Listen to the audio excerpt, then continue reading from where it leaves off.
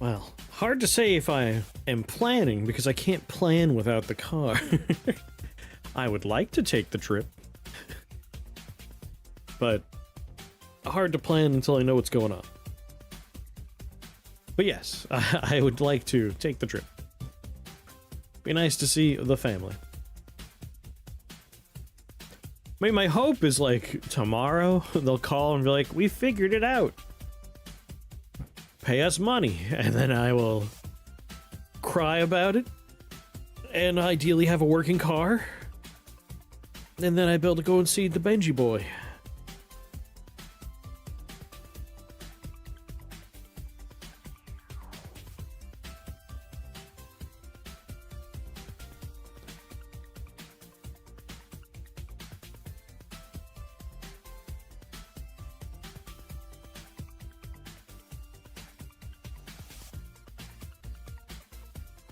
See my little Benji buddy?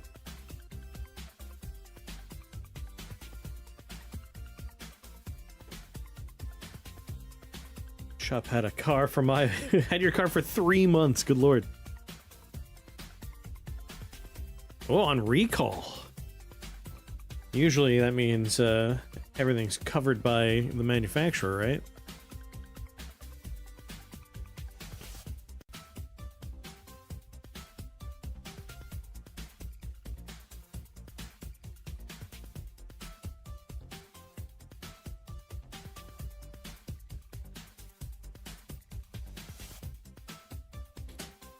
A new fucky engine, oh no.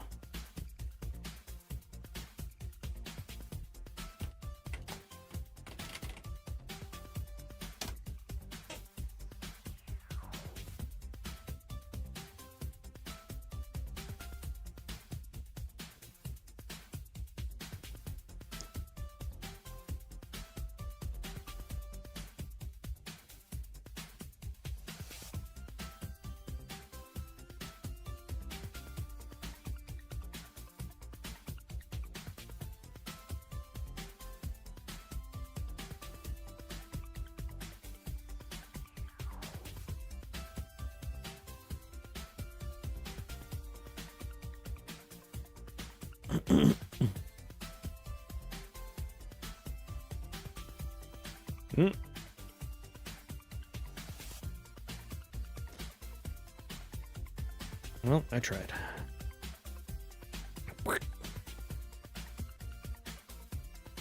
Should be able to reset your odometer. I guess there's other parts of the car that experience wear and also tear. But yeah. Some kind of rollback for a whole new engine, right? At least 50% reduction.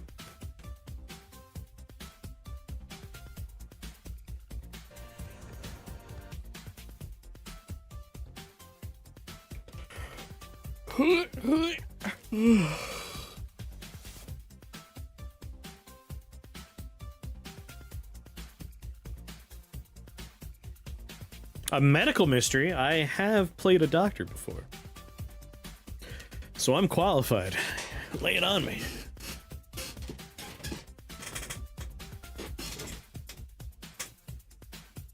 I sometimes exhale smoke.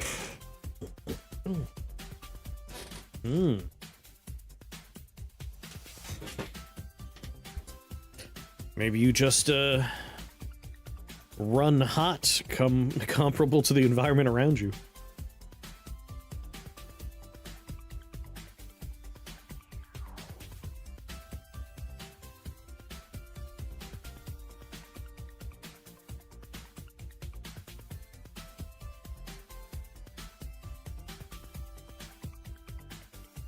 Hello there.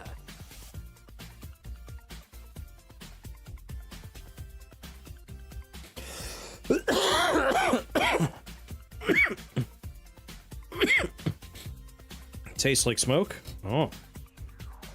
It's gone on two-fault.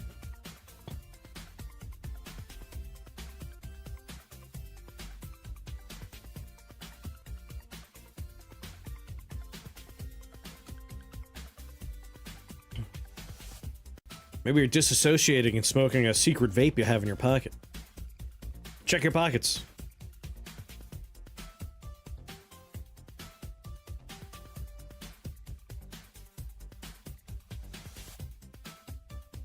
Look for a secret vape.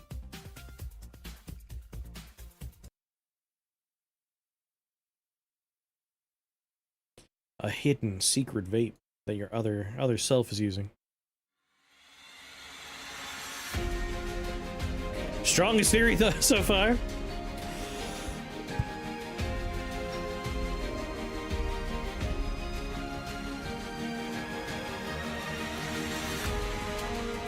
Has anyone seen The Odyssey yet? I have not seen it yet, but I know one person saw it and liked it.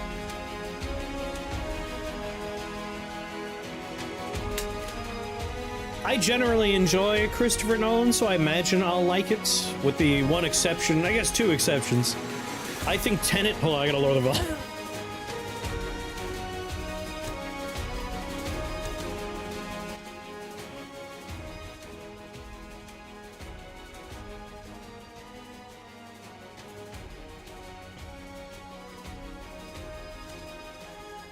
There we go, negative 30.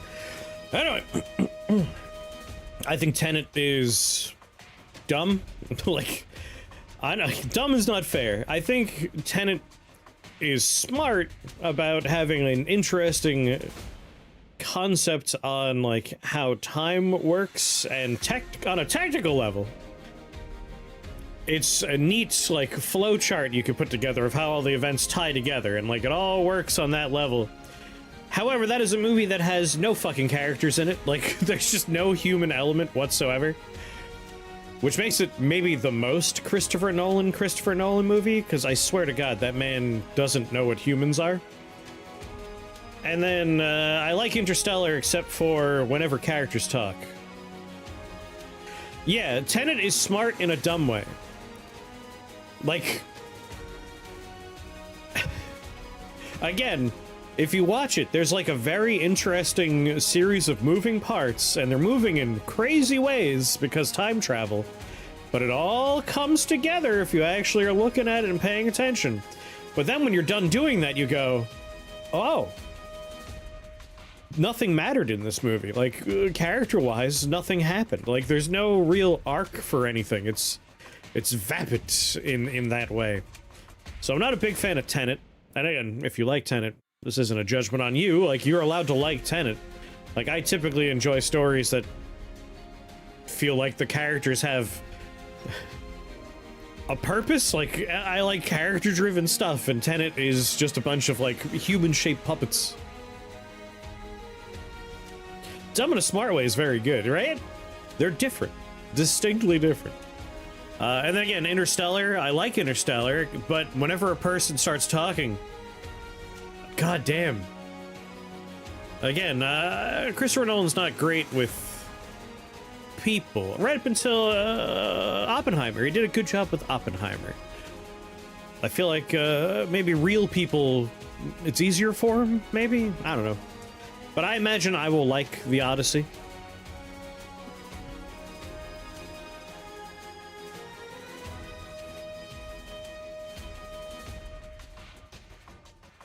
Sorry, my mom is texting me an elaborate story about my sister's airplane adventure. People clearly aren't real. Fair, fair. But yeah, I generally, I think he makes entertaining movies. Like, even if you're just like, I want to watch Tenet, but I'm gonna be like wasted, you'll have a great time. You won't know what the fuck's going on, but like the set pieces are very exciting.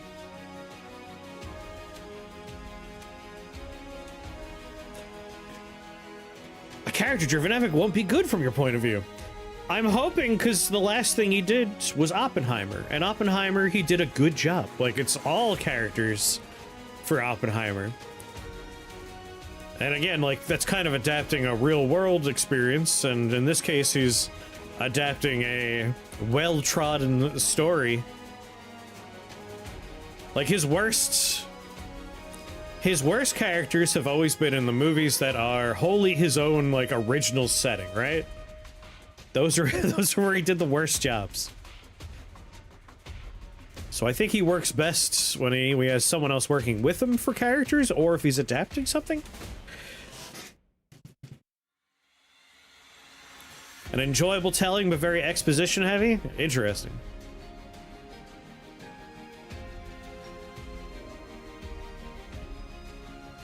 Kind of weird that it'd be exposition heavy. But I guess it is a long story. You might have to, like, cover a lot of it in the form of people telling you what's happening somewhere.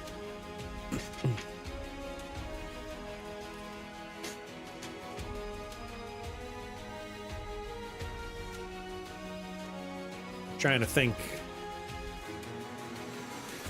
Like, again, really like Oppenheimer. I like Insomnia was really good.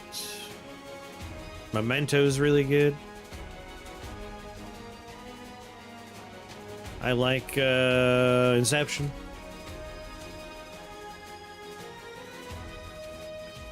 I interpret that as made for streaming style. I would hope he's above that, goddamn. I know, like, Netflix executives tell the people making Netflix exclusive movies, like, have the characters rehash the plot in dialogue several times because people are going to be on their phones. But Nolan's one of those, you know, film first people, theater first people. He's very big on the IMAX experience. Want to start a movie with Odysseus and Moses going on the most fucked up road trip? Who knows? I feel like Nolan is past the point of, like, studio interference in that way. Like, if you're giving him money, you're doing it because you know his movies generally get a return. Tenet notwithstanding.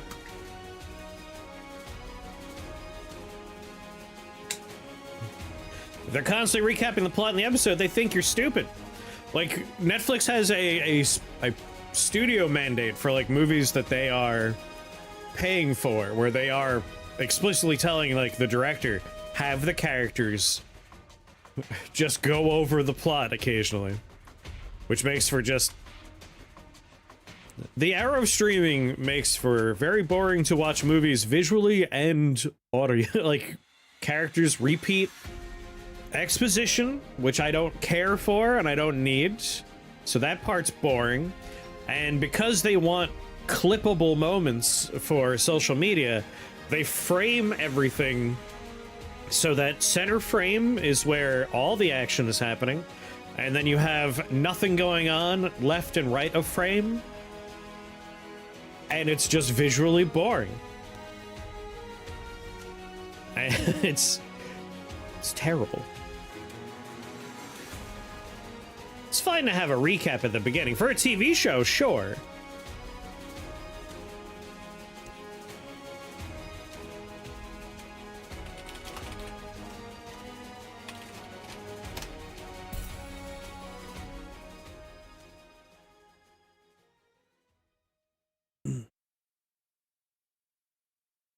You wake upon the shores of an inky expanse.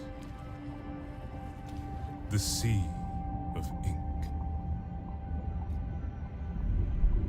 In the dark ahead of you, a speck blinks a light and pulses as you move deeper into the void.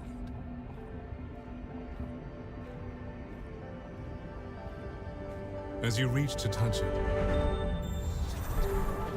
it inscribes strange glyphs into the air, some unknown language. The light begins to surge, growing brighter and brighter, until all you can see is light, and then gone. A moment later, it blinks a light by your side, bound to you. Throwing flashbang. No. Splinter, I hate watch the third Avatar movie. That would require me to somehow have access to the third Avatar movie. So, I threw them into the sea and said, that's how you raise a child. Maybe this is the one, Nib. In the poor soul is a needless. You know as well as I that they are unable to speak or to bind. But they've bound a new quill. Arthur knows they don't like those needless very much, so something has to be going on. That makes no sense. These stories have been fading long before more quills started. These showing characters up. from a monster Let's trade, leave the yeah. needless to fall right back into the sea where they came. Aw, why don't we at least let them choose their aspect and forms first? It'd be a shame to not even see what they choose to be. Well, that means you could screen it in Discord whenever you want.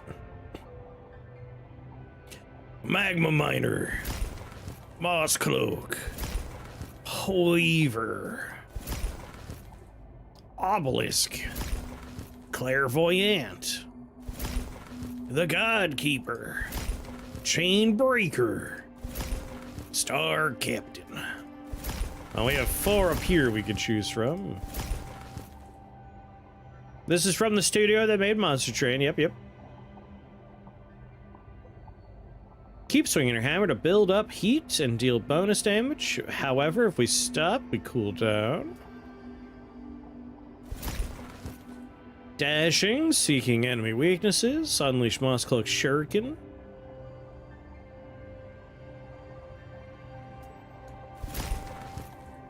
Artisan with the power to spin magical threads, control the battlefield, and let combat become your work of art.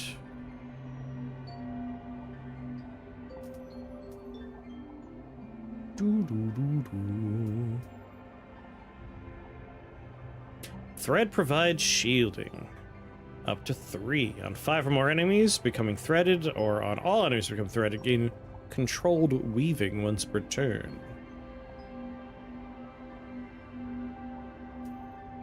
Threat. 35 damage, inflict threaded. Constrict does 150 damage split between all the threaded enemies, so less is better on that one. 35 damage to a threaded enemy for each thread you have. Nearby threaded enemies are pulled toward the center and take equal damage. And that one's better for multiples.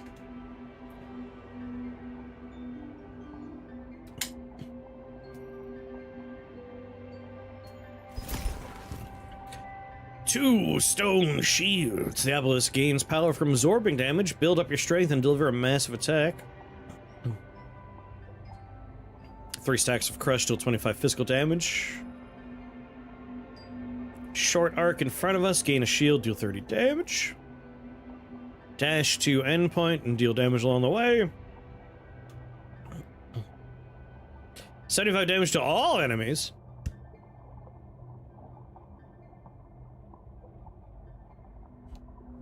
And inflict an additional stack of crush. Interesting.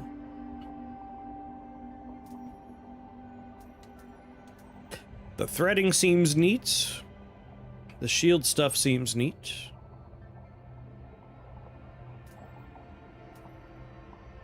Although I don't see anything here about, like, actually gaining damage.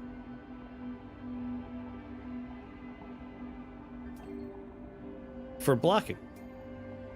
What's going on, Nara?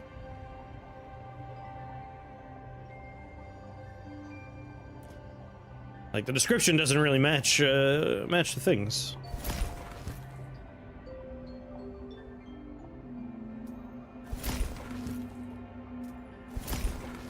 Jump. Gain a shuriken on our turn, unleash them with Moss Cloak's bindings. We got 5 stacks. Inflict Mart, gain 1 shuriken for each enemy we pass through. Oh. Gain 20 movement. Let's try the melty-faced shuriken thrower.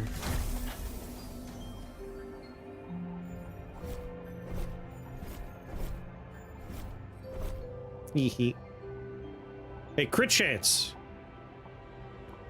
You want to move? I want to look at my character, and you are kind of covering the screen. Get out of here!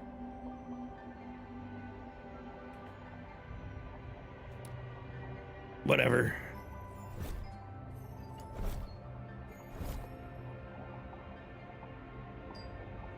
Why? Go away!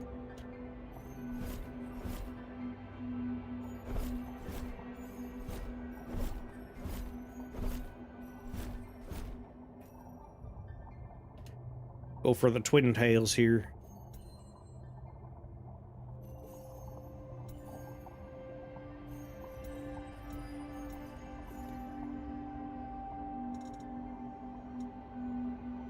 E. Oh, we can change the hairstyle. Mm-hmm.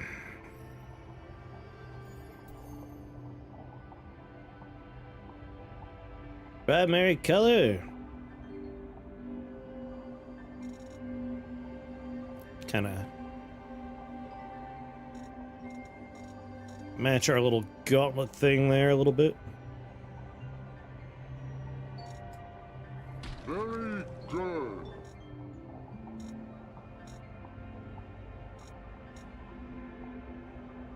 What's going on, Blue? How do you feel about giving Alias an addiction? No regrets. Everyone should be addicted to Rift Wizard. Everyone. Eyes are fine, I'll leave them like that.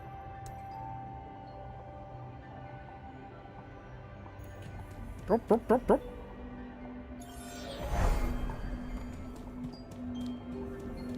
think I played the demo for this. Combat Inkbound is turn-based. Right now, it's your turn. The enemies are showing you what they plan to do on their turn. You can freely move with Wazda. Try moving to the shining spot. Good, now try moving to the glowing spot. Alright, now move to the iridescent spot. Your abilities are called bindings. Click on the first one to start aiming. Use your mouse to aim the target area until the enemy highlights, then click the left mouse button. Bindings will consume will. Attack the enemies and use up your remaining will.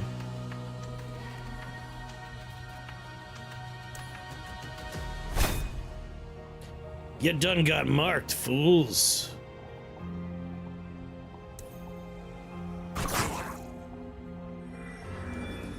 Sir, you took no damage at all during that? Great, you're done with your turn. Press end turn. Ow! The enemy attacked during their turn. You'll need to watch your HP and ensure you stay alive. A glowing orb spawned at the start of your turn. Collecting orbs reduces binding cooldowns and restores will. Move to the orb. Well done. When you've learned to defeat all the enemies and use what you did.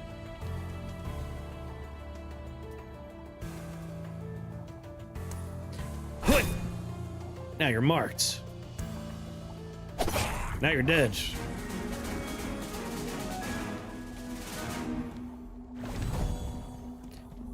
Hello, tutorial. You! Needless! Looks like you're not dead yet, so that's a good sign. And the form you chose is wonderful! Thank you, I made it myself. Yes, you've bound a quill. Quite unusual. It seems the ink has plans for you. Oh, yes, it does. You've already performed bindings and everything. Quite the spectacle it was. Thank you. Yes, a needless and a binder. Well, the guardian ahead will A needless not be binder. as kind. Should you defeat it, perhaps you and your quill truly are fated for something grander than the sea. Or not. Whee!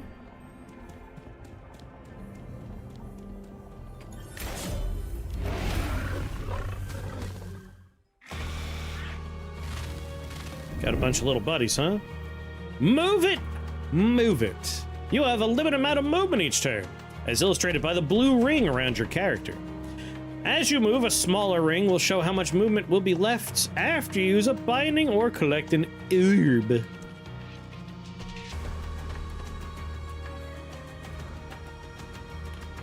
But I can, like, go back toward my little thingy.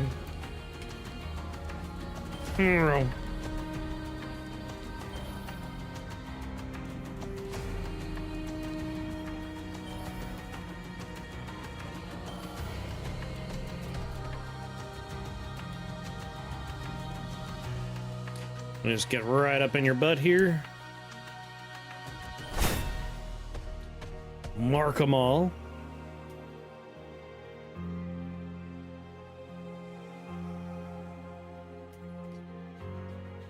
Alright. So I just got a nice pile of shurikens.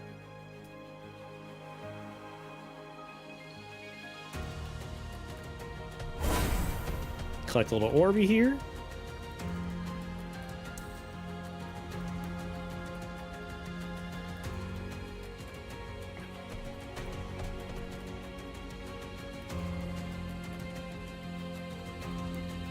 Can I get all of you? I'm gonna have to make a choice. Would be nice to hurt the boss too, though.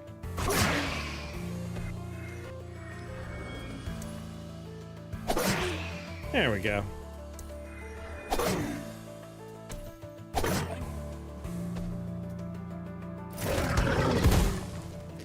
Ow!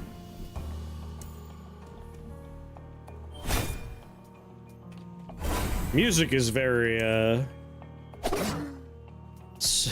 Monster Train.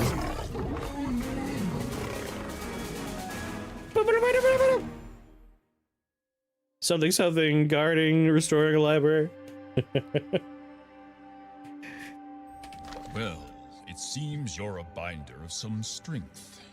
Though you will continue to find these anomalies spread throughout our worlds. And on our breakfast toast. They're taking all the ink away from us, making our stories fade away. Bad little unraveled. Bad. For now, though, it's time you leave this place and venture to the Athenium, the center and stronghold for all these worlds. They don't like us much in there, so best if we say our goodbyes for now. But don't you worry, we'll see you soon. The ink is not yet finished with you, Needless. Your form is young and still without purpose, but trust in your quill, and you may just find it. Yep, these are from Monster Train. I mean, this is the same studio that made Monster Train. This was between Monster Train 1 and 2, I believe, right?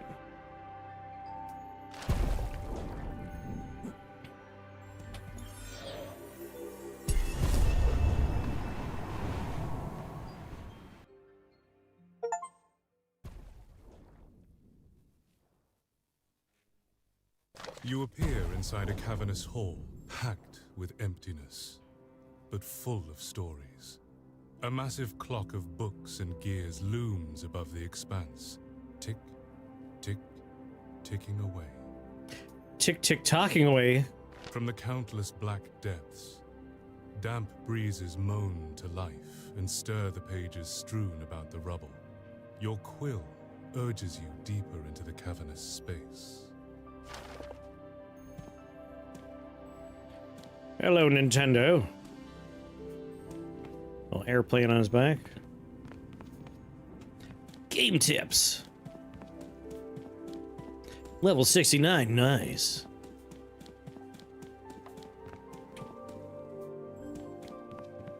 Deep well.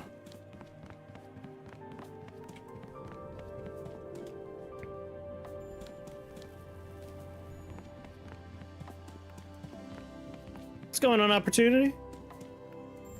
Reform enclosure. Guess I'll talk to the dude out front. Sounds like a dream. Would be nice. If you're gonna be stuck somewhere, might as well be a library. Smells so nice. Well, yeah, the library in town finished their renovations not too long ago. It's probably open again. I can go see what it looks like on the inside now. Damned, another one.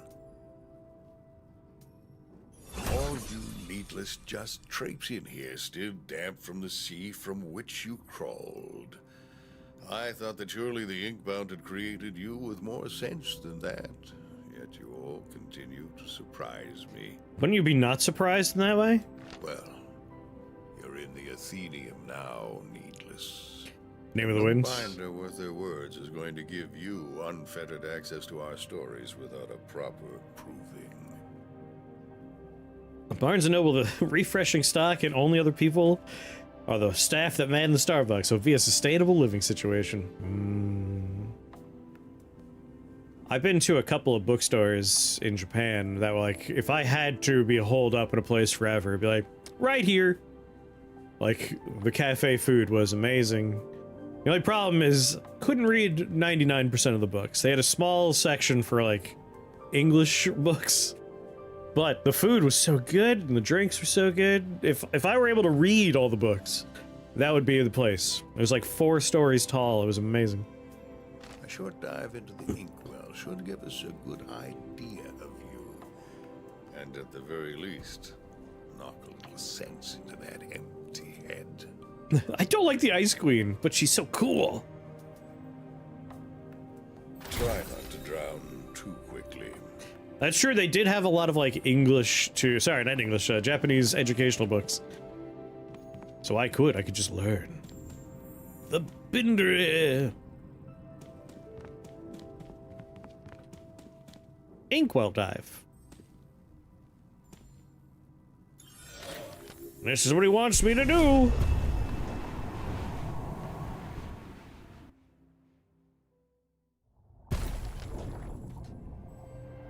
Thought you were someone else for a second. Ha! Another needless. Always a welcome sight to see another one of you running around our worlds. You are the ones doing the hard work after all. Like, it is wild to me that Barnes & Noble inflates the cost of the books as much as they do, because you could, like, back in New York at the very least, there is a Barnes & Noble across the parking lot from a Target. And while the Target has a smaller selection, if you find the same book in the Target that you do in the Barnes & Noble, literally half the price in the Target, or less even. It's weird. Like, in this age where, like, you can go on the internet and buy a book, I don't know how Barnes & Noble can justify. Local bookstores can undercut Barnes & Noble. Yeah, it's weird. Like, it used to be the other way around. It's like, you used to walk into a local bookstore and it's like, I'm gonna go across the street to the Barnes & Noble. 'Cause it's cheaper. Not anymore. It's like when the other stores all disappeared, Barnes & Noble didn't have any big name competition, they just upped all their prices? I don't know.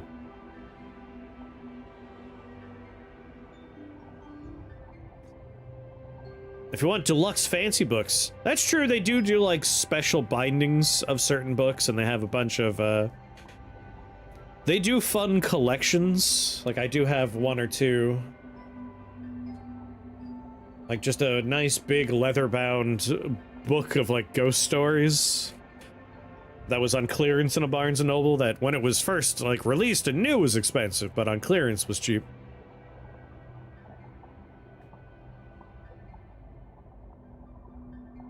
Trying to imagine strolling at Target getting a sweet deal on Phenomenology of Spirit. The last book I got in Target was, I talked about it on stream. Hold on, I can't remember the title, but it's near me.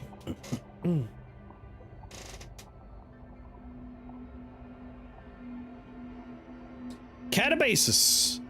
Catabasis was a very good read, and I just grabbed that on a whim in Target. Because, like, for a brand new hardcover, it was like $15. It's just like, I went on, like, the Barnes & Noble website, it was like $40 on that one. Like, just gonna buy this beautiful hardcover here. Oh, the Inkbound is trying, I'm sure. But you are the ones actually fighting those villains. Nasty creatures.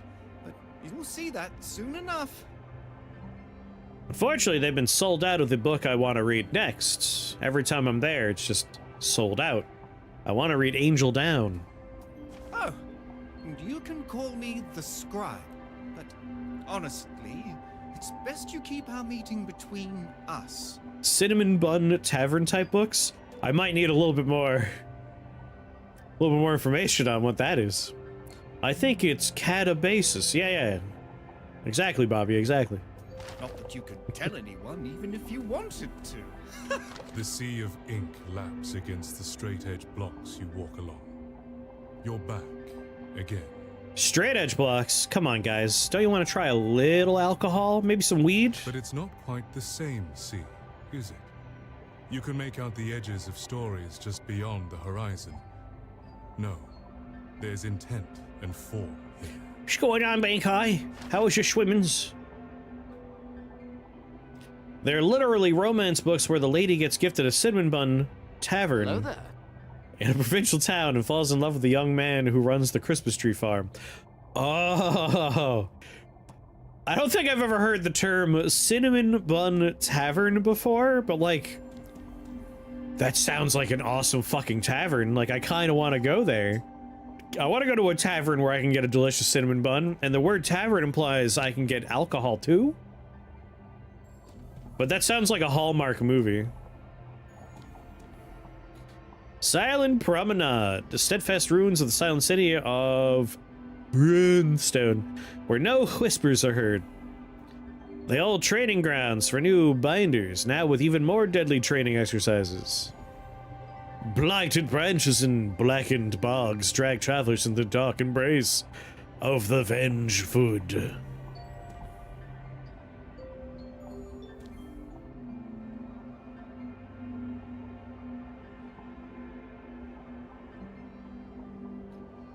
Pumpkin Spice Cafe? Oh, that's delicious. I want to go to the Pumpkin Spice Cafe. Well done, Bankai.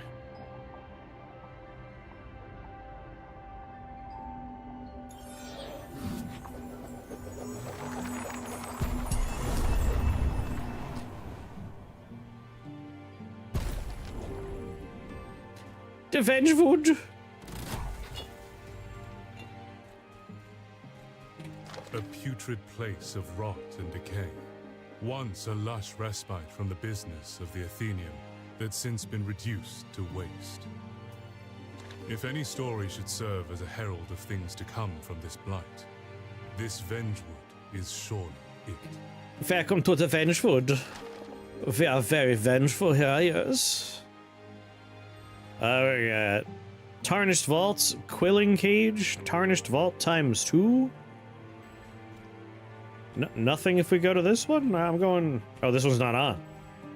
Our choices are these two.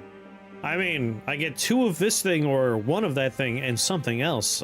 Variety is the spice, the pumpkin spice of life. Let's go, Scrubs!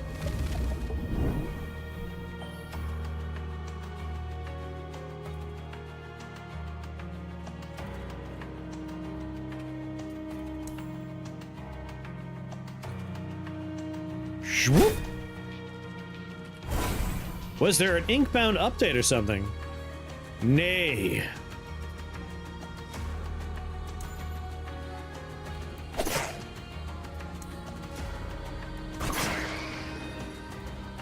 I want pumpkin pie now. Pumpkin pie is delicious.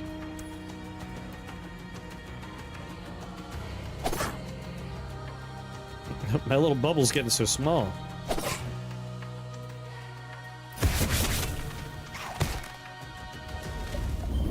Yeah, gather around, children.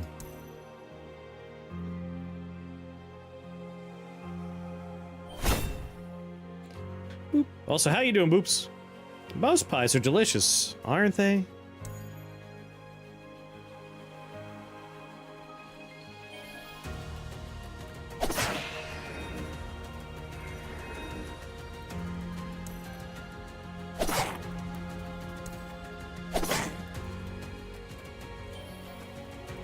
Six whole damage. I wonder how shield carries over. I'll take 6 damage then. Pouring glaze.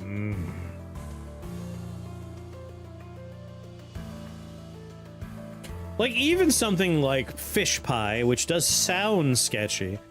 Like, I love a pot pie, like chicken pot pie, turkey pot pie, meat pot, like any kind of potted pie is fucking delicious, right?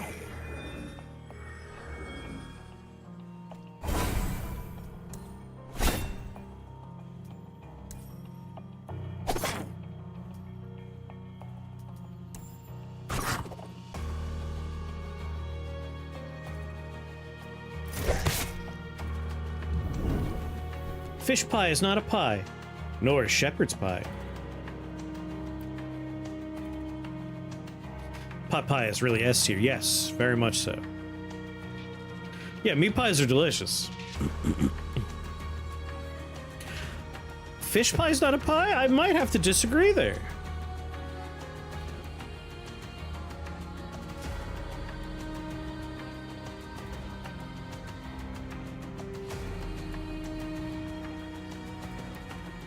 Although I guess it might be which region's fish pie you're talking about?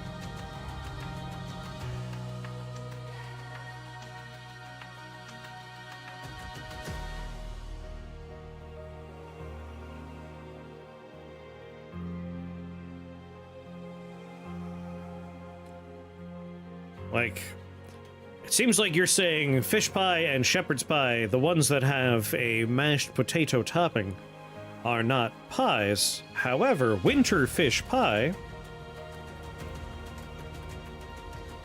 has a traditional crust where you make decorative fish bits.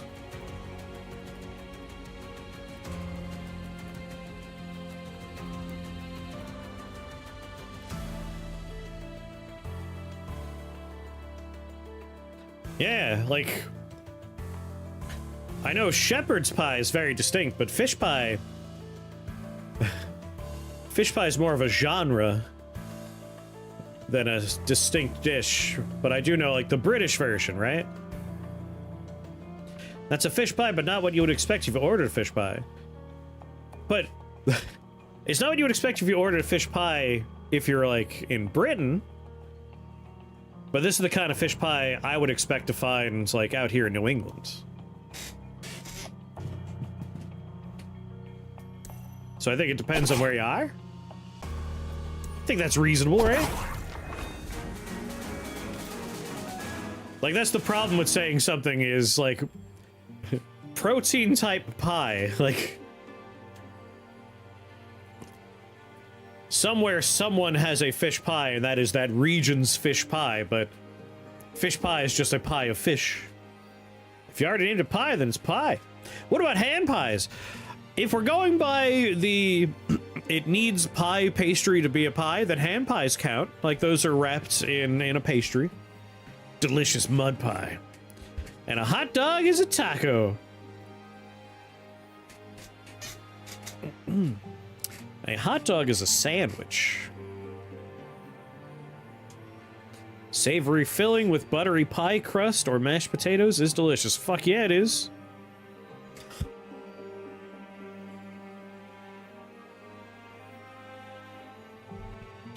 Yep, the cube rule of food's coming up.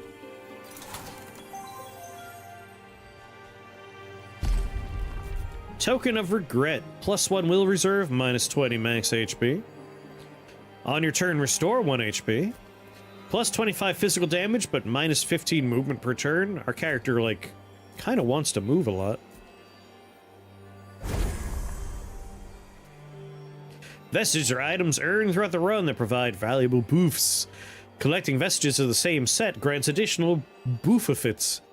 See your current vestige sets by hovering over the highlighted area, as well as the perks you'll get by collecting more vestiges in that set.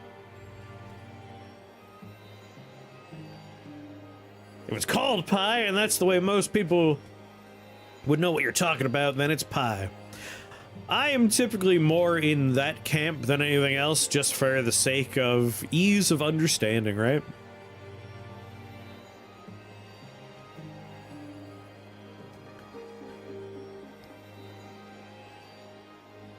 Buffet pronunciation of buff for the win. Pie is a social construct.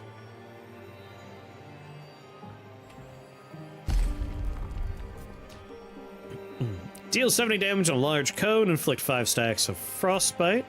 Deal 100 plus 50 damage for each stack of dread in a small area. Lose all dread in defeating an enemy, gain 1 stack of dread. Deal 75 damage in a small area, inflict 20 stacks of boin. Shepherd. What about cobblers?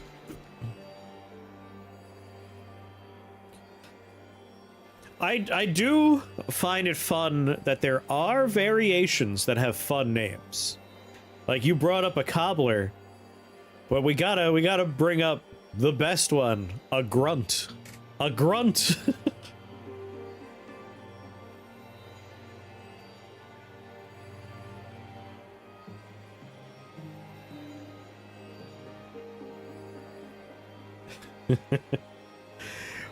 Hard to Google, but you have to add the word dessert. But a grunt is basically a cobbler, but you put like biscuit dough and stuff on top.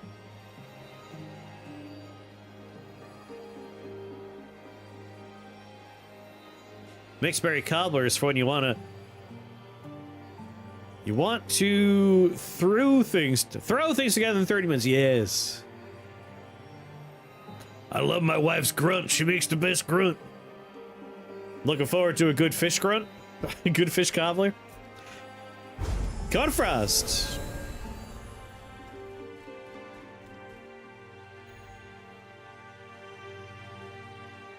A fable. Trying to remember some of the other silly names for these desserts. Like grunt is one of my favorite ones. A more modern one, of course, is the dump cake. I love the dump cake. Destroy vegetables to permanently gain double its sets. Gain a free binding augment and the option to purchase another. A vestigial shrine. Dump cakes are chemical miracles. Yeah. Kathy Mitchell's dump dinners mentioned. I knew you would enjoy a call out for the dump experience.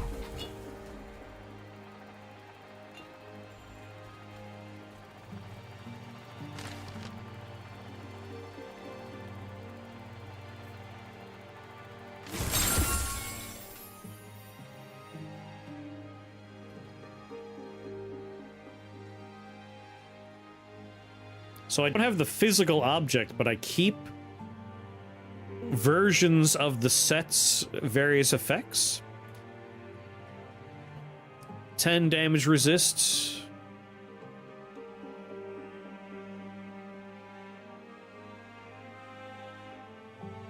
So we have Warden 2. We need to get our Vigorous up if we want the other stuff. Whee! Robert Violence. Tarnished Vault, Quilling Cage, Tarnished Vault, Glyph Globule, Tarnished Vault, and Superior Vault.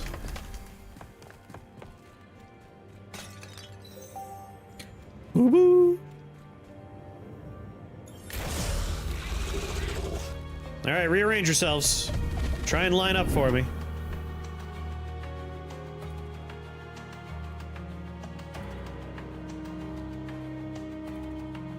I'm guessing these are like little damaging areas.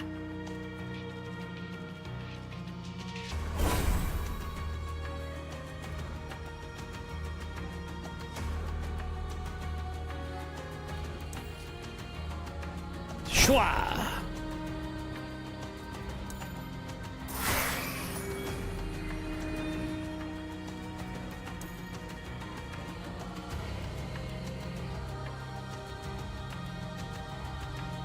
Kind of want to kill you.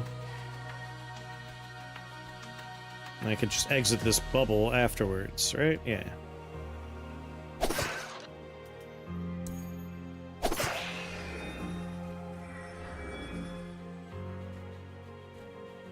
Damn it.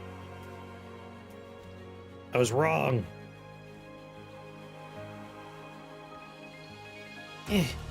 Wish I could dash again. Just on the edge.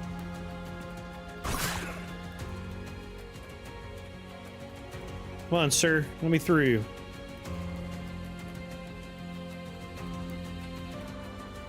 That's 3 damage.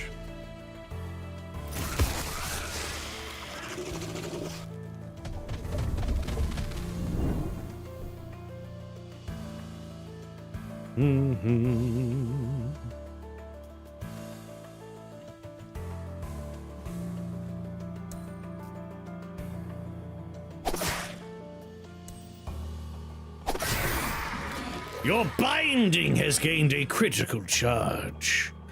Bindings have a chance equal to your crit chance to gain this charge, indicated by the flames surrounding them. They'll do bonus damage equal to your crit damage the next time they're used. I'm critting. I'm critting over here. Let's see. Do I want to use my shields?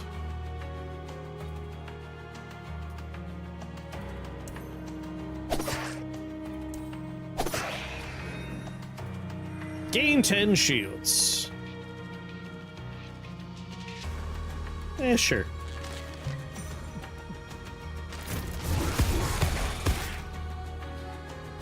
You may have ensnared me, but... Oh my god, look at them all lining up like that.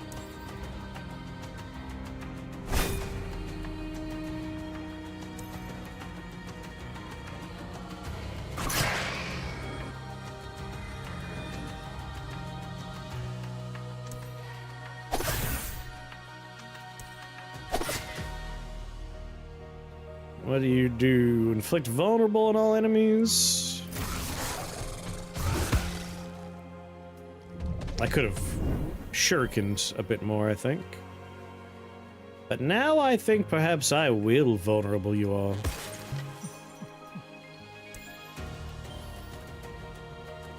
Wish I could reach that orb.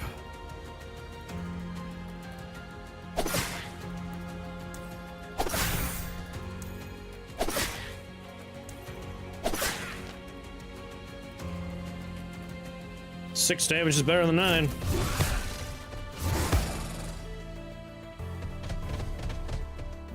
You're also very healthy.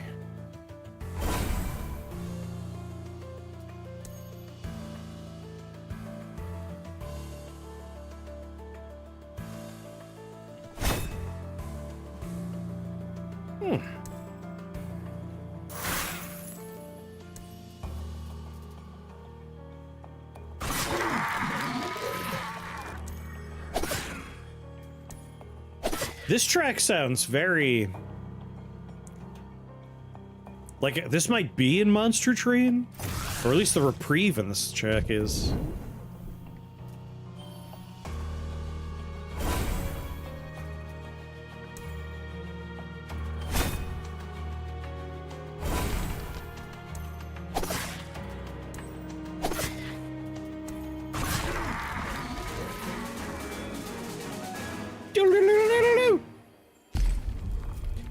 On your turn, if your Omni damage is 0, gain a Will.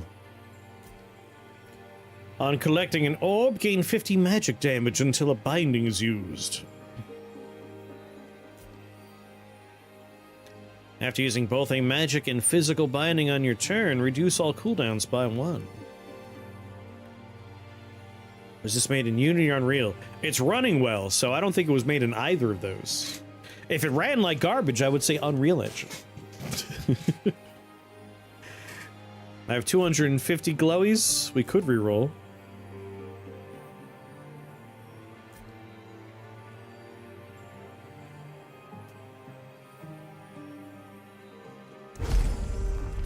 Unity would make more sense than Unreal for sure. I don't recall seeing the Unity logo when I booted it up, but I wasn't paying full attention.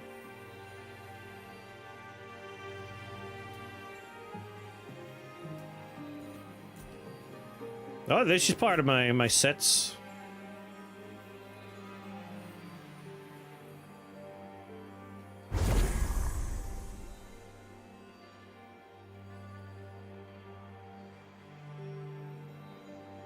Yep, say what I trash, but it lets me get my set bonus.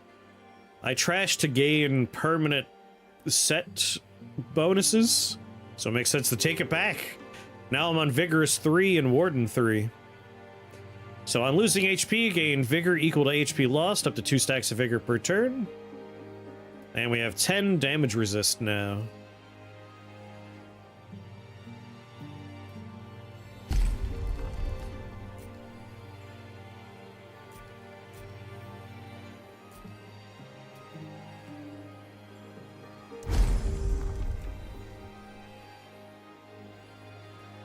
Upon entering Book 2, this vestige gains 25 Omni damage and 1 shielding. One more reroll. Just one more.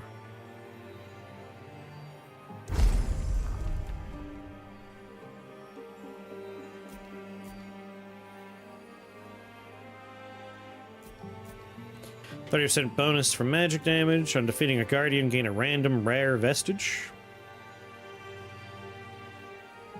The unclaimed boon. Does it replace itself, or is this a permanent, like every guardian will get me a random rare vestige?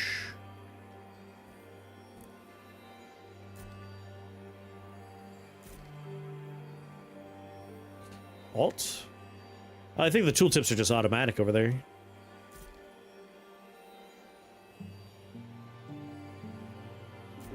Oh, you had me at random.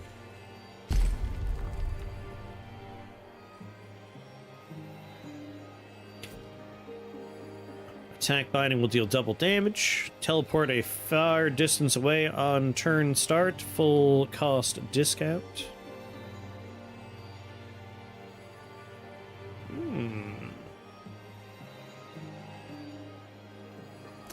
This here is a roguelike.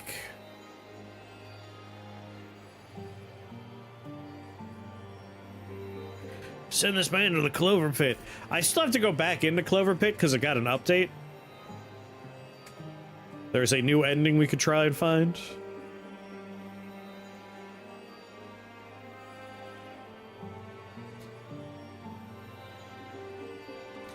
Double damage is nice, but 5 shield and 10 stacks of spike sounds nice. Sea Breach. A rift in the story creates an opportunity for you to make a powerful choice. Gain a free binding augment and the option to purchase another. Heal and spend some hard-earned quillings. Oh, your quillings. So that's a shop right there. Let's make a cool choice.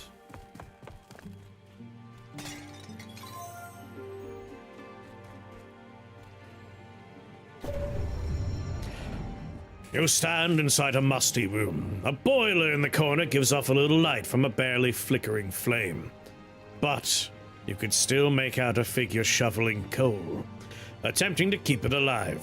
A train whistle blares and they turn in your direction to reveal their skin dripping away like wax. They gesture to the flame. Do you throw anything into the boiler?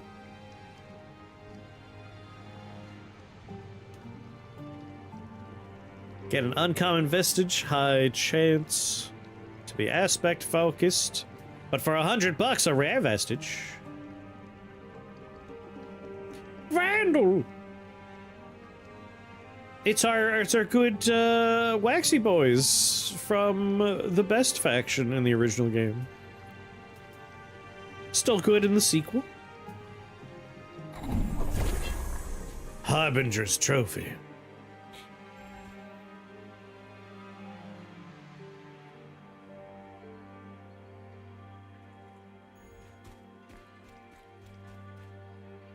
Superior Vault ×2, Uncommon Augment, Glyph Globule, Superior Vault ×2.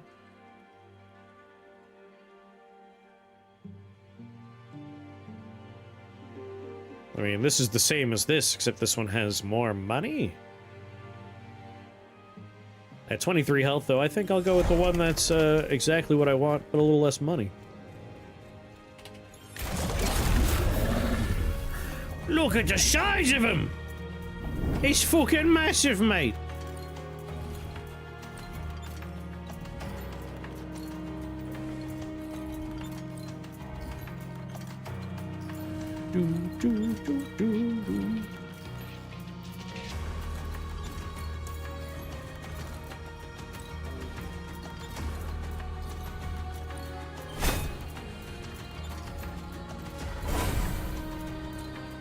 Ba, ba, ba, ba, ba, ba.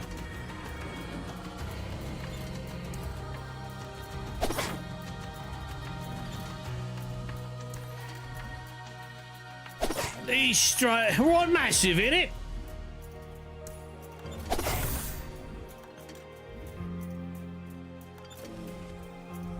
Well, I'm not taking any damage, so I'm happy to end my turn here.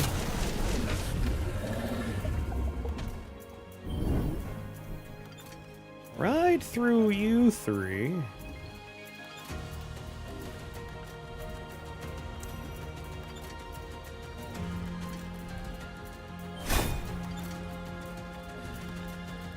Oh, hi.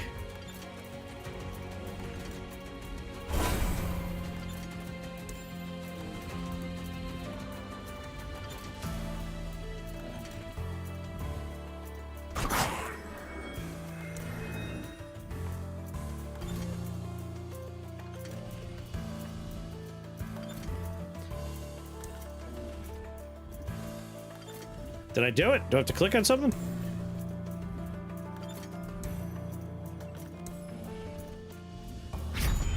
Aha, I have to click on myself. Have you ever considered being a voice actor, professional audiobook reader? I should look into, like, how to do any of that kind of stuff, because I do like doing voices. I have voiced a character in a adult video game before. That's true, I can talk to Krath and Lave. Lave does it as well.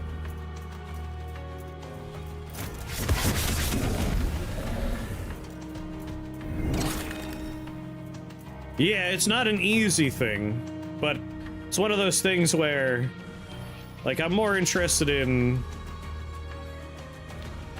Like, I don't need to full time it if I can get just a few.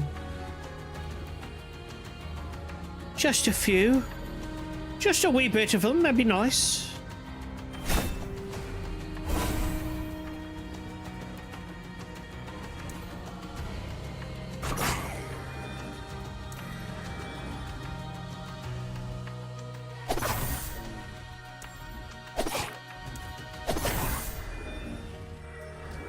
Take my 2 damage.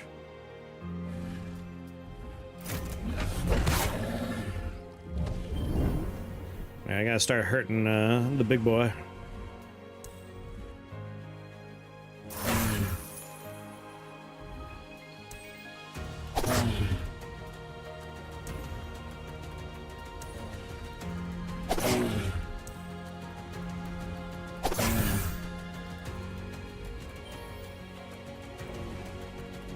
Damn it, I'm out.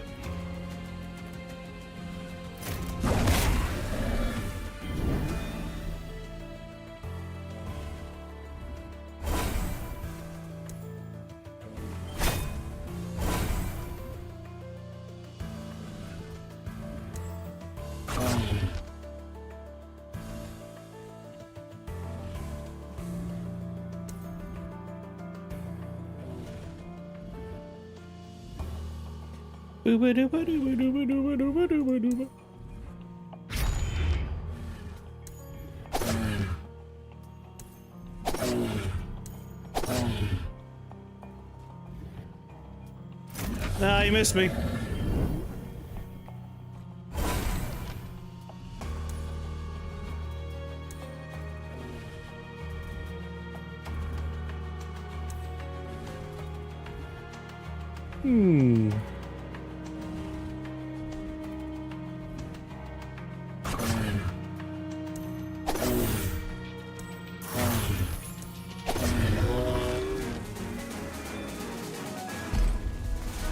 On defeat an enemy, gain 3 stacks of Shattered Will. On your turn, if you were not hit in the previous turn, gain 20 magic damage to line of combat. That would give us more Mythos. Every 2 combats, gain a random epic vestige. Now we have to get to level 4 for it, though.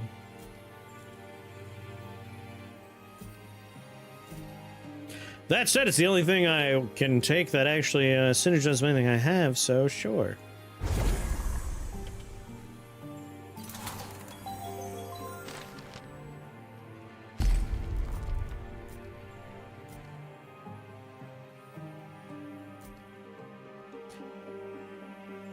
Mark 2 inflict increases damage by an additional 50%. Getting Hunter up would be good. We do, in fact, mark people.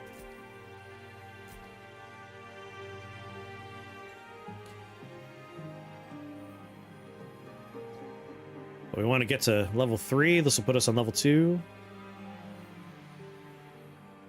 What does the blue bone vest that you took earlier do? Harbinger's Trophy. On defeating an enemy for more than double their max HP, gain 50 physical damage till end of combat.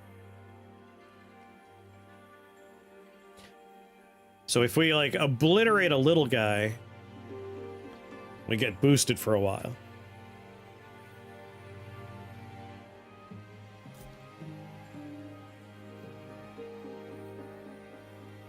Oh, we only have 3 slots left. Very good. What happens when we're full up? Can we not take any more? Or do we have the option to replace things?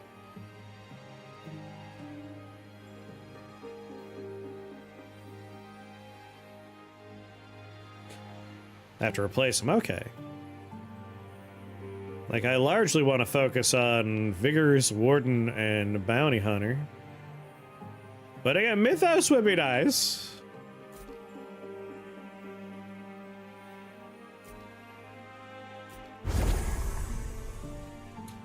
Wouldn't say no to that.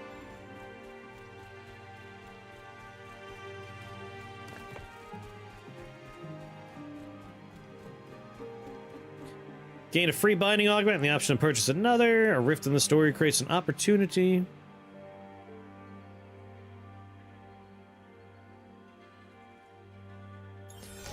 I like story beats. Blood and gold. 2 colossal vultures are perched above you with their eyes drilling into you. One's a deep crimson, the other luminous gold. Even from afar you can sense their hunger, a primal thirst for possessions only prey could provide. Do you dare feed them in hopes of some reward? Lose 5 HP, 20% chance to get a valuable reward, increase odds of reward each attempt. 50 monies, 20% chance to get a valuable reward, increase odds of reward each attempt.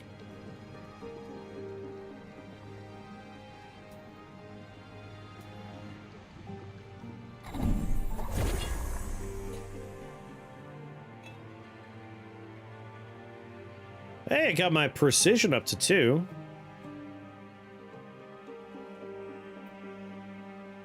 %% crit chance. Not too bad. And we got it in 1.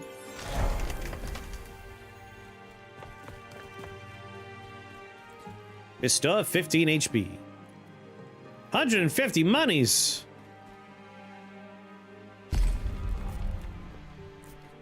On passing through enemies, gain 1 shield for each enemy you pass through. I mean, that's a nice way to upgrade that. Increase the range of distant flurry. Poison throw. 6 stacks of poison.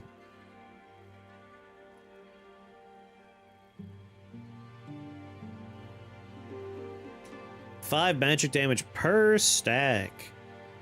I like poison throw. Like, I have a shielding thing here.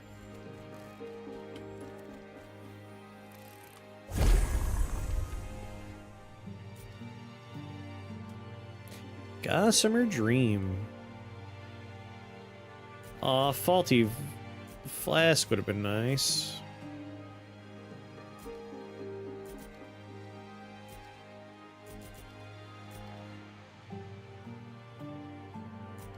And this does help me get Mythos up.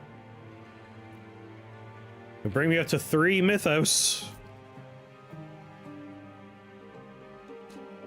Plus 25 magic damage.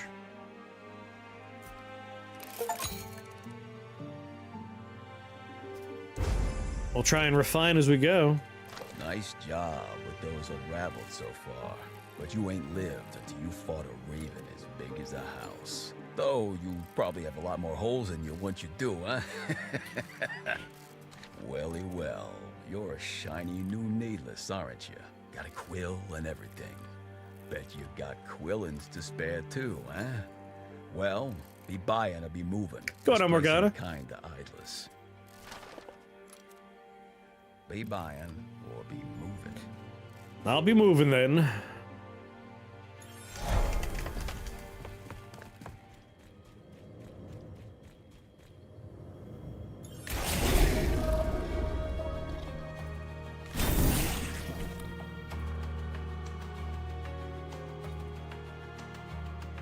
On end turn, explode self.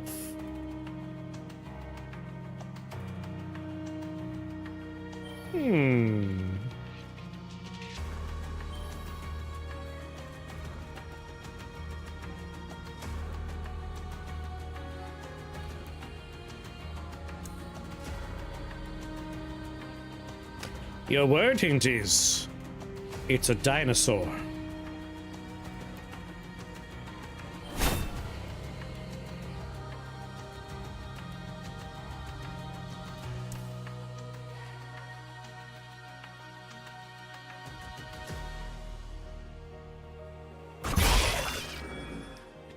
Dinosaur.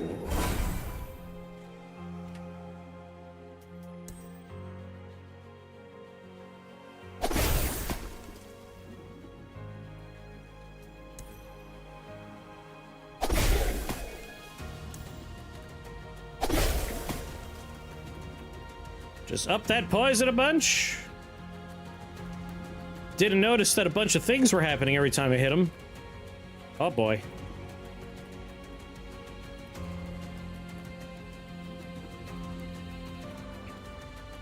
Shit, every time I hit him, a little explosive orb was showing up.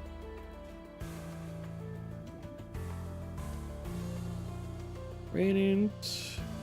Lusk, the Blight Bag. Where's the undo turn button like in Monster Tree? No! No! Enter. Well, now we know we want to do our hits before we necessarily dive into movements.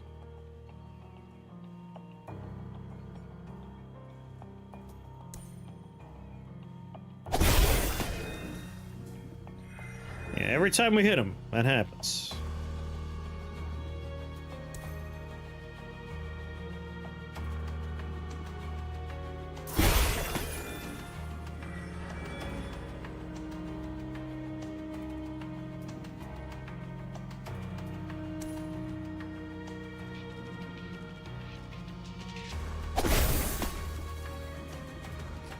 Logbook, cosmetics, cosmetic vault, emotes, menu.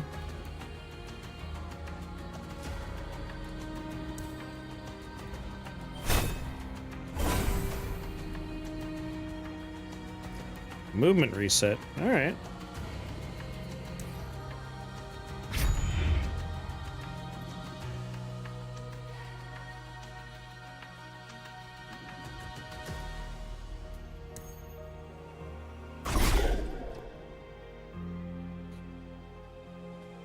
Interesting. Is there a way to, like, get a description of this guy? Other than, you know, a tentacle terror?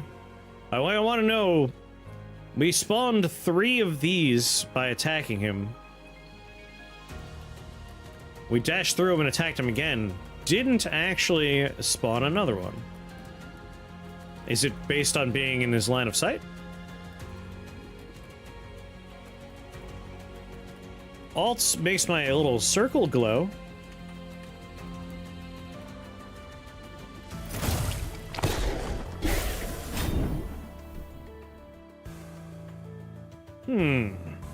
So we have like one circle and a second circle. Maybe if I'm out of the other circle? Like if I'm in this circle but not this circle, what happens? Nope, orb spawned.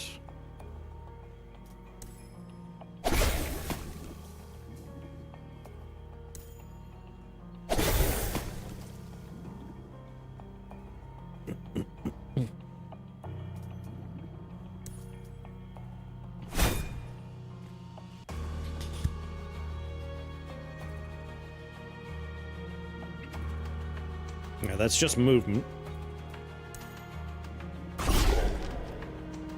I think it's based on his line of sight, if we're behind him.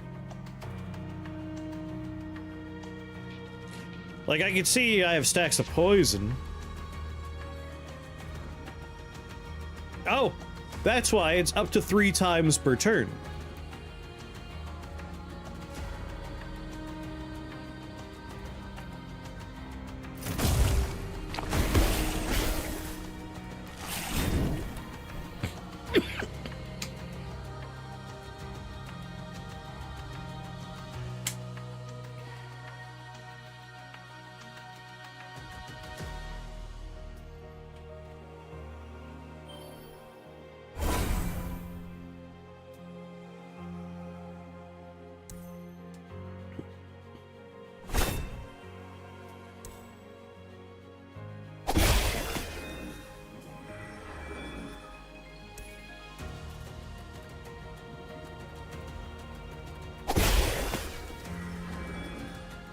Alright, I'm still in the safety net of being able to walk out of this.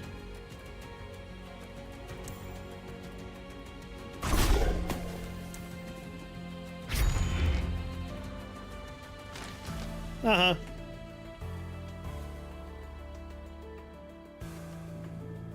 Bow, bow.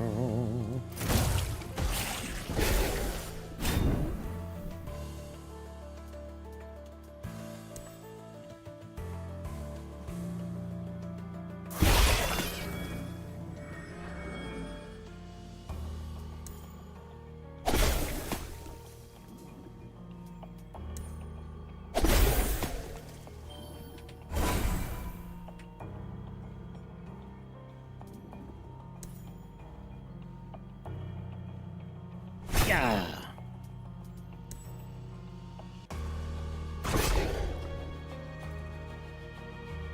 Can we still get a stack of poison on him, though? He's untargetable. Well, I guess that's my turn. I mean, what do you want me to do? There's no target, game. I think I'm sure. I think I'm sure.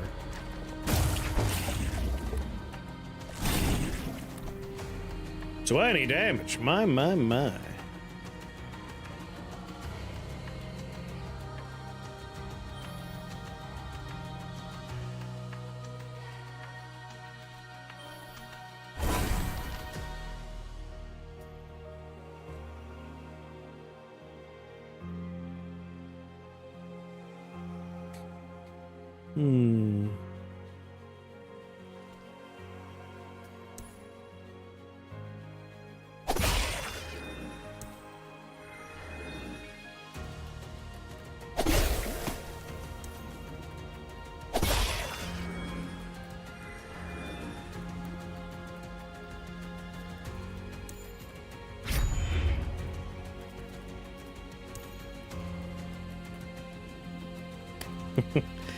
Nice dust you got there.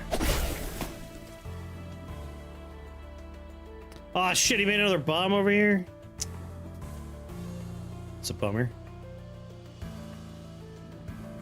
So R will only reset a movement. Once we do an action, we're locked in.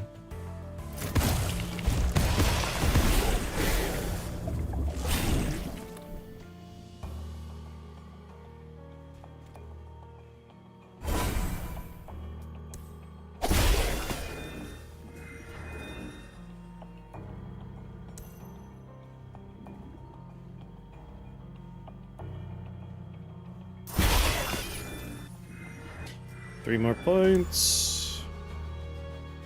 He's made two. There's the third.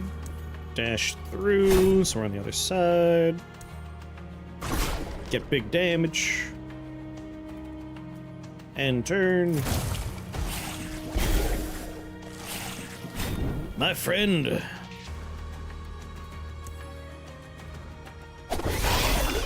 You're dead.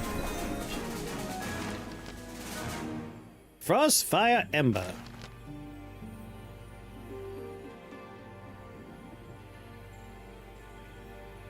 Molten, +3 to burn damage, +10 to frostbite damage. On defeating enemy, inflict 1 stack of burn and frostbite to all enemies.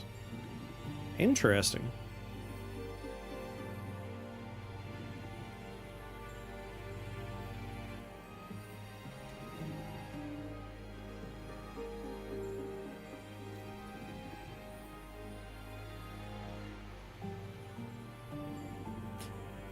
Guessing this is a rare vestige we have in our hand right now.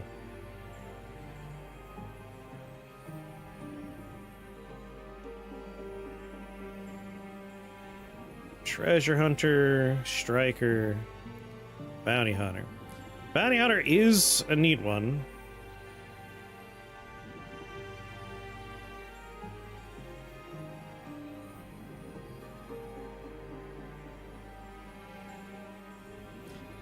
Magic damage is... like, we're doing poison. Poison is magic damage.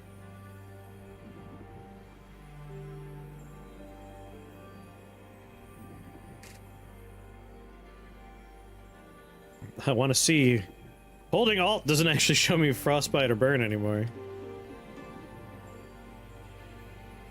Oh, sorry, wait.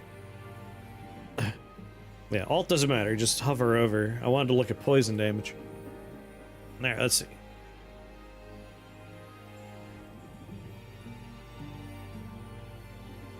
You're part of Precision and what? Will Collector? I do have Frostbite. I kind of like this one.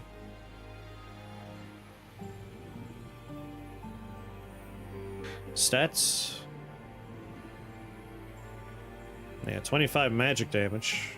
What's the skull over here?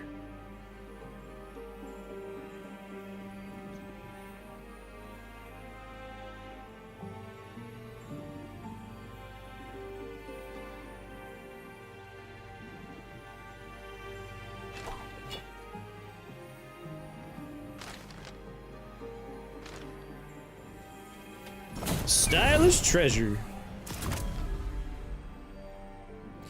Mahjong quill.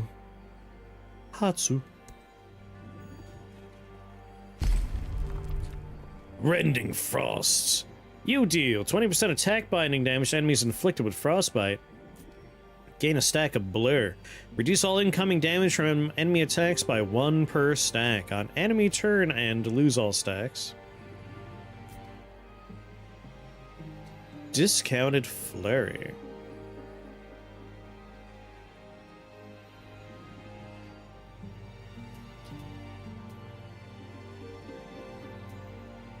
Does that mean flurry would cost 0? Like, we'd still have the cooldown on it.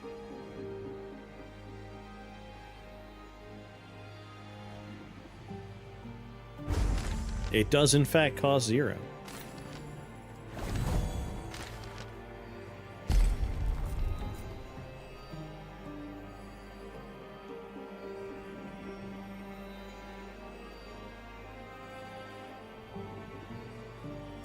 So we can go for massive damage.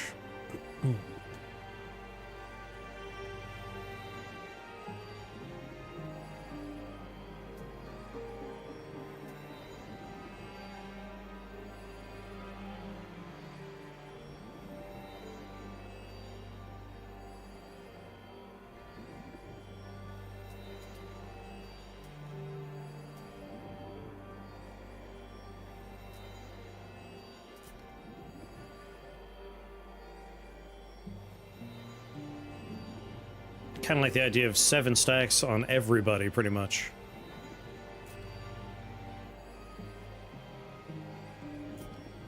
Because I've been largely using it to take out multiple smaller problems.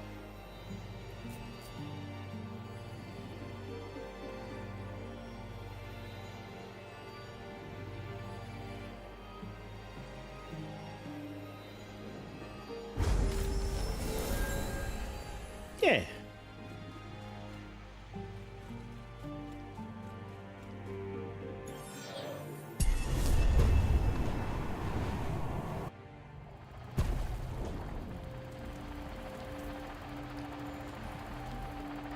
I wish I could have taken the one I dropped on the floor with me to this point. Why are there 2 of them? Are they one use each? Destroy and gain double its vestige sets permanently.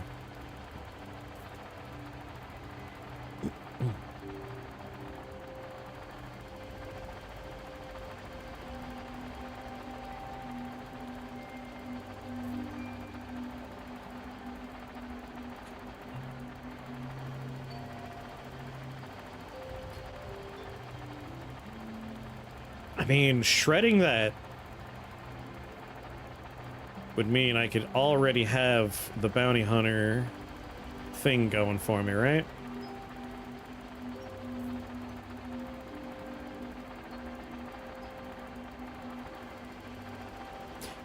Although Spyglass would do the same thing.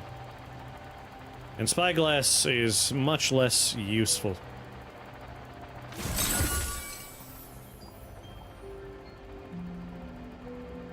Yeah, alright. If we have someone marked, we do an additional 50% damage. That's far more useful than anything else that was doing for me. Like, marking one guy, who cares?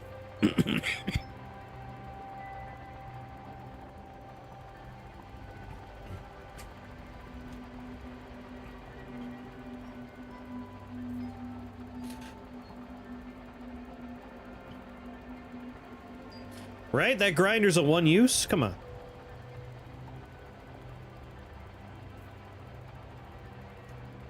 And I wouldn't mind keeping Enchanted going without necessarily using this slot.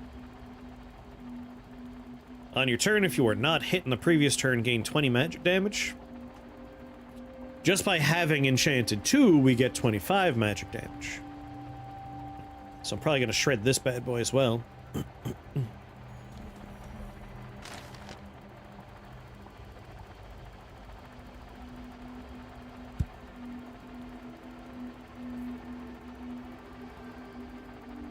I have 2 Gossamer Dreams? I'm definitely shredding this.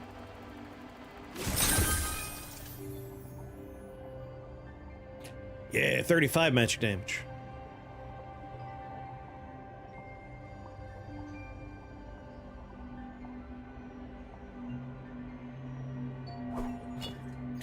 No, don't drop it on the floor.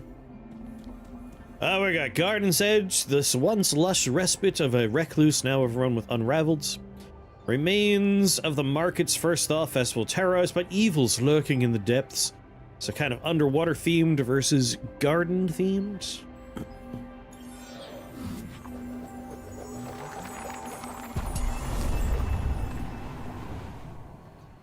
Doot doot.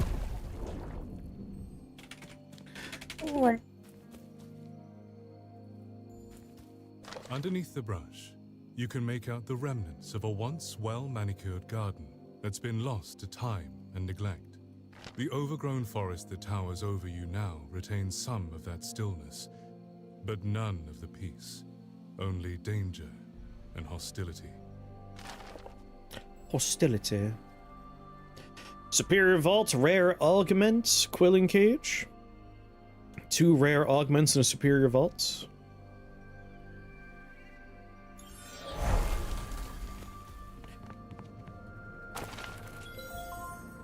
Ooboodoo.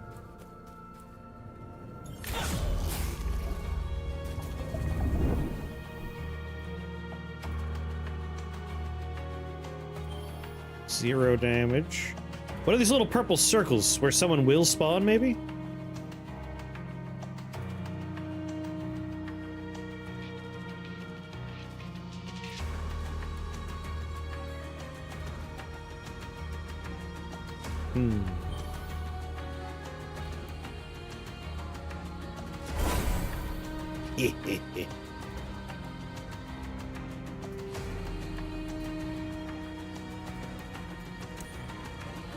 Hot damn.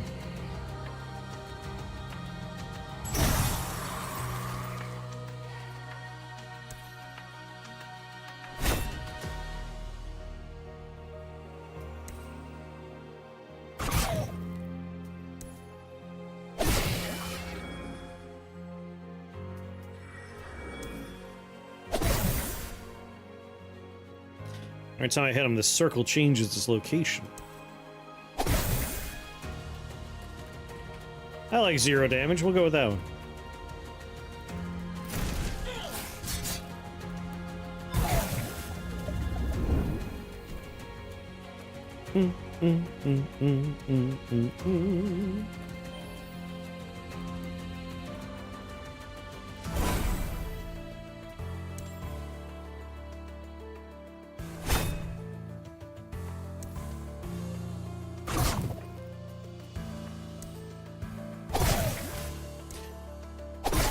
There's one of you dead.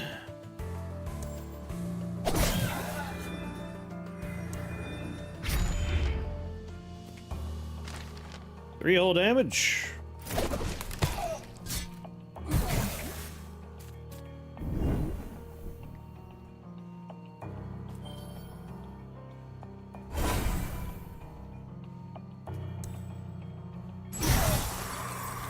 Yeah.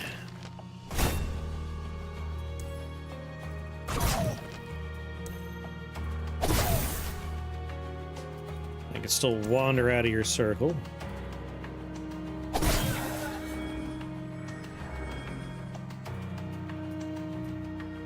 Eight damage. Eight damage is fine, I suppose. Wish I get the cooldown lower on Shield Wall. Are there Into the Breach mechanics? I guess to a degree, like it's a little different. But not too far off the mark.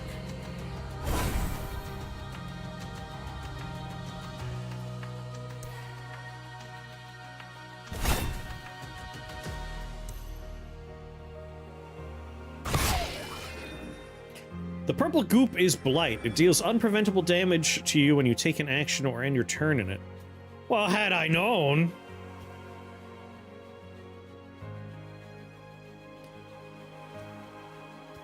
I did not know this.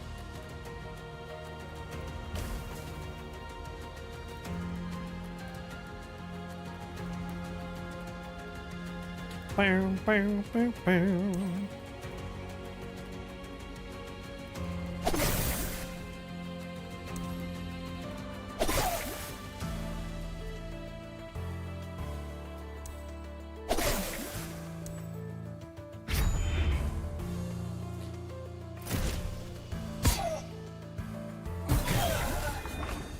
Yeah, poison and burn are really working together here.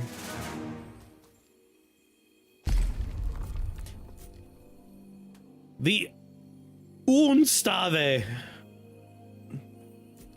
Warden Shadow, damage resist. We have a stack of Warden. What are we? We're at 3. We can go up to 20 damage resist. However, Pincushion and Warden. Plus 5 damage resist on your first turn. Gain 2 stacks of Spiked for each damage resist. On using your first binding of the turn, reduce cooldown of that binding by 1 and grant it a 1-cost discount.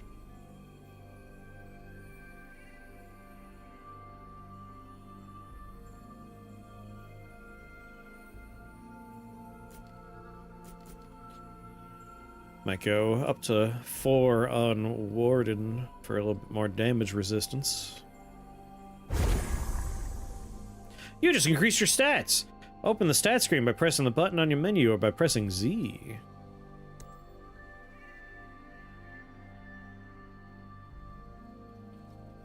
"25 damage resist. Plus 75 damage.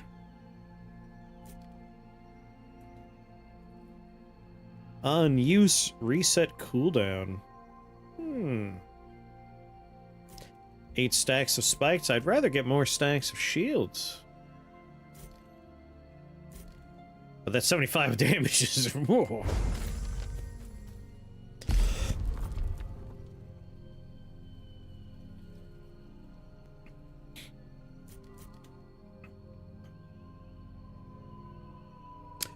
On defeating one or more enemies, deal throw damage to the nearest enemy. On use, reset cooldown once per turn. Has a cooldown of 2.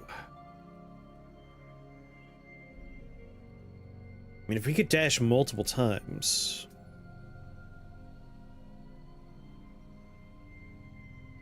There's a max stack of 5 for Shuriken, which is how we get how we get Flurry to work so good, is we want to get to 5 and do 30 damage 5 times each enemy. That's nice.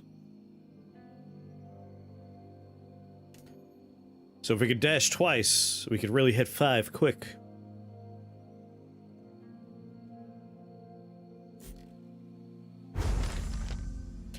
Grab that one. Rift in the Story. Rest from the Unraveled. This patch of peace is home to the Gardener. I mean, that one's like glowing gold.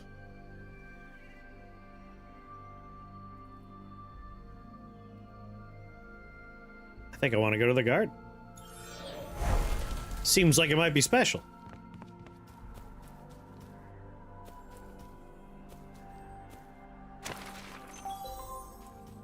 Boo-boo-doo. Boo-boo-doo. Something more zither. I said pretty, not poisonous. I understand a single word leaves room for interpretation, little Quill. But do try to focus on the intent of it all.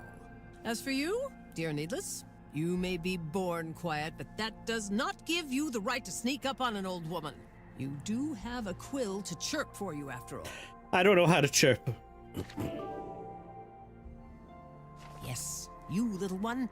It takes a binder and a quill to do anything of note in these worlds, last I checked. You've already got the quill. So I suppose that makes you a binder, Needless. Able to channel the ink to write whatever you desire. Or so they say. I'm gonna write erotic friend fiction.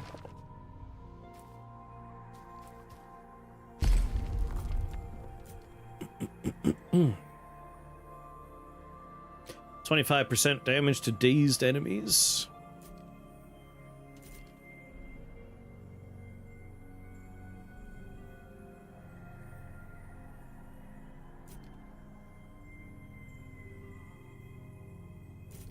For Striker 2, our physical damage goes up.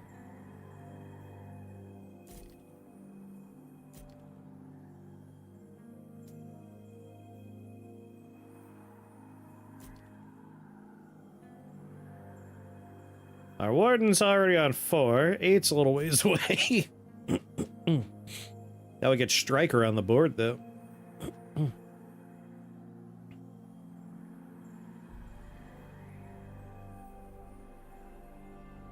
Inkbound.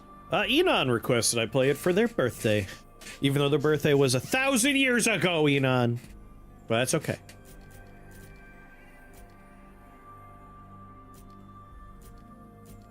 We all forget our birthday sometimes.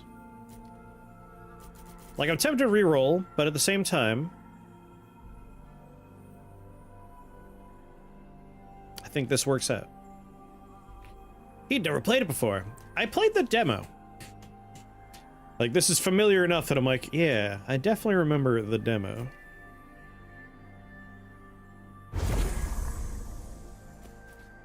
Sure, just to get Striker on the board there. I got Rare Augment, Quilling Cage, Glyph Globe, Heroic Vault, Glyph Globe, Rare Augment, Double Rare Augment, and a Superior Vault.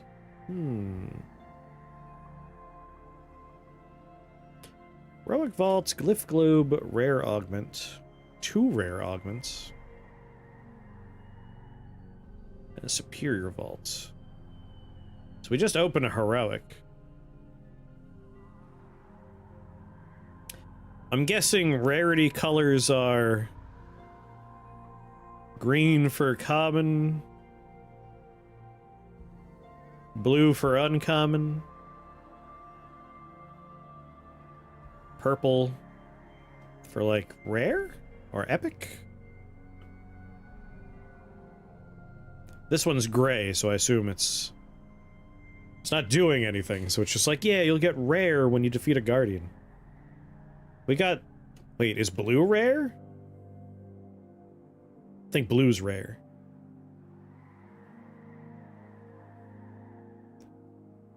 Because we got this for killing a guardian. Gray is common. So this one's common? Common, uncommon...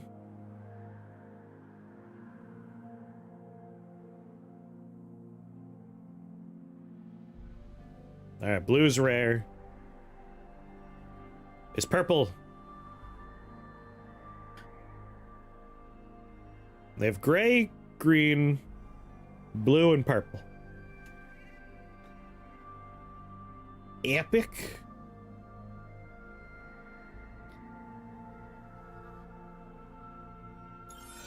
A rare steak tends to be red. Ba-da-ba-ba-da-ba.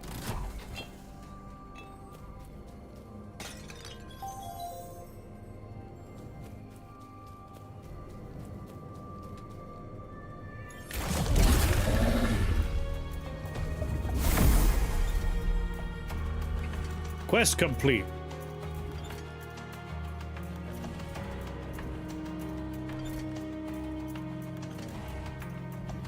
Faced it.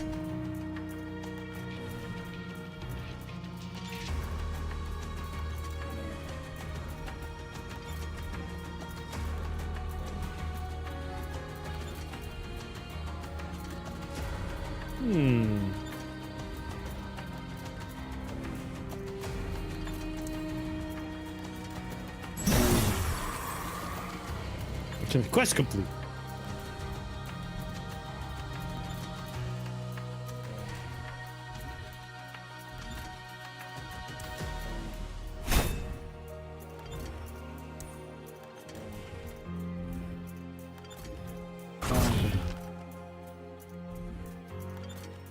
I meant to dash, damn it.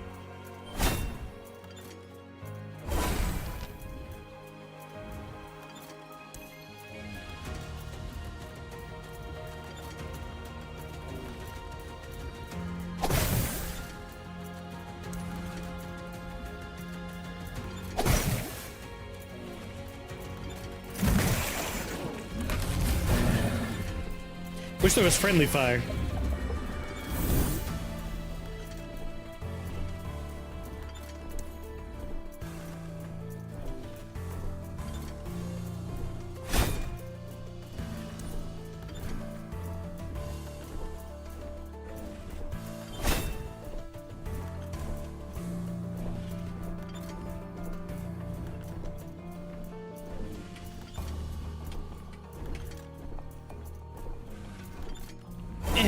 Just get it from as far away as possible.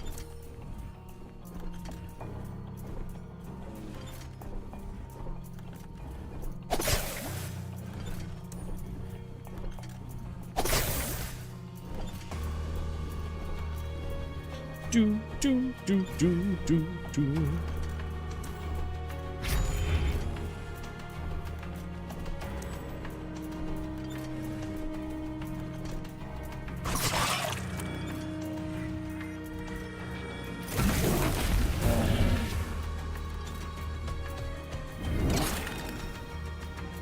Bye, treasure chest.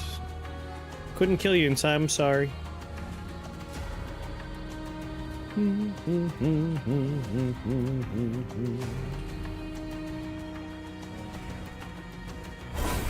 Man, you can collect the power orbs from a shocking distance.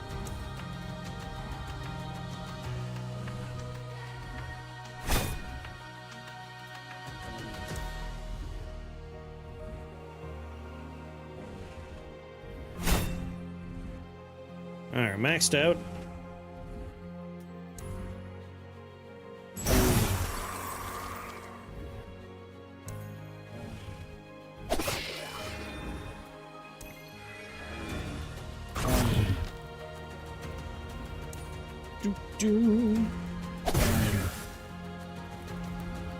Alright, bye.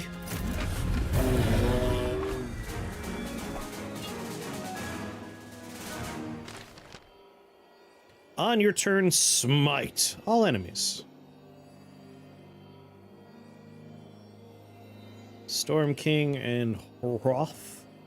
Let's leave this on the floor for a moment. Because I knew this was also going to be here.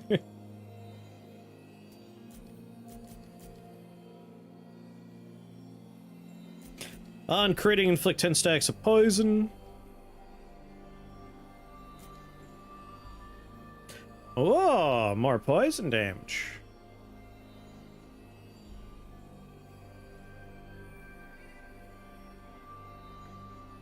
I'm not opposed to trying to get that up. But what would I replace? Like, this is really not doing much for us at this point. I think we could just throw this one away.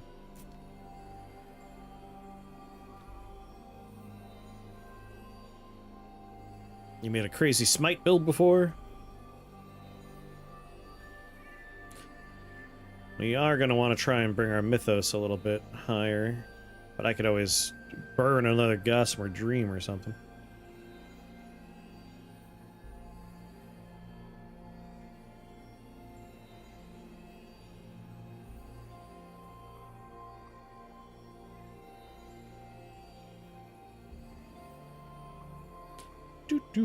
I need another one of those melted down shrine things. Let's do all this first.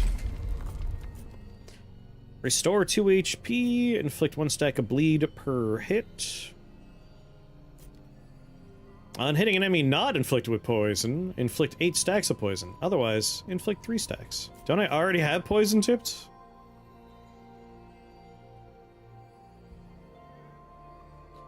Inflict 6 stacks of poison.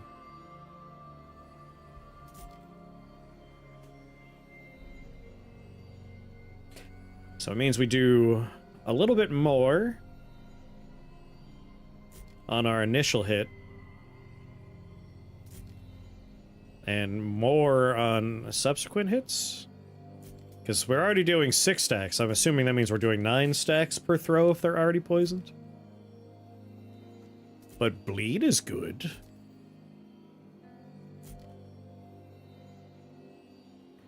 Per hit.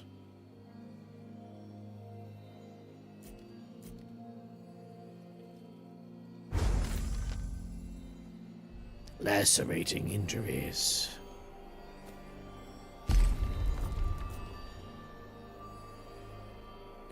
On turn start, full cost discount.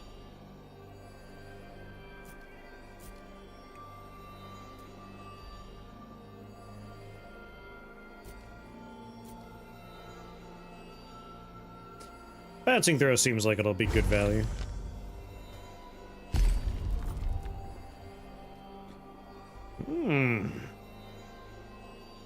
Deal 82 damage to a single enemy, 15 crit chance. Your attack bounces to nearby enemies, up to 2 bounces. Deal 41 damage, but inflict 15 stacks of poison. On critting, inflict 15 more stacks of poison.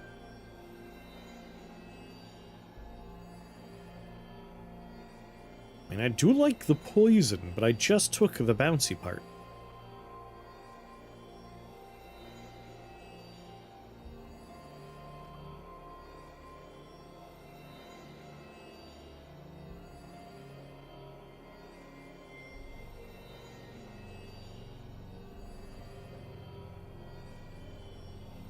My crit chance is 18 right now.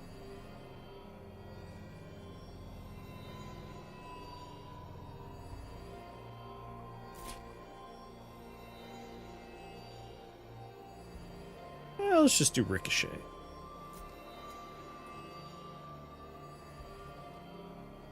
So we have bouncing throw. If we kill with it, we get to bounce. And now it'll bounce already. Extra bounces. More value. Alright, so we have this on the floor.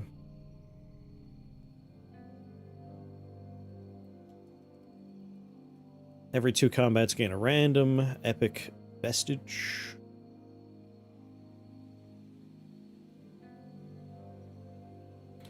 So this is the random epic vestige we're getting from our mythos being 4.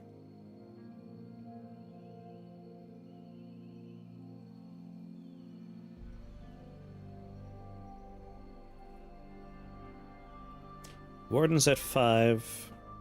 Vigorous is at 3. Wish I could melt something down. I have to pee, BRB.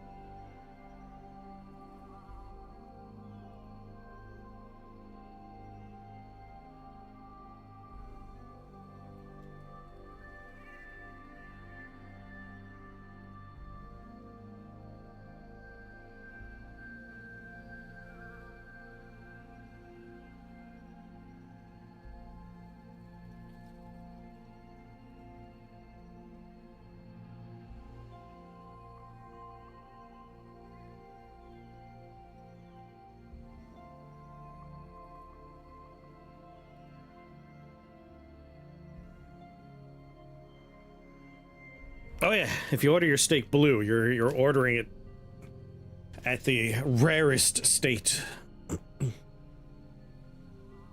Like quite rare if you go for blue.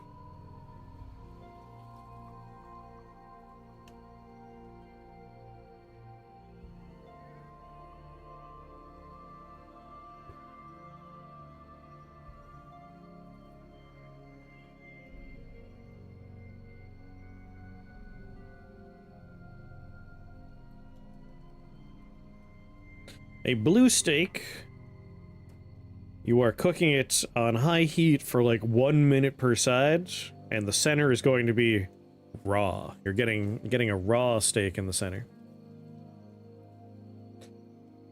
Yeah, the proper internal temperature guide for a blue steak is it is cool in the center, like unheated. I ordered steak tartare once, ended up eating the complimentary pickles all evening. Not a fan of raw meat.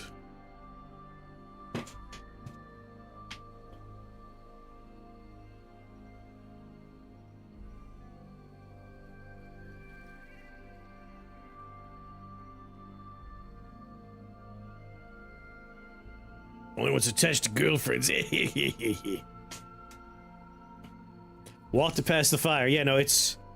I think the internal temperature is like 120 or something like that for blue.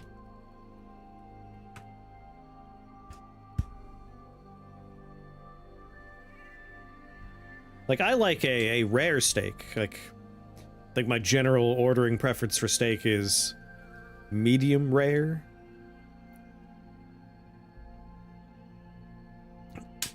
What about blue waffles? That sounds like something we should Google search on image mode to figure out what you're talking about. That's the only way I think we're gonna discover what you mean.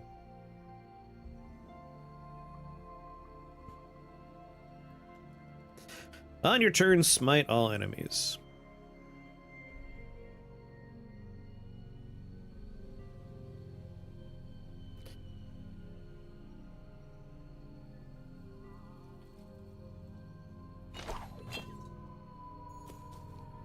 What about green eggs and ham? Delicious.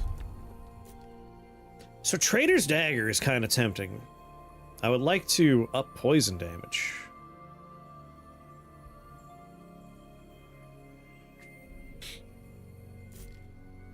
Problem is, what do we say goodbye to? I could lose a stack of Warden and be okay. We will lose Striker, which is getting us 25 physical damage.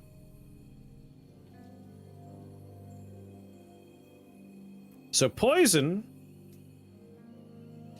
after enemy attack, could deal 7 magic damage per stack, and they lose half their stacks. So I'm not actually sure, like... It explicitly says magic damage. So, like, we're adding 35 magic damage. So it seems like Enchanted is better? Like, the fact that poison explicitly is magic damage. Like, +2 poison damage. What would that do? Does it mean instead of 7 magic damage, we're doing 9 magic damage? But by upping our magic damage with enchantment, isn't that better?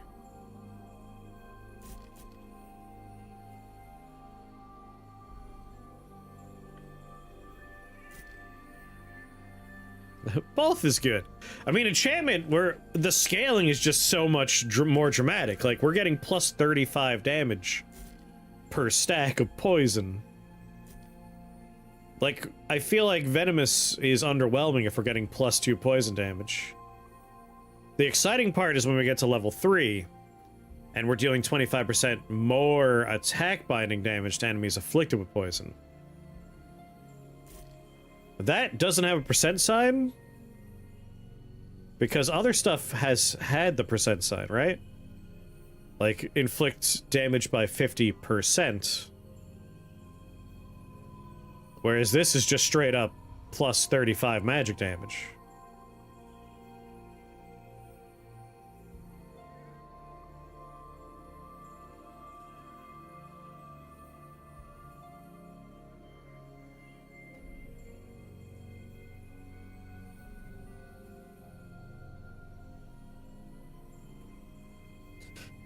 20 plus 20 frostbite damage, and then you deal 25% bonus attack damage. 35 seems like a very big number to be applied per stack. Like, this is, like, I played the demo, but, like, that was before the game came out, and, like, the game came out in 2024, so, like, it's been a little while, so I don't remember. And also, like, this is my first time proper, so, like, I could be misunderstanding this, but on the surface level, and the fact that people started dying way faster when I upped my enchantment, like, I went from 0 enchantment to 3 pretty quick, and then suddenly everyone was dying very quickly.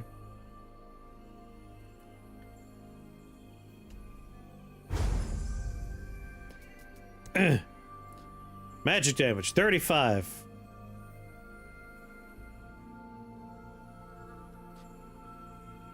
Oh, wait a minute. So it is percentage. Damage from magic sources deal 1% damage per point. So 35%. Why don't you just put a percent symbol on the other screen?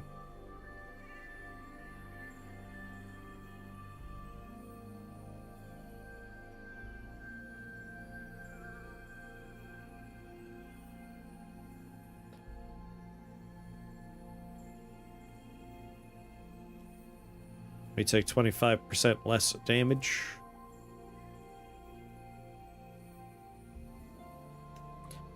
So poison damage is a flat number. This is percentage. These are flat. So if we see frostbite damage, poison damage, those are flat numbers, and these are percentages. So we do want both of them. But that's kind of unexpected. I feel like I would just put percentages on this screen. But I think about readability a lot with these kind of games. So yeah, I do think Trader's Dagger would definitely be good then. We just want to up that flat number, that way the percentages have more to work with.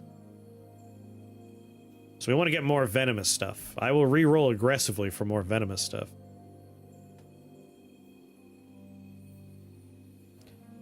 But what am I going to replace? On losing HP, gain Vigor equal to that loss. So what is Vigor?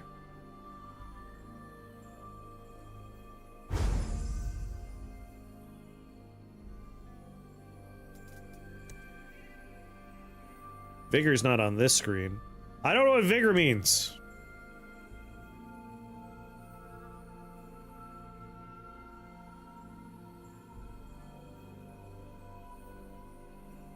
Is Vigor like a regen or something? I think I'll replace my heart, because I have enough for my warden to stay active.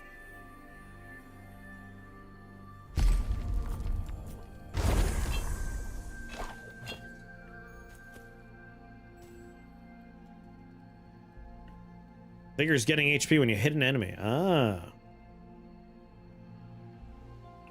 Vigor raises your max HP. Boo! Boo this babe! Boo! What's going on, my dude? Destroy a vestige, permanently gain double its sets. God damn it! I wish I could take these with me.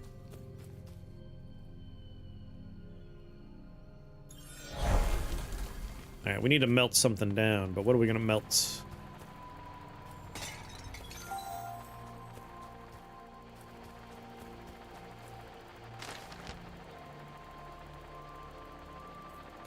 I mean, if it gives me 2 stacks, that would put this on the board for me. So I think melting down Trader's Dagger immediately is the right idea. On your turn, smite all enemies. I'm only holding on to this for the Mythos component. So melting this down would also work in my favor.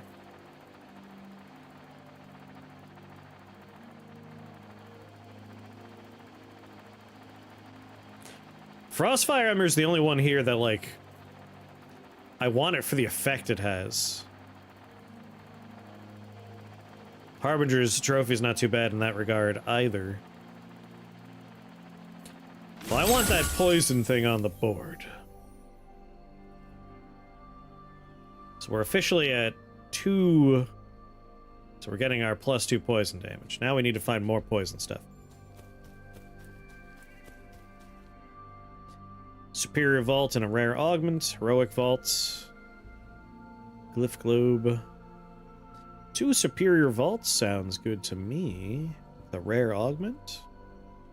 Like, I want the augment. I don't give a crap about Quilling Cage.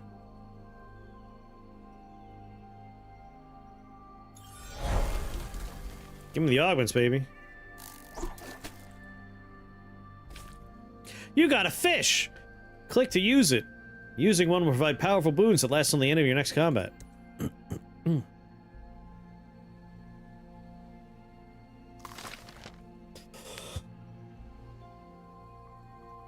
I hope I haven't missed any fishing spots until now.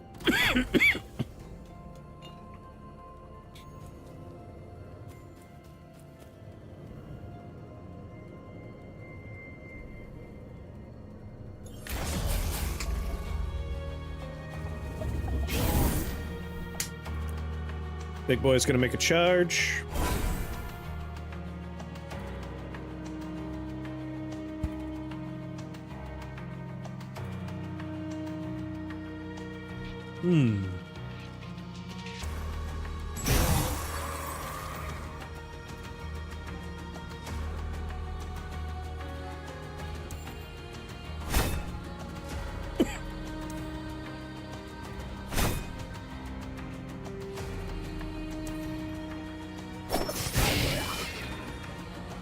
Glad I took the bouncy one.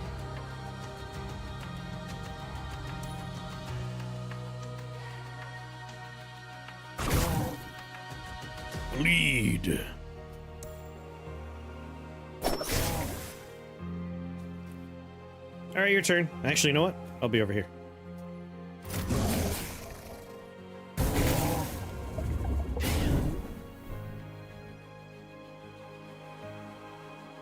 Oh, I don't have my dash.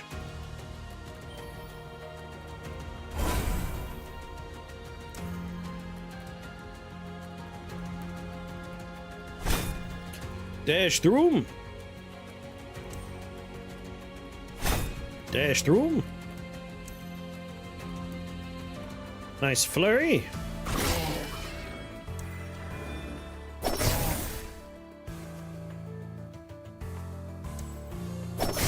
Some more poison for you.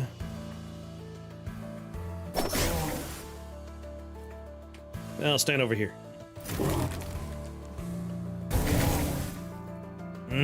Poison's working out pretty well, I'd say.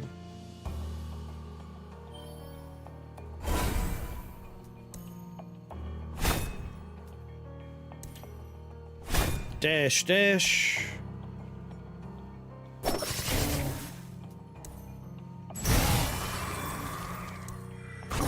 Obliterate.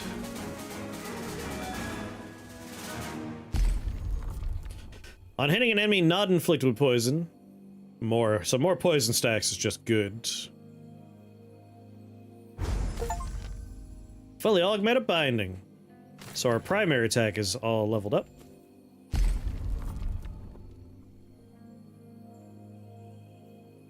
Restore 10 HP.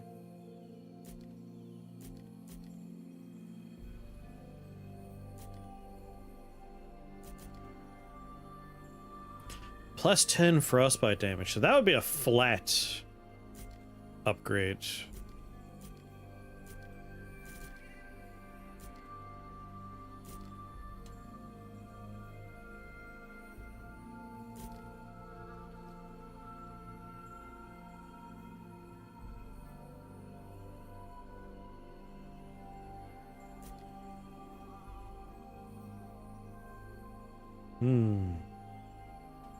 We're more poison than frost, but we do have some frost going on.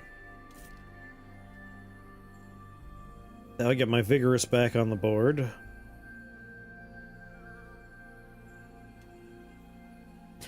Yeah, no, passive healing would be great. Like, we went through that without any damage. We could be at full health if we had this.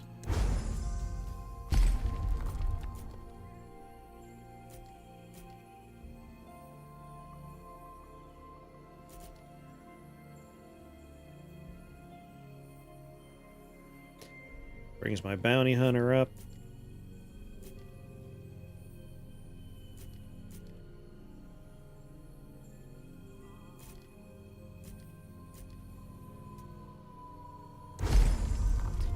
Really just want poison, man.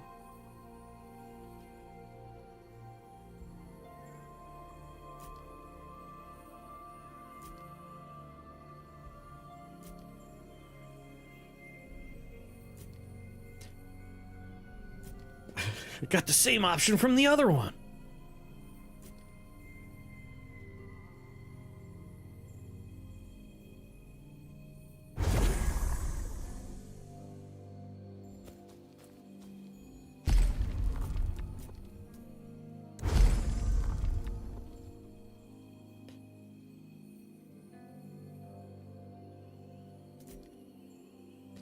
Is there anything down here I'm willing to say goodbye to? My warden is at 4, and I want to keep it on 4, so not you. You're part of the warden. This one, not actually using any of the set bonuses, but we do frostbite with our big AoE, and then we do a lot of extra damage just by wailing on them. Yeah, looking ahead to see if there's a grinder might be a good idea.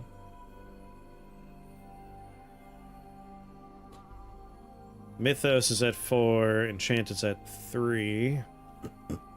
Like, I would love to grind Gossamer Dream. Or Harbinger's Trophy would be nice to grind.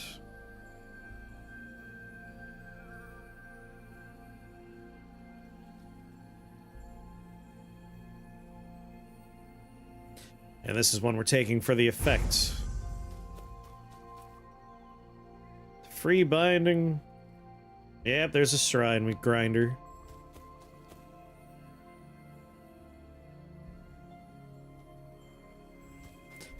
So we will be able to grind something down, but we have to leave something behind.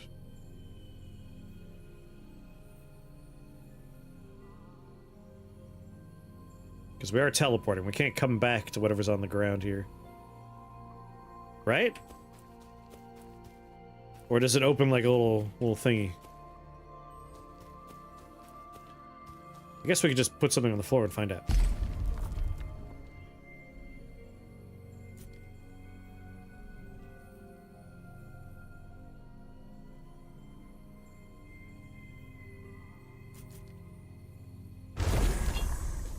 Put my bottle on the floor for a moment.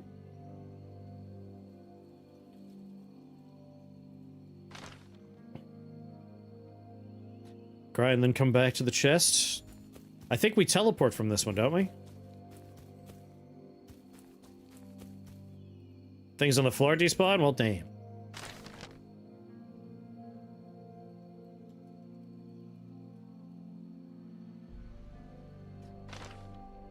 I'm gonna grind the bottle, but let's just find out if we do in fact teleport with this one. Ah, crap, we could have walked. Should've just left the chest there, son of a bitch. Well, now we know. This will keep me safe for my mythos for a while. What's smite mean? Maybe I grind something else.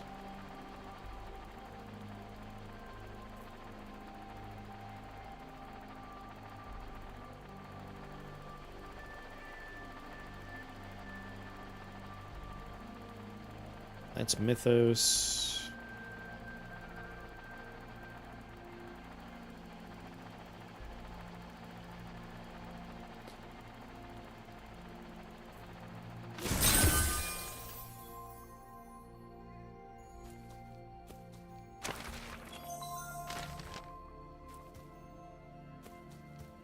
Well, you live and you learn. Could've just left the chest there, goddammit.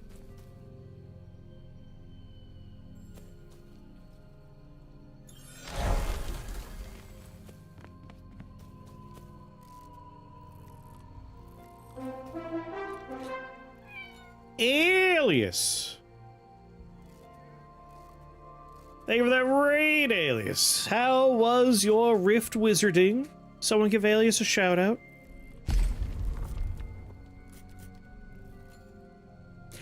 Oh, more poison? That's the one. You switched over to the PAL world, you sick pervert. No, you're fine. Hello, everybody. Everyone here should know Alias by now. You should definitely be following Alias. We play with him every Sunday. He's awesome. I feel like I'm consistently winning more than losing now. Good, good. We're playing Inkbound, a game from the folks who made Monster Train.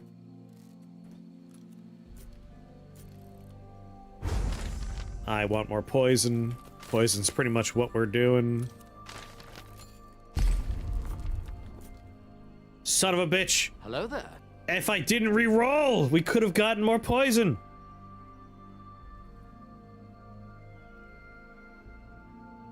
No! I want Mobius Vine.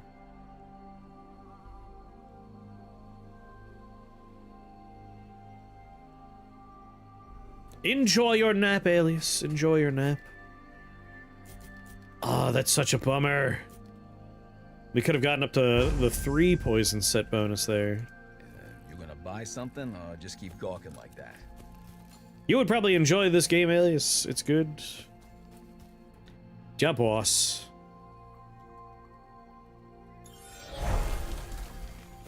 Let's go fishing. Consume 35 physical damage. I have to replace a consumable.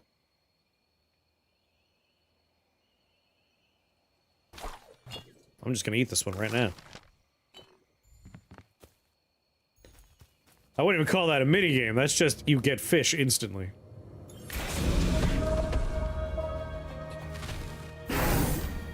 Oh, you're lost, Nim? That's a shame.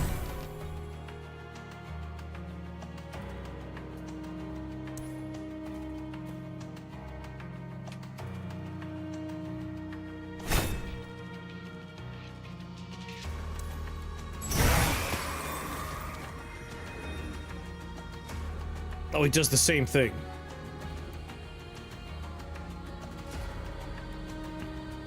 I guess all the bosses do this thing where they make little bombs appear. 2 bombs. Alright, there's the 3 bombs in question.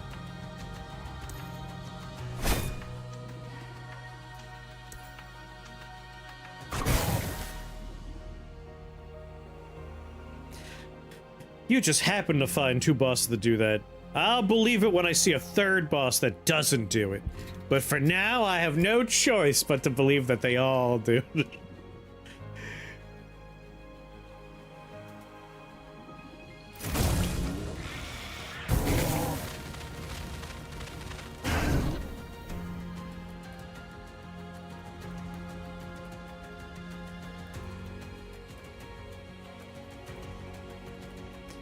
Okay.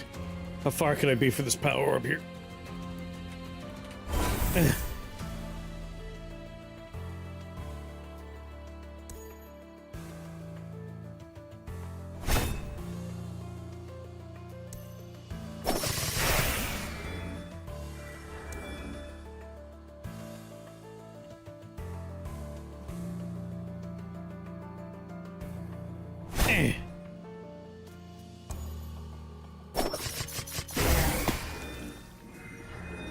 That's 2. There's 3. I can get behind him.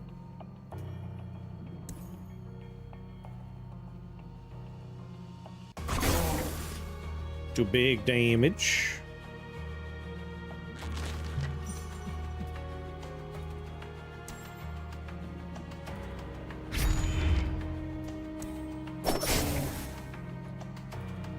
And then in my turn.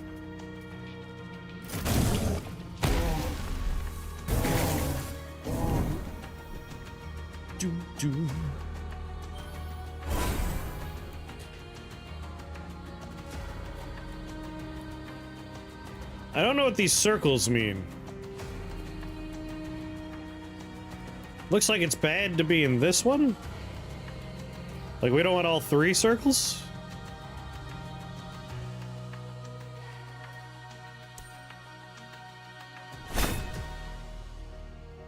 My damage stays at 15 no matter what. Oh, wait, 9. 12, okay. When I was doing this, it wasn't changing. We have to stand still for a second. Understood.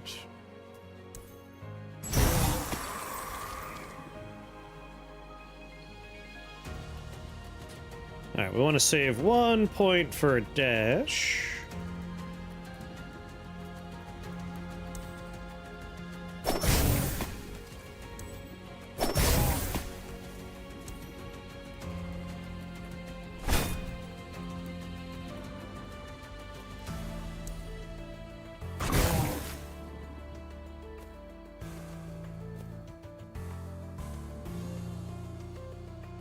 And then we'll just hang out over here where I only take 6 damage.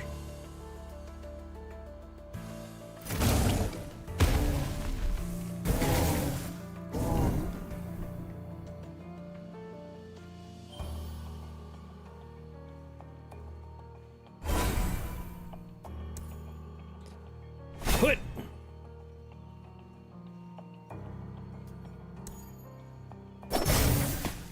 More poison for you, my friend.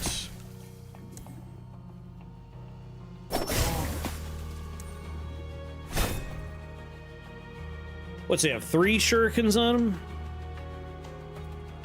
Be silly not to do it.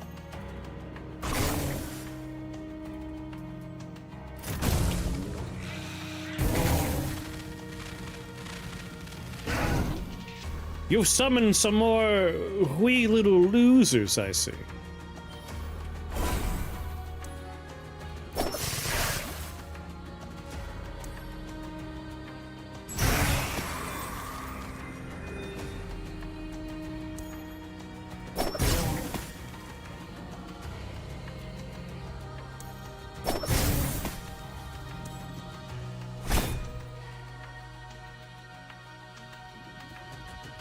$11 damage, huh?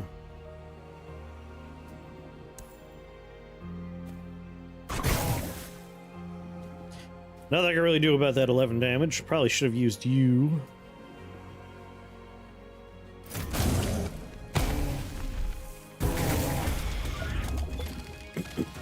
Thankfully, I went through that middle phase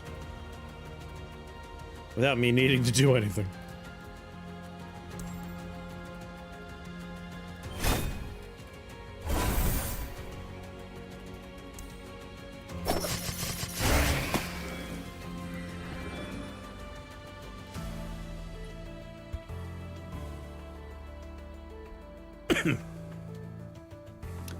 Three, huh? All right.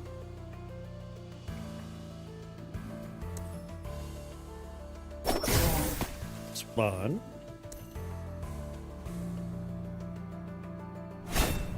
Two.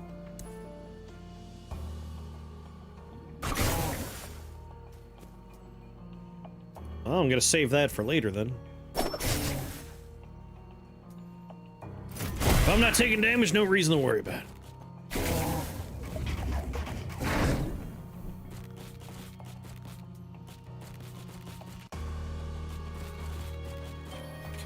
Inch closer. Inch. Oh, I can grab it from here?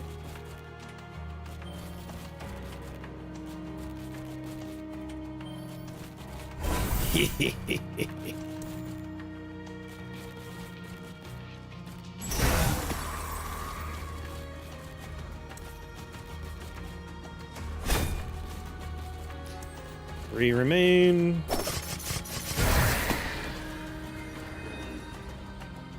Two remain.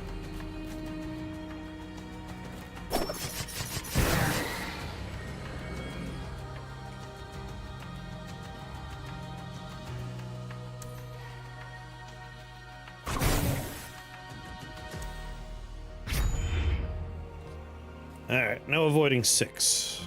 But we could take 6.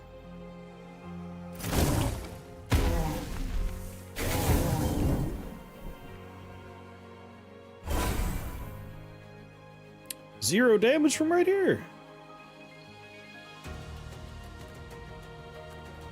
I'll wait until next turn when 3 additional enemies show up, right?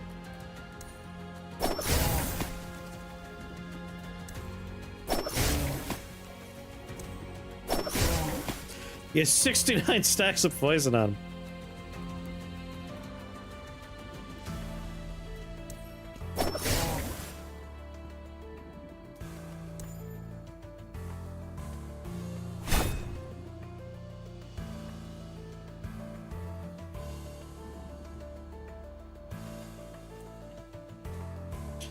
Oh, 0 damage? Don't mind if I do.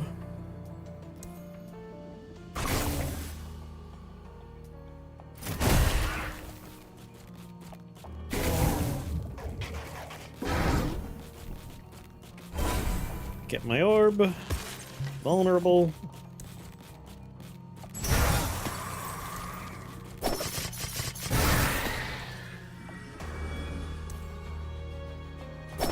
Let's get your 3rd thing out here.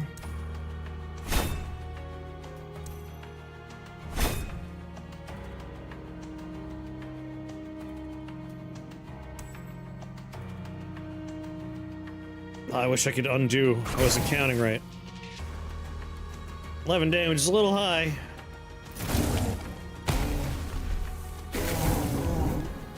But he's pretty much dead.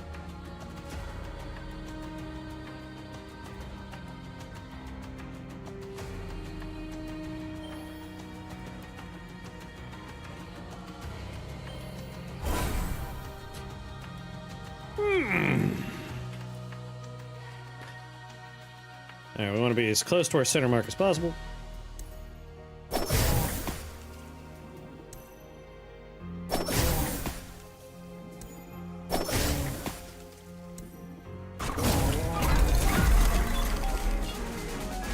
Good day to you, sir. On critting, reduce all cooldowns by 1 up to 2 times per turn. Deal 50 damage. Consume your shuriken and unleash them forward, each dealing 50 damage. If you defeat an enemy, gain 3 shuriken and reset the cooldown to 0. Deal 38 damage. Consume your shuriken and unleash them forward, each dealing 38 damage. Damage increases by 13 per shuriken you have.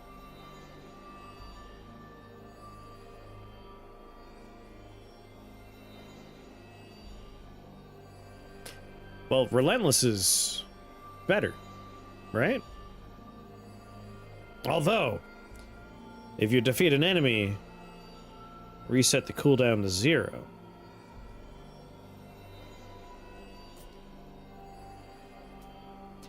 My flurry costs 0.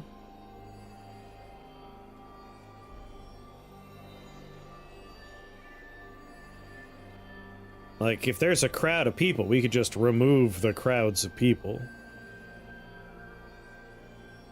This has a higher damage cap, but this is still just really good.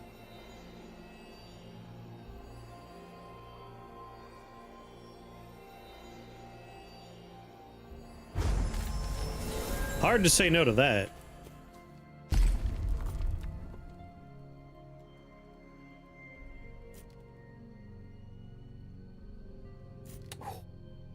"12 stacks of poison if we dash through them."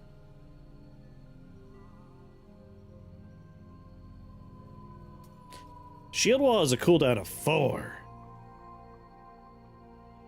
Every time we take damage, having the cooldown go down would be nice, but I'd rather poison dash for now.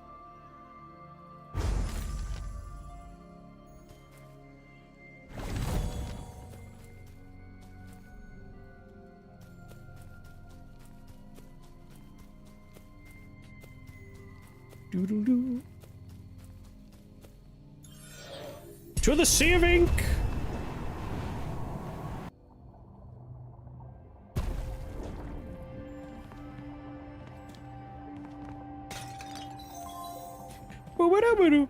The familiar sight of Oon within the vast expanse of the Sea of Ink bleeds together with the fragments of story this villain hails from to create an altogether unsettling place.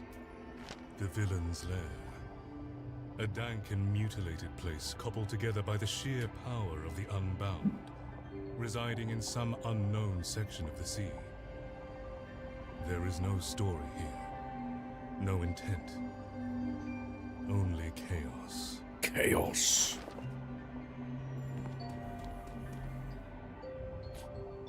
Heroic vaults, ancient vaults, epic augments. I just want to melt stuff down. Give me the melter.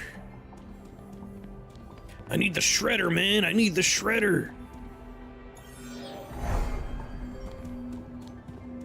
I need a shredder, please.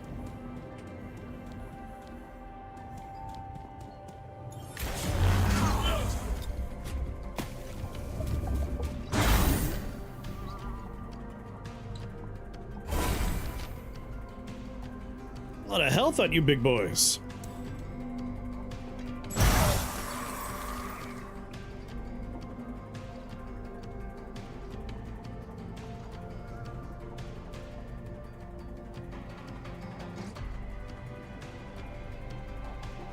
Did I hit someone and they made a bomb on the floor? Is this the only thing I'm allowed to encounter in this game?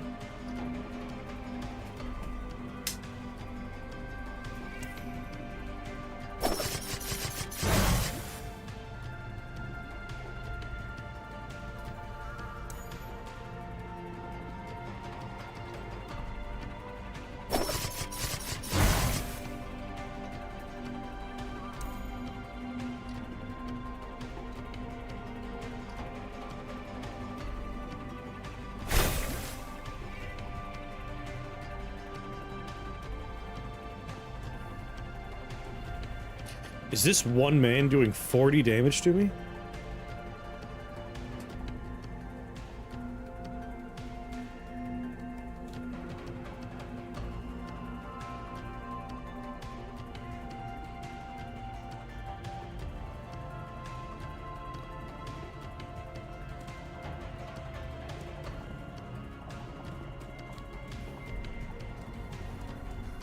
$53 damage.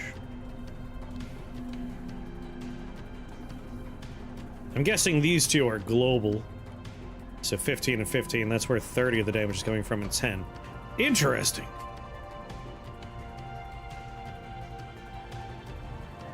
Is there any way to prevent the 15 damage from both of them? Good lord.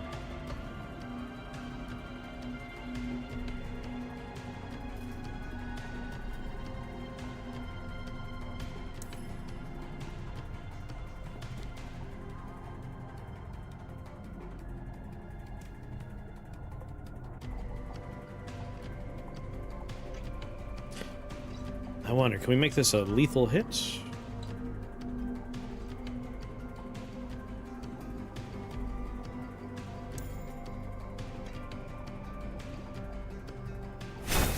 Yeah, but the amount of damage I need to do to kill them is kind of high. Oh my god, you gotta be kidding me, he's just shy of dead. I mean, the poison should finish him off. Like, I'm taking 40 damage here. After an enemy attack, after an enemy attack, after an enemy attack. I really wish these were before an enemy attack. Well, this is gonna hurt a lot.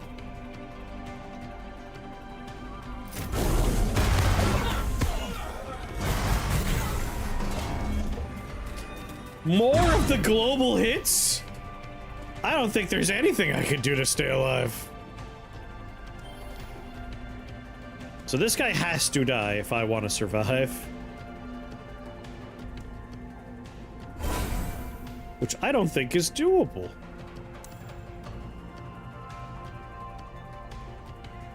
It might be doable.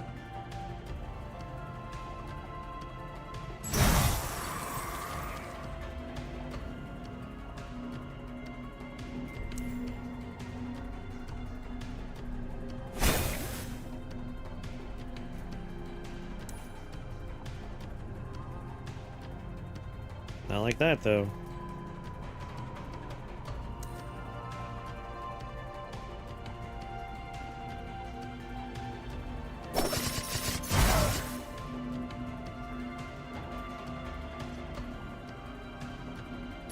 4.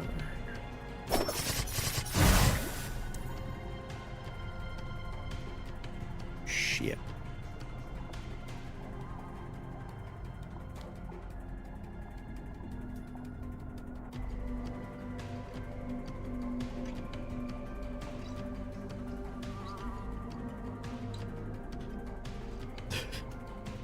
This was like the difficulty curve was a flat line, and then we got to this one fight, and then suddenly global damage dealers for 15 a pop with thousands of hit points.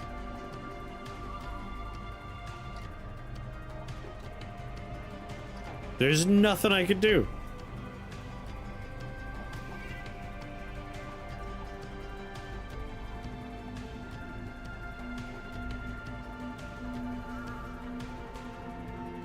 Yeah, like, all of my damage is after their turn.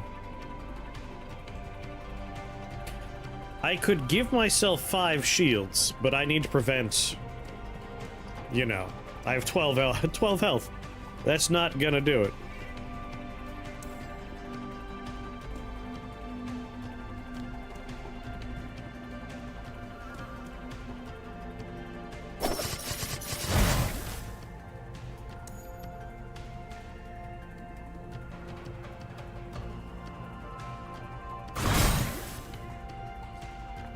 Well, R.I.P.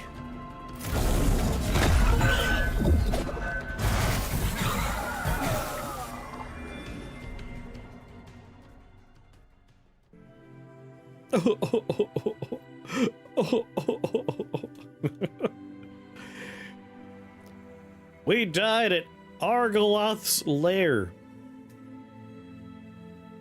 Damage personal best of 108,000 damage, 41 orbs, 570 quillings. Huh. That felt like a vigor check, that fight, where I couldn't prevent the damage and I couldn't kill things with, you know, 4,000 hit points. If they weren't full AoE dudes, we would have been okay. But I couldn't survive 30 damage a turn at 50 health. That's 2 turns. That's how long we got to go.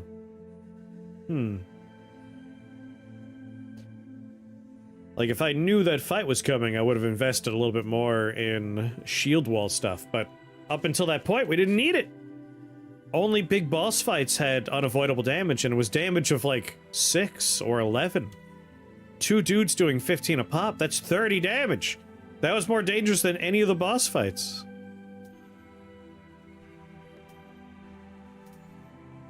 Well, enjoyable.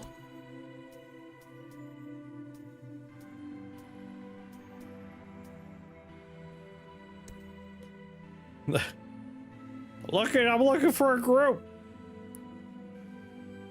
Group? Is this a 2-player or is it like 4-player? Ha ha ha ha. Return home. Level 3.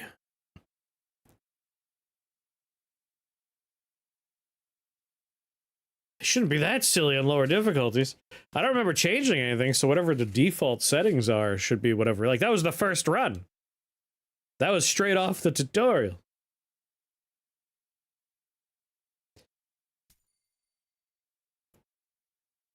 Earn persistent rewards from leveling up. Next reward available now. Silence metronome. Unstable effigy. Yeah, that was literally the first run. Damage check, you see, he couldn't beat the boss in one go. What do you call a plate when you finish eating off of it? Inkbound! What's going on, Tom?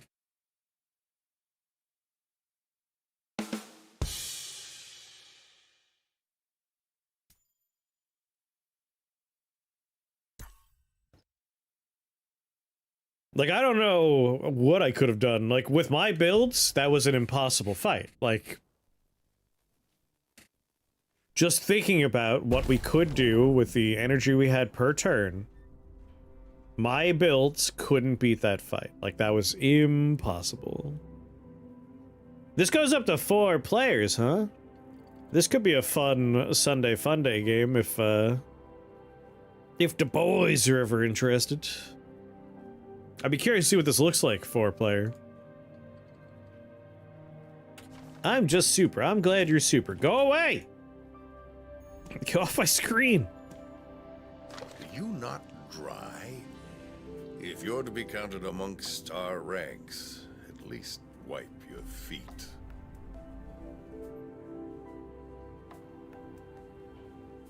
Do I have to click on this for you to go away? Because I'm stuck on the screen until I get you off my face. Turn in. Oh, be damned. This Athenian will drown in the filth you track in well before the sea takes us. Be grateful the Inkbound places more faith in you than do I. How are you on this day, Mr. Dumb? Since you've decided to return, you'll find a few more of us that remain here. The unraveled left us thin in numbers. We scattered after... but many have begun to return. You were made to serve, needless. So, meet the other binders of the Athenium and help them in whatever meager ways you can. I accept. Hurry, then.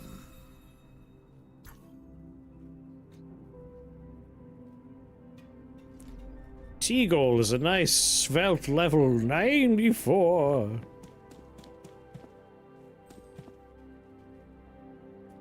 The Spooler.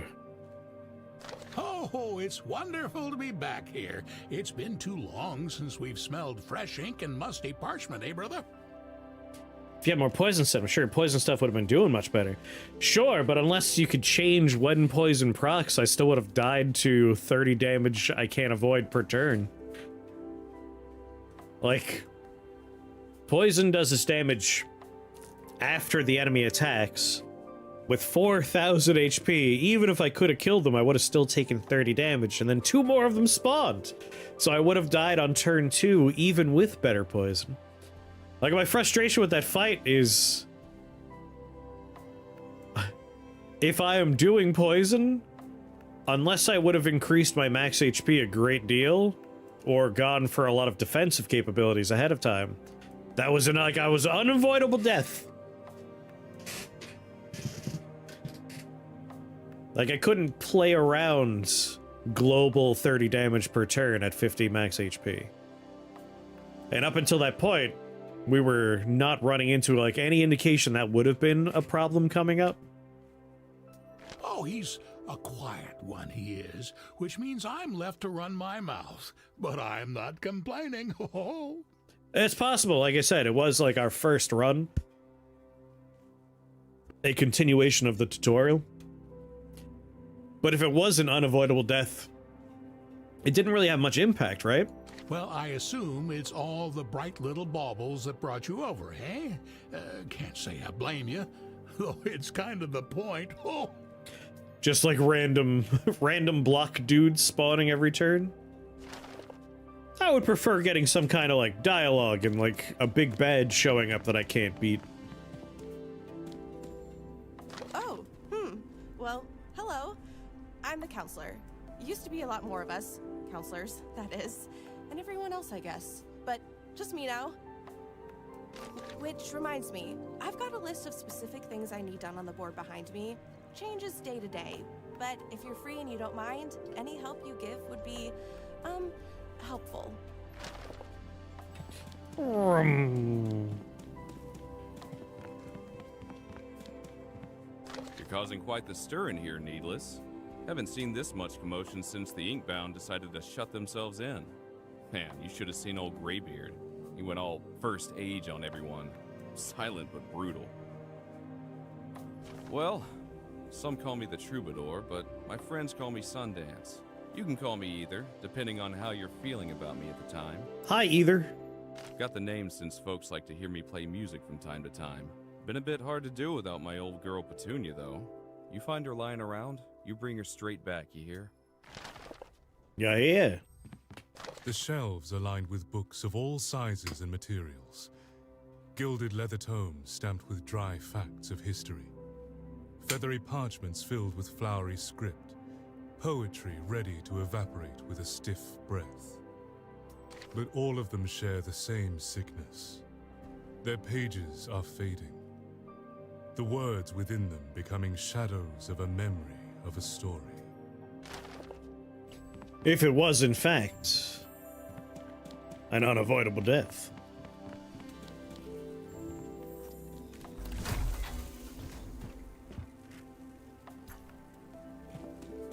Well, it's nice to be back again so fast.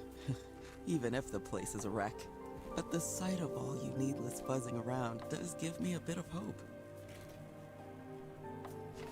Surprised to hear we aren't as gruff as Grumpy Beard, huh? Well, sometimes a little youth goes a long way. You can call me the Stigmatist, craftswoman of forms and aspects. If you're looking to mix up your aspect, I'm your gal. Though it looks like you've got a solid one already. But if you ever do want to switch it up, go ahead and use that aspect apparatus over there. Got a couple other aspects for you to try out if you're feeling up to it. All scripted death should be like the first guy in Sekiro. Possible, but hard as shit. I prefer the Soulsian style, which is there's usually a fight that you're expected to lose, but you could beat, and then the story progresses the same way anyway. Or, if it's going to be an unavoidable one, like, have it feel like it's an important fight. Because, like, if that was an unavoidable death, which we don't know if it was, my issue with it is it was not like a boss, it was an elite encounter. Like, we had no choice but to do the elite encounter. There was no dialogue or anything. And it just happened to be some kind of encounter that, like, for our build, was impossible. You hear passing pages and manic mutters behind the door. Candlelight flickers at the bottom of the door frame. You knock on the door and immediately the muttering stops. Then, shadows shuffle across the flickering light before it goes dark. Perhaps take a better build. Like, the build was cruising. Like, none of the bosses were doing unavoidable damage, and if they were, it was like a reasonable amount. Like, the last boss fight, literally right before that encounter, the boss was doing, like, 11 unavoidable damage. And it's like, okay, that's a little bit of a big chunk when you only have 50, but I can reduce it by 5 because of one of my skills. And through clever movement and planning, I could avoid most damage. And then we got a fight where there's two dudes with huge health pools, and they do 30 damage combined. Unavoidable. And when I killed them, 2 more spawned. So it's like, well, there's nothing I can do. Like, I would have had to do a build that was all shields. And then it would just be a long slog. Like, I would have been wiped out because there'd be like 4 of them. And then 6 of them. Ignored by the Inkbound? Well, that's no real surprise. Your presence is at least known now. But that does not mean that there is any more hope for the larger threat to us all. Tell by your vacant expression that you've no clue who this Inkbound is. Only our chosen hero, our fearless leader, and most trusted protector, our savior. While you and your Quill gallivant through the worlds to achieve some temporary victory, the Inkbound toils away at a more permanent solution to these unraveled and our fading stories. And don't even get me started on the Heartless, those pieces of shit. Regrettably, there is still work to be done, thus your creation. The Garden's edge currently fades fastest. Your attention should be focused there to reclaim its ink for us.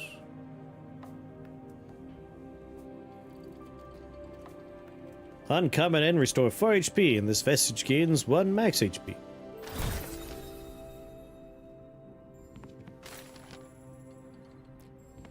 Here you go, a repository. You place the ink you've collected in the garden's edge into the empty repository. And as soon as the ink hits the bowl, it is drained dry again.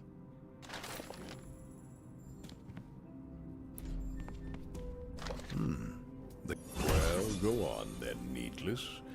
Don't you have other tasks to which you must attend? Surely you aren't expecting more recognition from me. But I want my grandpa to like me. Ungrateful. You scarcely know the meaning of the word, Quill. The Spooler requested your help. Perhaps that bumbling clown will show you more of the gratitude you seem to be missing. I crave validation from Grandpa.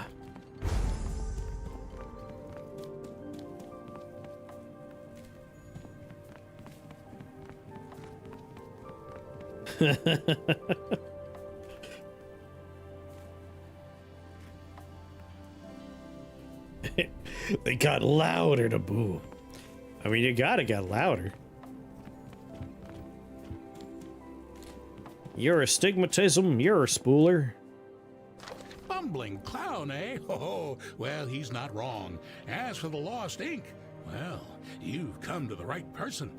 I may not have exactly what you're looking for, but I have something even better. Directions.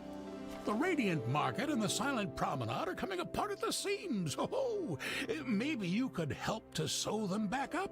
Oh, Oh, and as for getting back that ink, the reclamation process is one of the passive variety. Basically, you do good for the story, and the story does good for you. Oh, but don't you worry, Needless. You're on the right track. oh, I'm a Keyblade. Oh. Collecting by defeating the captor in the Radiant Market. What do you want? The source of the ticking.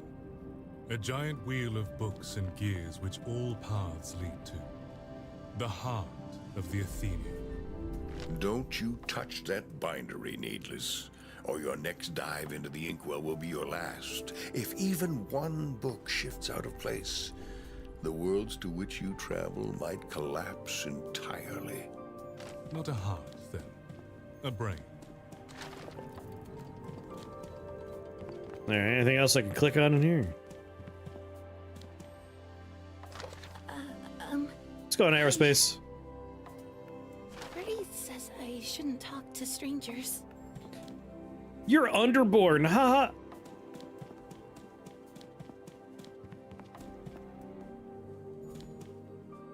You peer down the well, but only find an open darkness swallowed by an endless deep. If you strain to listen, you believe you can hear the faint rumble of rushing liquid. You went on a ride? 30-mile ride?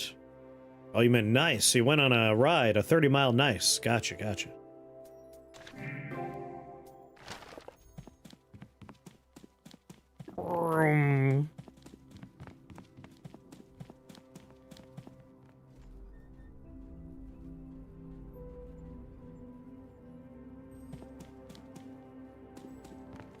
I think there's like one more thing in here I need to click on just to get all the exclamation marks out of here.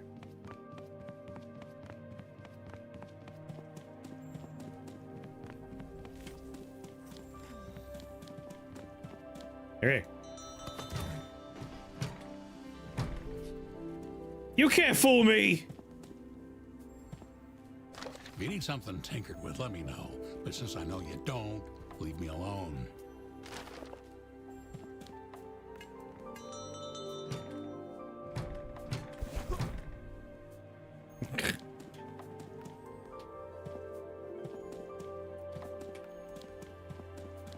It was a far-out coffee shop. You rode on a trail by the lake the entire time? Ooh. What kind of ride, though? On a horse? On a penny farthing? On a motorhickle?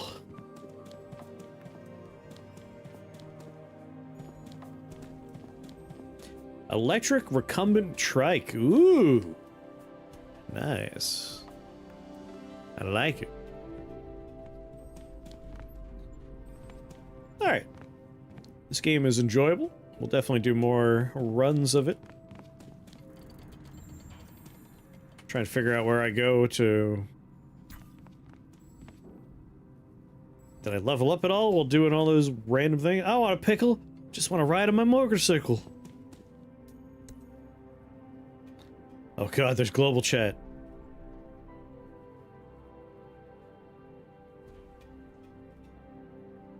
Oh, no one's using it. We're good. Taco Bell? Hell yeah. Taco Bell's delicious. Daily quests.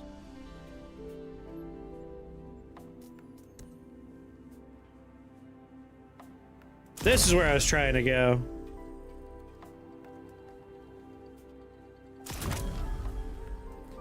Bridget's hammer.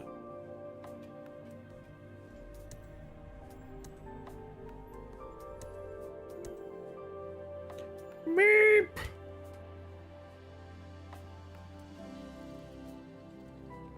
That is wild. Basically the same score. But this guy took 23 minutes to do it, this guy took 3 hours to do it.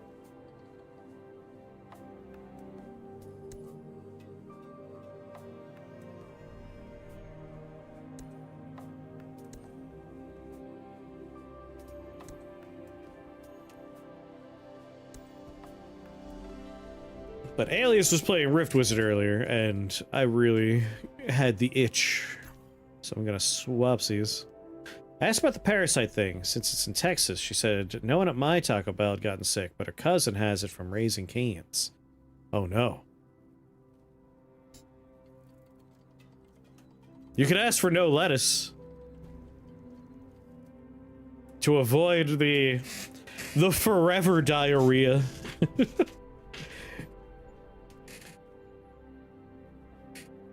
Yep, national supply chains. Does depend on, like... Depends on how, like, what you're eating and where it's from and all that fun stuff, like... Local produce is not hard for me to come by, but I live, like... Literally, if I... Like, the direction I'm facing right now, if you trace my finger in this direction... Like... Maybe 200 yards that way, a farm. Like, there's farms everywhere. Like, I can get local produce, so I could avoid that kind of thing.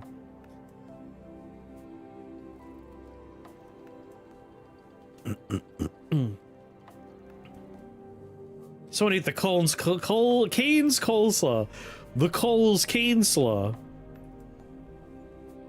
Yeah, no, Taco Bell, hands down my favorite fast food experience.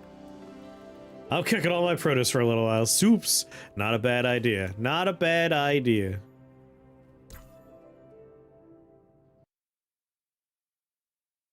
In fact, a good idea.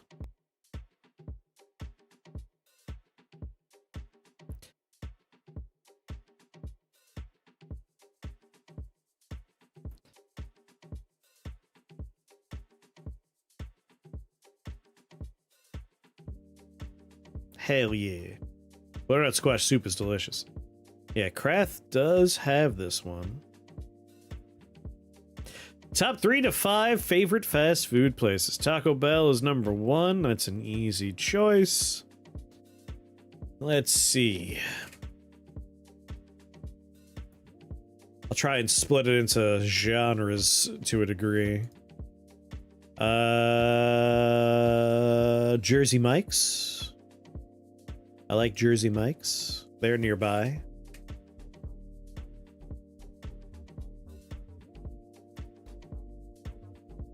Probably go with, like, Five Guys up there. Really? Jersey Mike's? It's good. I've been enjoying it.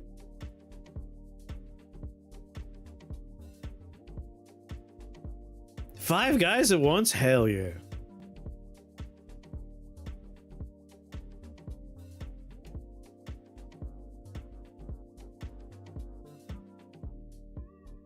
Jersey Mike's like the definition of it's food, I guess. No, no, no, no. Like, if I put a Subway and a Jersey Mike's in front of you. Yeah, I haven't had Five Guys in a while because it's so expensive, but like, it is good. Like, I'm trying to limit it to things I have access to.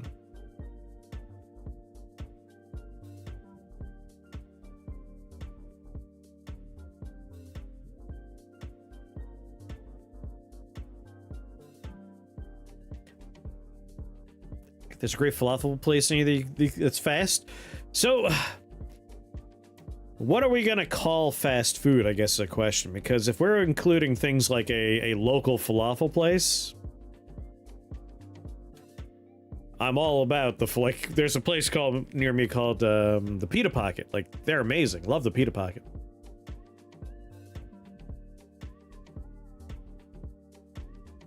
Yeah, like national chains is where I'm leaning.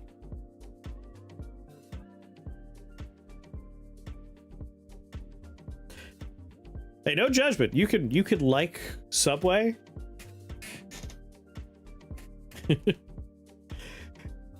Not gonna be like, you're wrong. I'm just thinking in terms of like sandwich places. I don't have access to anything other than like there's a Subway near me and there's a Jersey Mike's near me. After that, my sandwich places are the Hot Table, which is a Christian themed food experience, but they're open on Sunday now, so I guess they abandoned God and have embraced capitalism. And then there's like more local-esque chains where like there's 3 of them and they're all in the same state. Christian themes? The Hot Table? Yeah. Their website is like, sandwiches for Christ, baby. I have no A&W near me, unfortunately.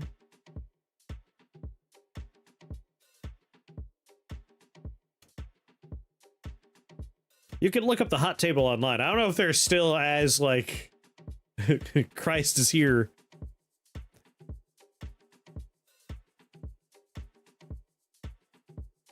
Hot Table to me was like Taco Bell to people who like to complain about stomach problems. Every time you got Hot Table, you felt sick.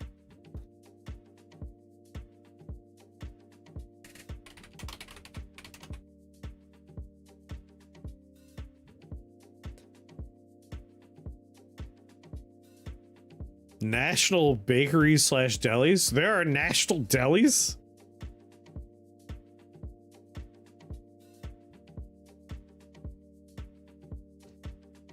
Listen, there's a place by me called, well, we just call it Wings, but the Hangar, that is the best of the chicken lanes.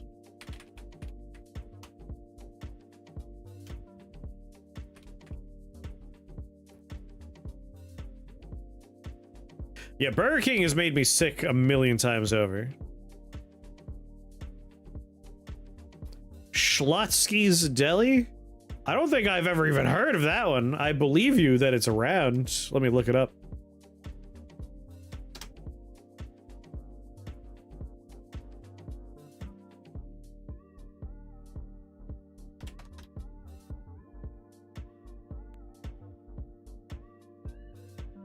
There are no Schlotsky's for my zip code.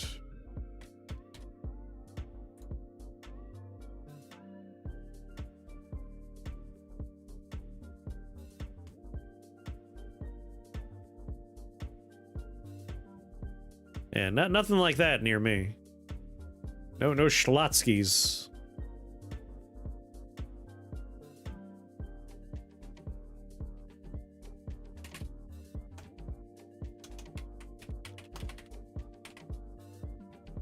Boop, boop, boo.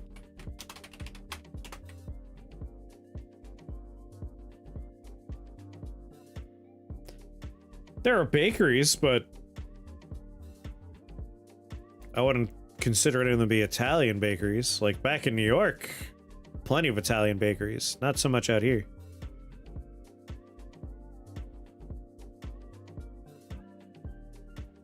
Mapo tofu, oh, delicious. I have a lot of good Chinese food places near me. Like, there is a Panda Express, but like I never go there because I can go to local experiences that I think are better. No judgments, again, like if you like Panda Express, but like if I'm gonna go to a Chinese food place, I can either go to Panda Express or I can go to, like, there are 6 places all not too far away that do great Chinese food.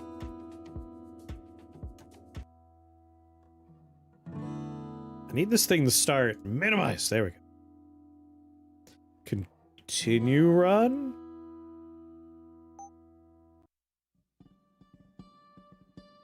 No. Like, what's my continue run? Boop. Wait.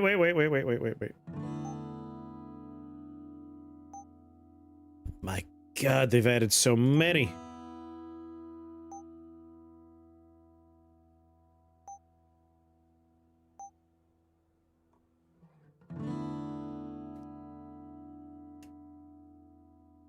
Yeah, no, a whole bunch of new ones have been added. Defeat the Great Pumpkin. We've definitely defeated the Great Pumpkin and the Hentai Golem many a time. But we gotta do it again. Get that new costume. Like, this is the costume I desire the most, right here. Reroll every realm.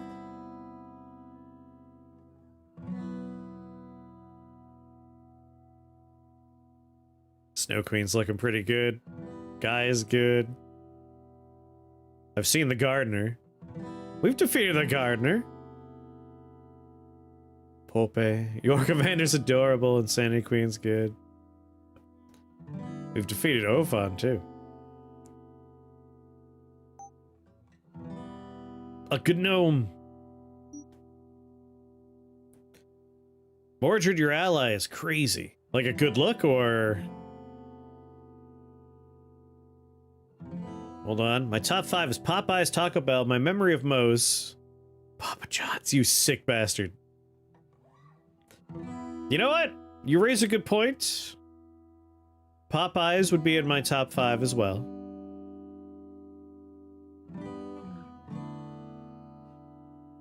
He beat it with a cane to death. I had to leave while he was struggling to figure out how to do it. Oh, you know what? White Castle? If I bring into account stuff from back home, I do like White Castle. I'm a monster, though. Is beating 10 improvisers in a run? Oh, it definitely can be. Like, you have random chunks of everything removed.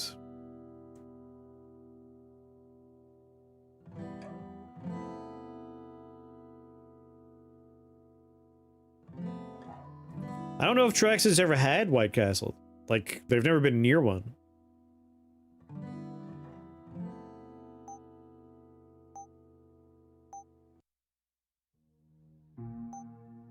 Let's go for some costume unlocks. But yeah, Taco Bell's my number 1.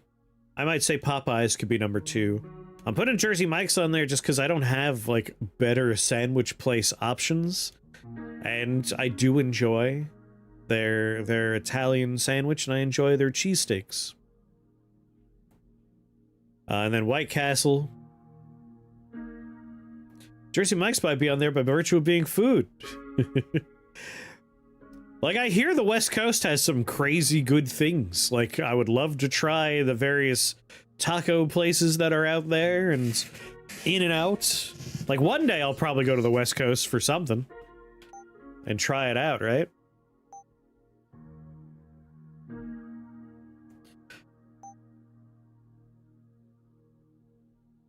I kind of want to do worm eggs. Let's go for worm eggs. We'll take icicle.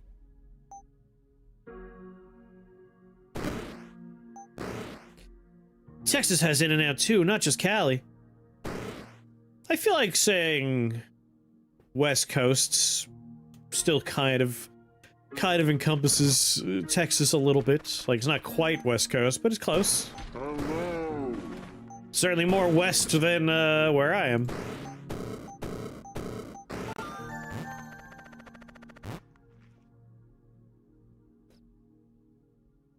Icicle with Coronas is very funny. With that lightning upgrade on there.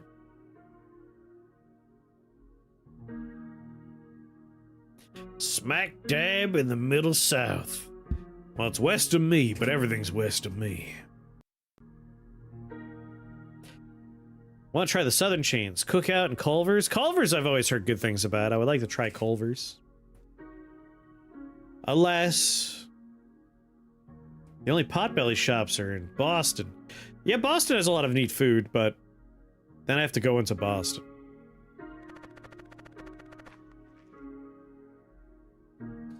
Culver's from Wisconsin. Like, I'm sure there's some fun Midwestern chains that would be fun to try out.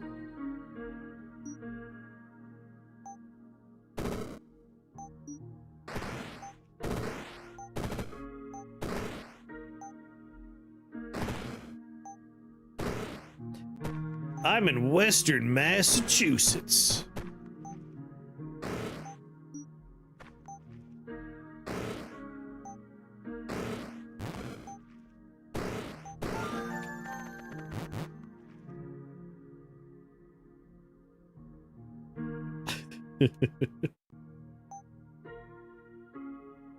Yeah, I'm Western Mass.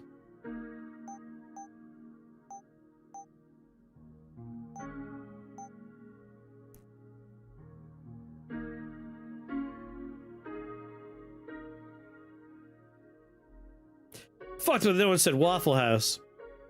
Huh. I understand why you would mention Waffle House as being fast food, but I don't know if I consider it fast food. Like, if I'm sitting down inside, I understand I could do that in a fast food place, but everything I consider fast food has drive-through as like a de facto element. Western Mass, where there's in fact something to the east. We've heard rumors of something east of here, but I've never seen it. I don't think it's real. I think of Five Guys as a sit-down place, too. Yeah? I've never eaten inside of a Five Guys before. I've been to Waffle House.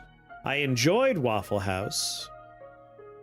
But, like, I think fast food is the kind of thing that, like, eating at the location is a rarity.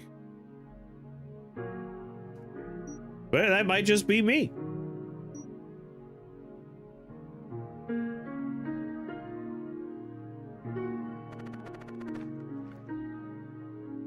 Two of the bastards.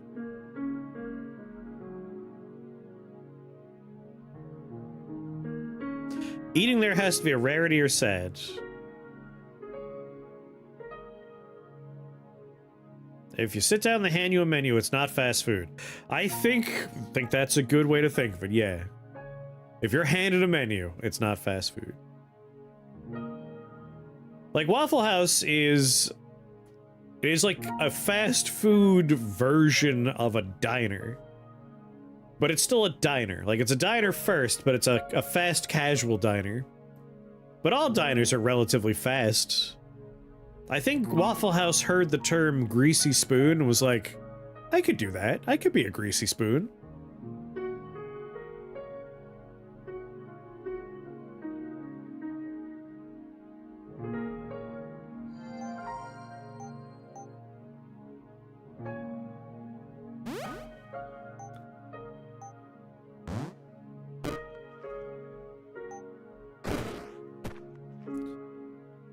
I want this guy to go after, ideally, an egg and not me.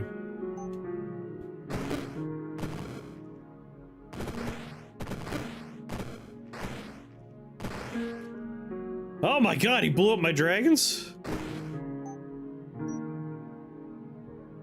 Makes me a little nervous.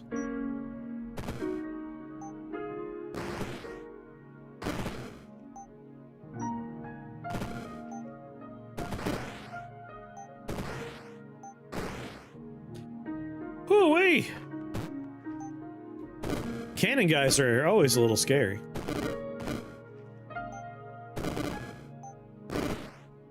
Ghost, I invite you to please break the egg for me.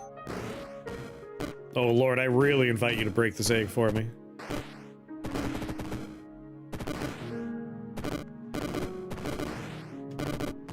Listen, I'm gonna go pick up a spell point here.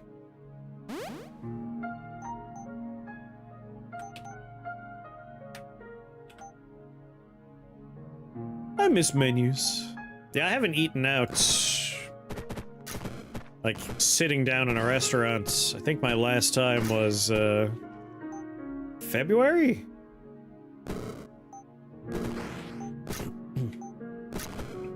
Yeah, February.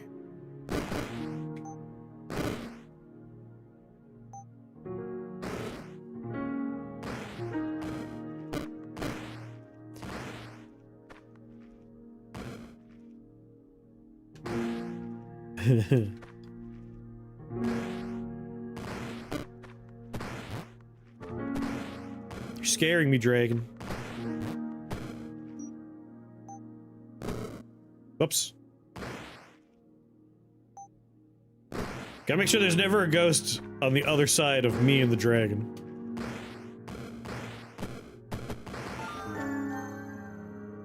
Okay. Been out to eat twice the last week and I'll kill again! I've gotten, like, takeout. But, oh no, actually, I went out for ramen just like last month.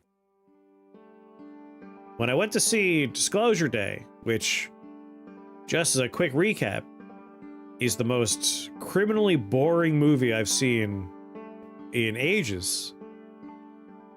And I don't know why that movie exists. Right after seeing that movie, I had a nice sit-down meal where I got some delicious sushi and some ramen. Disclosure Day. Disclosure Day is a movie where, for 2 hours, there are pointless chase sequences that don't need to happen. And then, in the last 15 minutes, they reveal something, and there's a pause as your brain catches up and you go, wait a minute. If they're able to do this, and they've been able to do it at any point in time, that means the 2 hours of chase scenes were completely pointless and unnecessary. And thus, in the last 15 minutes of the fucking movie, they make it so the first 2 hours of the movie didn't need to happen. And it was already frustratingly pointless. And so you become angry. Went to Shinjuku Station twice this weekend, conveyor belt sushi place. One price for most everything. It was quite good. Shinjuku Station has some very good food in it. But also, Shinjuku Station is like the size of a city. Like, going from Shinjuku Station East to Shinjuku Station West is a journey. And when you get there, it's just like, oh my god. I'm gonna play this game too and probably fucking die a lot. Hell yeah. This game is great.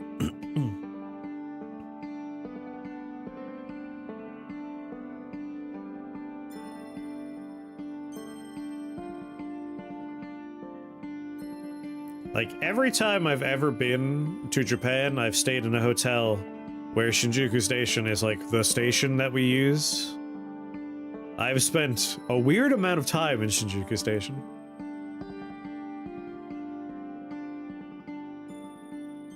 I don't care if I'm spoiling it. It was funny at the end where the bad guy's entire team gives up.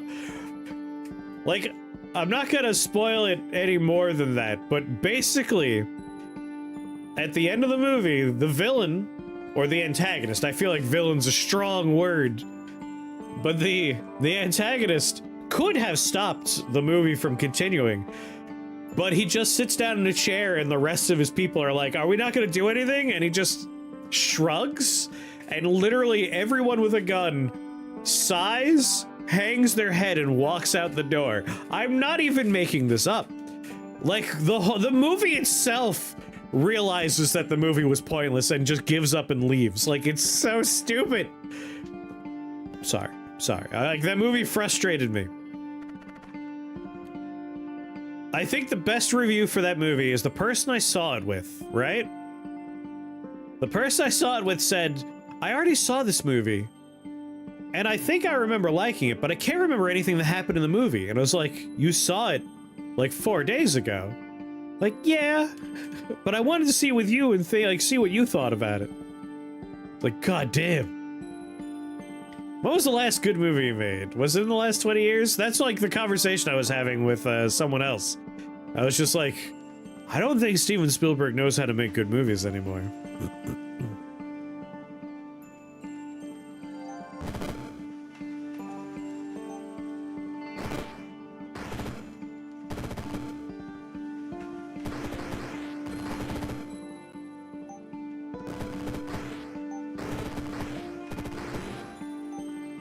I don't think he ever did. No.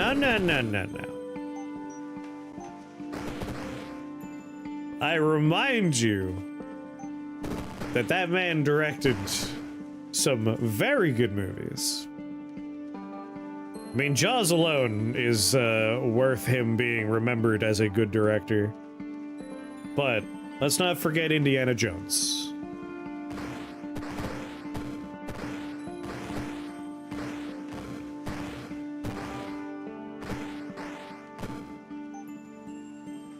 Backrooms, last movie you saw recently? I enjoyed the Backrooms.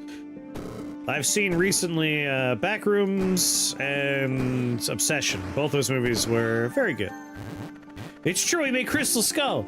That's the bad one, yes. We can't forget the good ones, though.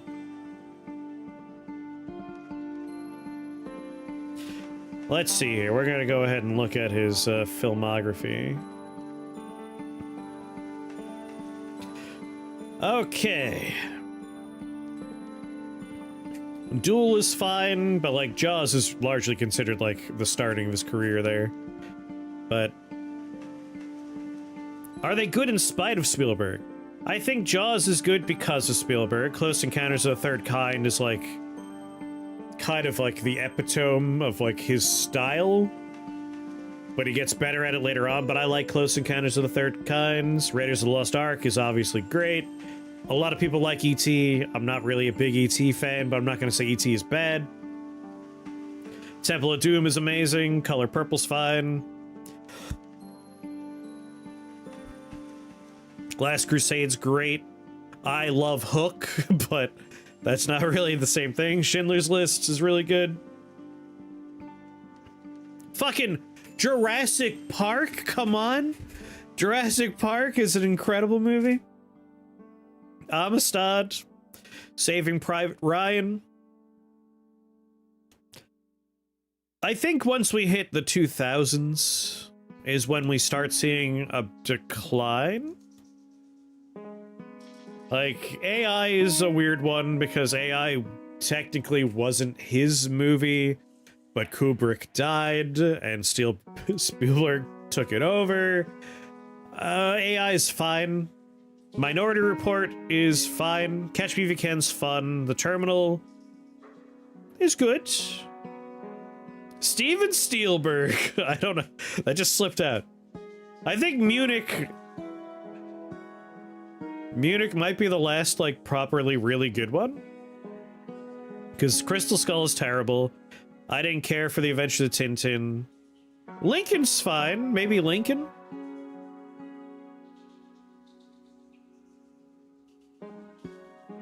Other people like Ready Player One. That's fairly recent. I'm not a huge Ready Player One fan.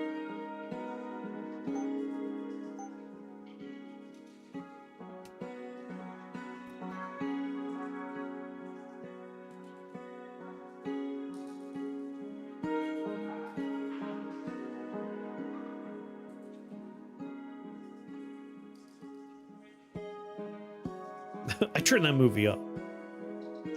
I have words for those people. Hook is OP. Yeah, I like Hook.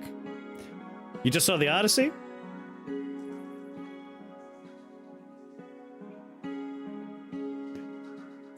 Very Hollywood version of the poem.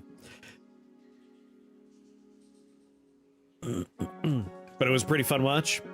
Like, I feel like if you wanted to not make a fairly Hollywood version of the poem, You would probably need it to be a series of movies.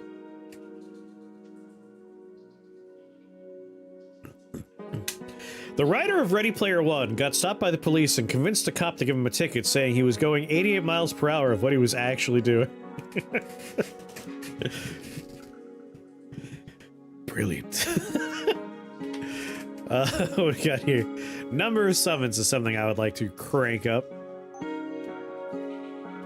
So I can do Shepherd Staff right now, and then let's do Finger 6 first, because it's the more complicated one.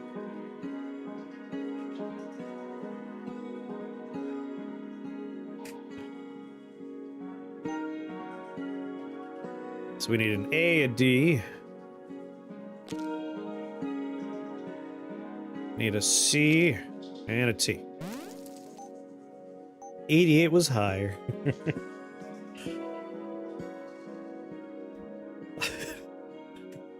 So instead of trying to get out of the ticket, he's just like, I gotta make this more of a reference.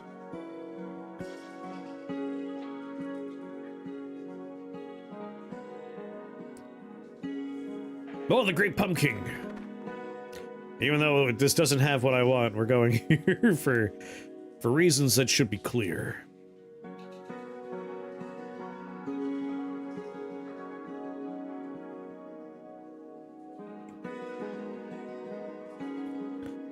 So we want to make our Icicle and our Fireball good, and we want...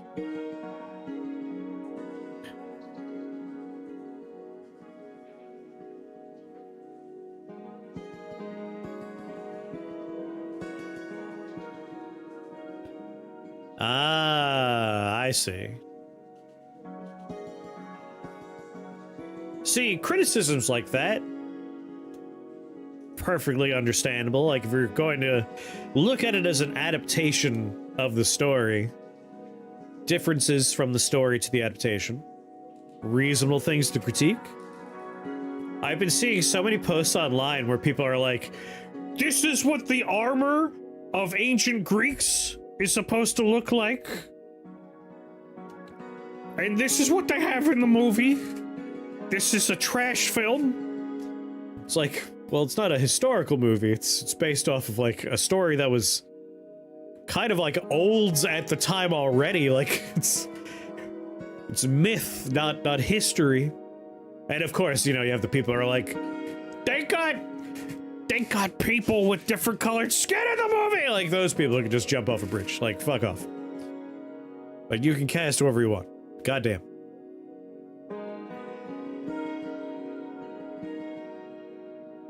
See, I need to see it in motion, because, like, I could see a screenshot from most movies, and, like, the costumes could look bad in that moment. In motion with, like, lighting constantly changing, that's the important part. Like, in the trailers I've seen, I thought it looked fine. It's not the best armor I've seen. I feel like Lord of the Rings really set a high bar for everybody. Women and minorities in my entertainment? Like, those people could just... shut up. Just shut up. God damn. What a pointless thing to be angry about. Alright, we gotta be careful not to be in his smile. But I would love to pop my worm eggs. Maybe in the smile. That'd be nice.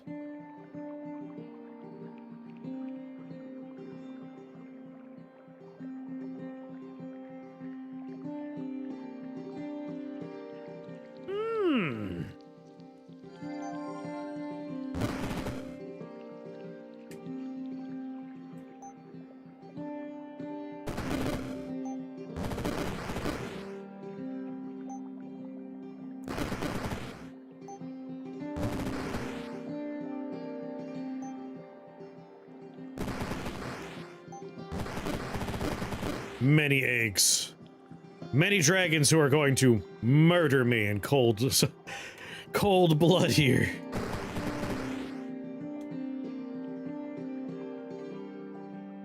Alright, you have no reason to breathe fire down right now, so I'm just gonna go up. Oh god. You're scaring me.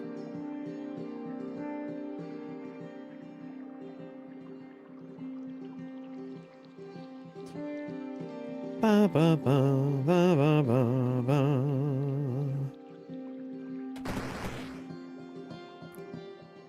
Like, you guys will theoretically not try to breathe your breath. Oh, he might. Let's be serious. Just remove the targets.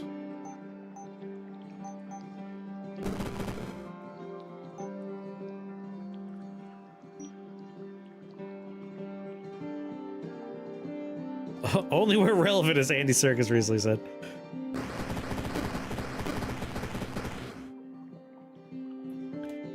I can't remember the quote exactly, but the way he was talking about hobbits to, like, justify his casting for his movie made it sound like hobbits are racist, and I thought that was kind of funny.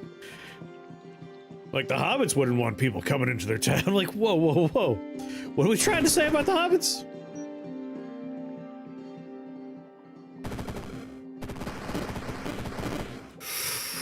Every time a thing is spawned, we're in grave danger.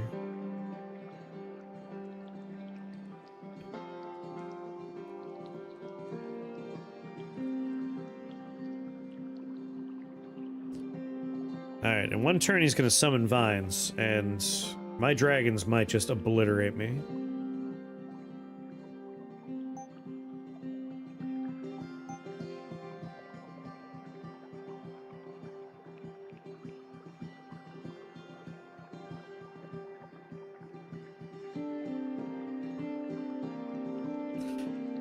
I mean, the hobbits are the English circa early 20th century.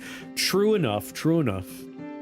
Like, I'm considering the Crisis Charm just because if they obliterate me, I'll be sad. And there's a non-zero chance they're going to just gun me down right now.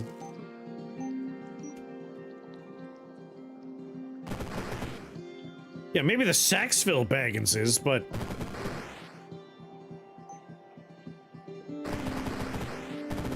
surely not the others. So the sprite for Slime Form. Slime Form's a great looking wizard.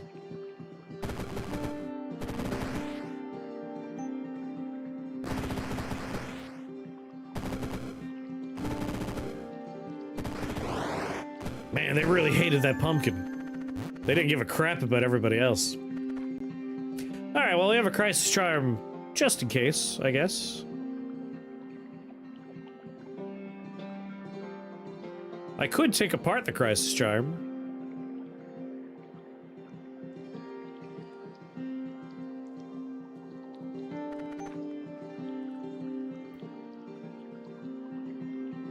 I do get 5 tags back if I take it apart.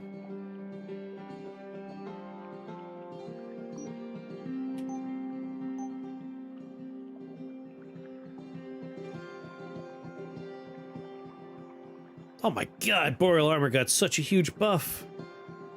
7 shields? Hell yeah. It was already awesome.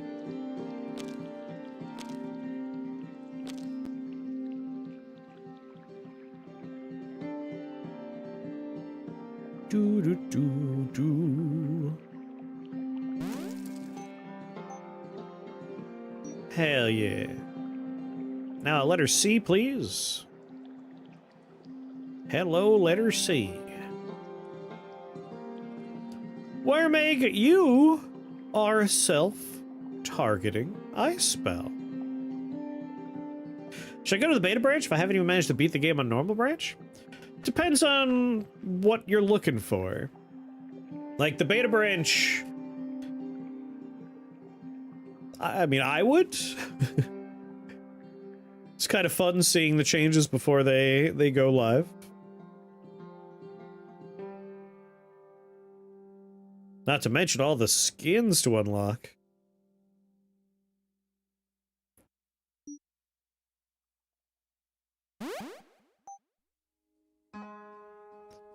Yes. Yes!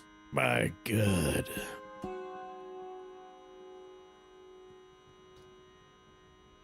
The fact that we could scale the damage on it makes me very excited.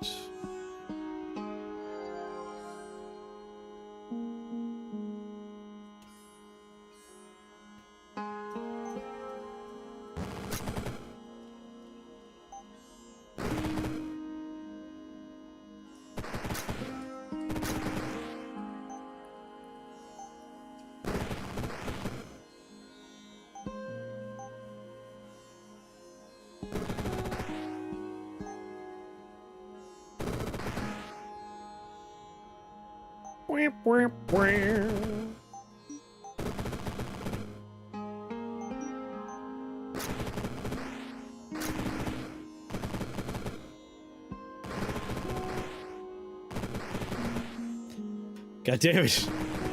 The fact that there's a ghost chasing me is just like, no, no, no, no, no, no.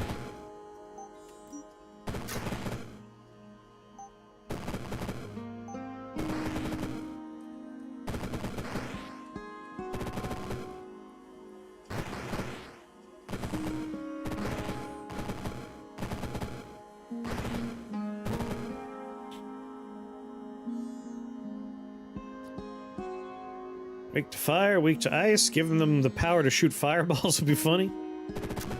Blow each other up.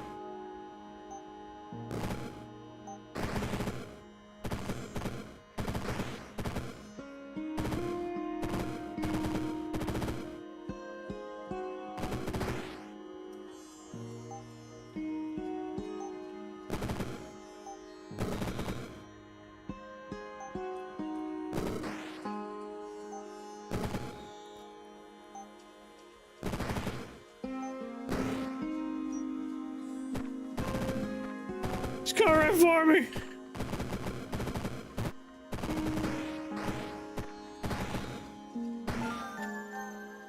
Boop-a-doop-boop.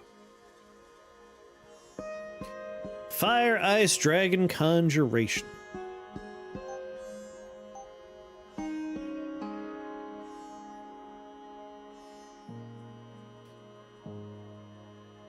Blazing wands would go hard, and snow staff would go hard.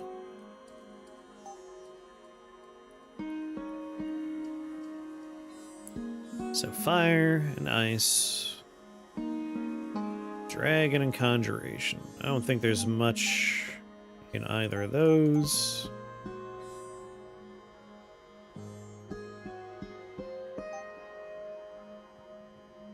Let's drop that. Can't afford. Shepherd.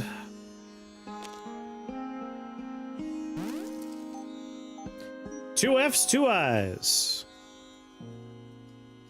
Man, a lot of UTs around, though.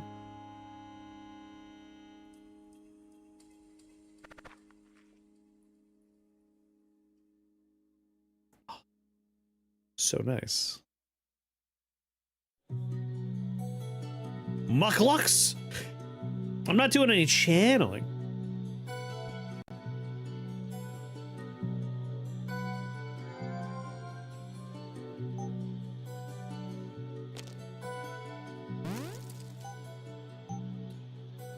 Alright, they're doing 6 AoE damage now.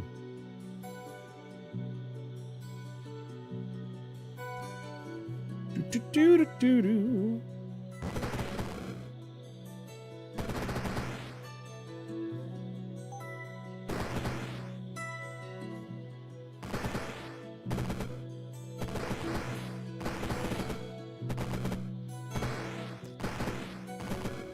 Go, my children!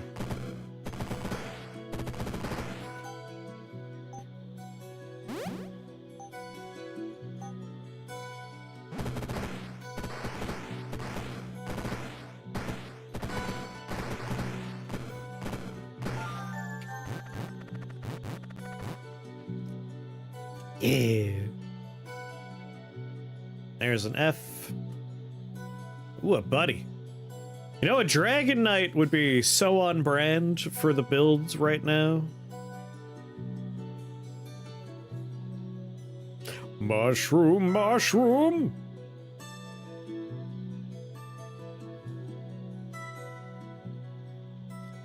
Wait a minute. Yes! Gaze upon my glory!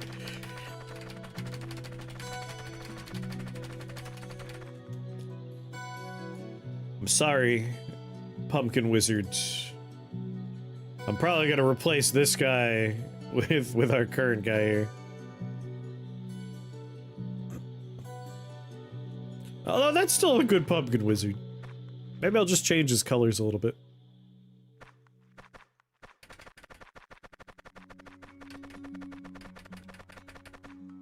I'm just luxuriating in the pumpkin outfit.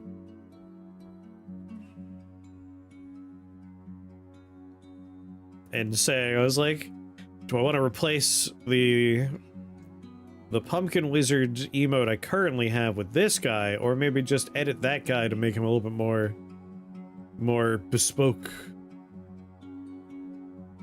But also Dragon Rider would be such a nice on-brand companion for a worm eggs run.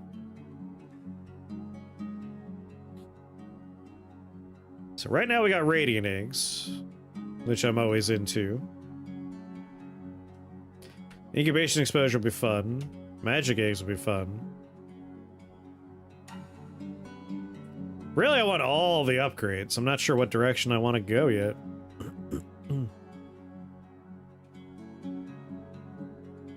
Might do Protective Warp and Void Sickness. That way, if I'm dispersing my dragon eggs,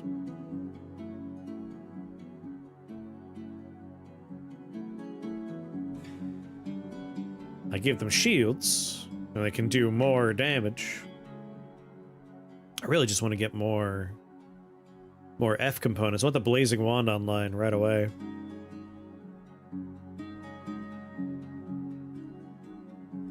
Want that AoE damage from the eggs to just go up and up and up and up.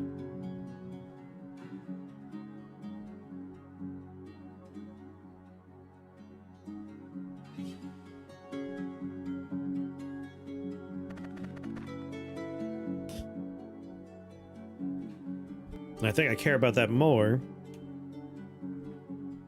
than I care about the Dragon Knight. As on brand as he is.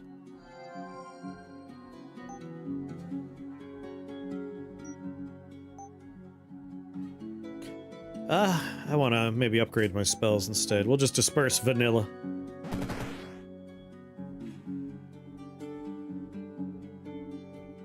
What's going on, medieval? Sorry, medievally.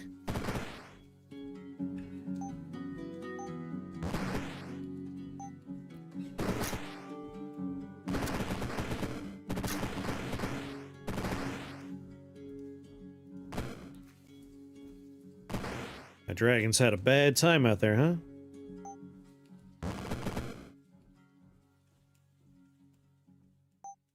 You know what? Protective Warp.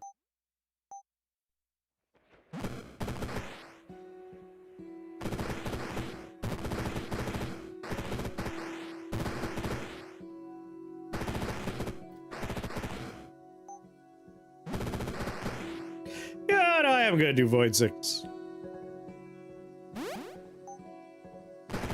I like it.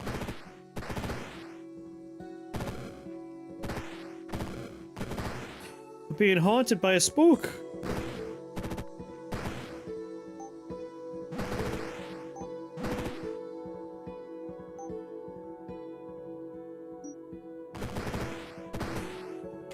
What kind of run you got going?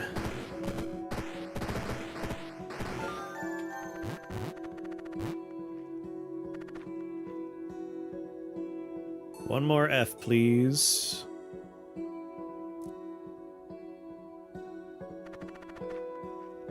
Getting some R's would probably be a good play as well.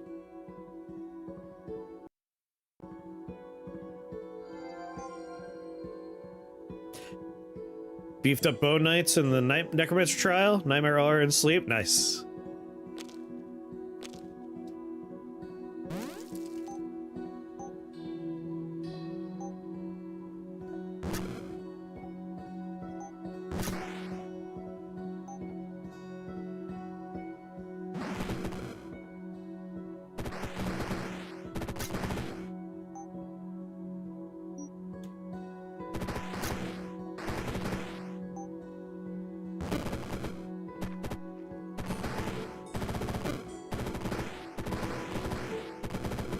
Get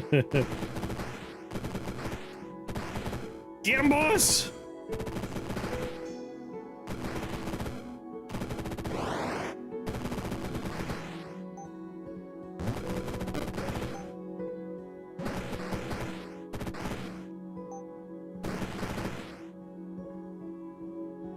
Avian Wizard being mean. Coops have been showing me some new uses for Drago Antiphony Scepter recently. Very fun. I mean, this is a good run for Antiphony.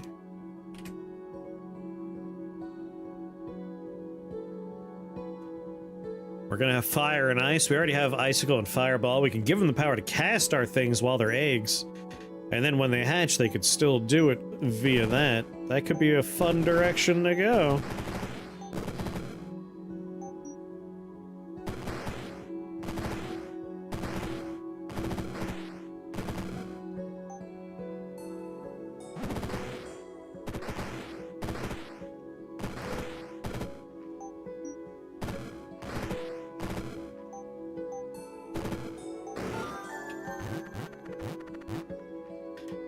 I just fear my my companions a little bit.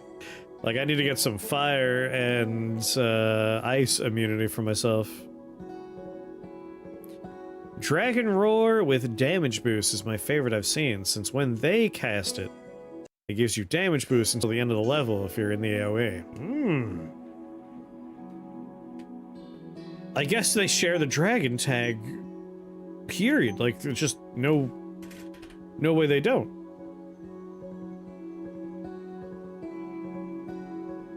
That's kind of fun, yeah.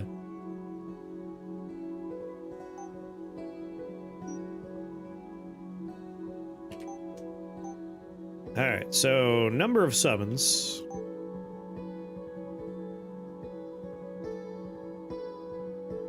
That's only for metal, that's only for chaos, that's only for a holy. One more C for Warlord's Banner.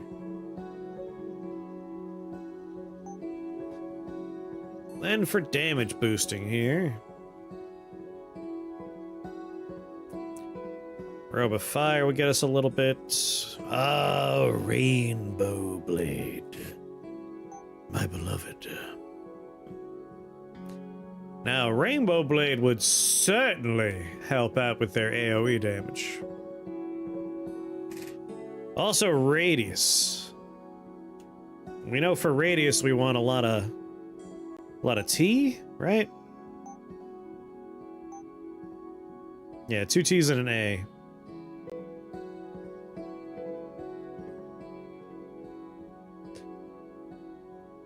Fire. We could do Metallurgy Mitts.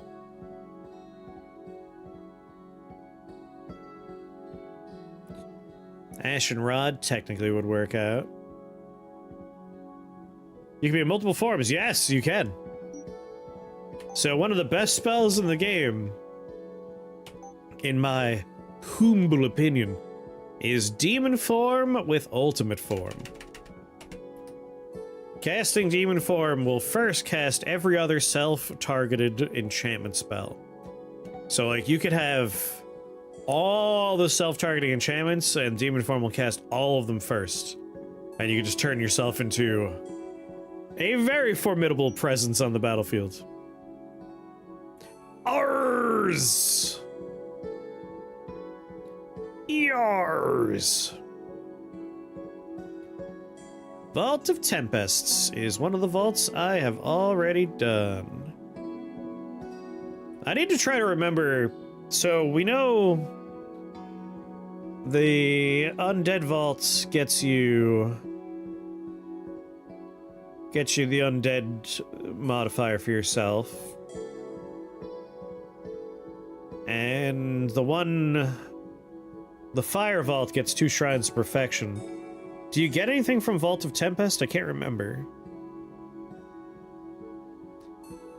Let's see, I get one of the R's I need. And then 2 D's, a B, and an E. Buttload of Y, M components. That's right, that's right. I don't necessarily need that. But another letter C would go hard.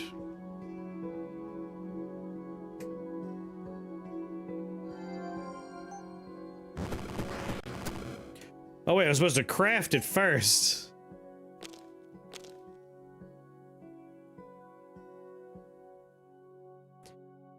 Let's see, I have a desire to hold on to one of my eyes. Be nice to hold on to this UT.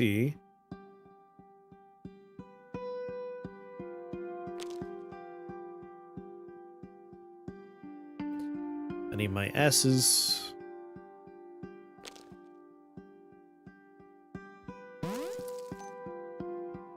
Oh, I love worm eggs. They're one of my favorite builds in Rift Wizard 2. So I've been excited to jump in here and see him in action.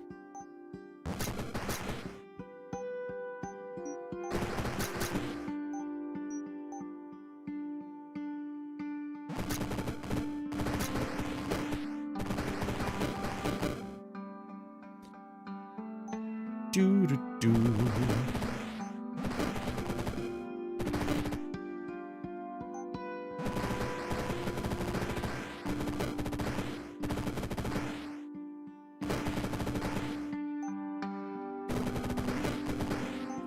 Get out of here.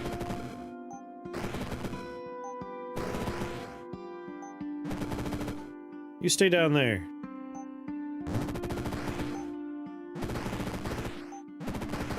Send more eggs down that way.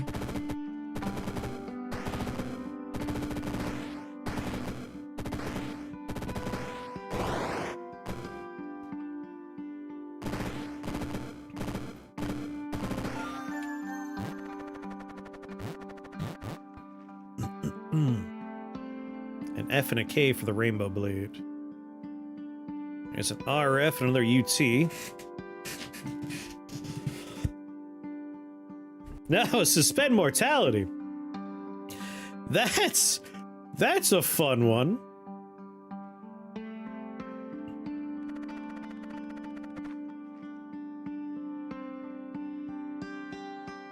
As far as freebie spells go, that is very fun.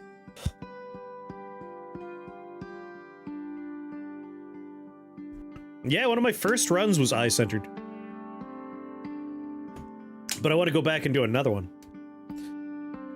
Like, I like that you could kind of revisit builds, but just change upgrades or change equipment, and the run will be different.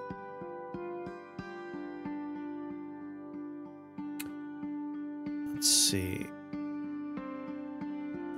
Suspend mortality will be very fun. I'll save some spell points to upgrade suspend mortality.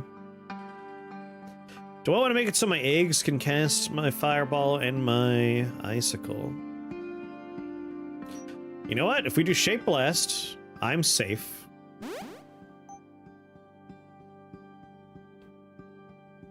Icicle, on the other hand, I'll be less safe.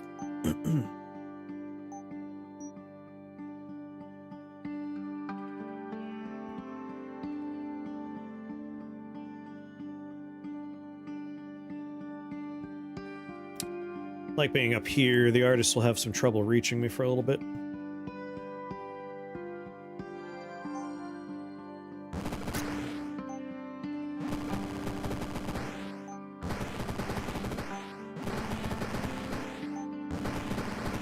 Delivery!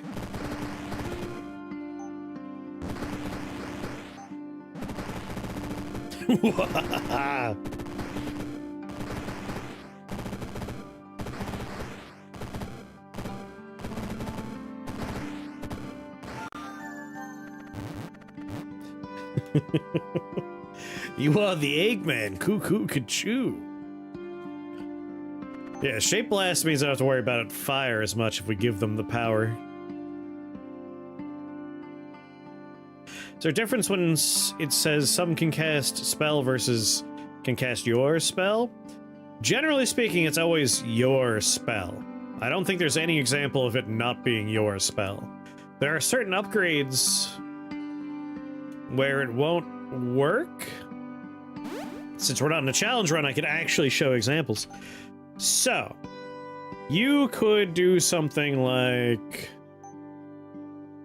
Furnace of Sorcery with Flames of Sorcery. It casts your Flame Burst in a 5-turn cooldown, right? However, if you take Spreading Flame, it can't do the consumes all charges aspect. Like, it essentially doesn't have charges. If it says your spell and you don't have the spell, it won't work. Well, if you don't have the spell, it will still work, but it'll be a non-upgraded version. Like, we have a perfect example here. It says it casts your Flame Burst on a 5-turn cooldown. If I don't have Flame Burst, it'll still cast Flame Burst. It'll still happen. Every 5 turns, Flame Burst will go off. I say this with confidence because I have taken Furnace of Sorcery with an upgrade before having Flame Burst as a spell.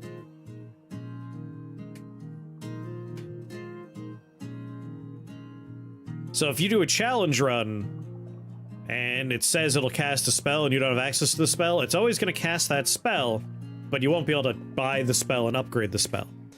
Basically, if you have the power to have something cast your spell for you, you want to get that spell and upgrade it. The only anomaly is the orrery equipment. Then it cares if you know the spell or not. Ah, orrery equipment. Orb spells and equipment gain 100 minion health. Summoning an orb ally grants them a spell you know on a 3-turn cooldown. Ah, yeah, that one says a spell you know. If you don't know any spells, they'll be bad. So if you don't have Darkness, Drain Pulse, Earthquake, Flame Burst, and Storm Burst. Interesting.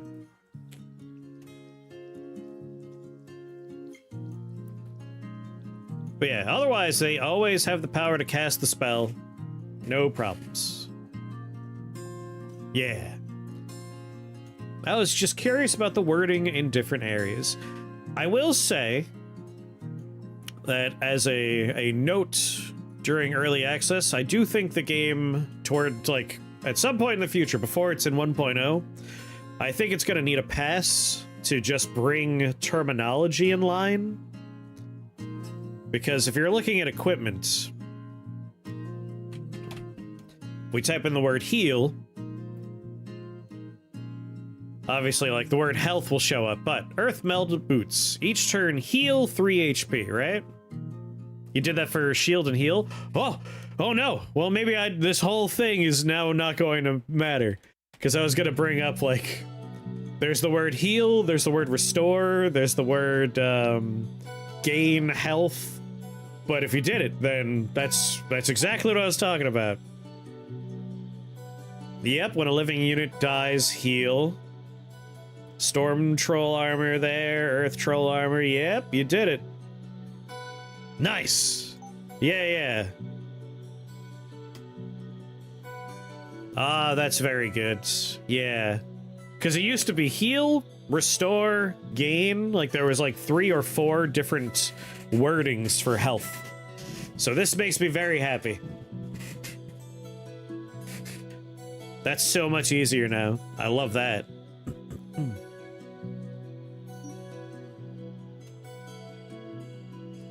Yeah, for max HP, that's different than healing, so that's totally fair. I wish there were filters for resistances on equipment, though. I have a hard time finding them in the list.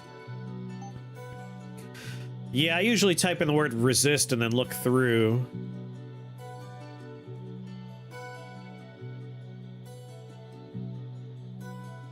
You could search for something like resist.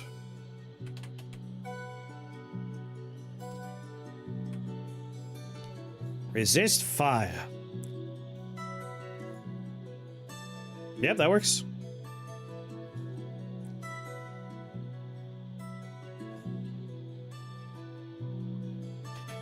Yeah, search bar makes a lot of things easy. I like the search bar.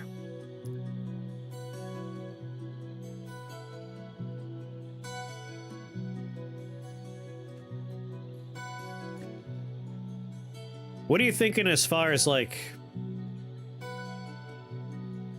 So because you have a minion that can wear shoes and you have a minion that can wear hats, I don't think it's unreasonable to expect we might see something that could wear, like, chest pieces in the future. Like, will there be a way to designate equipment slots for that kind of thing? You could search for those too? Ah, shoes. Oh, but this isn't showing anything that uses the word boots. Oh, footwear. Footwear. There we go. Much better.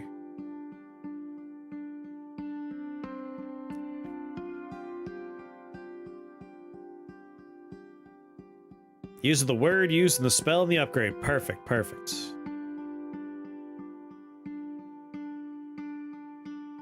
I like it. I like it. Yeah, footwear, headwear. Beauteous, beauteous.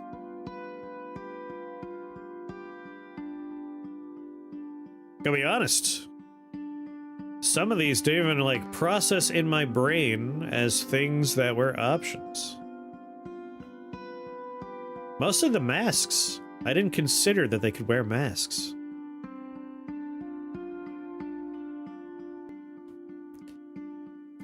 Like, for Orange's point, generally, with the knowing how to search for something, you use the terminology in the spell, but you don't see the word footwear anywhere but there, nor headwear. So maybe a tooltippy type thing, like, on the spell, like... I'm just thinking about, like, new players, like, trying to figure out how to do that. Let's take a look at Leghead. It is equipped with a copy for footwear if you own any. Like, you could even just, after that in parentheticals, search an equipment for footwear. Same thing for, like, headwear on the other one, if you wanted to. I feel like this is the kind of thing that will disseminate through folks like what's happening now, like we're talking about it. I considered that and tried it, didn't like it. It looked kind of messy. Fair, fair.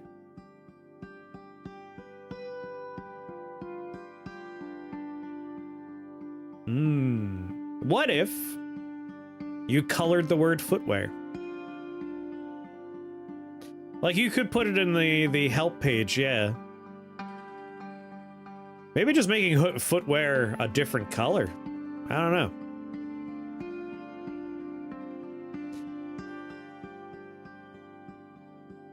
Just trying to think, how do you make it so people know they could do it?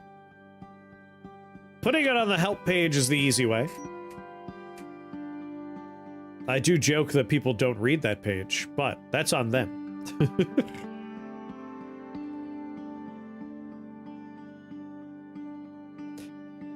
Nobody reads it. Like, I started my How to Play Rift Wizard video with, like, hey, you should probably read this, but we're gonna cover a lot of it.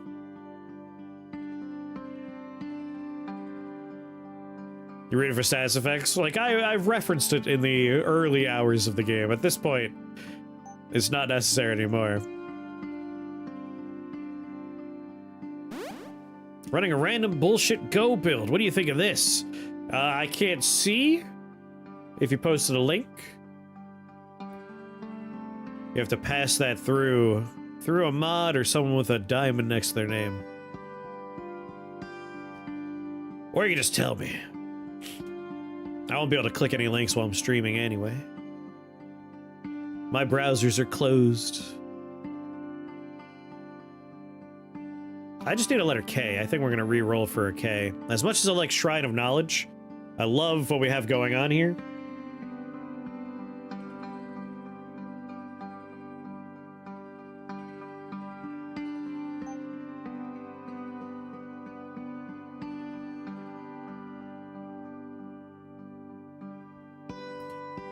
Endlessness would be kind of funny. Let's re-roll, see if we can get a chaos tag.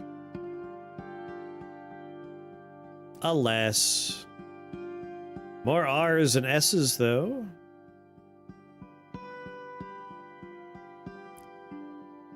Or another A and a T. Just wizards.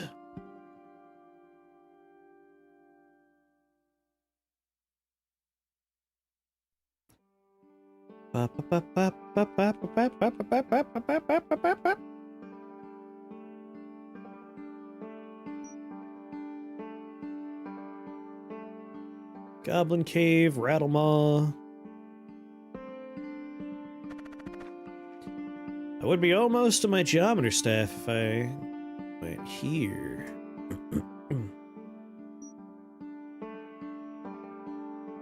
Alright, problem is Mogwai mages are annoying because they apply fear.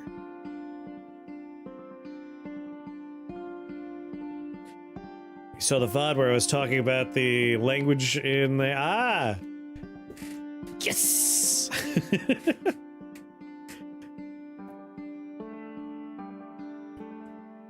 I helped.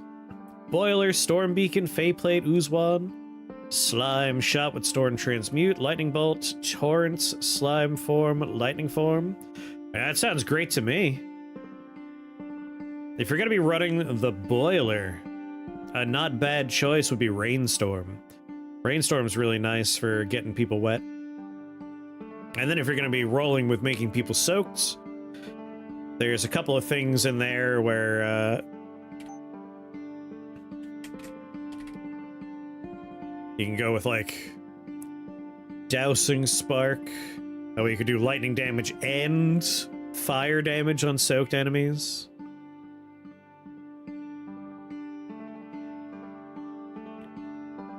Heck, you can even do Stagnation Base in here.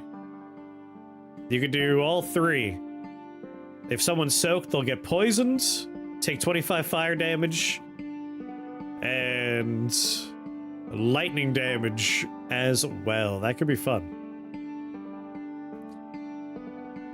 Yeah, Rain of Thunderbolts goes hard too. I should do a soaked run. I haven't done a soaked run yet. Let's see. Temporary Frostfire Hydra, Gaze of Winter. Probably gonna get a little frozen, but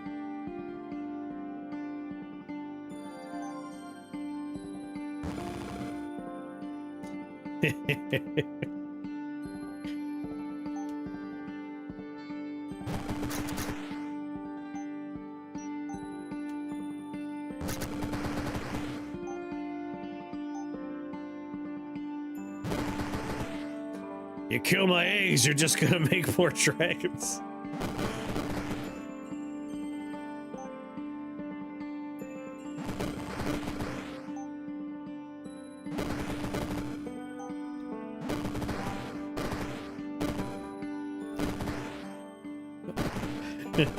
Absolutely diabolical right here.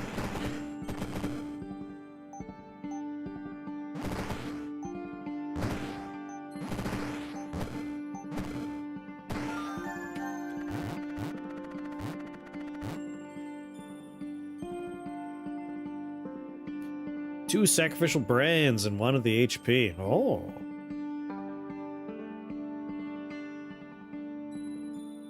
Discount Litany of Curses. Litany of Curses. I just love, like, ooh, there's the K we need. Oh, baby.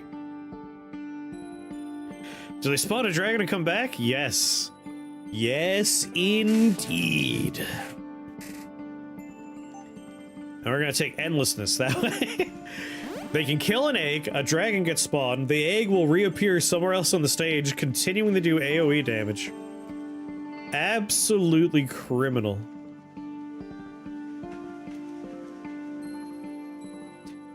Now, Warp Dragon Egg, remind me. Minion damage, and I only have one conjuration spell.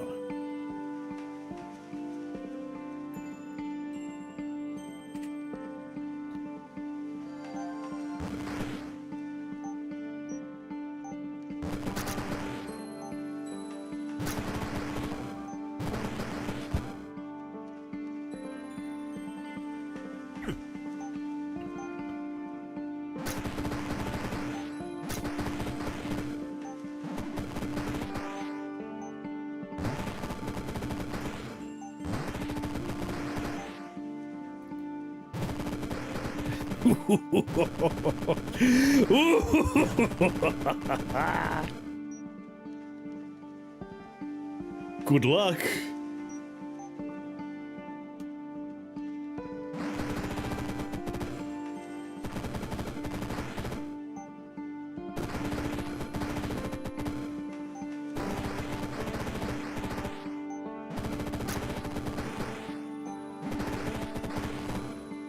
Hello.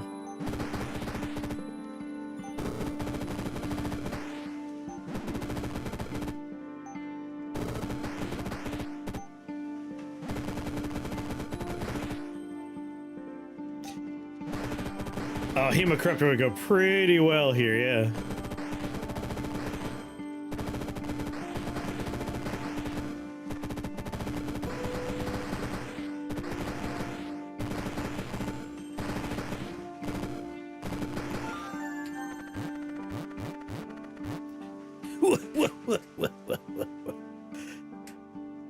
Alright, look ahead before we craft.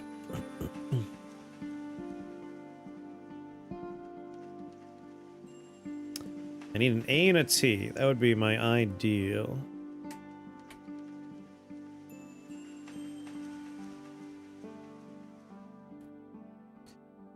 Well, I can get an A there. A gnome castle. Gnome! I get one of the S's I need there. Amazing, I get yourself blown up by all the dragon breath. I trust my babies. I trust them.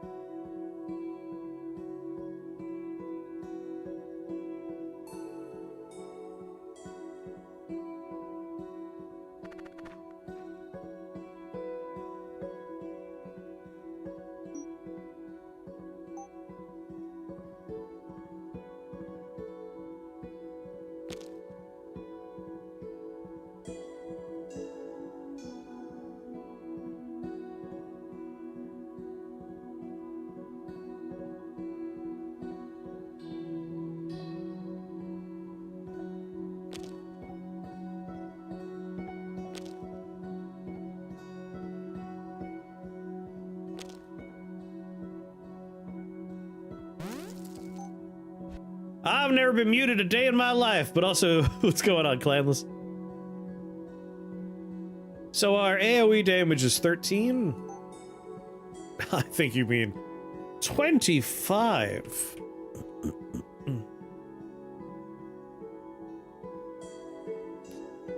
Yes.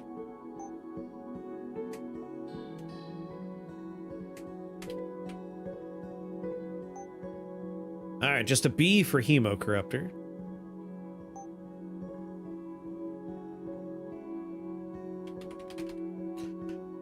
I feel like Magic Minion Shield would be nice, but not totally necessary.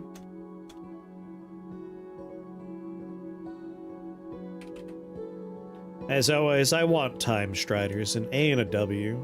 I need an A and W root beer. Y'all got any A and W root beers?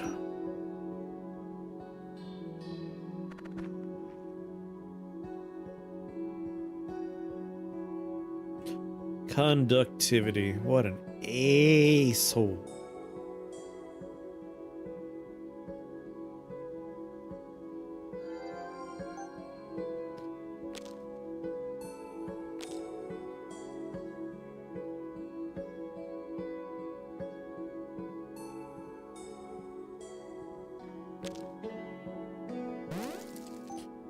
Yes.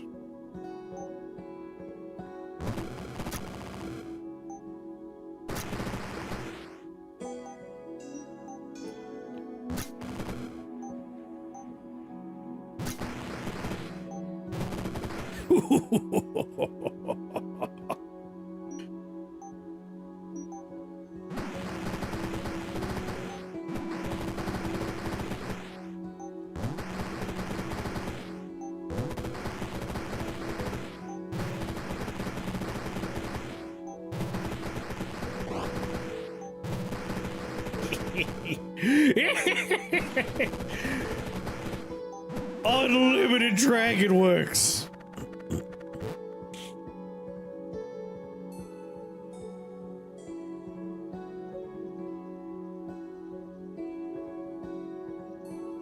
Frostfire Fortress. I'm gonna build a little castle of eggs and live inside of it.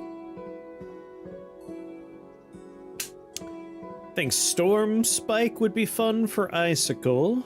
Obviously Chaos Ball would be nice. That way if something is immune, we're still messing them up.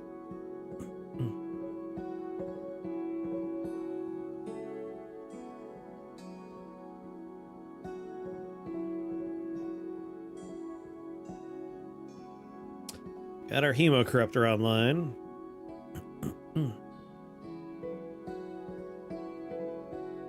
Come on, give me an A and a W in the same floor.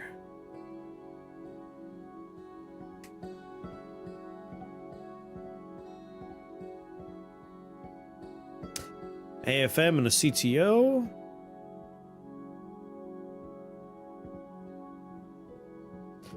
Anamiki and Stormcrest.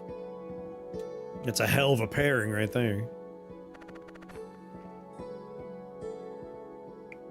Mother of God. There's a lot to not like about this one.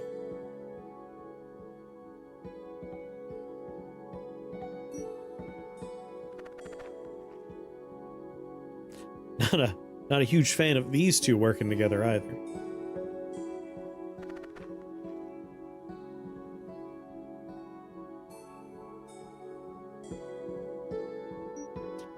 All three of these floors are a little rough.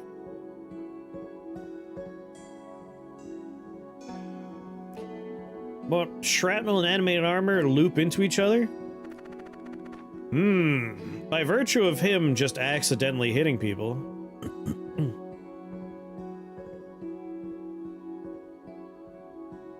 That could be funny.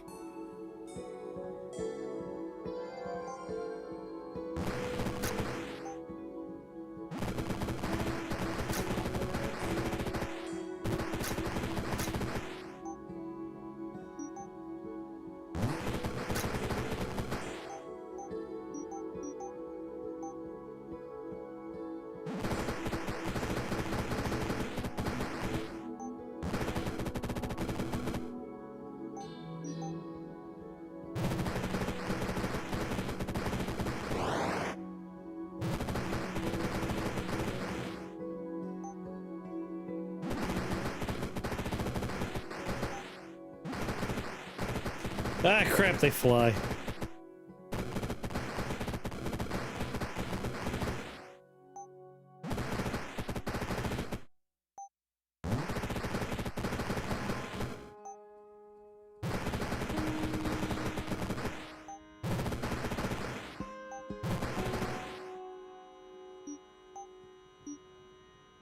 I don't like being in the radius, thank you.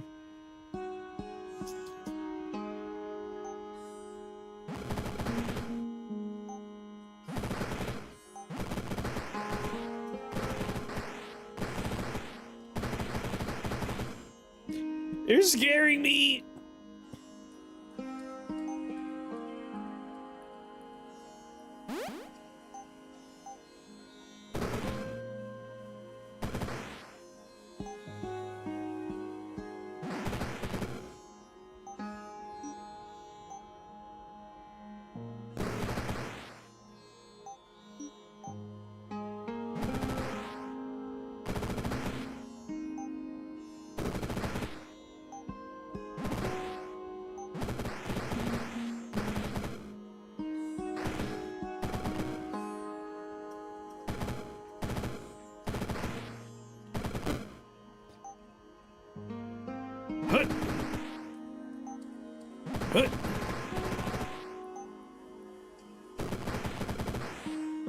Do you mind staying frozen longer? Thank you.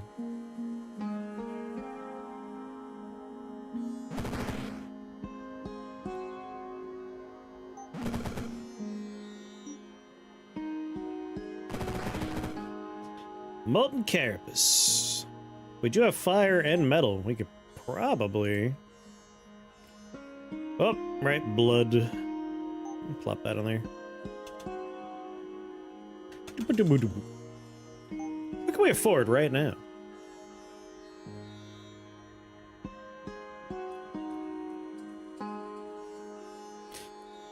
You know, Fey plate's not the worst idea.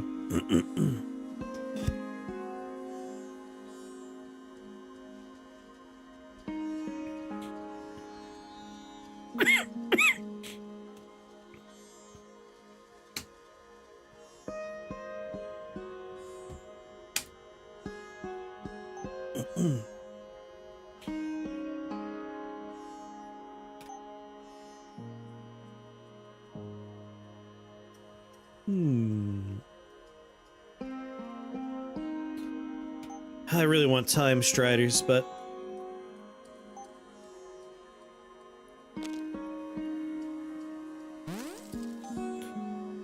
cantrip clubs, unlimited icicles and fireballs.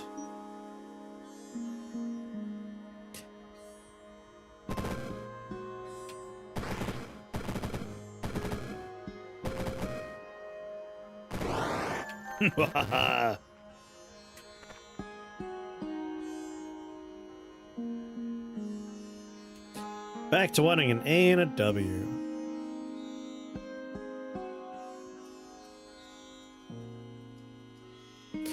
Really hard to say no to a shrine of perfection. Glacial turtles are absolute bastards. But a quick shared pain.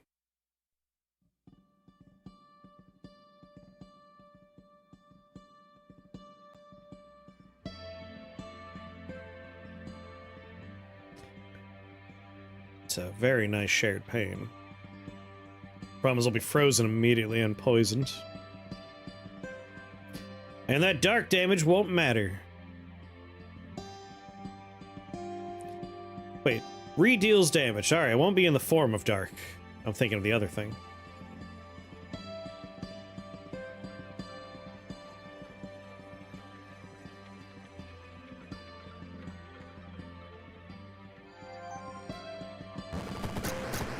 Trust in the shields.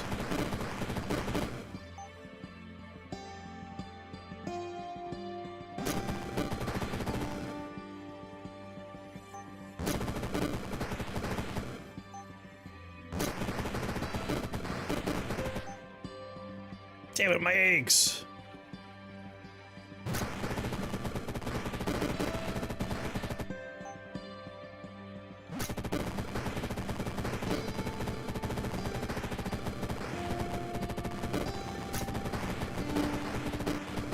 Ugh.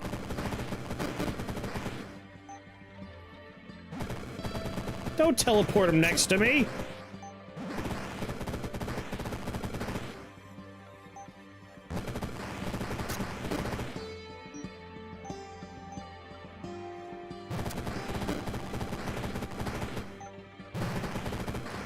Just cast on whoever.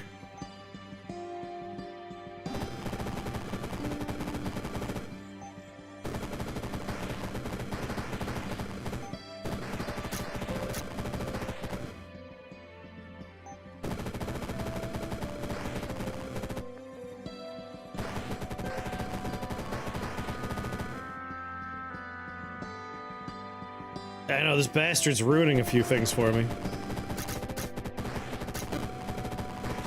Team, please be careful with the freezings. What did we just talk about? It's the turtle that did it to me.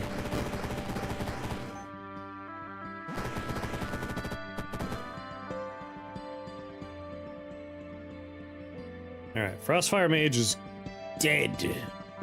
I'm poisoned.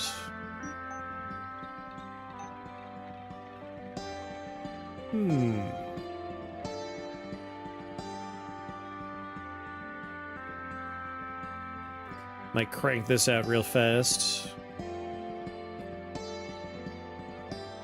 More minion health. More importantly, range on our boys.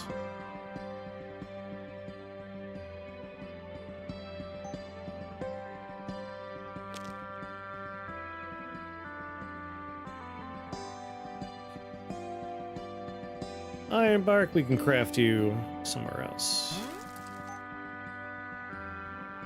2 spells away for Dwarf Hat.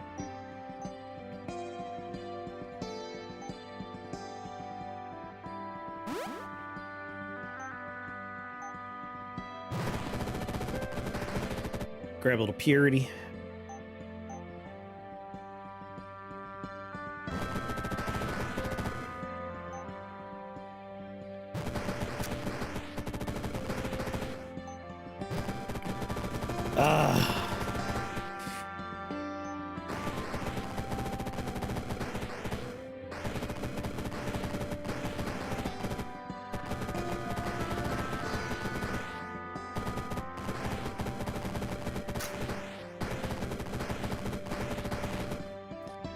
Oi!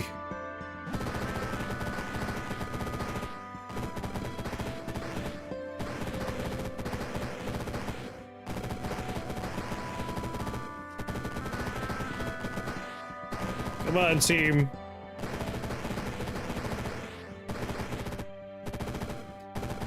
Alright, they're doing good work. I am surprised that the last thing standing was a Drider.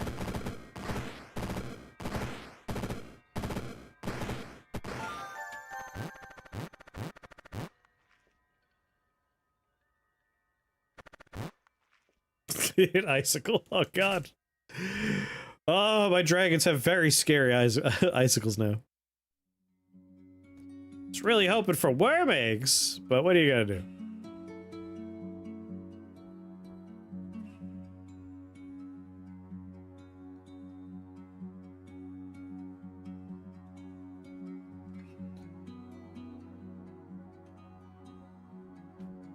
Double R's.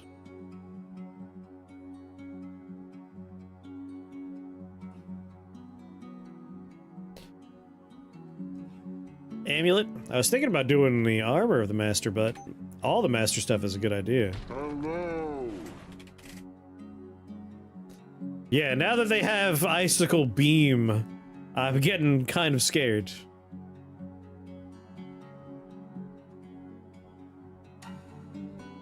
This is probably a good idea. How you doing, baby boy? Because they're gonna be shooting beams around. It's gonna get rough.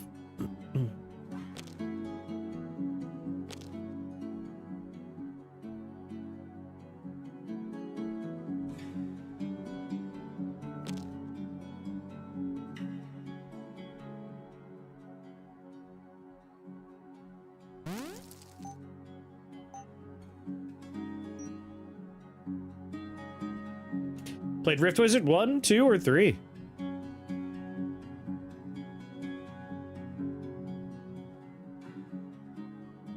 Nice. Did you have fun?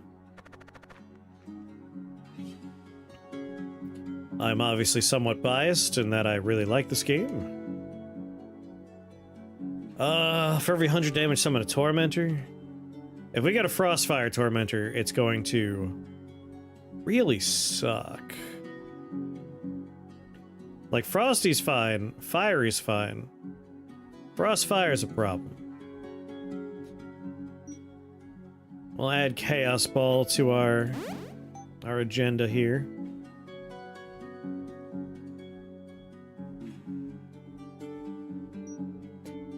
Necrosis.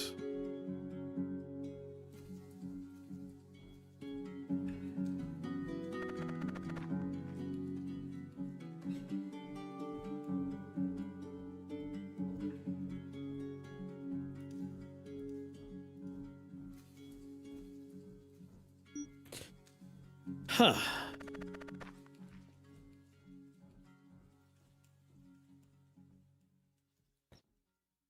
Only managed to survive a bit more as a summoner.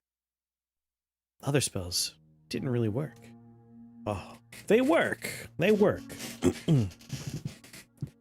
You gotta scale your spells up with you. Like, the equipment's important in that way. Like, take Fireball, for instance. Doing 9 fire damage isn't going to get you very far, but it no longer is doing 9 fire damage for me. It's doing 28 fire damage. Like, you want to build things that are defensive to keep you alive, and you want to build things that are going to increase your number of casts or the amount of damage they do. So, like, focus on shared tags to like, effectively scale up well. I don't have any dark tags, unfortunately. Like, I kind of want to just be immune to necrosis. Because if I do this level, that's a lot of necrosis.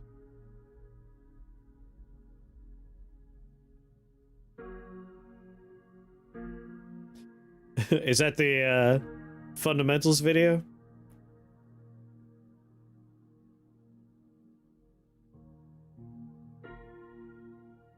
Nice, thank you.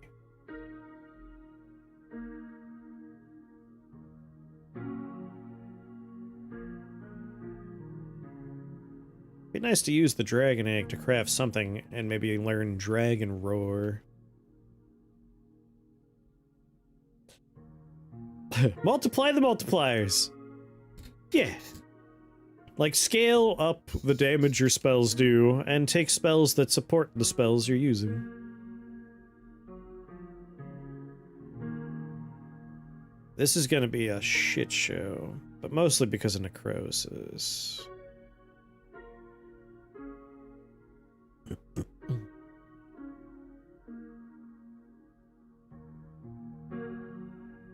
There's nowhere I could start where I'm not going to be in a bad way.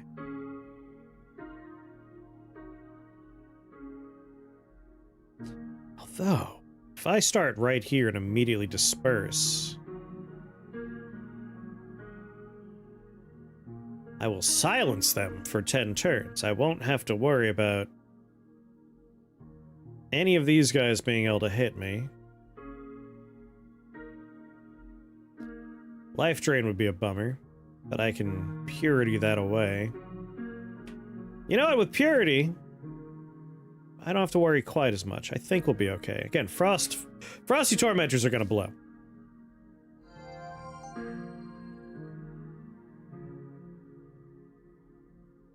Hello there.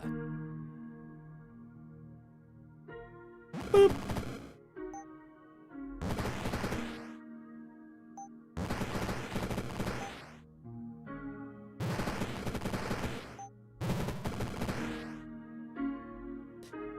All right.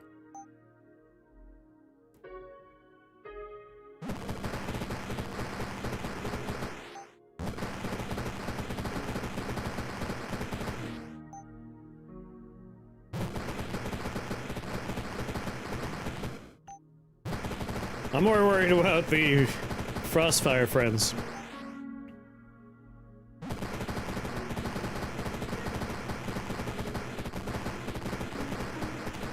Jesus Christ.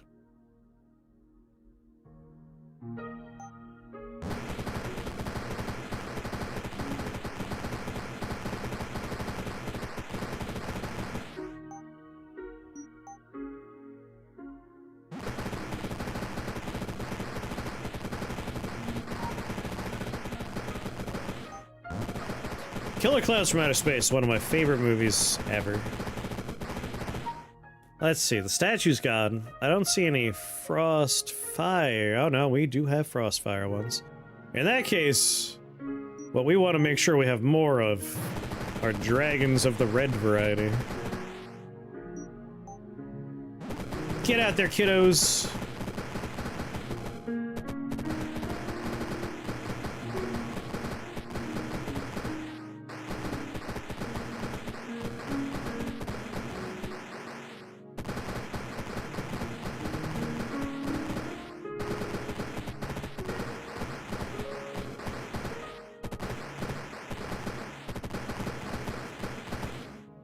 You did not, lady. I opened with something else today.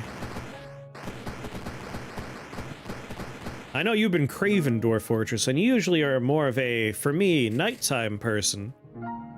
So I think maybe Wednesday I'll try and do Dwarf Fortress later in the day. That way you can catch it.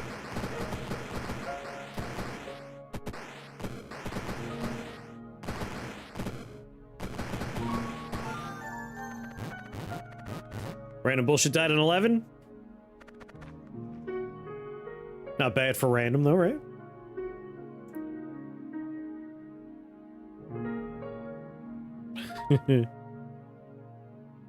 Holy Tome, Chaos Tome. My worm eggs are Fire, Ice, Dragon, Conjuration.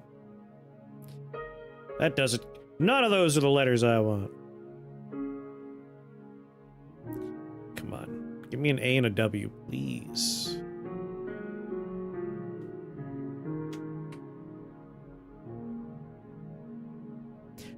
Given that I have Amulet of the Master, that means I probably don't have to worry about being frozen by them anymore, right? Streamlabs. Hold on. It's only the YouTube version that's like, hey!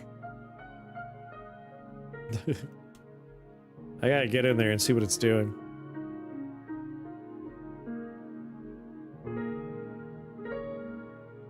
It's not one of the commands. They'll freeze you even if the damage is okay. Good to know, good to know.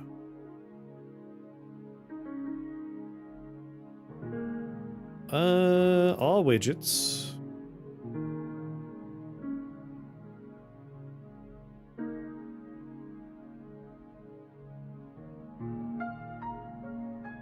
Here we go.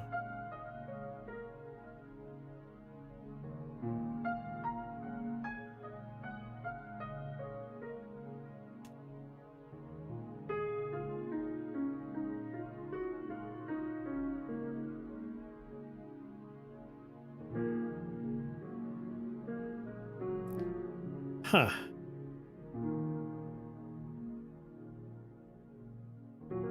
I don't know what's going on down there. There shouldn't be one active right now.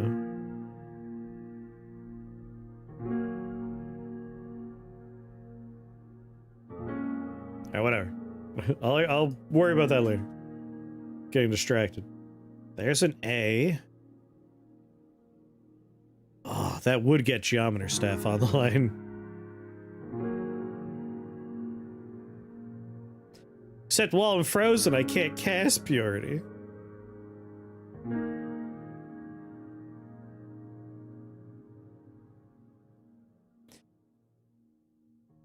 Alright. Freeze the target for 6 turns. Physical damage and a beam. Will the beam apply freeze?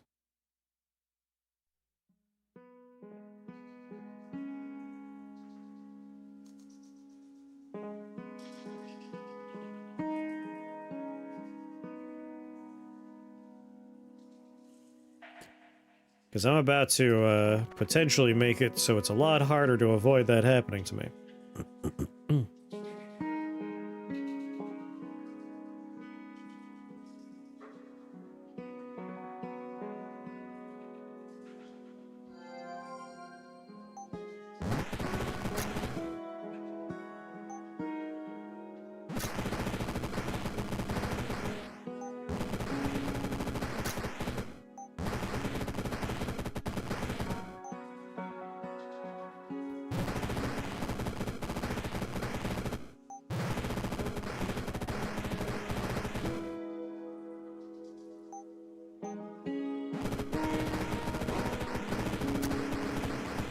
Looks like the beam will freeze me, yes.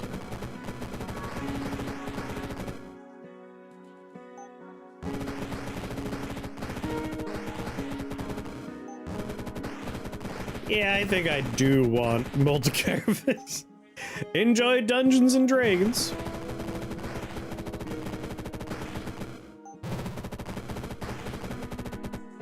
These guys are just like, dear God, just stay in the corner, man. That won't save you. The eggs come for thee.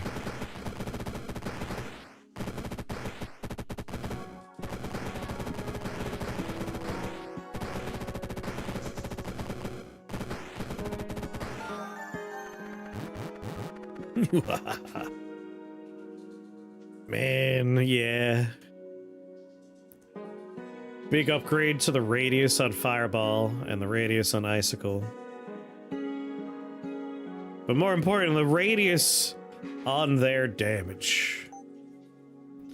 The only problem is, it's going to leave me in a very vulnerable position.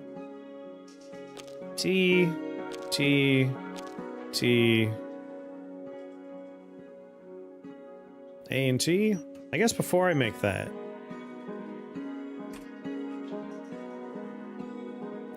I need a B and an E for Armor of the Master. Can't afford.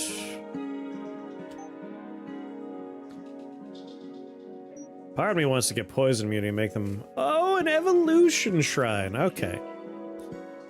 Worm eggs.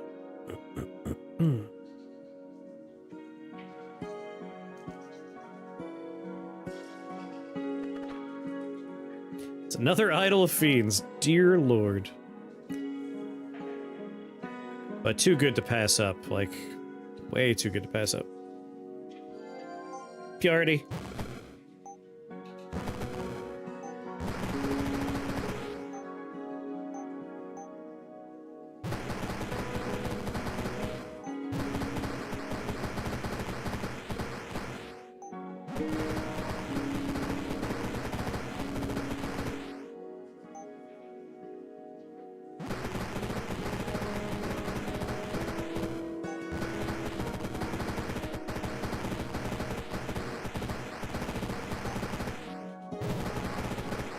More purity for me.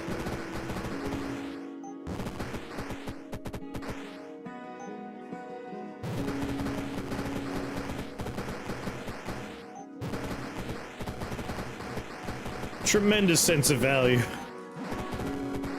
Each of these eggs is worth several dragons now.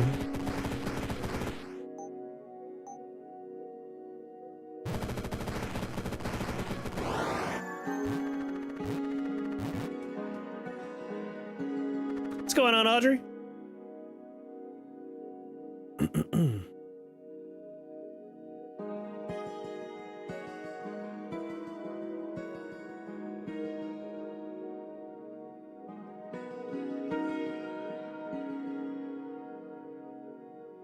So far, like, I've been trying to get A components for so long, I can't give it up. Actually, the problem is, if I want to make my geometer staff, I need...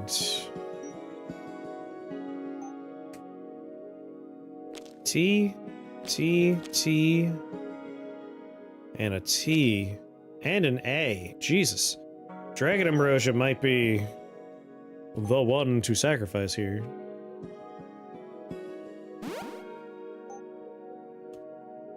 Incubation exposure, that's what I was hoping for. 100% immune to whatever damage type cracked the egg open. Every 6 dragon allies that die regain a charge. That's not as important since we have suspend mortality. Runs are going well. I've been having a lot of fun.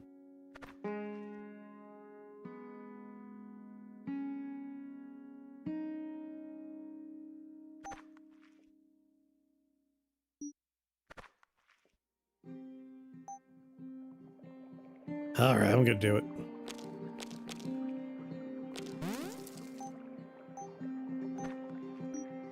Now I have no components in the match. Oh, and 9 spell points.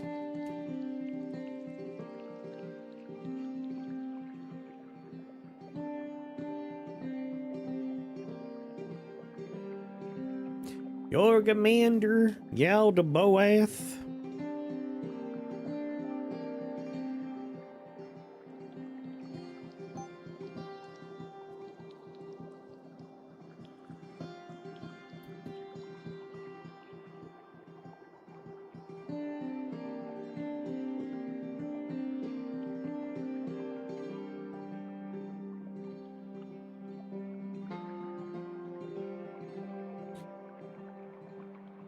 Kind of like adding more duration to it and getting dark immunity as well.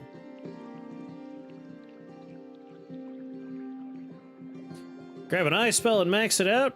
It would be 2 for the initial purchase. Well, we could potentially max it out. At the same time, though,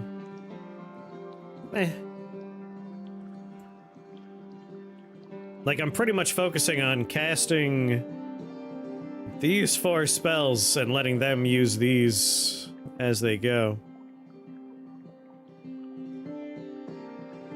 I'd rather spend my points on making sure I'm a little bit more hard to kill. Wouldn't be a bad idea to apply purity to our friends, though. But I could open with purity, worm egg, suspend mortality, thus getting more purity. I could stay in purity mode for a while. Gaining shields all the while, theoretically.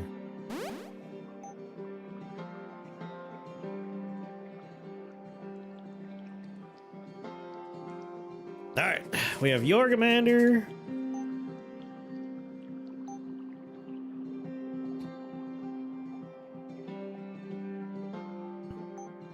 Kind of want to re-roll for someone that we still need a costume for. Thing is, Yorgamander's not that bad of a fight for what we currently are doing. Eldaboath is less ideal.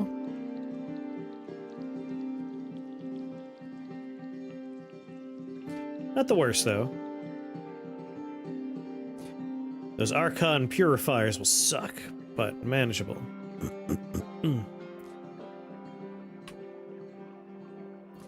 Sanity Queen. Berserk all living allies. That's probably the bigger problem. And we already have you. Body Electric's new.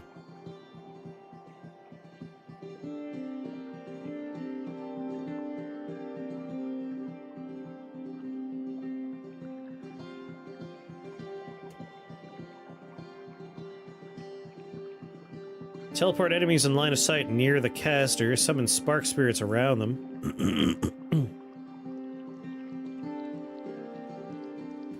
God, allies take an extra turn.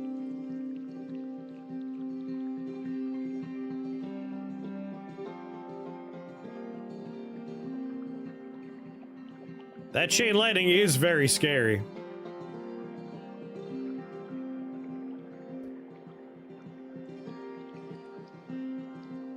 I kind of want to try it.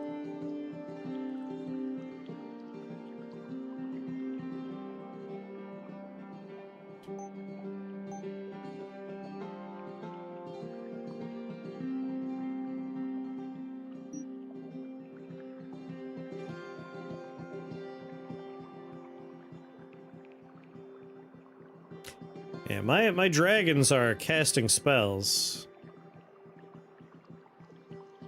But not counting as cast, so magic wand's not gonna help me out.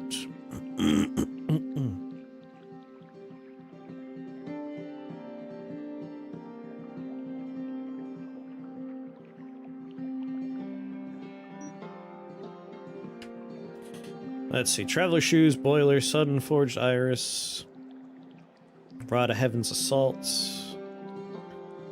Pyrophilia Locket would be fun.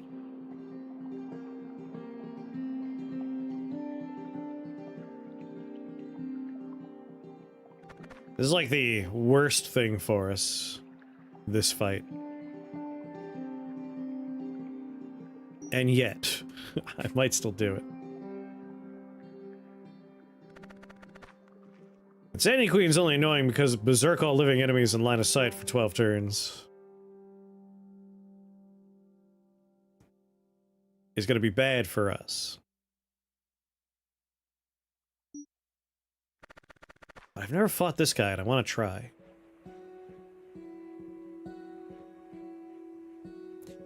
That chain lightning's gonna blow.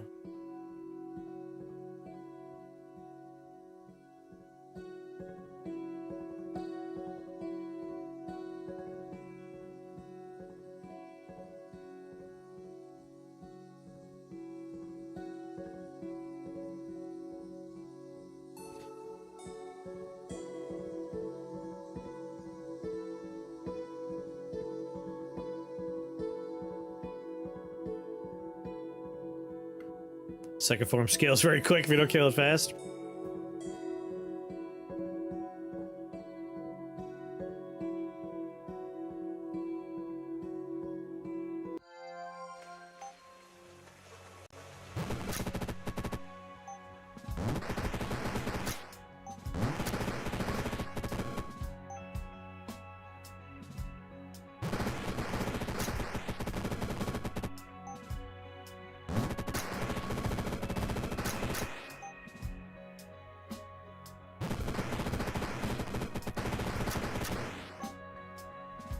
I don't like being over here.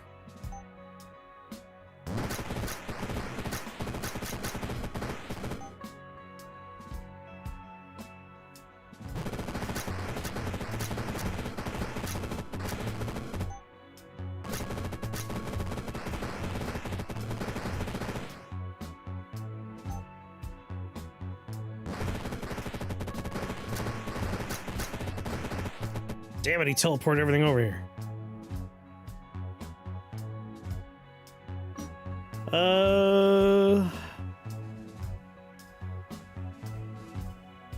Anyone have any reincarnations left? Some of the ice guys do.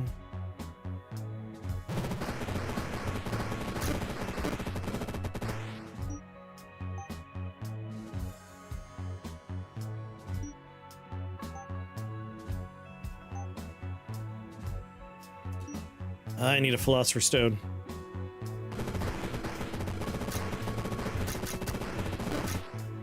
I guess needs a strong word, but I would really like one.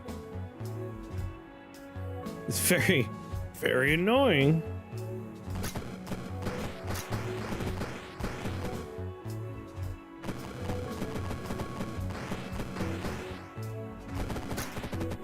God damn it!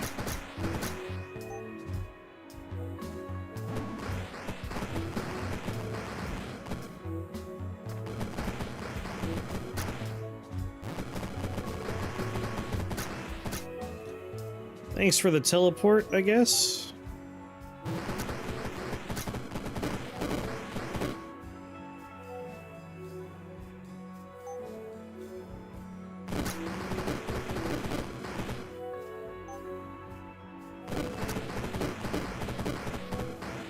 Now, where am I?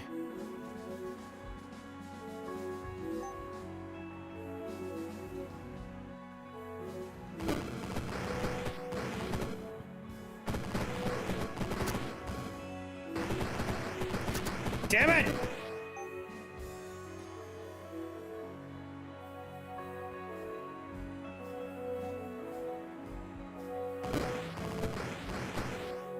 It is indeed a new boss.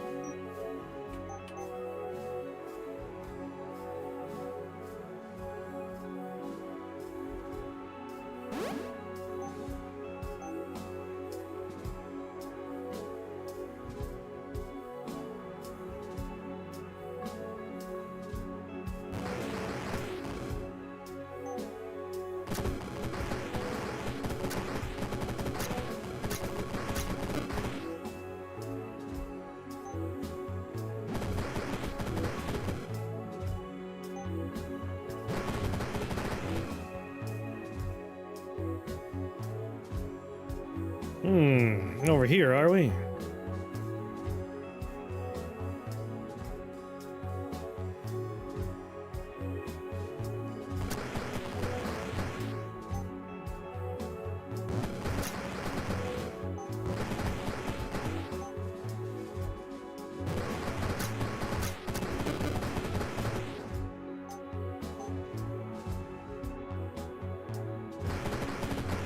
That vote thing is lying to you, it's not real.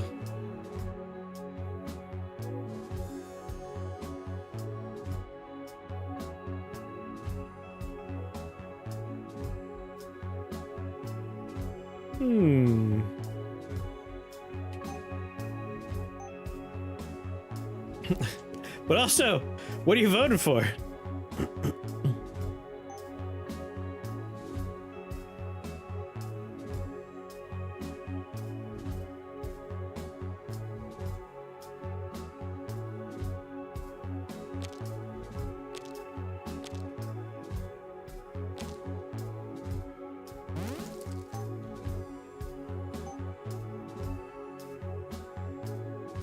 Let's hope it was random.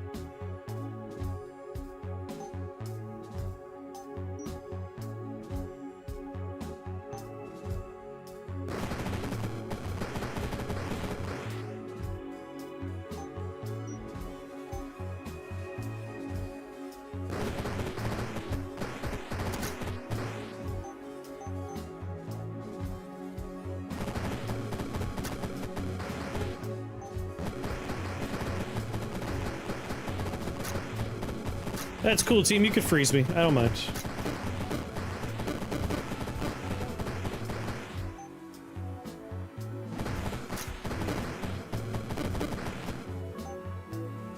Ugh. Goddamn bastard.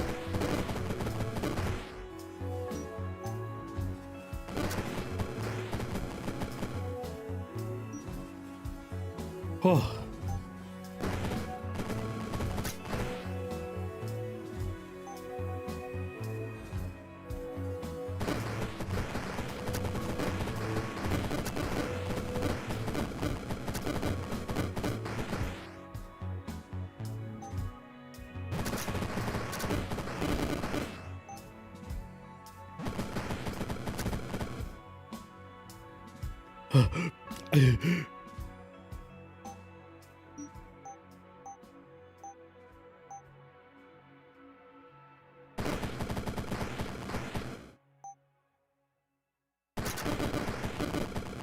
God, ow, ow, ow, ow, ow, ow.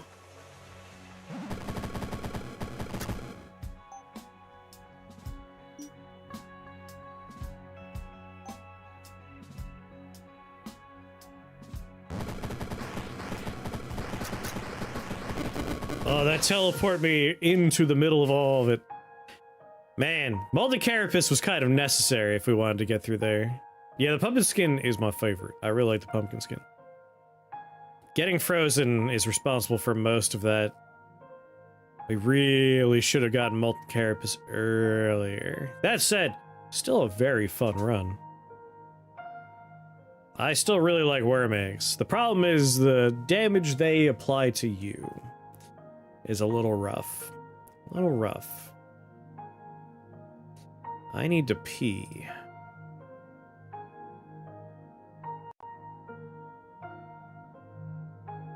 What a dancing disco boss. That's an interesting fight. That's another boss where, like,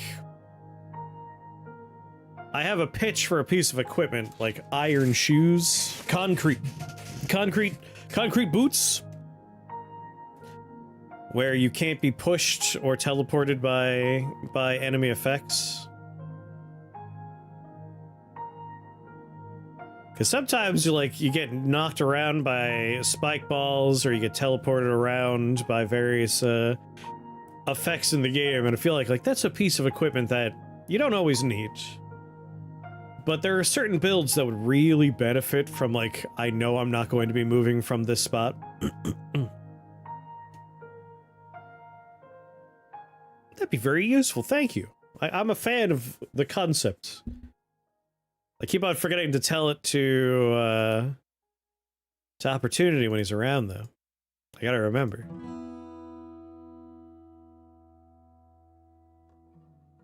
Retaliatory chain lightning. That is rough, but if I could get distance, I'd be okay. I kept on getting frozen when he would teleport me to him, and then one of my dragons would freeze me while trying to attack him, so I got locked down in a spot where chain lightning was going to just keep on hitting me.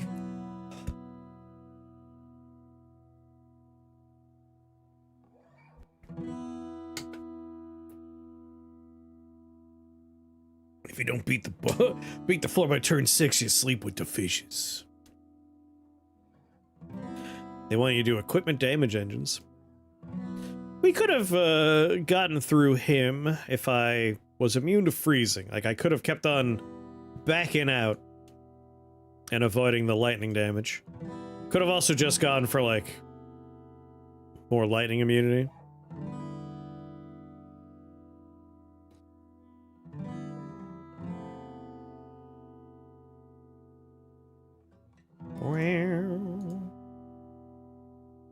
God damn. No, I like this. I love the AoE damage on the eggs. Just solve it with Stonewake.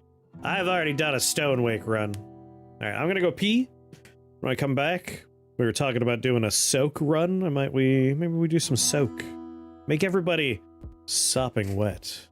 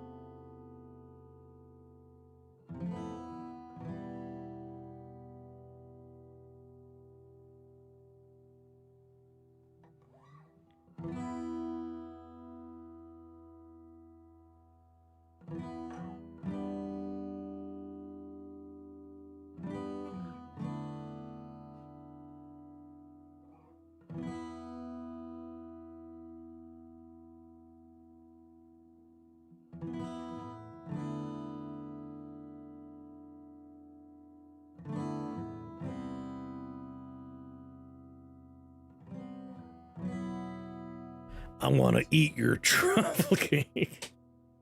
Sight unseen. You guys being weird in here? Today, because I found out it's actually shockingly cheap on Amazon, I got a bag of red bean paste, which for like a decently sized bag is like $7. And so I'm going to make red bean waffles, which is basically just taiyaki. It's gonna be the best breakfast ever. Red bean paste is fun, it's delicious. I love anko. Got some jashikosu, make some dango? Nice. Try making some bao? Red bean mochi is one of my favorite things in the world. Open face sandwich version of taiyaki. Like, I have a waffle iron, I'm just gonna like pour batter in and then do like dollops of red bean and then a little bit more batter and then close and just see what happens. I guess I could just mix it together and do it. That'd be tasty too. I might try both versions, see what happens. Soup dumplings are one of my favorite foods.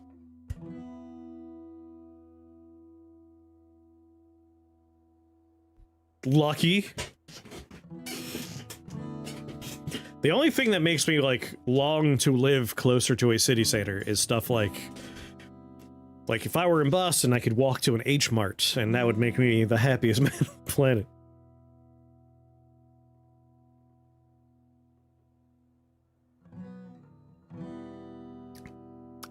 I will look at your food porn presently.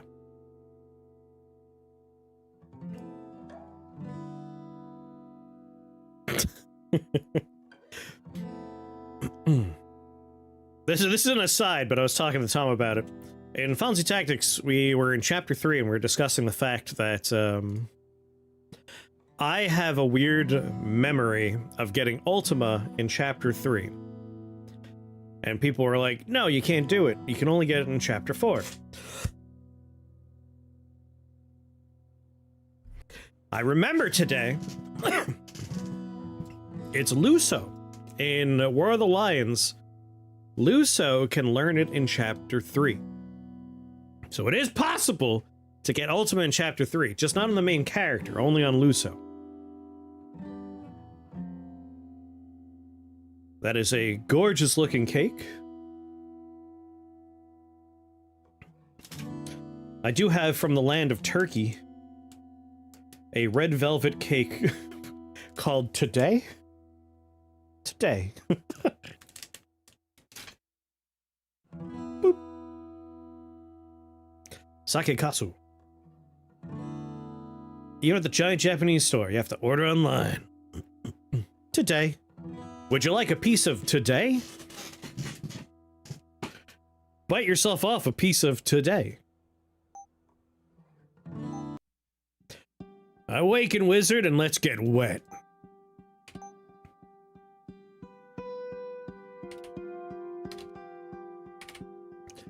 Sokages. Can I eat today tomorrow? I was thinking about saving today for tomorrow. I assume that was a single servant taken out? I don't know. It does have, like, all the, like, nonsense that we've printed on a normal thing you just pick off a shelf and buy, but this is through, Universal Yums. They, like, every month you get a country's snacks in a box. We're currently enjoying the fact that it was ordered for me for, like, my birthday, and then they forget to discontinue it. My family. And then they let it wrap around and they're like, you're getting the box still, so you know what? That's your birthday present this year. I'm like, you forgot to, like, unsubscribe me, didn't you? That's the only reason this is happening. Well, yeah, but... So yeah, rainstorm.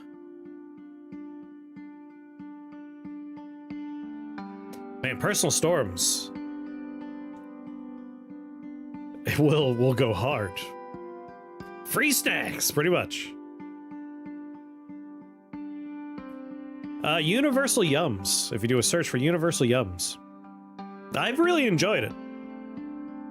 Most countries have delectable snacks. There's only been like a couple of countries where it's like the overall palate is not for me. And even those, like most of it is enjoyable.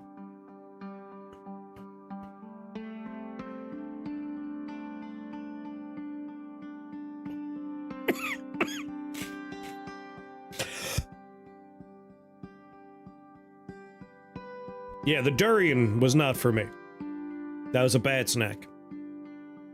But like turkey, I get Turkish Delights, which I know are a controversial snack, but I like Turkish Delights. Unlike durian, which is garbage.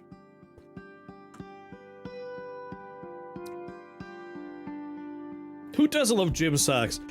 There's a clip of me somewhere where I put it, I threw it in my mouth, and I had to immediately BRB screen because I was going to throw up. Like, durian is not for me. Good God. Like, I really disliked it.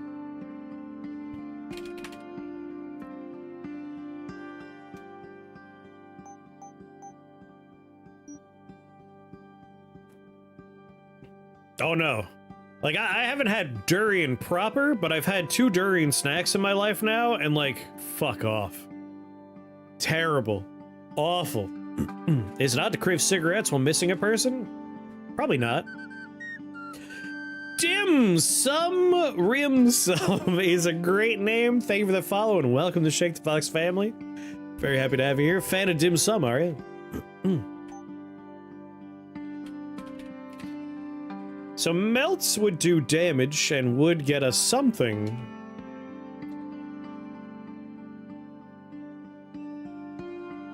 Ooh, if we end in range of someone soaked, we auto-cast Melt.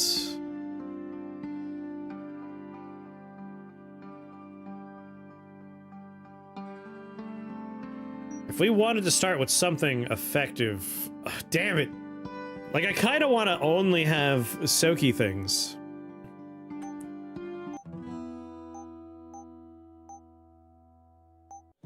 Awaken, wizard, and let's get wet. That's what I'm talking about.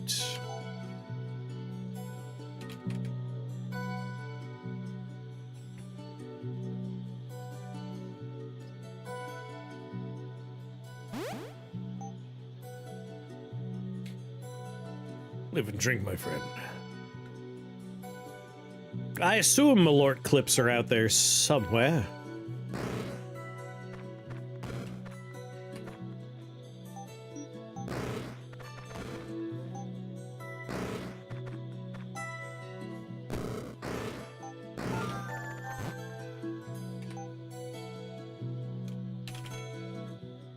Boop, boop, boop. LNTFN. Let's go for boiler first, which we can get off the ground right away with this floor.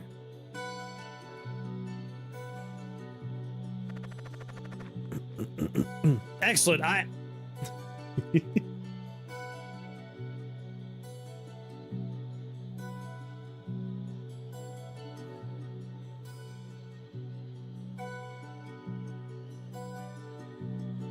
You better do your own shot of Malort.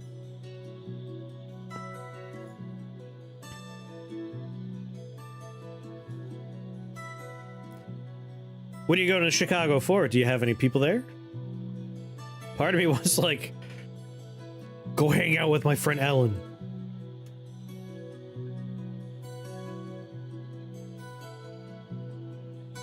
Oh, nice.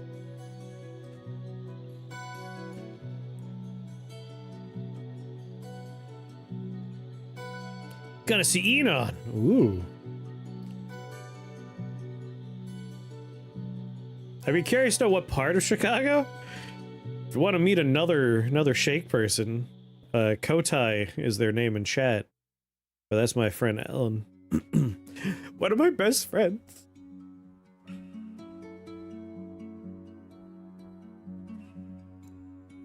15 turns. Wouldn't be able to cross the gap to increase the duration in time.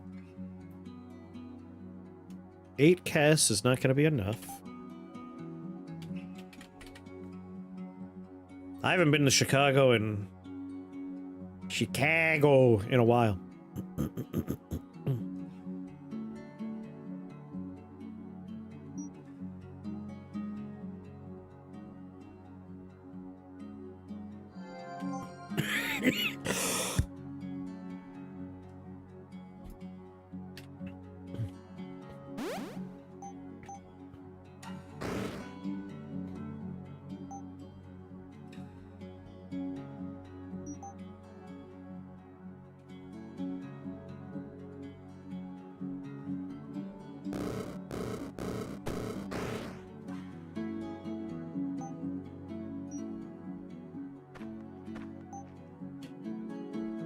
Yay!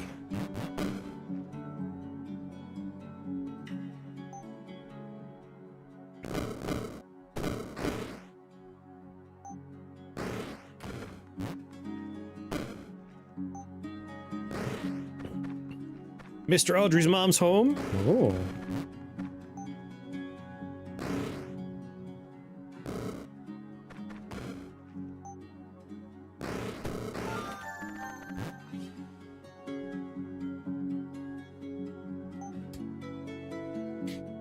Just fire.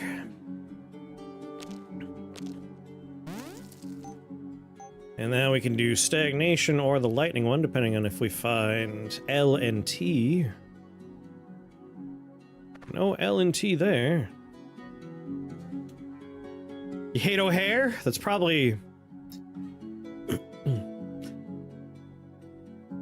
outside of like the airport near me, which is I obviously have to fly out of to go anywhere. O'Hare is probably the airport I've been to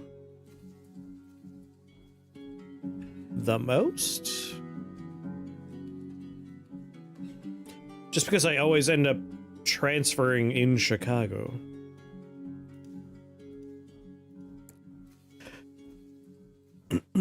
I know what the reroll every floor skin is. I get screwed over every time I go to O'Hare. The only airport that ever, like, actively screwed me over was Hong Kong. The Hong Kong airport, I swear to God, those people are like, just lie. Just lie. Like, the answer is, lie to them.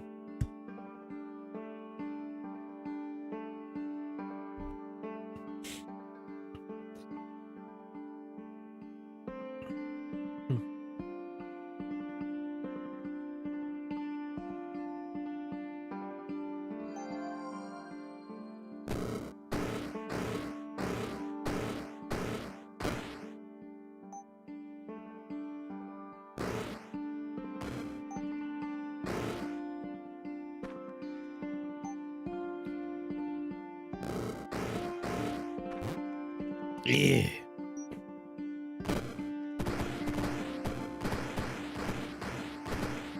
Now that we have the boiler. Prep rainstorm.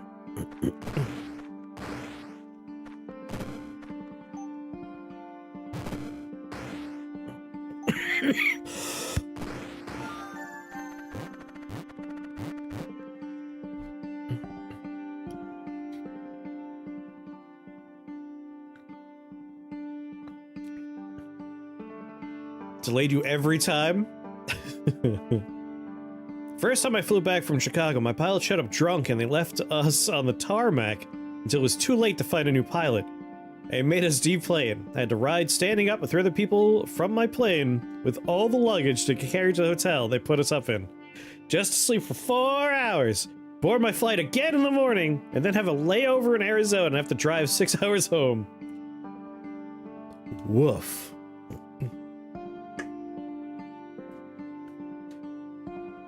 Yeah, like when I was in Hong Kong, that airport just didn't make sense in terms of like its layout. And I kept on like approaching someone. I'm like, I'm trying to find this, like pointing at my ticket. Like we're trying to get to that gate. How do I get there? And they would look at it and they would point and say, other side. And so we went to the like other side of the airport, and when I got there, I showed it to someone else, and they went, other side. Like, and sent us back to the other side of the fucking airport. So that first guy, like, was just like, I don't want to deal with this. I'm just gonna say other side of the airport.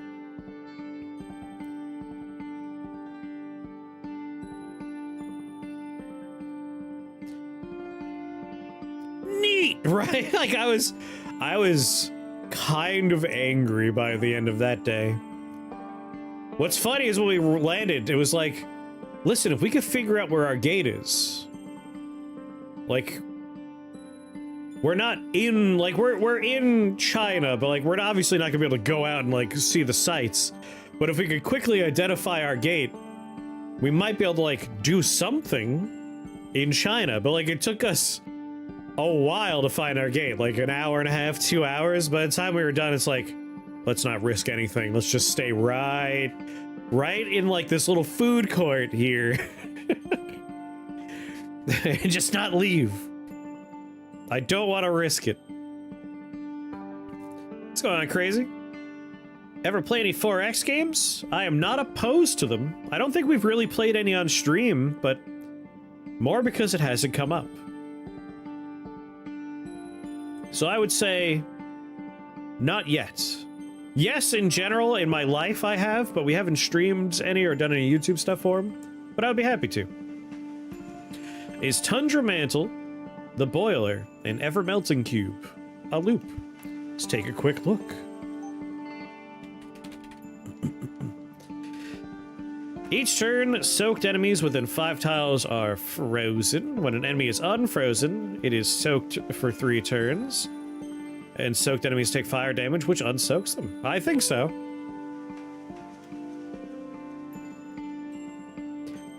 I mean, I think our plan is to make all these things.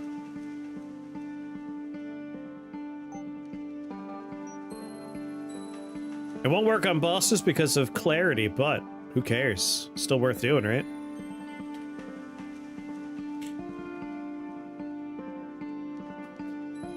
Geomancers to the moon! There's an L, but I really want an I more than anything else, so I think we'll go for a nice ism.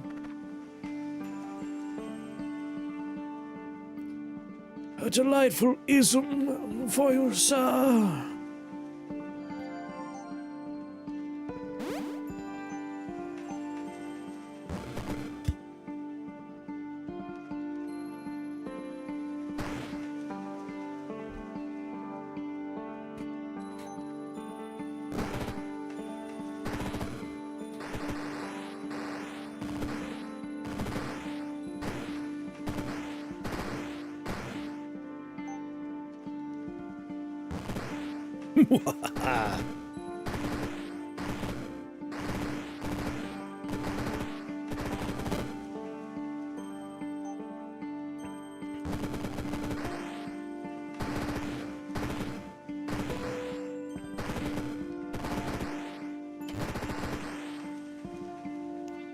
What kind of 4X games you got in mind, Crazy?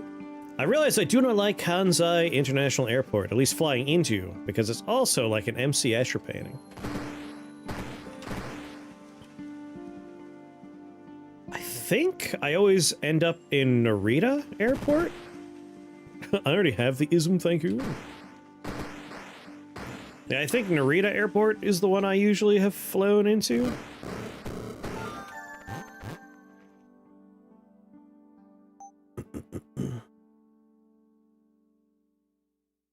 I mean, Healing Rain sounds nice, but Personal Storms also sounds quite good. Ba-ba-da-ba-da-ba. Come on, one more eye.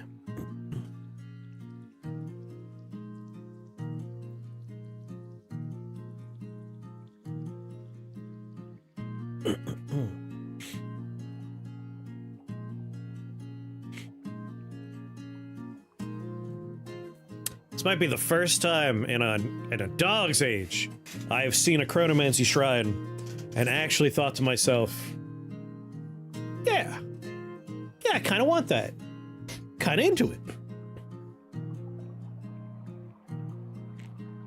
I don't know if you're still here and can hear me crazy, but there is a 4X game I've been wanting to pick up at some point, because I really like the original version of the game. And when I tried the demo, it was before I upgraded my computer, and it didn't run very well, but I think it would work well now? Have I downloaded the demo? Let me see.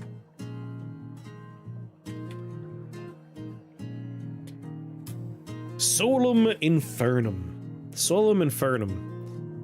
I should try that demo again and see if it works better these days.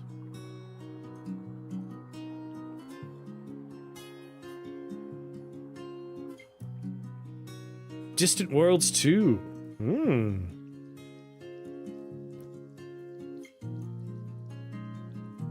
Last time we landed over in Seoul and flew into Osaka and flew out of Haneda. I usually go to Narita or Haneda too, but we had a specific plan to start at one end of Honshu and end at the other. We always start in Tokyo. Whenever I get lucky and my my friend who gets to travel all the time is like, "You want to come with me?" I'm like, "Yes."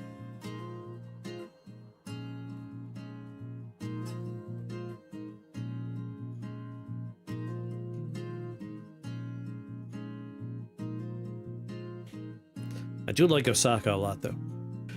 But my favorite place, I think, like, if I were allowed to just, like, I get to live wherever I want, no questions asked, just teleport there and have a place immediately.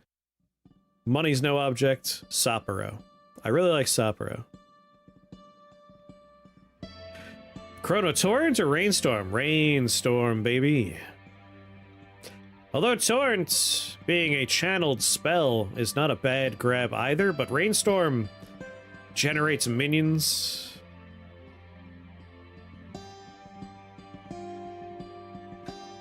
Like Hiroshima?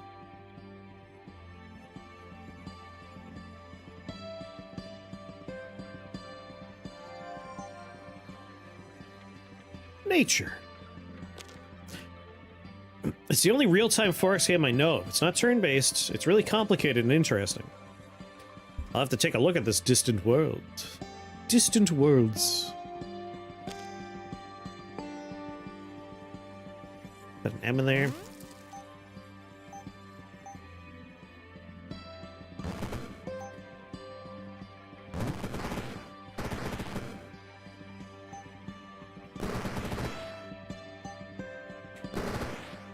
Sorry, my team.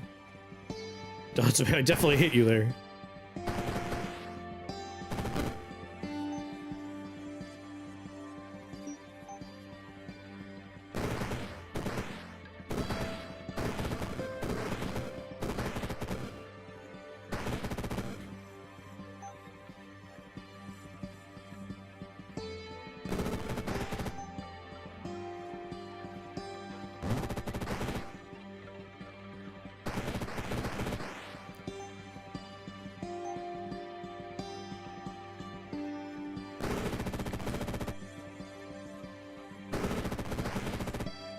Oh, I'm sorry, Crazy.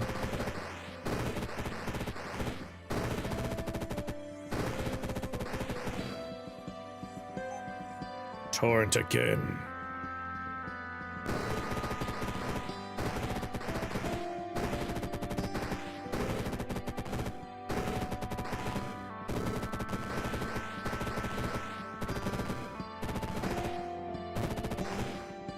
Shakes fist at Corsair.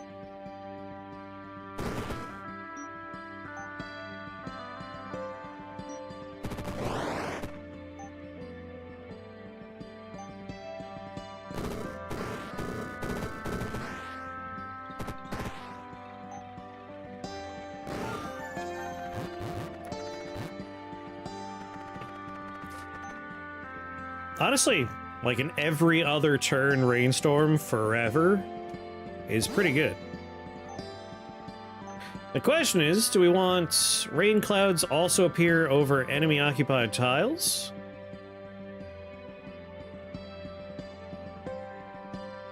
9 poison damage every turn, or we make it so it heals us and anyone else in there. If we're gonna cast it every other turn, Personal Storms ain't that big a deal. It's already a pretty large AoE. It won't take much to boost that to be even wider. Oh, thank you very much, Crazy.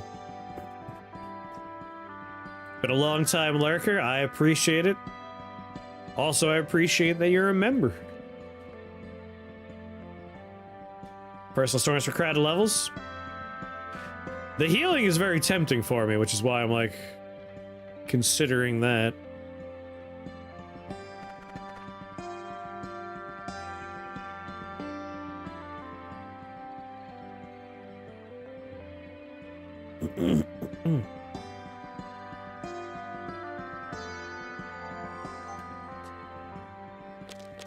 I throw a D on there.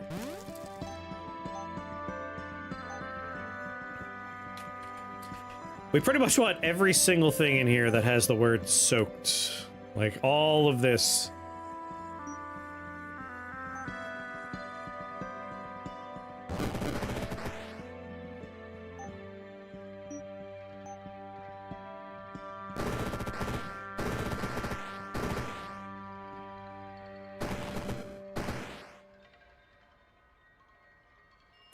You're on my team.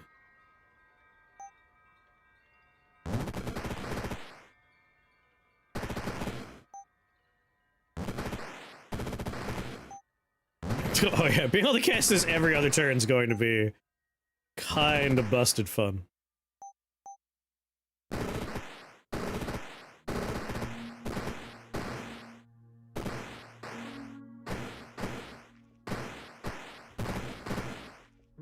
Do do do.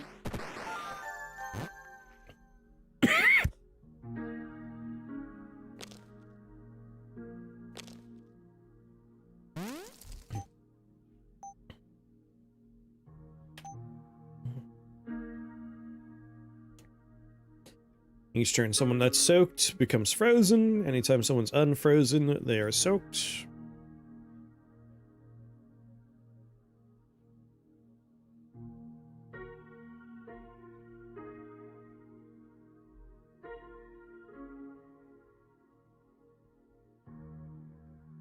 Alright, soaked enemies are frozen. Order shouldn't matter, but I kind of like the idea of ordering it like... Alright, we freeze the... Sorry, we soak them, so they become frozen. They take poison. They take fire damage and are unsoaked. Or unfrozen, rather. And then they get soaked again, thus bringing us back to the start.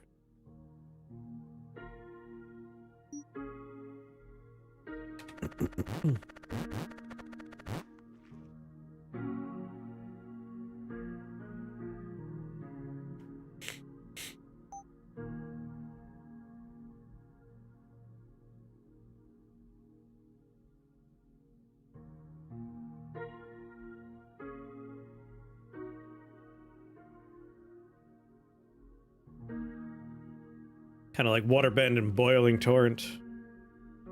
Dominion 6 and Shadow Empire. Have you ever seen Solium Infernum?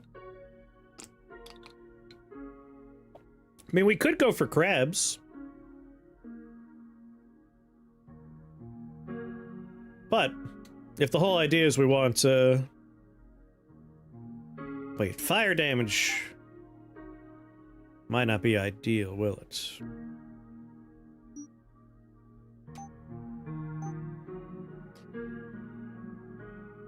Gain 50 fire resist, lose 50 ice and lightning resist. Does it no longer remove the soaked effect?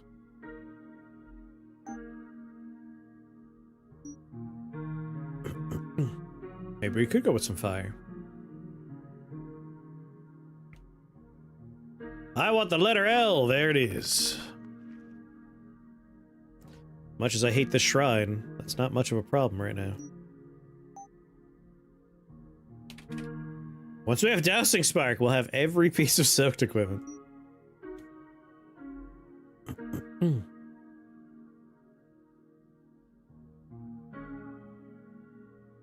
It's on your wish list? Yeah. I played the original way back when it was like a game you just passed to somebody. Like, I don't remember who gave it to me. It was just like handed to me on a burned CD a long time ago.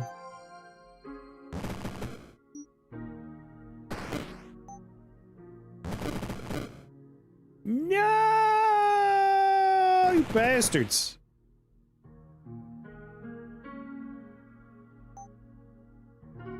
Let's be serious. We're doing crabs.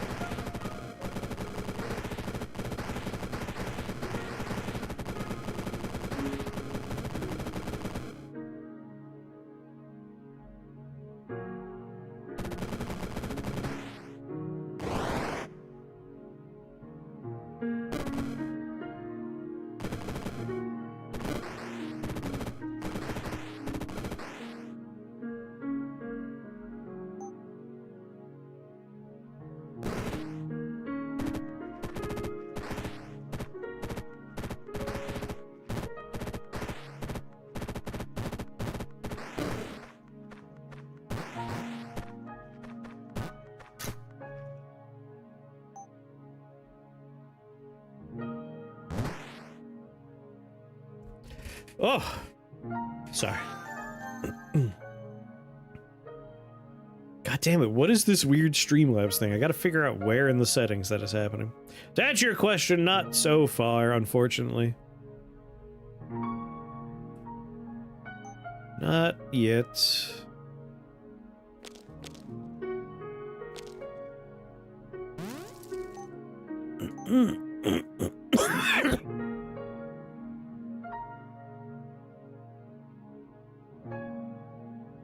All right, we have every piece of soaked equipment.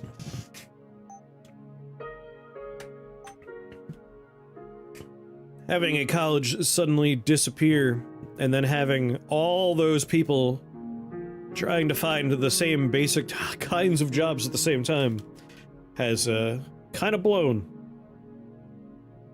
I mean, obviously, I want a shrine of perfection.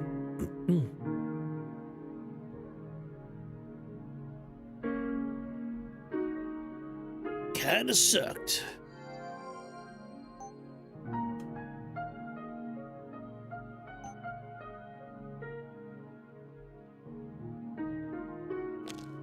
Let's toss you in there. Shields are always a good idea.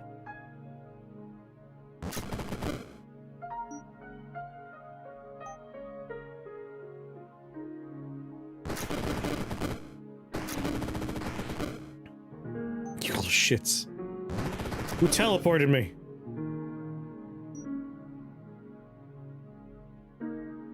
Oh, thank you, crazy.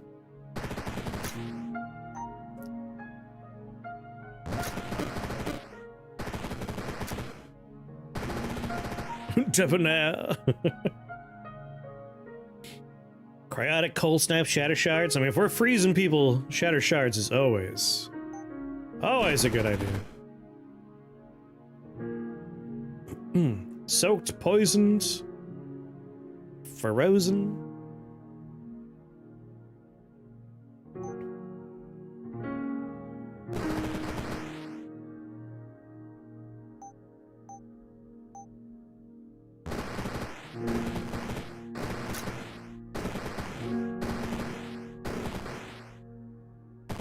We'll get him, boys.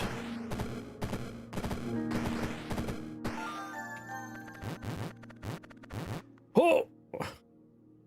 I didn't think he was gonna walk over the shrine while picking things up.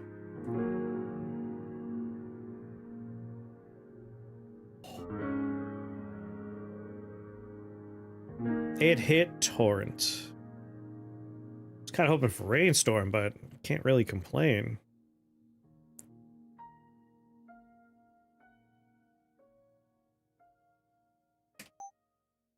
Then we want rainstorm on 1 and slime shot on 2.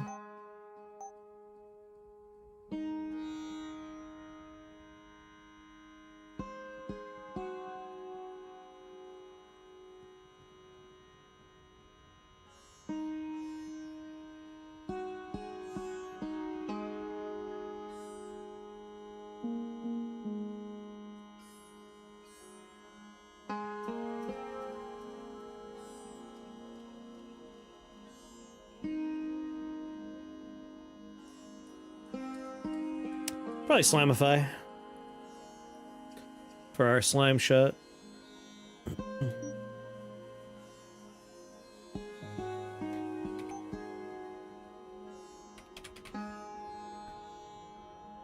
You know what? Before I worry about that,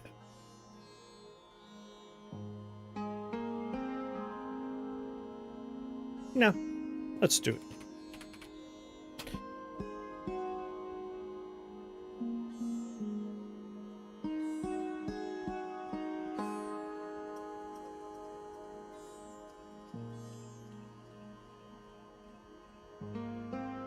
$15 holy damage to people that are frozen. Icy cruciform's nice. When someone becomes frozen, heal for 2. So we want shatter shards. Helm of Hexes could be funny.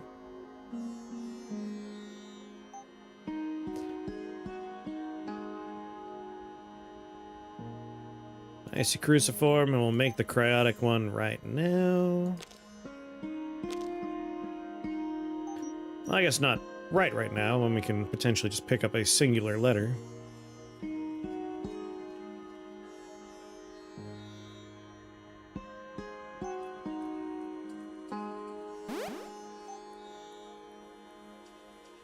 Idle frailty.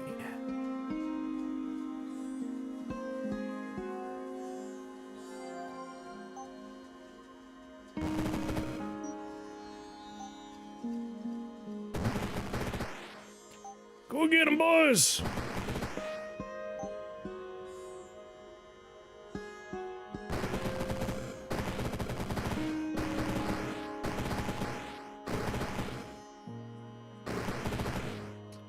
Ice weakness, arcane weakness, dark weakness. Thanks.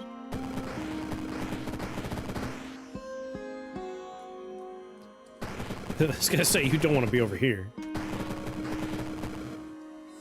What was the climbing game? Ah, that was White Knuckle.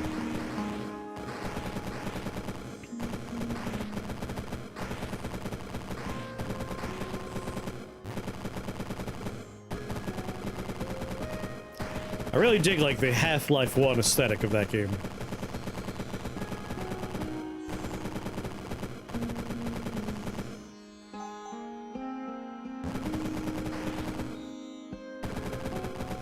This is Crab Town.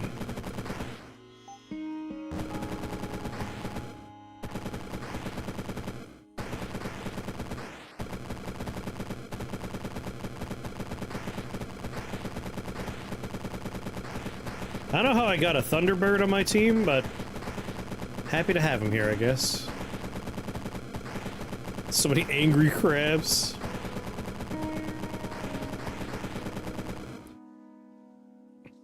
Soaked for 142 turns.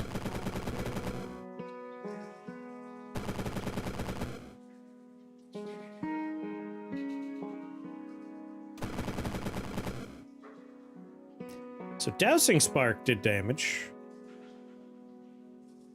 Oh, totally immune to fire.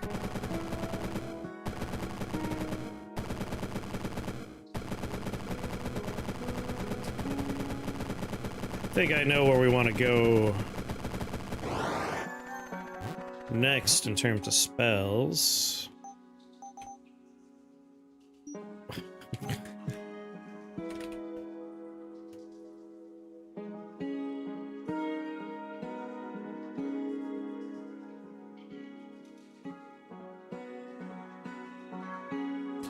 Auto cast melt.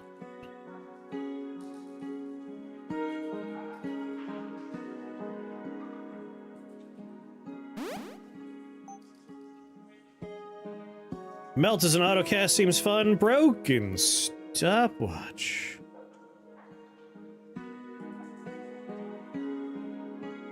Me oh my.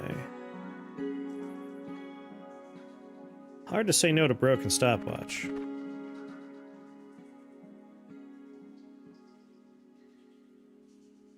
Fucking Lord, Arbiter's Lens. Hut!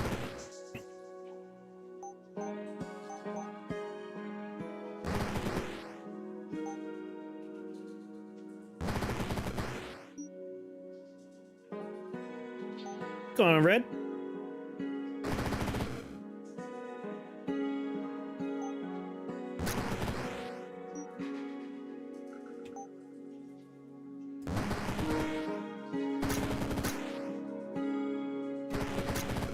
Team, I appreciate that you want to shoot in a different direction, but stop. Just stop.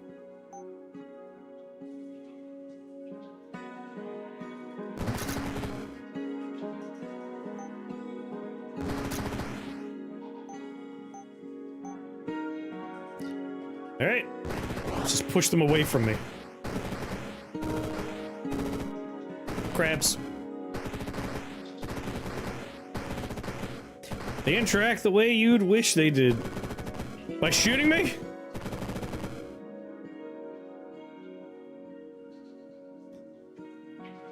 I always wanted to... Aha! I can show that to you right now. Hold on. It's not quite what it was, because it was a mixed media project and part of the media is now off, but...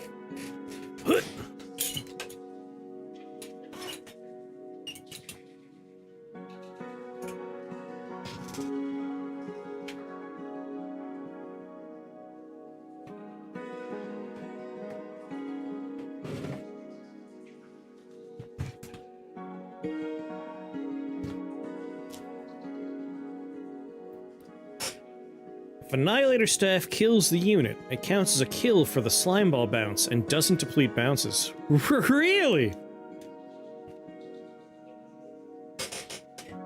That is nuts.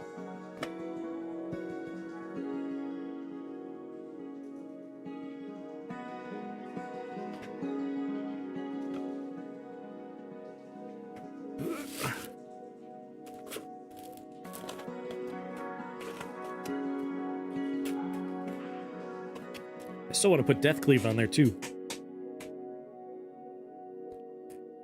Alright, let's get going with this. You're playing Rift Wizard, or how do you play this video game? Think you cast spells or something? Yeah, I don't know. When I first made this mask, way back when, it had a layer of latex on it, some foamed latex. And I had jowls that came down and they would flap about. But latex doesn't really last forever. So I had to peel it off to keep the mask from going bad. The foamed parts were fine, but the parts that weren't foamed, the painted on latex, that didn't handle too well the passage of time. That makes it. Thank you.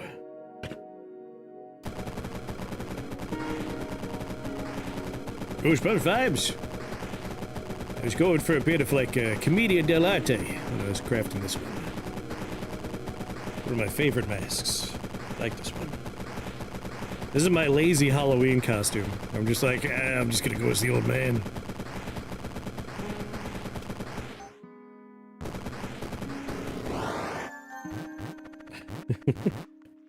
Well, I hope you enjoyed seeing the mask that you were asking about.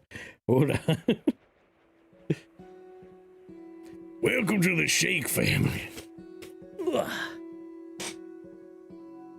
I should make more. It's been a while since I made a mask. I have a couple of like half-started masks lying around. I have a dragon skull sitting in the basement I need to finish. And a weird, like, seashell-inspired one. Kind of like undersea monster. It's like a spiral, and your eye looks out of the middle spiral.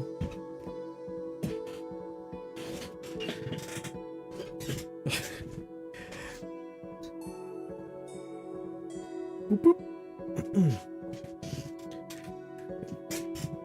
No problem. Like, usually people are like, you talked about a thing once. I'm like, I have no access to that at the moment. But that was on the shelf next to me. I'm like, oh, I could just reach up and grab that.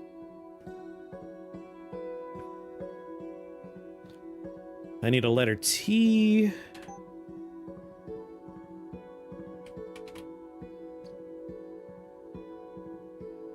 I think cryotic accumulator would be nice just to grab right now.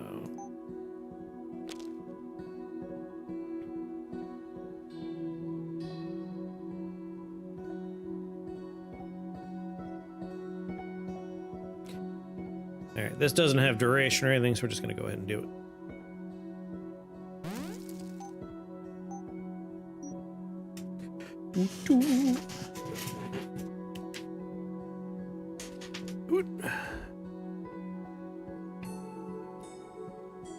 I can't believe the Annihilator Staff counts as the Slime Ball's kill. That is such a good combination.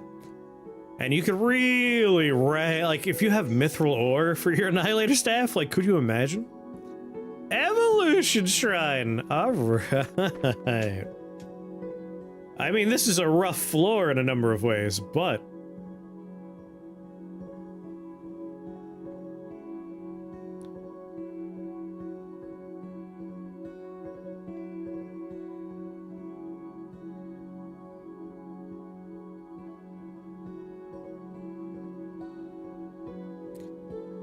Just bounce a thing is dead. That makes sense. You love art? Me too. Me too. Oh no, we're definitely going here for the evolution shrine. We're not turning away. I'm gonna have to try that variant for Slime Ball. Because that sounds really fucking broken. And then add Death Cleave to that. Just, I liked my shotgun build, but like, I like that variant that you're proposing. Alright, let's think about this. Rainstorm is nature, enchantment, conjuration.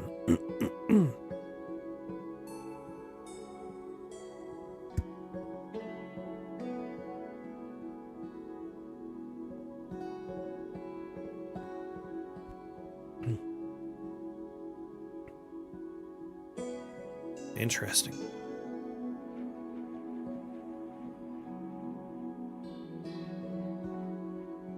Like, we're done on Torrent.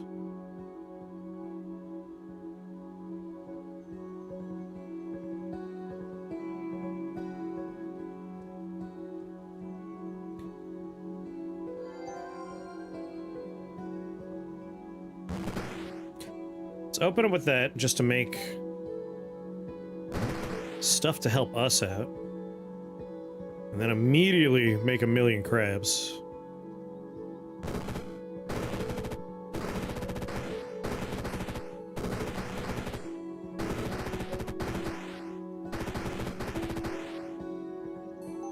Crabs will help a great deal.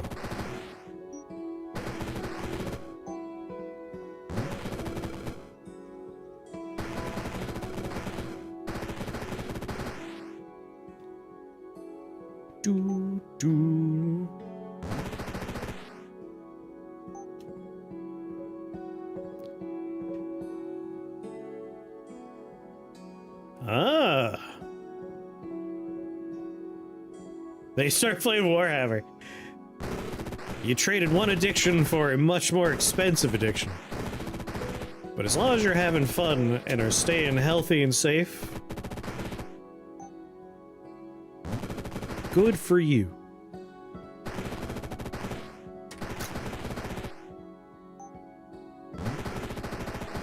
I want to get some soaked over here. Extra slime balls with Draco Antiphony staff. Trying to remember the tags on slime ball. Sorcery, Chaos, Slime, Conjuration. Oh yeah, they all share the Conjuration tag, so that works out. Shrine of Perfection on Slime Shot. Womp womp.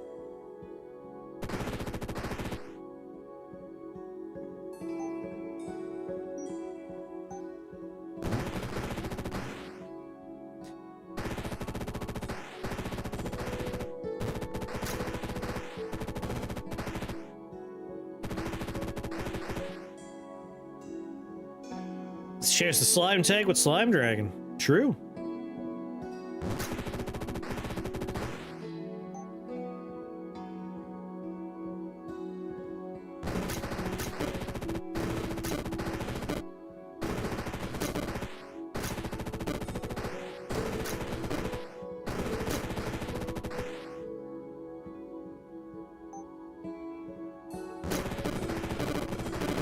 Ow!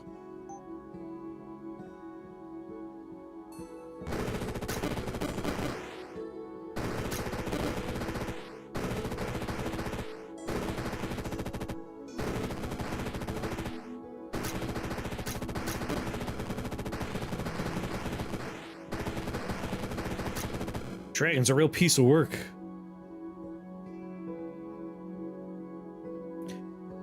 The goddamn troll gave a troll regeneration before it died?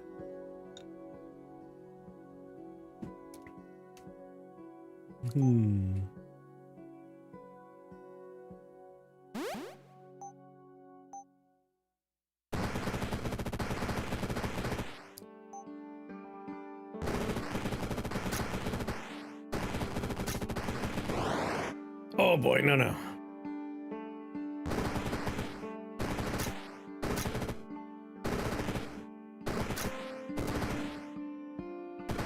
God, the crab ruined it.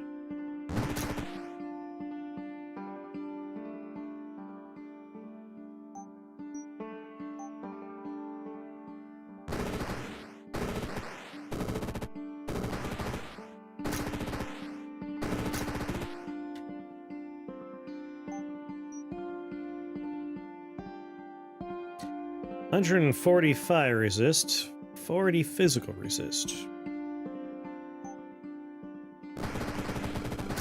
How about no physical resist? Have we considered that option? We should consider that option.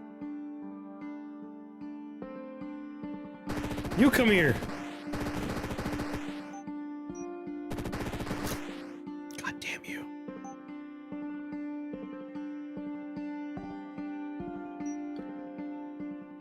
Bleed on melee attackers for 4 turns. Within 3 tiles.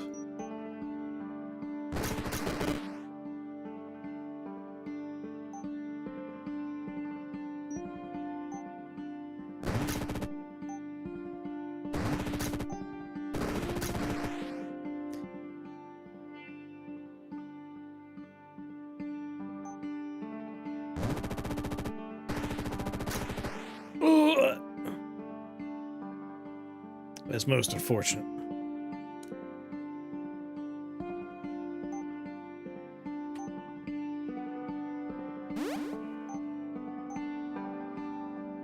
Hut.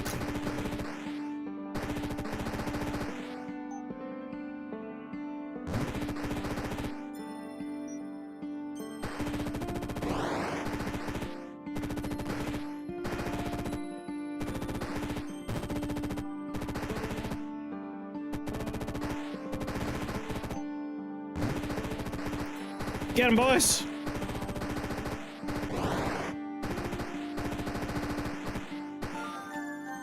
Goddamn right.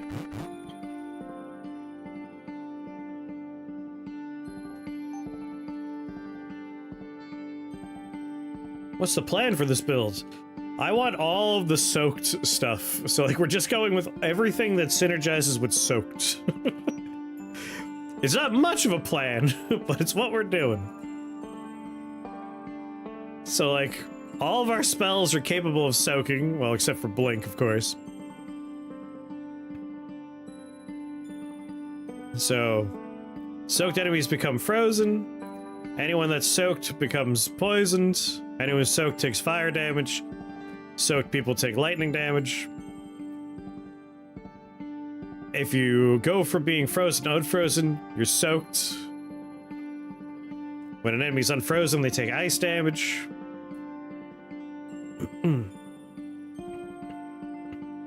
No rain collar? We'll probably end up going in that direction too. Stormwalk for the theme. I just wanted to survive in that moment, but yeah, Stormwalk is probably where we'll end up going, right?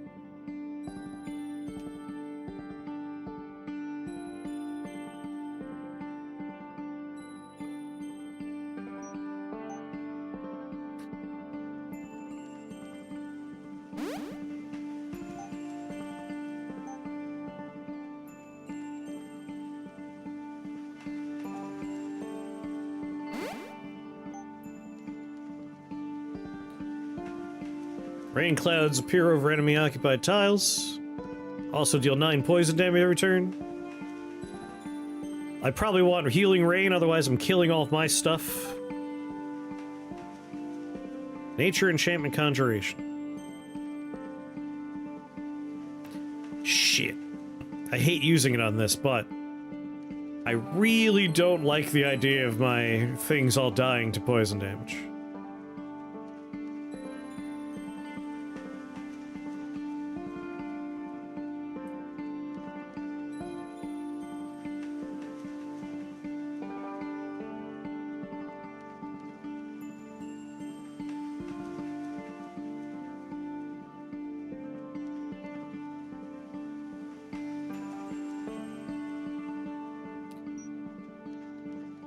Holy Conjuration Eye.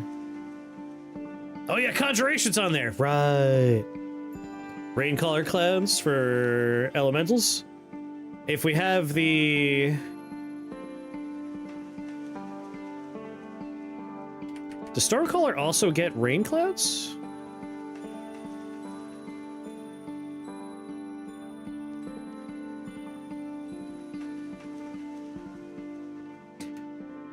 I know it definitely does blizzards and...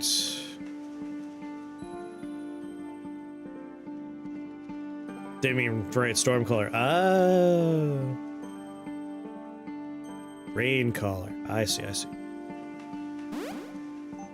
Excellent. Alright. Don't think we want anything else for Slime Shot. Torrent's obviously done.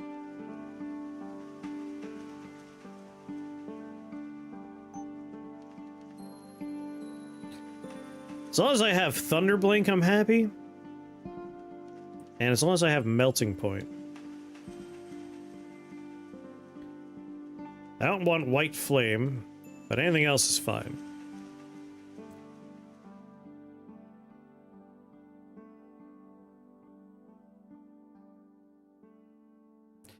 The elemental upgrade on the rainstorm cell doesn't care where the rain clouds come from. Yeah, as long as it's a rain cloud. You were talking about Stormcaller, and I'm like, I thought that was just blizzards and lightning storms. Might roll the dice on melts. Like if we got lucky and hit melting point, I have to think about it for a while. Ah, mass melt is fine too, but definitely want melting point.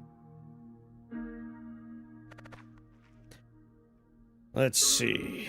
I think Shatter Shards is probably the most important thing to worry about next. Then try and just up our damage. So I want a letter I. If I can get a T at the same time, I'd be very happy. A, Z, and an I. Arcane Warding's not the worst thing in the world.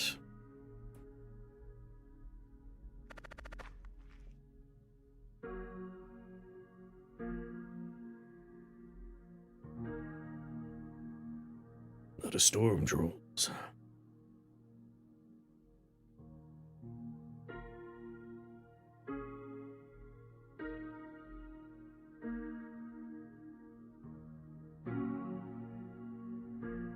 I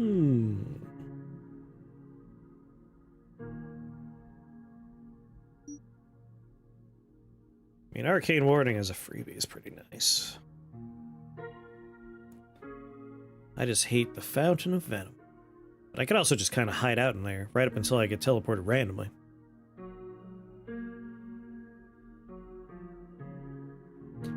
But I blink.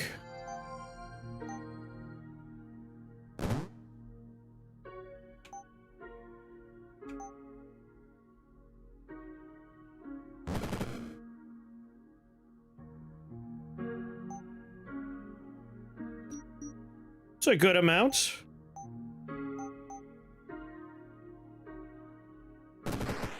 That's a good connected melt.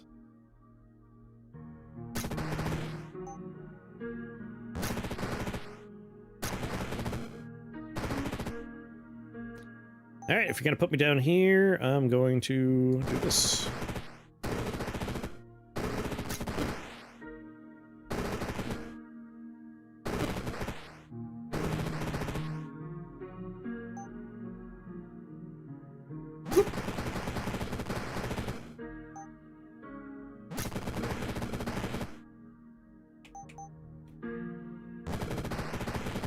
The fact that I don't need line of sight for it is so nice.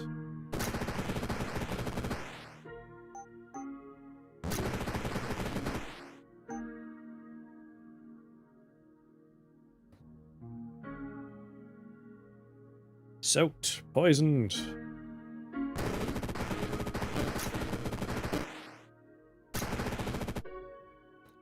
My channeling!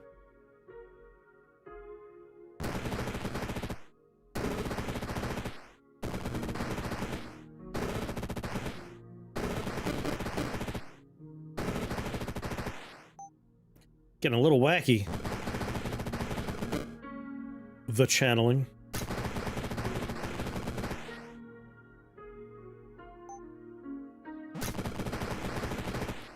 Oh, I really want you to be dead now. Sorry, my team.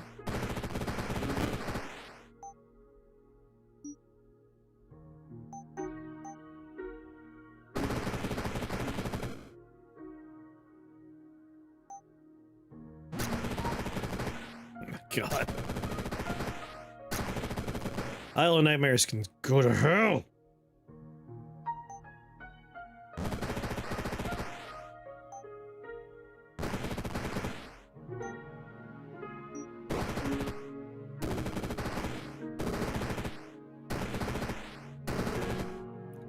Crap.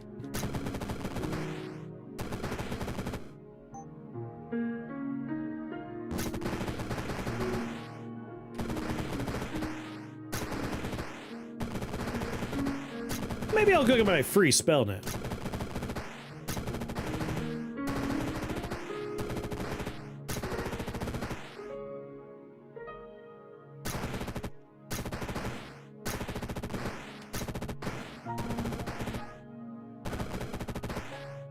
Every time I approach it, I get further away. Landed on by mistake. There we go.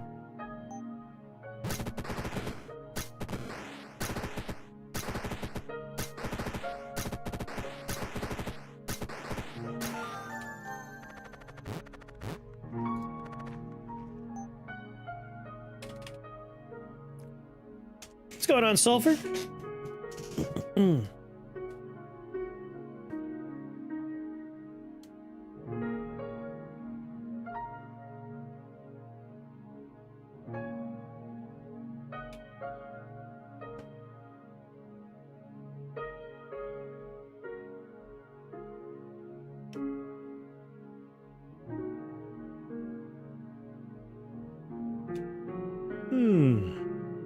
Kind of run we going for here?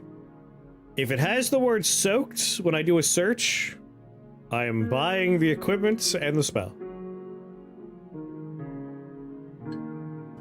We're doing every single possible soaked synergy we could figure out. Getting to the point, though, I think I need to start worrying about getting damage up. Oh, I don't want to put stopwatch on you.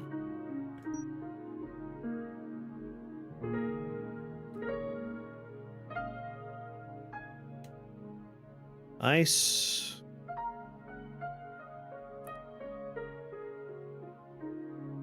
We want to up our damage for ice, fire, and lightning.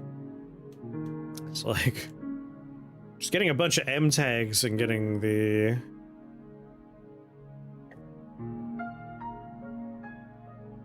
getting that blade staff seems like a good idea to me.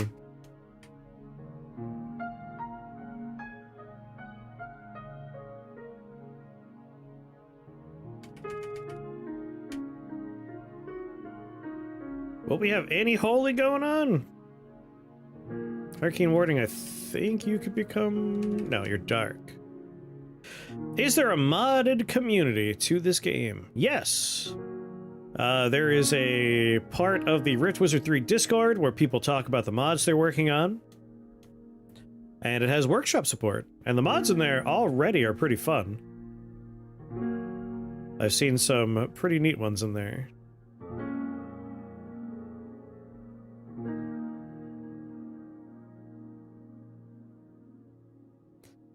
Lighting on it sounds like a painful time. Oh, fear faces. Although...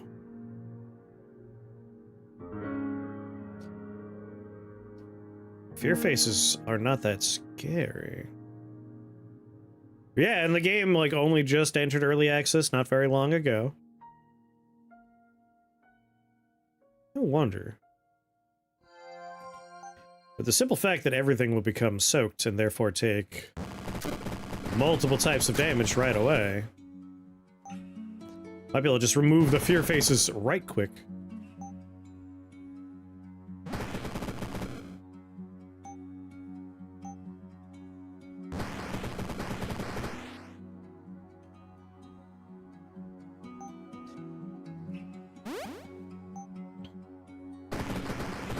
Oh my god.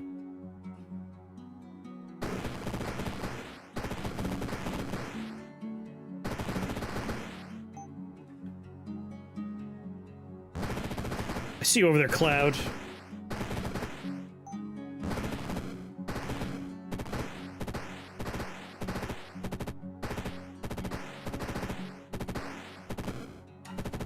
Can you become godlike OP in this game if you're lucky? You can become godlike OP in this game if you're unlucky. Like, so what I like about Rift Wizard is if you're doing a standard run, every spell in the game is there. You just need to collect the spell points and pick them up. All the equipment is there. You just need to find the components to build it. If you become lucky, you could become double godlike. Like, you could really fuck shit up if you are lucky. But even without luck, like, this is the kind of game where there are builds you can put together that are just wildly strong. The final boss turns himself into a god in his final form, so you better make yourself godlike. I love that there's no real meta progression whatsoever, and I love that. I, too, am not a big fan of meta progression. But again, let's go back to what you were talking about. Like, you could put a build together where you kill everything on the screen in one turn.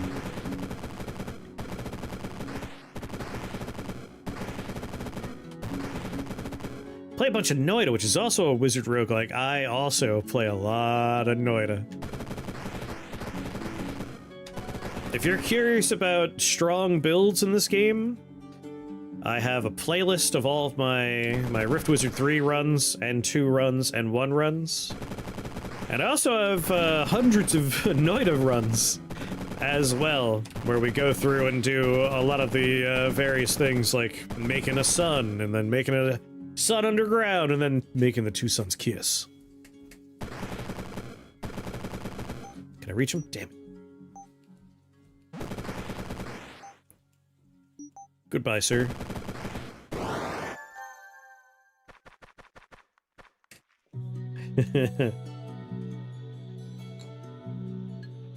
I summoned one bear who killed God in 1 turn. Got my 34 orb run a couple weeks ago. Oh, nice. I haven't done 34, but mostly because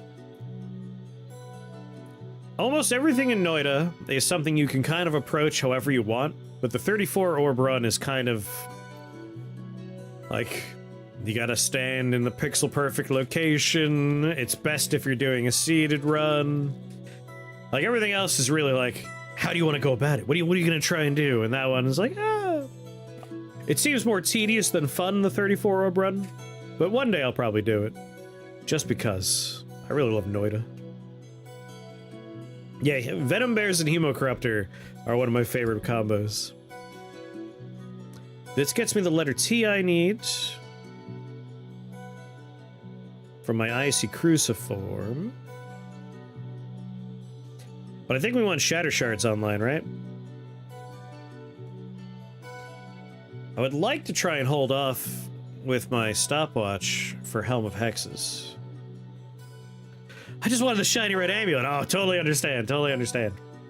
What I've been having fun with is, in the beta branch of this one, they've been adding a lot of costumes you could unlock, like 2 pages of costumes you could unlock. So like normally the wizard looks like this, but you could do challenge runs to unlock different ones. You could beat the game with fully upgraded different spells to unlock other ones. Beating certain bosses unlocks other ones. And so I've been having fun with Pumpkin Wizard. So Hemocorruptor will not keep working once they fully heal, but with the Venom Bears, like they have a relatively large health pool, and if you focus on increasing that health pool, you'll see if they take damage, it immediately starts a healing and damage loop, and until they hit max HP, they do not stop healing and doing damage. So as long as they don't die, like they can go down to 1 HP and then all the way up until max health, they are doing damage in a loop. Like the turn won't end until whatever hit them dies. Alright, so this is a tricky choice, because if we take the double M floor, I can get my Blade Staff, and my Blade Staff would really help for damage output. Let's do this first. R-I-R-I-Y-M. Throw an H in there.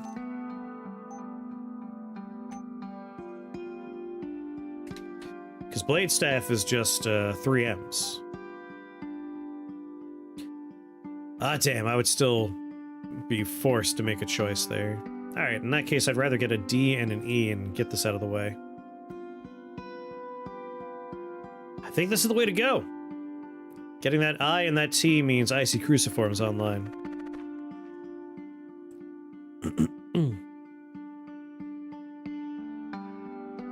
There is a lot here that sucks for us, though.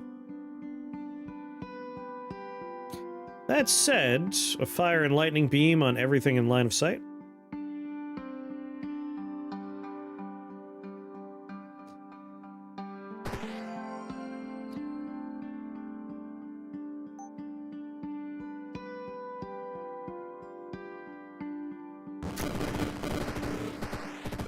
Have a good night, Sulfur.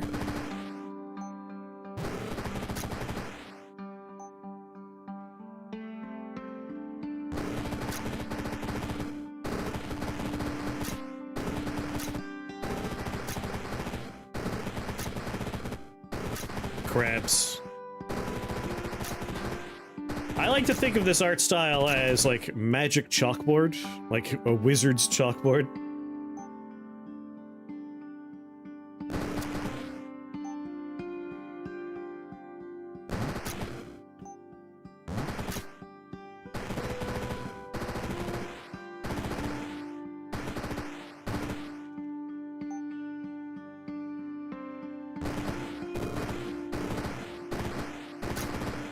Damn it! An idle wizard student's drawings, yeah.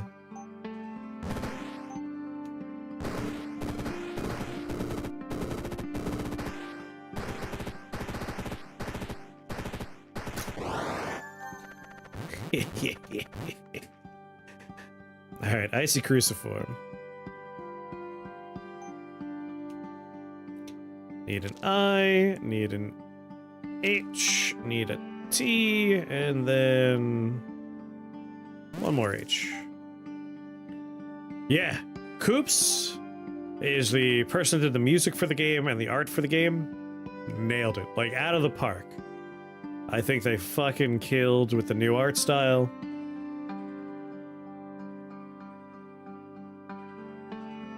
I want a D and an E. Or a lot of... Oh my god.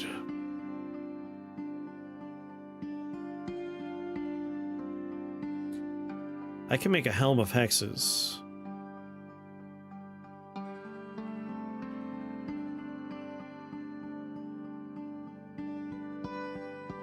Well, hold on. When an enemy gains a debuff, which counts for soaked and counts for frozen, 50% chance that they gain a random debuff for the same duration up to a maximum of 6 turns. So, like, what's the maximum duration we are applying? Double stopwatch, probably not the answer for this, but we could always grab something else with duration. I could think of a couple of things I would like to do with duration, actually. I think it's time to make ourselves a Time Lord staff with a stopwatch in it. Ah, shit, no, it won't work. Keep on forgetting it needs to have the attribute.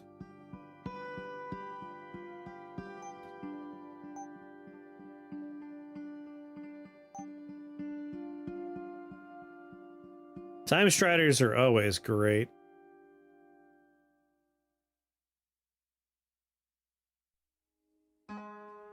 Wait, drop the Can't Afford. Ice Frenzy Mask.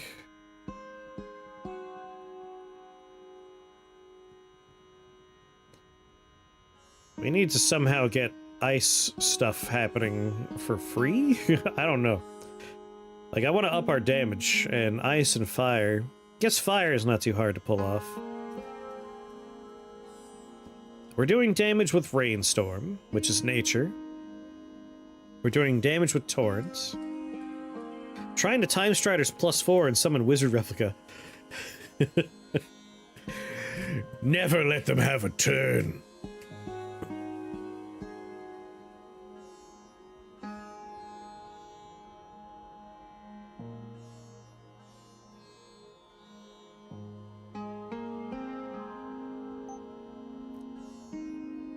Stormcolor.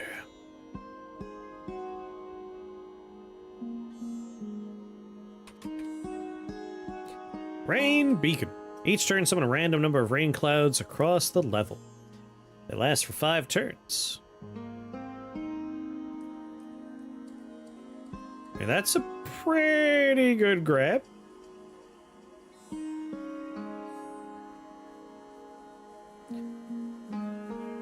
I think Rain Beacon's a good idea.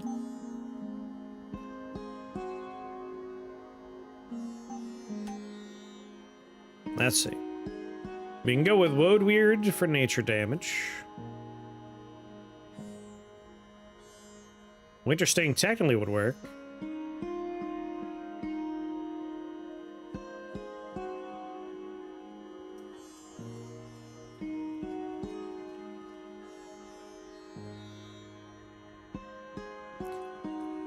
Source Wind would be fun for some death chill action. Sorcery spells or equipment. Need a lot more stuff.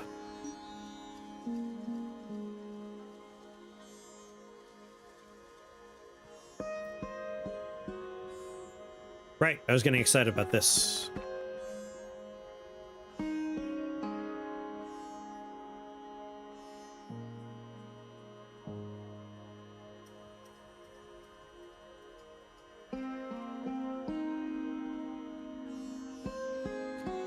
Every turn for fire damage.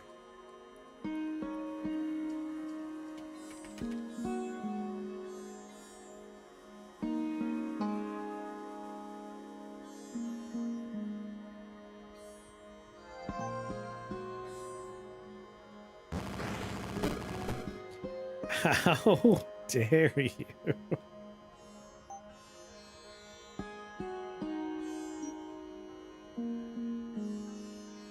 Son of a bitch.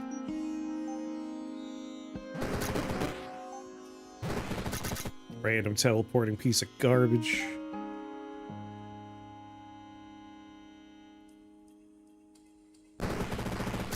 The Croesus!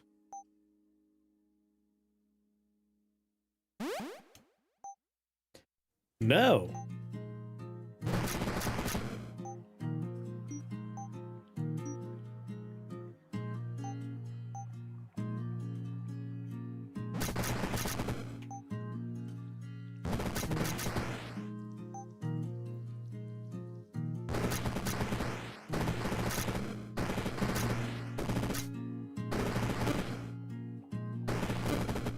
Crabs.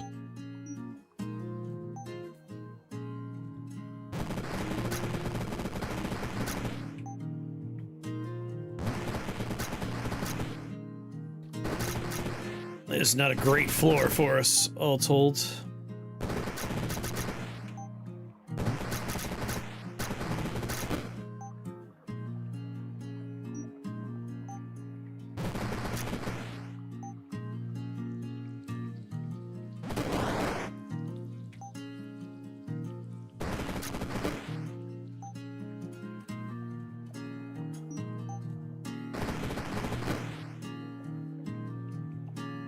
Hell yeah, pumpkin outfit.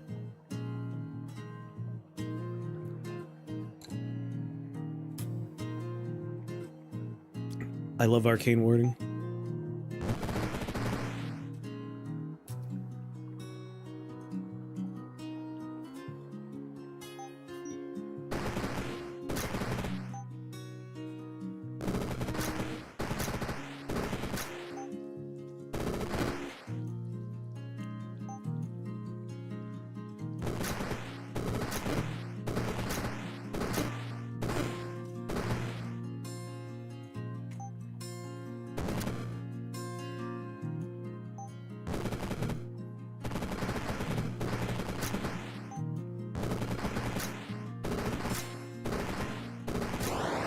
Alright.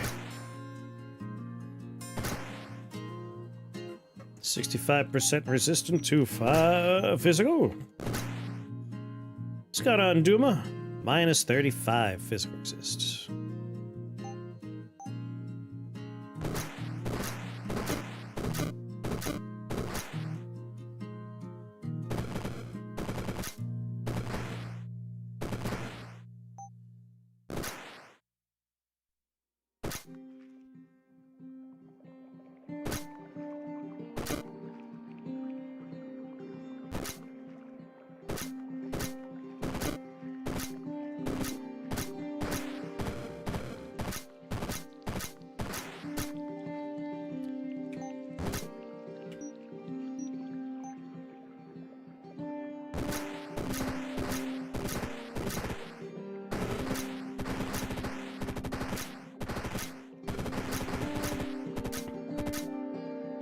Just accept death.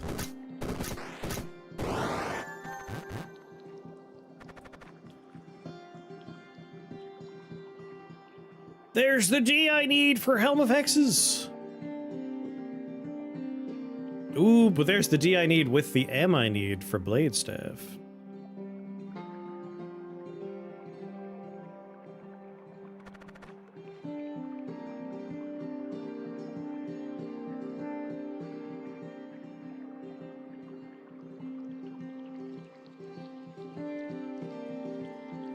There's a lot to dislike about this level, though.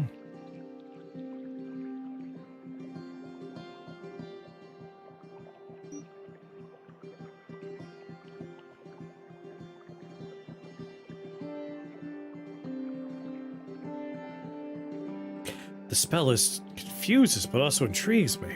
Like this spell list, or the spell list in general?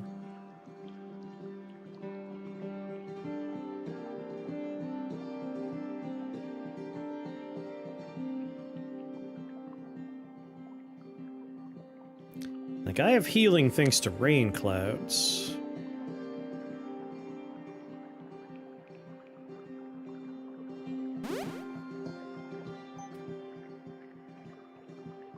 My spells.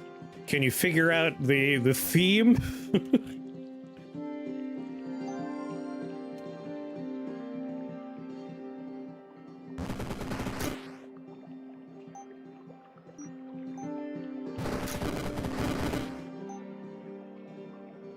Jesus Christ.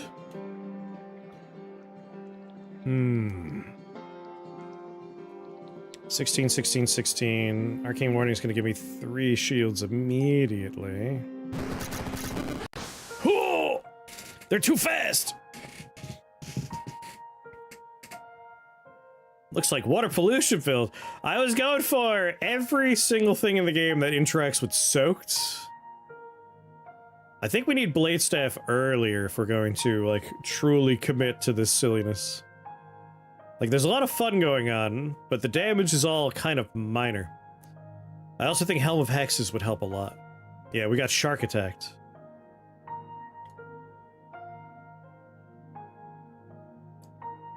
One more. We could go for is, like, if we're soaking everything. Awaken, wizard, and make everybody just so wet.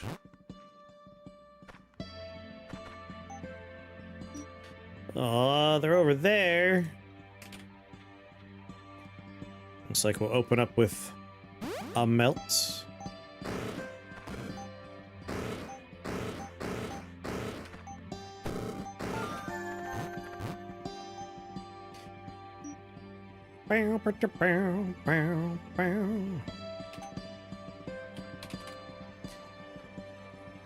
Start with the boiler. And basin. Alright, Tundra Mantle, if we can get the radius improved. And the duration. That'd be ideal. So if we could find stopwatches and maybe get... Ooh, UT, huh?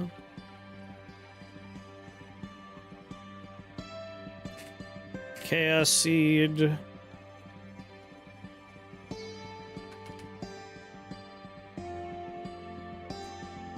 Adding the Chaos tag to something that has the Nature tag could be fun for scaling up damage too. Like Dousing Spark could actually benefit from that. Later on when we up our damage.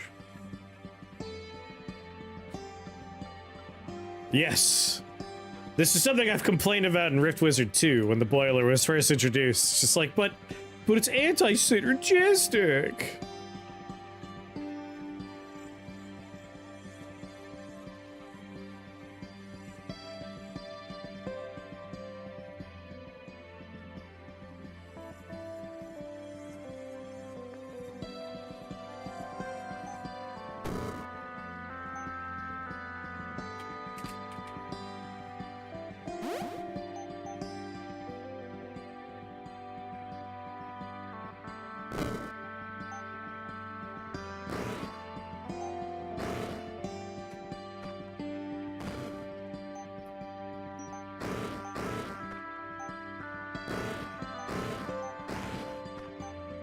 Want those boggarts out of here.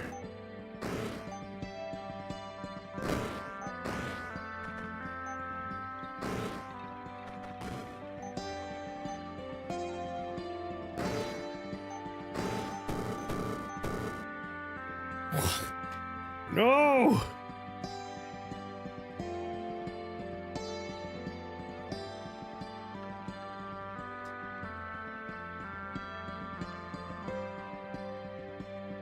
Ruined everything, you little bastard.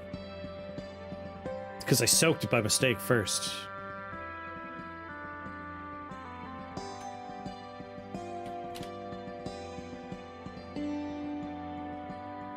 Torrent!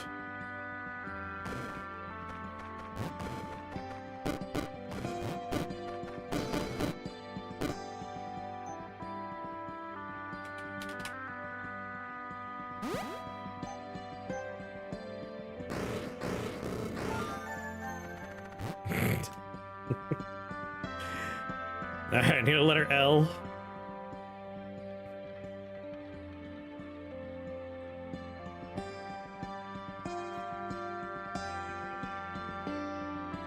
Be nice to get an F and an L on the Flame Blade fragment.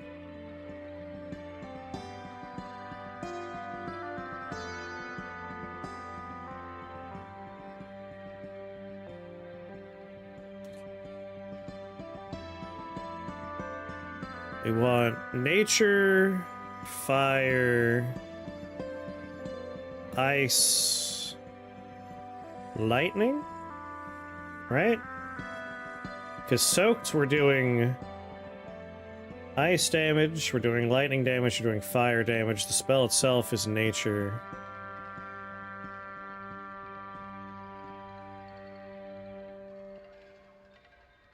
A little chaos would be nice too.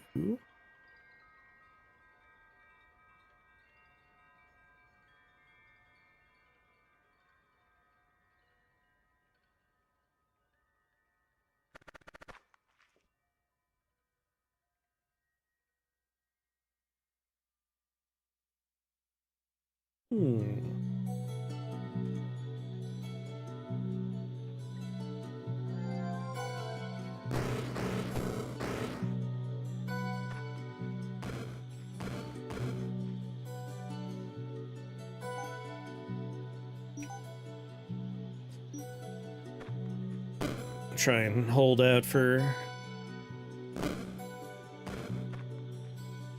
high value shots. You're immune.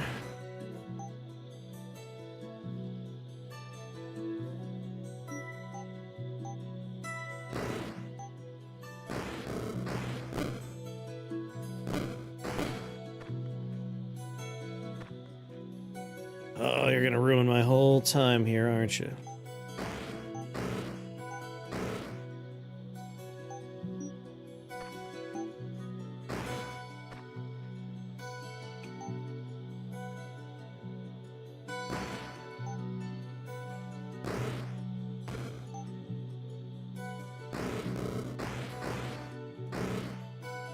God damn it.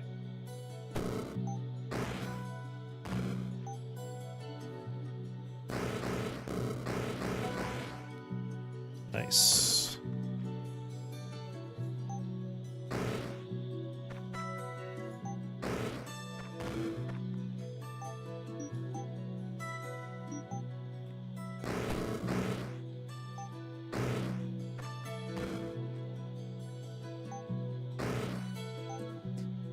And then right here.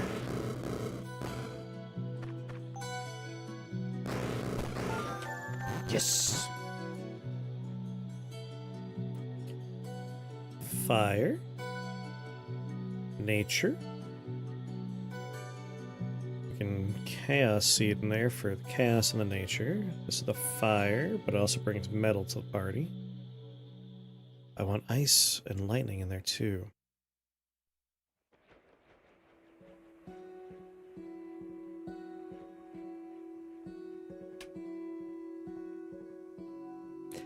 Torrent seems like a very nice AoE. Hell yeah.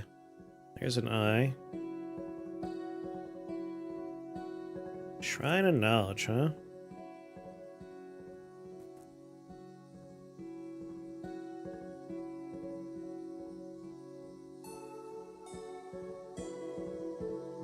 If I grab the AFM, I can quickly make some nice armor for myself. I'm being a little greedy right now. Are there any bad spells in the game? Summon Wolf? Oh no, Summon Wolf can go real hard. So with Summon Wolf, with Ravenous Wolf, it consumes all the charges, makes one really big wolf. But if you have Wolf Pack, you get 3 very large wolves that get bigger every time they kill something. Pair that with something like Invoke Savagery and Savage Spree. Every time one of your wolves kills something, it automatically kills Savage Spree. Automatically cast Savage Spree, they can chain kill everything on the floor. Like one wolf could just clear a floor if you focus on upgrading Invoke Savagery's damage. It is very funny to watch. Boiling blood makes that all the more likely to happen. Like, there are spells that, in a vacuum, are bad, but if you take other spells to support those spells, boy howdy.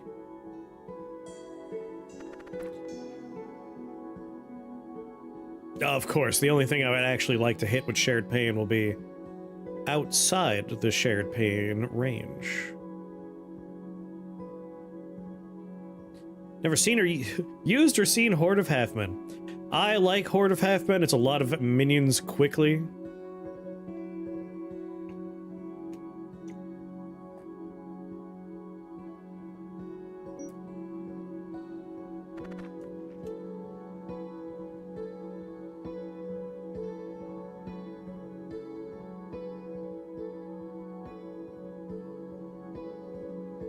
Oh, hold on.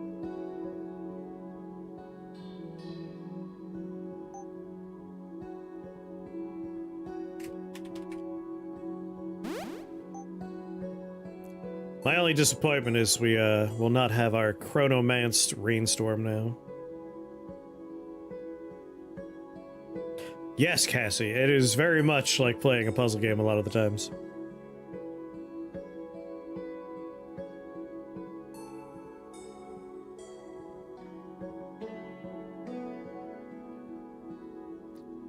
If I grab this and just quickly head down, we can get Rainstorm going. At the same time, I kind of want to just, like, start down here and take out the spawners quick.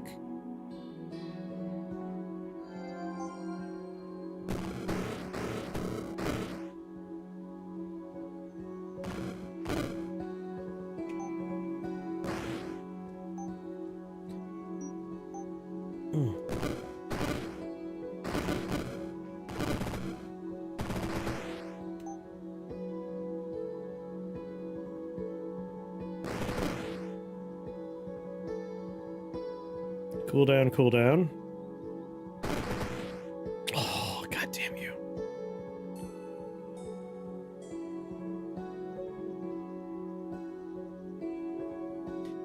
Chance that you shoot me. I hate you! God, I was being super greedy because I wanted to do Chaos Seed with a Flame Blade fragment. It would have gone so hard. It's more of an open-ended puzzle. Each floor is a puzzle, and you're able to tackle it in any combination of ways you want. Awaken, wizards! And let's get wet. Real wet.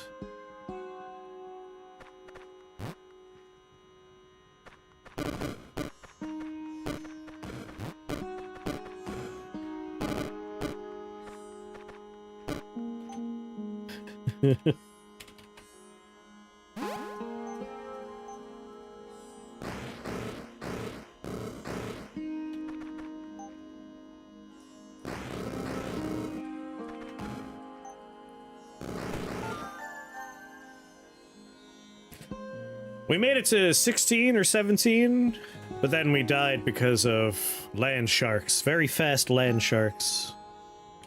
But we're trying again because it's kind of a funny build. I do think we want something to increase the damage of our various things sooner. Like, I was on 16 and we were still doing, like, a pittance of damage. Like, we definitely need a lot more faster. So, like, I think a blade staff would go pretty well. Or if we could find the right parts, like, there's a lot of silly stuff we could make happen. Through the power of a flame blade fragment and a chaos seed.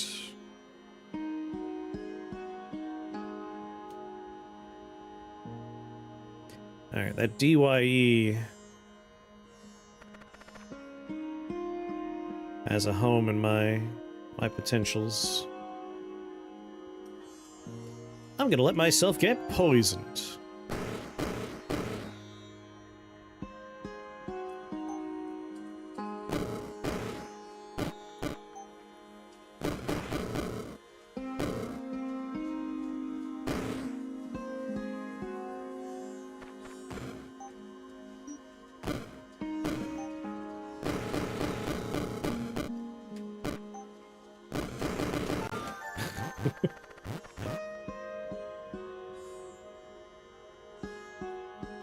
Chaos Seed, alright. Also a Chaos Seed. ADE with a YZ and a Chaos Seed, or... This is the better... bits and bobs for me.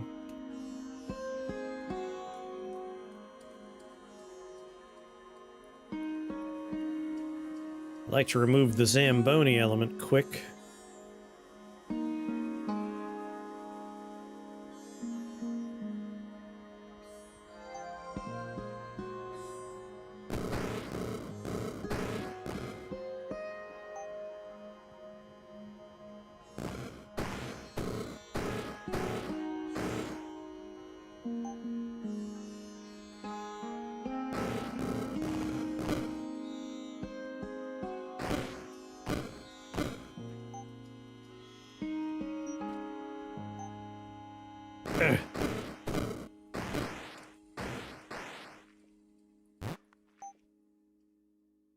This'll get that one.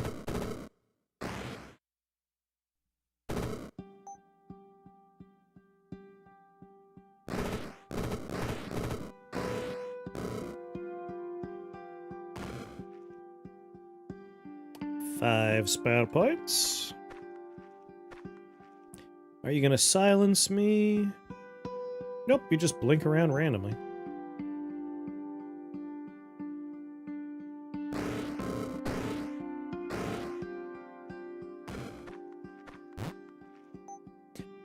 It's time.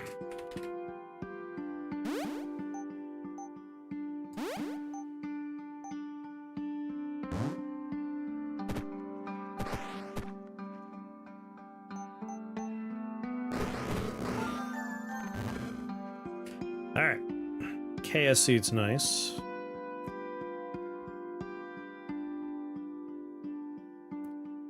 Nature and lightning.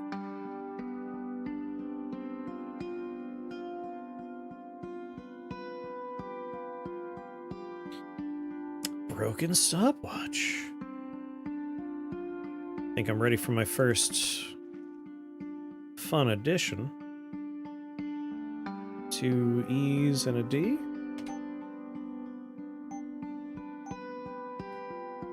Ba-boop-ba. You know what? Hex Specialist would be a nice one. But it's Helm of Hexes. We're already ready to go on this, and we can up the duration. What's the best thing for duration for a soaked build? I mean, Prism of Shattered Sensations almost doesn't count. That's always too good. Mask of Woe would be really funny.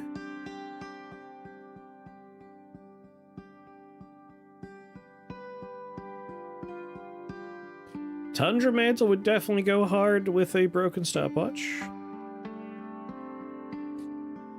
But we could just go for a nice Time Lord staff later on to up duration on everything.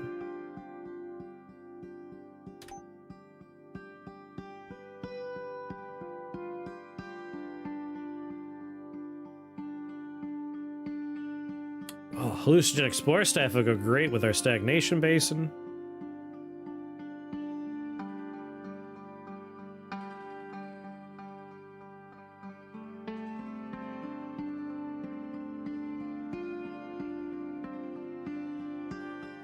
Time Striders. We don't really need the opening time yet.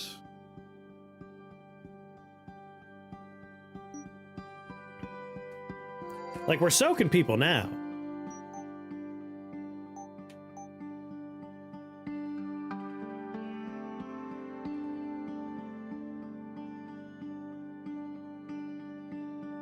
Stupid pull thing.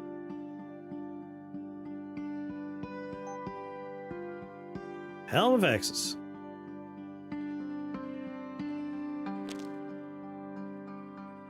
And a D, Y, E.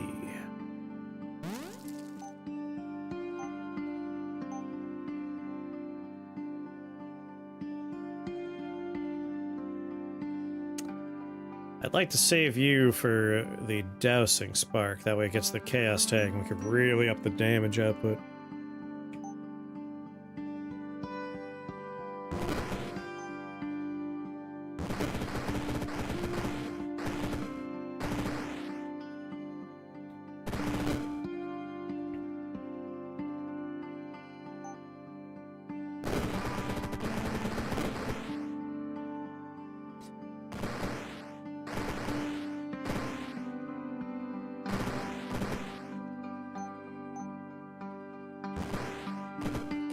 Get him, boss!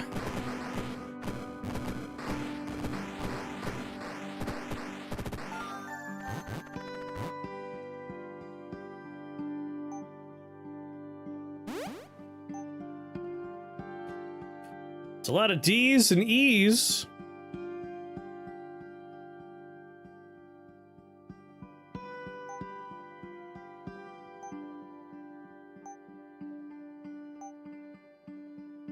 Mask of Woe, we do want.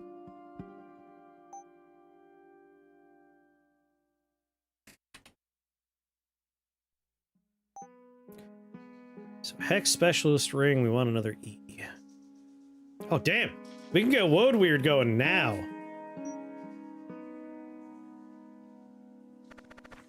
Like, right now.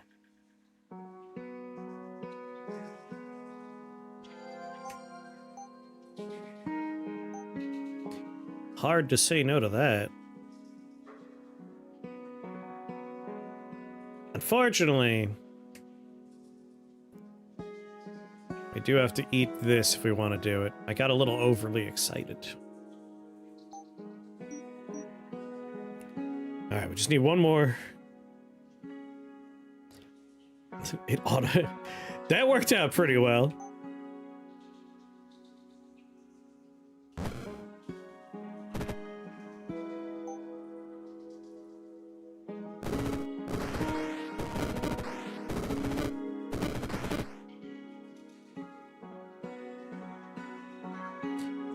Did you give me shared pain? Ow.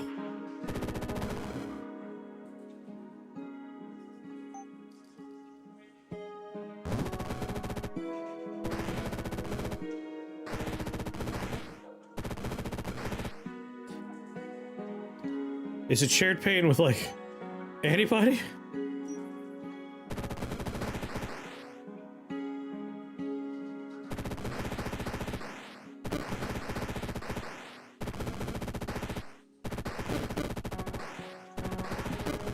Oh, it's with my little buddies over there. If you guys would, like, you know, die.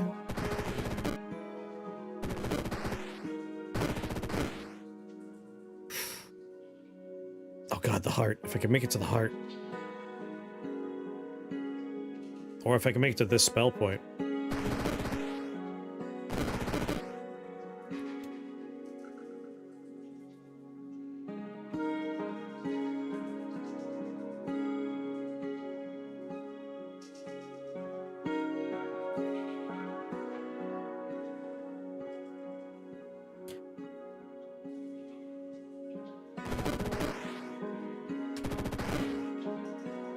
Oh my god.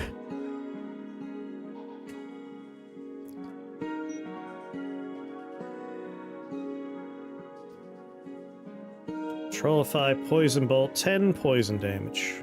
Shit. If she casts that, we're a dead man.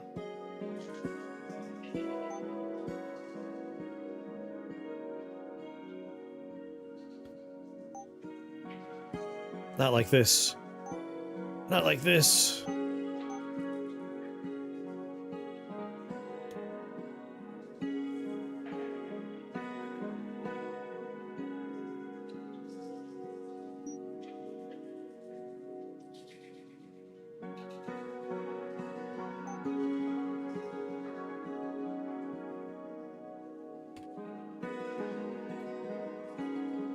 Oh my god, you're the worst.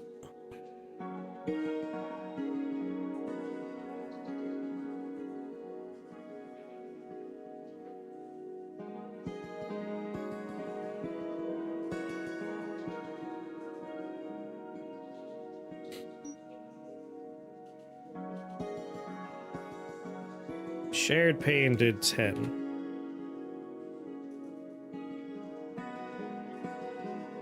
Oh, it cares about damage type. It's whatever damage type they take. So if I take poison immunity, I will not die.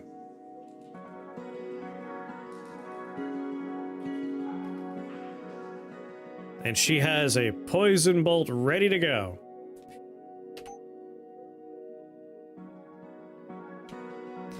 Just hurts my heart because we were basically ready for a Woad Weird right now. But whatever, you know what? Nature spells and equipment gain damage. We're doing nature stuff. N and N, god damn it. Y, Z, because it don't matter. We need the T.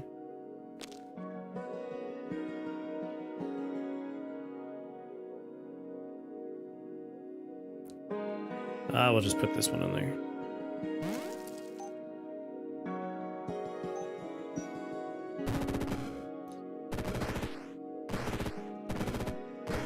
Oh, it's wrong.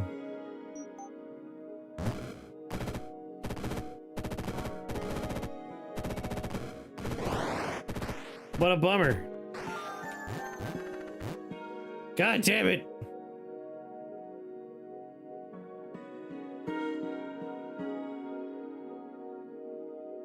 You know what? Chaos spells and equipment gain 25% damage. Why not? I wanted to put that on my dousing spark, but whatever. Alright, we want L and we want N. Double N's would be nice though.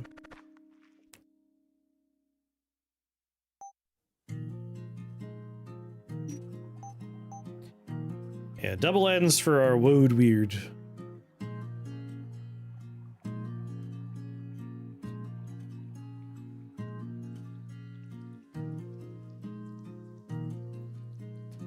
Five spell points, huh?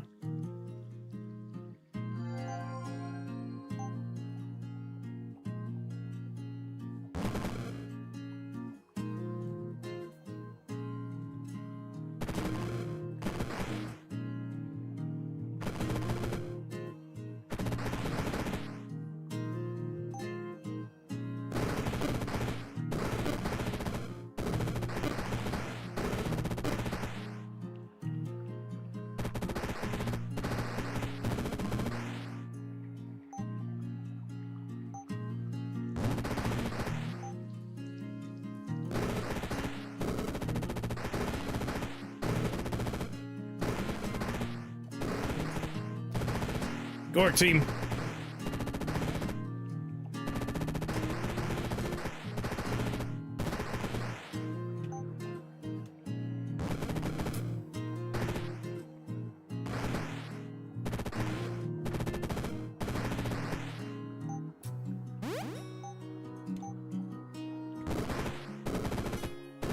Time for crab.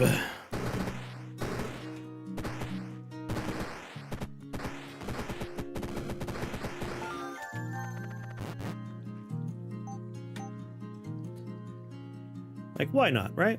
Why not? D and E, D and E. Well, actually, do D and N there, and NZ and an E, then a C, and a C. And then an F and a DYE.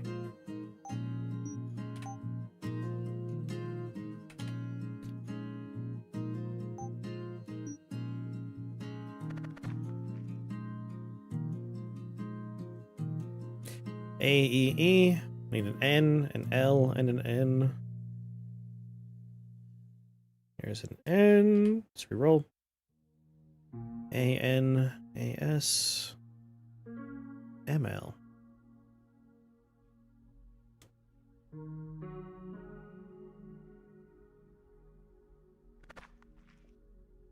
I want that stagnation basin.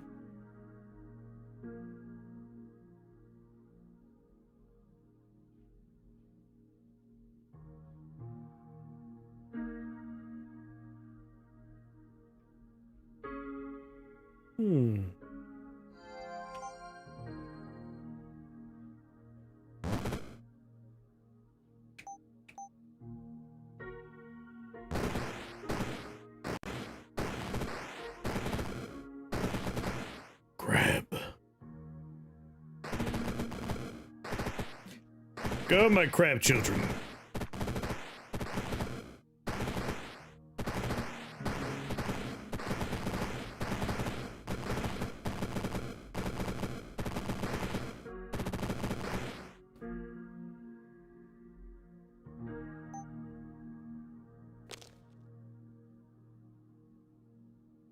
You know what? If we can hold that, we should hold that.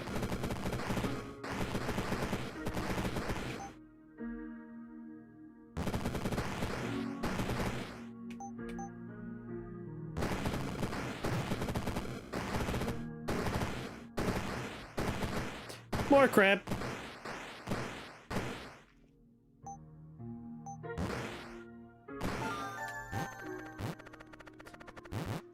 Like, if I can get another N and an L on the next floor. Well, there's the L. Time lost inscription.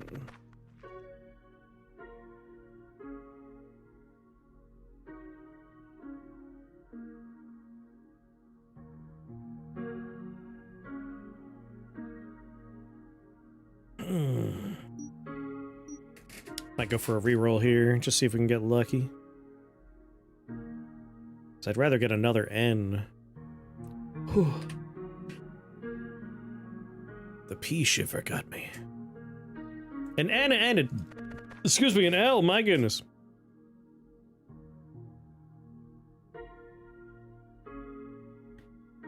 What are the chances? I want these two things destroyed just immediately. Oh god, there's two more of them down there?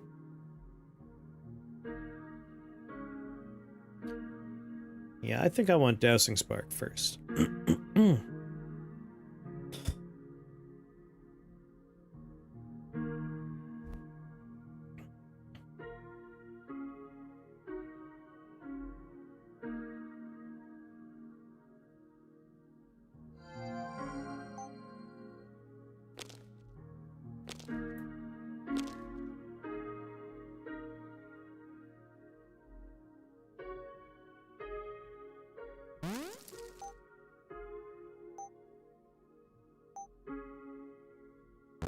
No, wrong spell.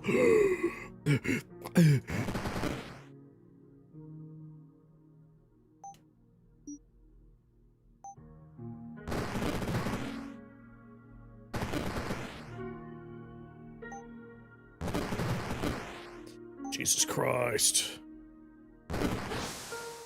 Cannon boys are the worst. Should have never come here. I have to pee. Hold on.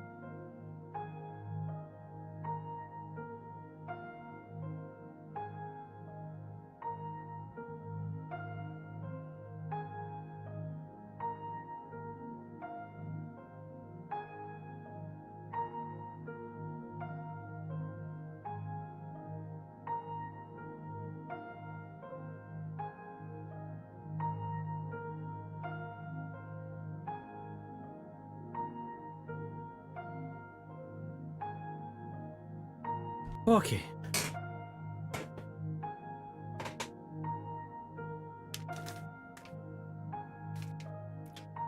Much better.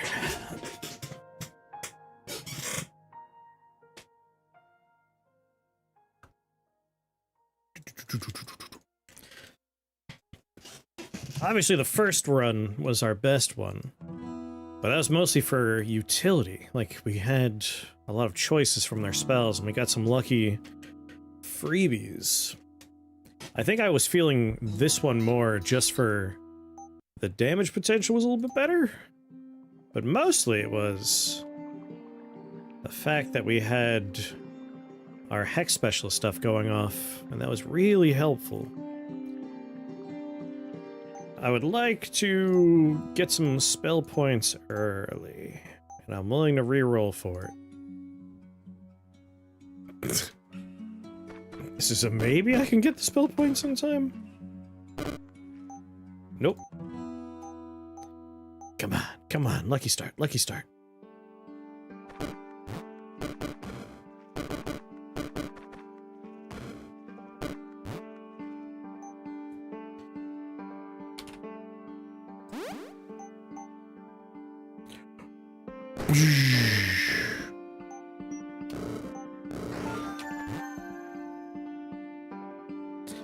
Nature Tome with an M and a T, a BU and an I. Changes All has a little potential, but I think this is a reroll, although the Nature Tome.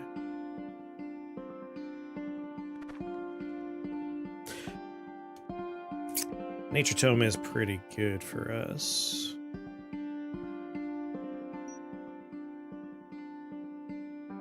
Reroll. Curse Seal's good. And we get an end tag there.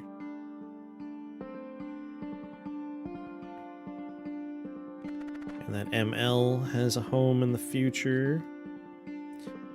Alright, Seal of Fates hits 2 of the spawners. That's nice.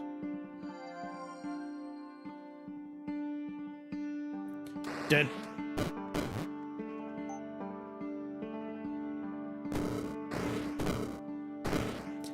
Sir.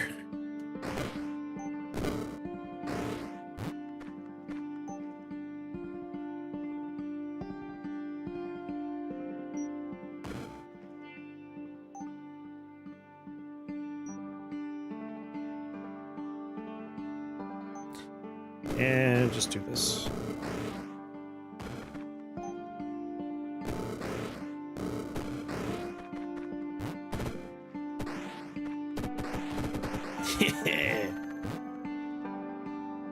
Or A, an AW, and an RH.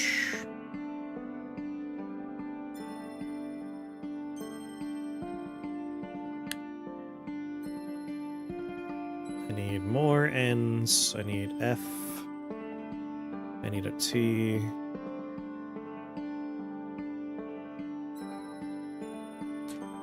Reroll.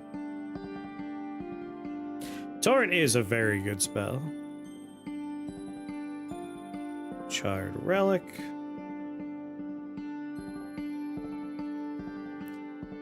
I need another E and another D.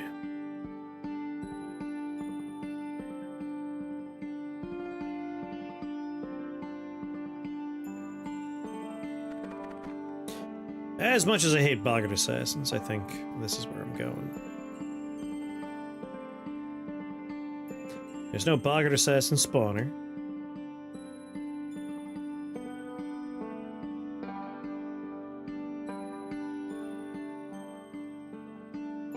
I need another D. Yeah. Who does it, am I right?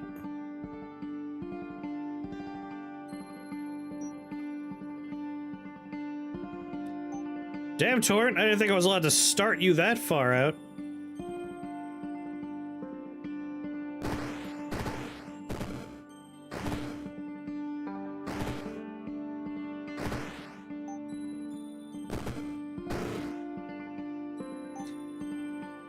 Man, Seer Sight shows me the potential of just increasing range on Torrent. Good God. Now, Chain Lightning is an interesting idea. Like, we could soak everybody and just fuck them right up.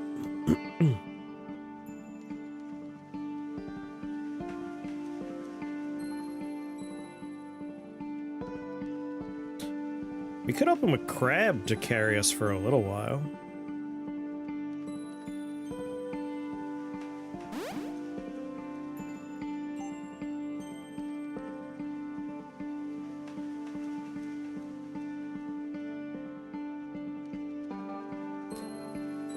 AFN gets me shields online right away.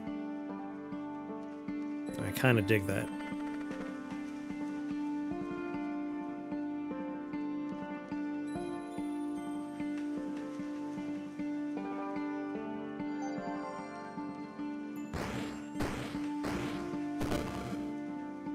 You glass piece of garbage. Oh my god. I hate them. I thought I was pushing them out of range.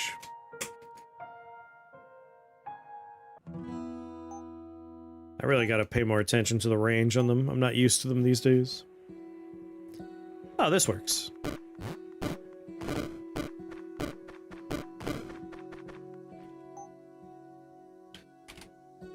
Alright, let's get everyone nice and wet.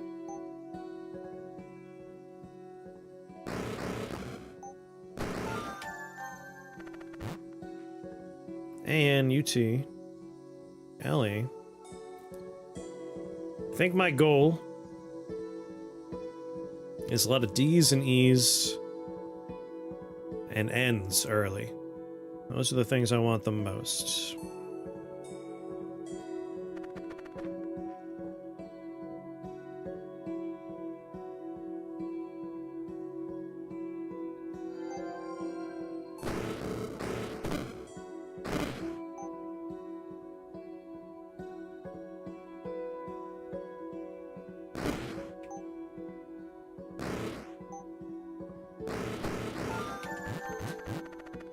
Not too shabby.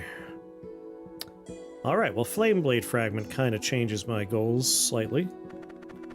But not by too much. Not by too much at all.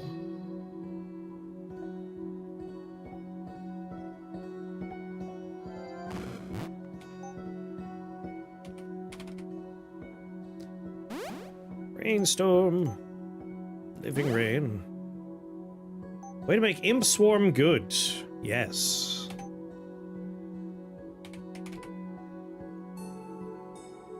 Boop, boop. When one of your demon or blood allies dies, cast Life Drain on them, and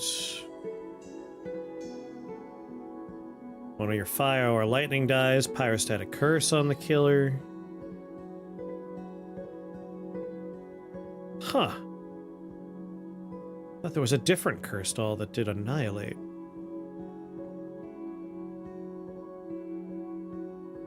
Did they change the dolls?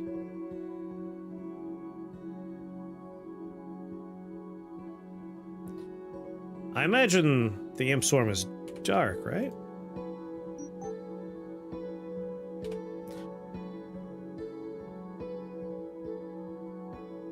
So you get your fire and your lightning and your demon, so that's 2 of the dolls. Oh, I think I would go with Rotten Void Imps. Or you could do...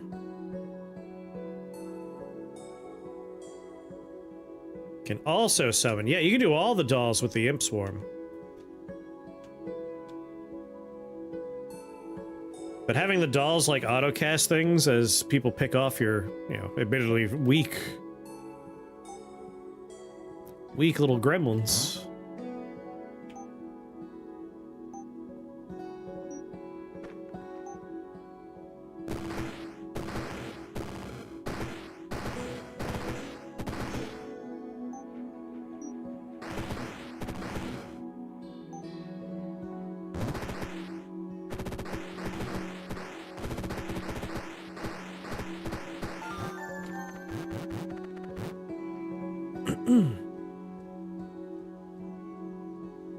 Charred Relic. Alright, we have a Flame Blade Fragment. I might open up with just making something to scale some damage off of this stuff. So, let's think about it. We're going to be doing fire, lightning, nature, ice. Fire, lightning, nature, ice. Those are like our 4 primary categories.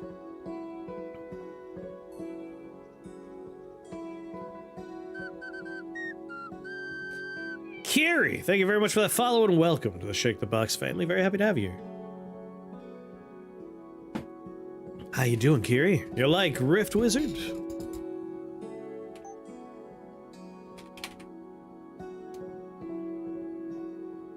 Some fire damage. Nature damage. Well, really, this is not doing damage at the moment. If we can get lucky and get some more upgrades on it, it will. Slime.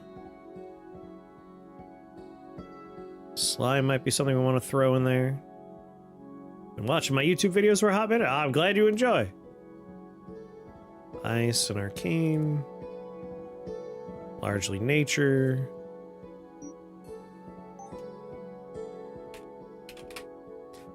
So yeah. Lightning damage. Fire damage.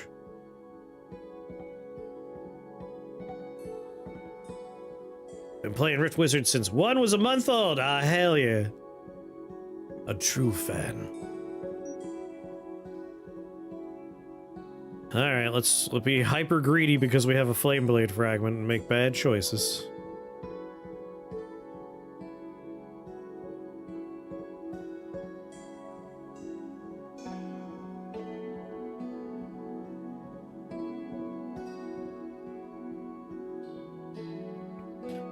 So what am I missing? I have the N I want, I have the F I want.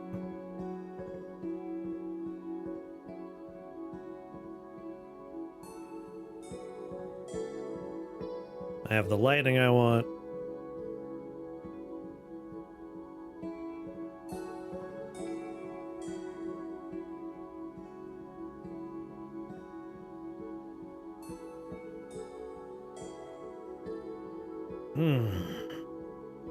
I think just ice right now, right? See if we can get lucky and get some ice. Yep. Trying to just really grab every single thing that works with soaked and just see what we can make happen if we try really hard.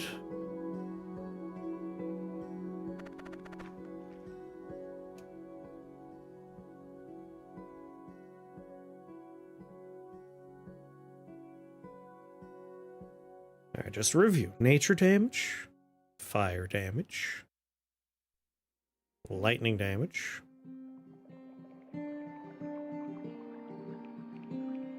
ice damage.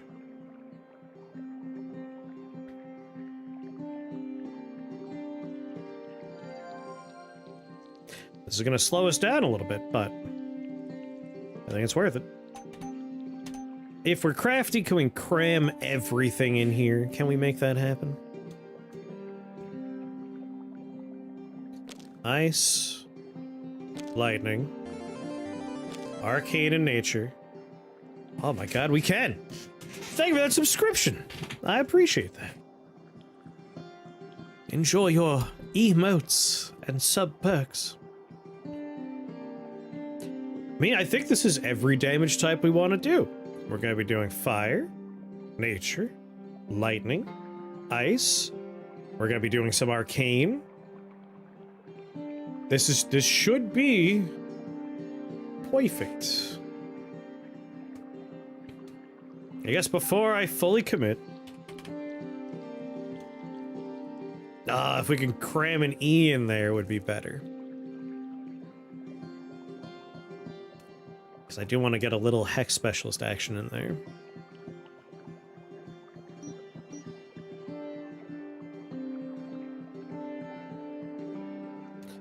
Like instead of making the magic wand, we might just go with the philosopher's stone so we can just cram all the tags we want in there for +3.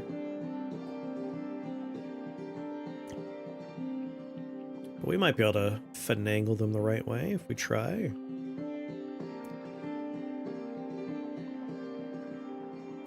Alright, let's just get started, shall we? 3 spawners here, 2 spawners here. Rainstorm up there.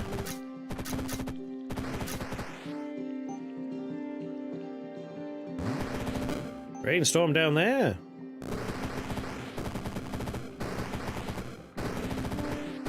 And tear through. Slaz. Need to get rid of you. It's towards in this direction.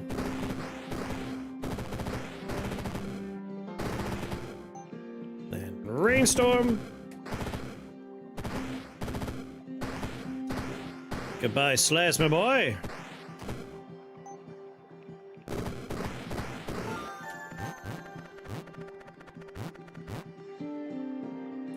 Depending on what the next floors have, Chronomancy.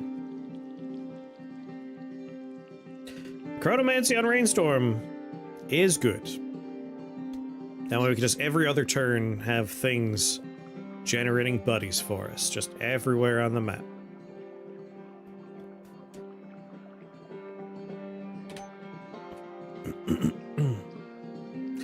Hey, I definitely can't magic wand with all the tags I want.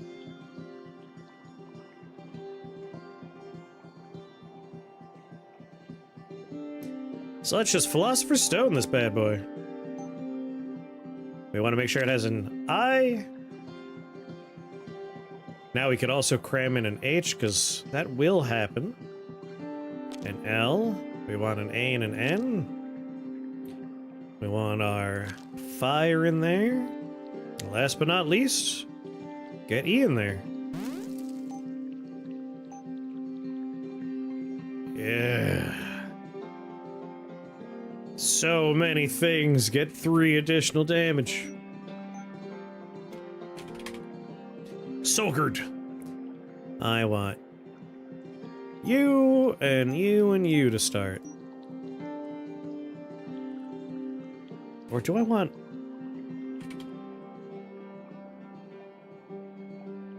Well, we can remember we want A's and E's.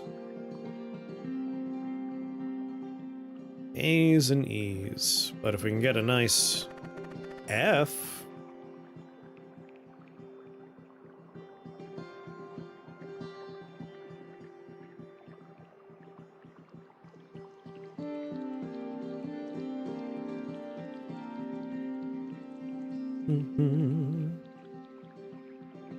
Is Spirit Visor good in 2? Does Spirit Visor give you the Holy Shield benefit if you craft it with luminous threads? Let's take a look. Spirit Visor. When you take damage, gain 1 shields. I think it can be good. The negative resistance can be a little scary, but making up for 25% physical and arcane is not too hard with other equipment. And then luminous threads is as long as it gives resistance. Interesting. Would it work with luminous threads? What's the wording on luminous threads? If the equipment provides resistance, right? Does negative resistance count as providing resistance? I haven't considered this. Like, Spirit Visor can work out pretty well. Yeah, grants resistance. I wonder if negative resistance counts. You should do a test. Yeah, do sides. Do sides. Like, I think it would work.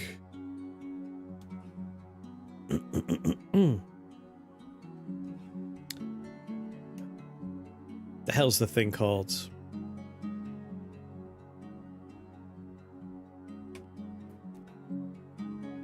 Pay 1 HP, so I don't think Flagellant's Cup would do it.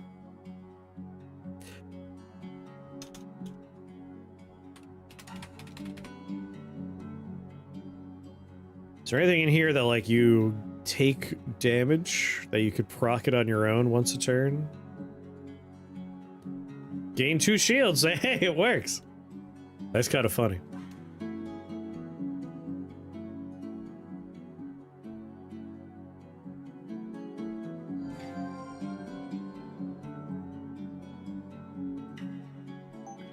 Ponder the orb.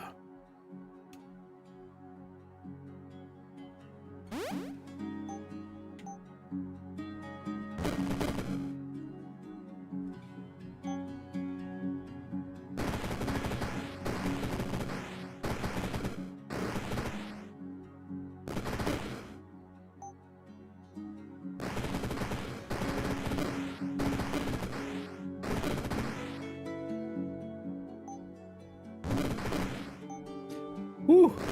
Back up.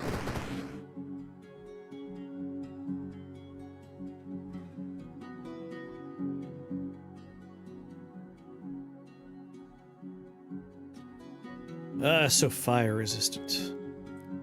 Let's see, we're gonna push you forward, but it's probably worth my time to duck around the corner and do it like this. Damn it, the stupid sword got on the other side of me.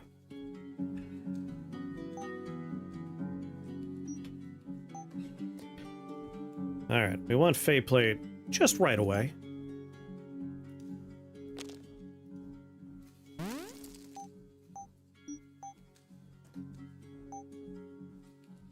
Magic Wand, not yet time for you.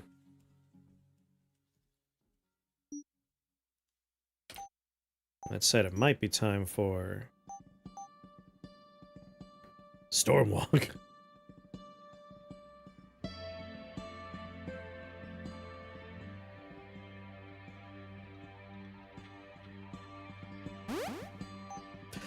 On brand teleportation.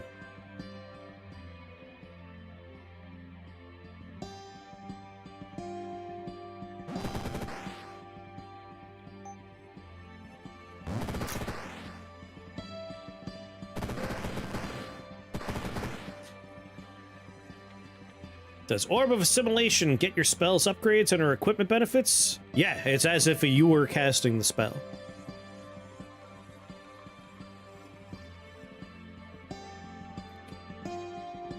I would like to make a rainstorm as far away as possible. And then just below this popsicle stand.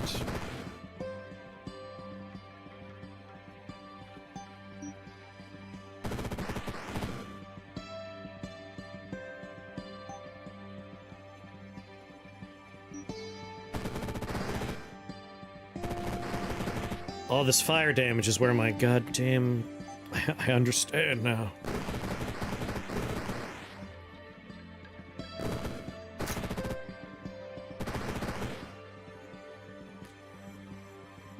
This is looking a little grim. This man has ruined this run. Thank you so much, Arcane Blacksmith.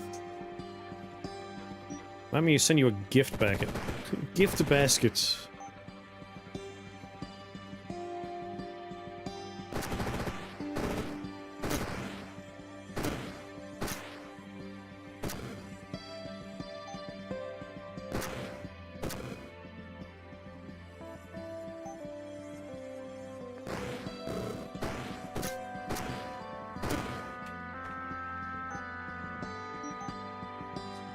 Come on, reach!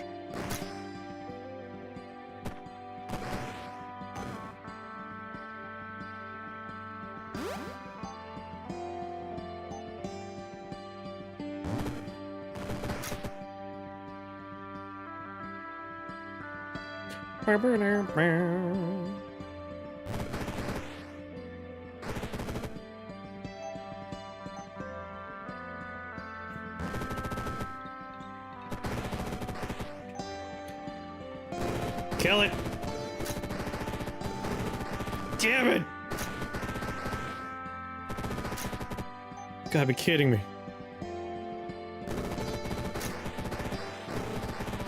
Oh my god, we might have a slim chance here.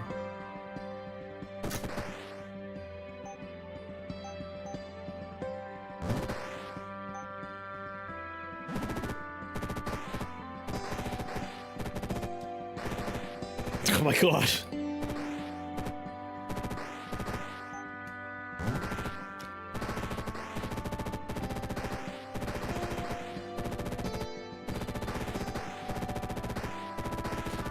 Need Rain Beacon. I know Rain Beacon's gonna be real good for us. I do want it. Be nice to get one of these online first, just so we're doing any amount of damage. I need 2 Ds and 2 Es. Yeti Shaman's a little frightening.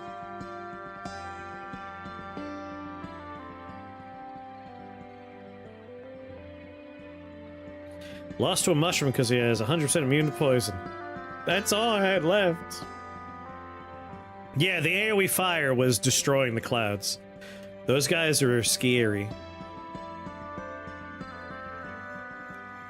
They are problematic for us. This gets the boiler online, which would be nice. This too can get the boiler online. I hate you.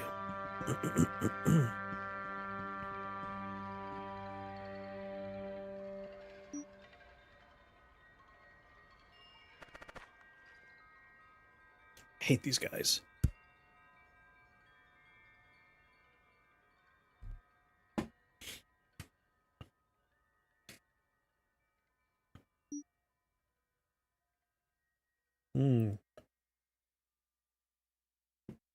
As always, my greed wants me to re-roll, just see if we can get an N and an F on the same floor.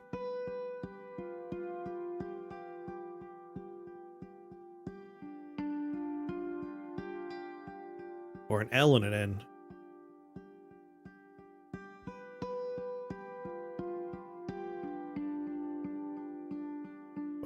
We gotta start getting some stuff that, like, puts damage out. The boiler will get a little bit extra damage. This will get +6 damage.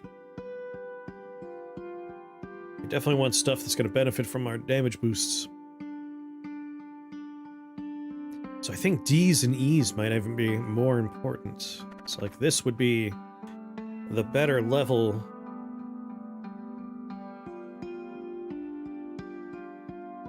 As much as I hate you, you're not the scariest thing right now. Especially if I start with fire.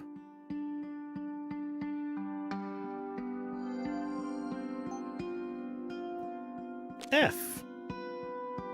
STW.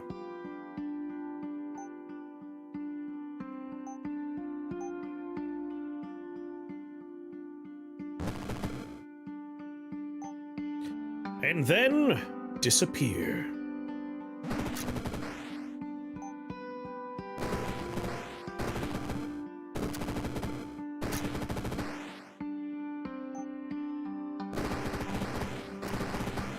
All right, Slaz.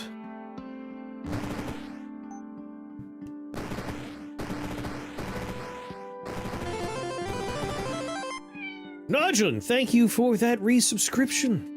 Or not resubscription, just ahead of time subscription. Or both. Sometimes the alerts are confusing, but thank you all the same. Much appreciated.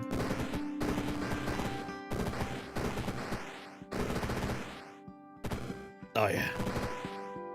We're good now.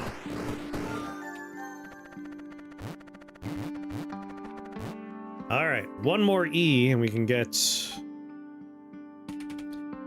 Hex Specialist ring online. And by one more E, I mean an A and an E. Whoops. Be nice to get Helm of Hexes too, but...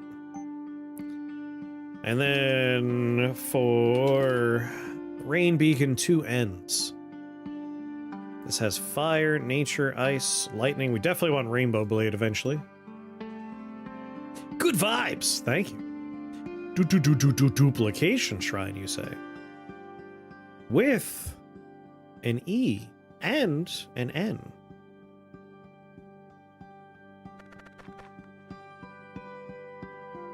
And Shared Pain. It's not the best Shared Pain, but it's not a bad Shared Pain.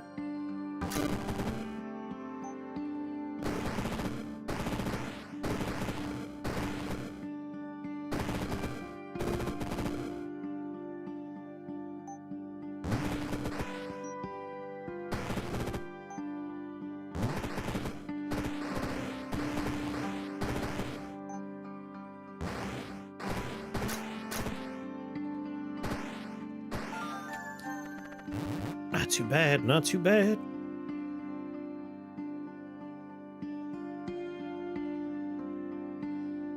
I mean, obviously, like, pretty sure duplicating Philosopher's Stone will be good. +3 damage to every damage type we will do through the course of the run. Will become +6 damage for every damage type we will do throughout the course of the run. And we probably won't have to worry about running out of casts along the way.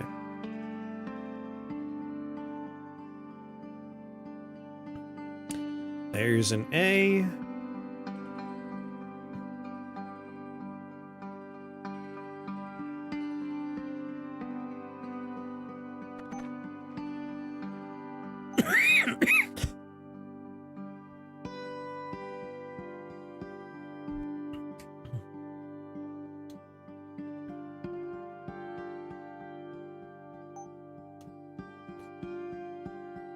Yeah, this will be doing a bit more than 3 damage once we have it online.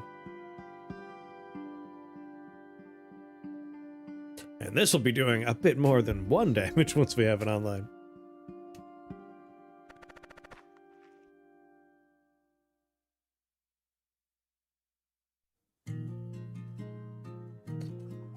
He's gonna be whipping around.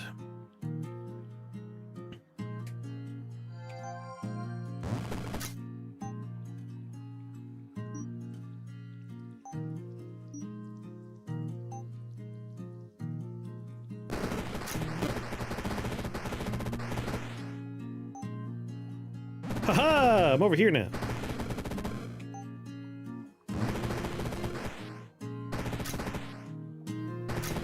It's fun finding out what he considers to be me killing something. It's like, I was over here, what are you talking about? I didn't do nothing. I'm innocent.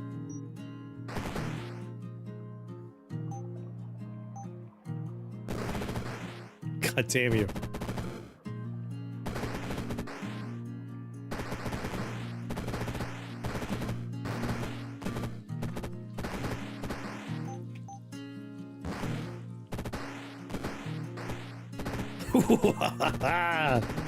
What's the problem, bud?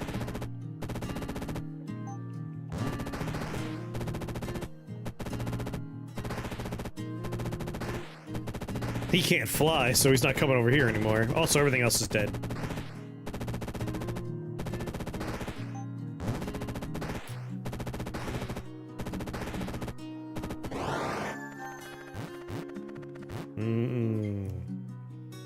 Delectable.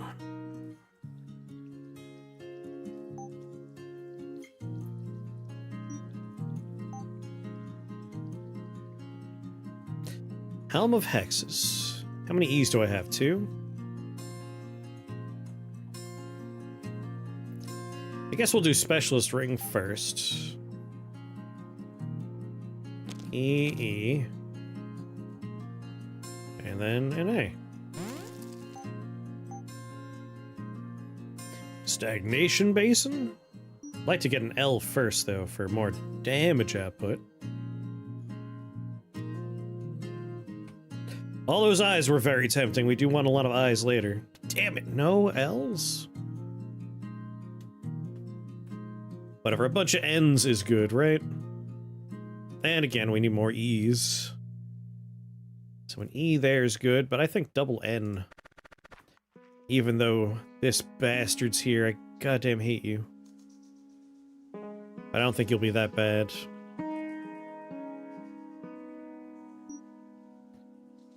Cast Stormburst after arriving at your destination.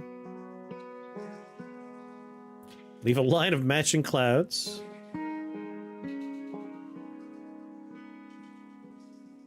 Ooh, remove all debuffs if we teleport to a rain cloud.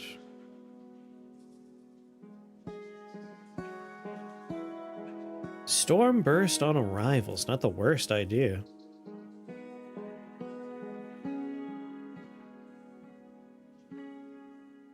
Kind of like the idea of using this as a way to get rid of debuffs. Let's grab that for right now. And I think maybe I want some crabs. Love crabs.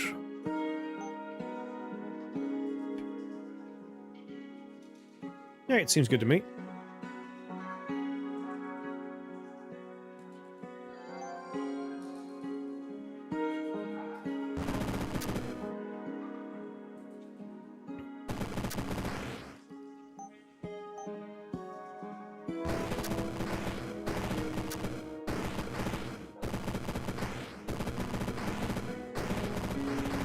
Creeps.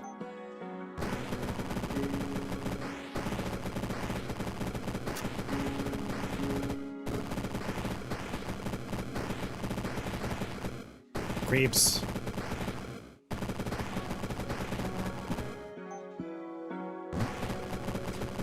So rainstorms for everybody.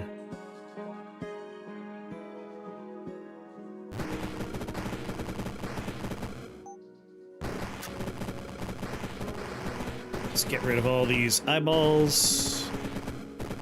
Hey, you know what? Why not make more crabs? Crabs.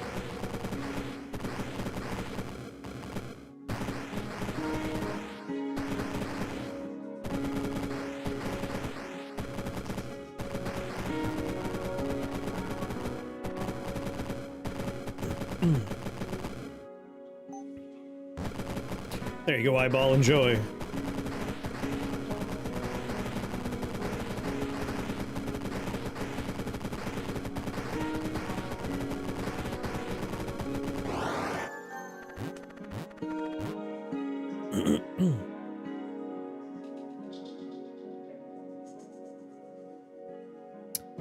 Finally an L.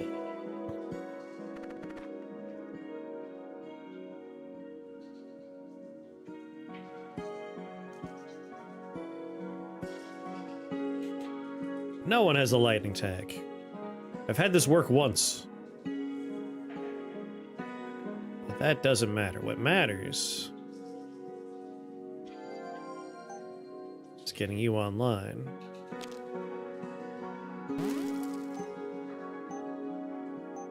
And getting you online.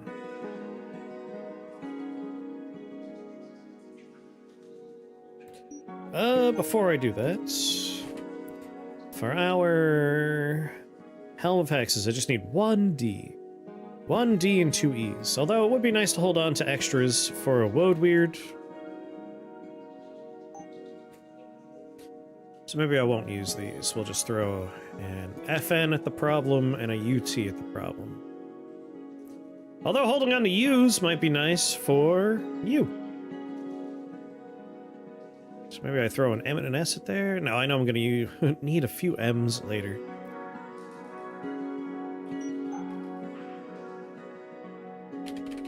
It's time to start getting the ice parts online. And you're just eyes.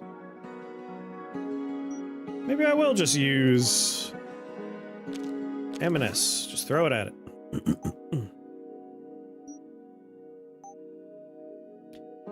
And Rain Beacon. That's where I wanted my other T. That's right.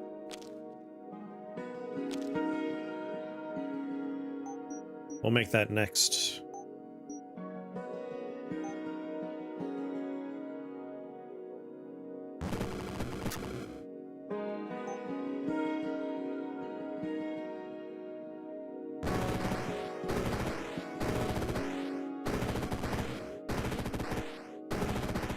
Enjoy crabs.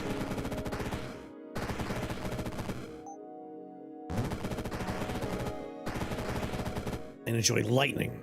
How much damage do you do? 15 damage. 10 random soak people will take 15 lightning damage, but really they're taking more because soaked gives a debuff to folks with lightning.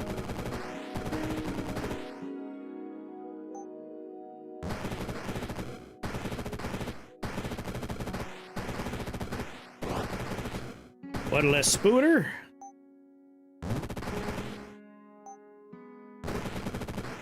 Sorry, crabs.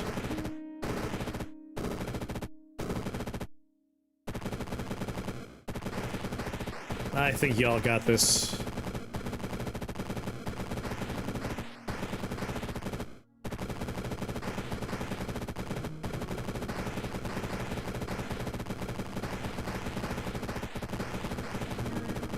And dead. Alright, all the eyes.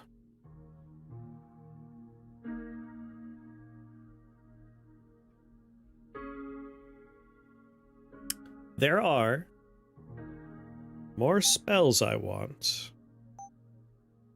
However, I were to buy a spell and then forget the spell, especially something like Blizzard, which is all the tags I want, I could get a few tags. More powerful spells yield more components. Like Blizzard would be ideal. Nature, ice, enchantment, those are all the tags I'm looking for right now.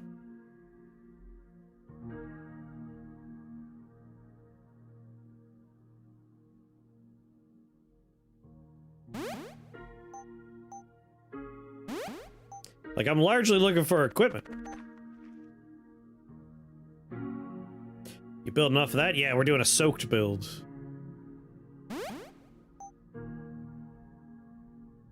Ice. Lightning. Alright, wasn't great, but no regrets.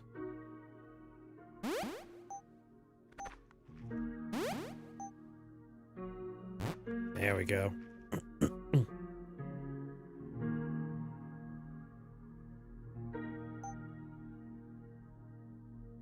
I didn't get any E's out of that? Come on. R.I. Bin.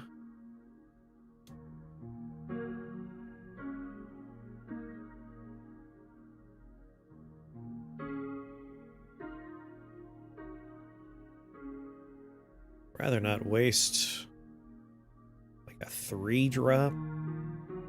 But I also need multiple ends. I have other ends waiting for me, right? Got plenty of ends here. Alright, another eye. I just spent 7 spell points just to get components. Listen, I want an eye, and I'm willing to re-roll for it. That E was pretty tempting, though. There's an eye. This ever-melting cube would go pretty well here.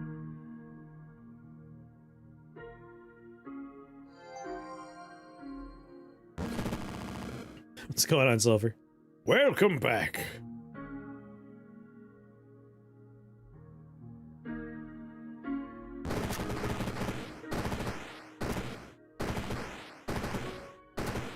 Let there be crab. Mr. Krabs. Where's the Krabby Patty's secret formula, Mr. Krabs? I'll suck your dick. Sorry, I don't know where that came from. Whatever it takes, Mr. Krabs. I think we could ditch the storm glass eye.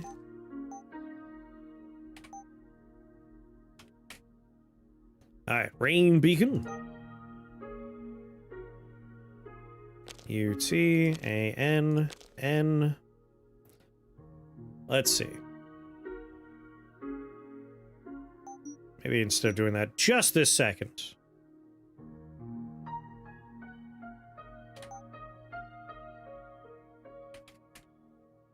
Because an F and an I gets me a rainbow blade. I just want to make sure we don't burn too many of those letters.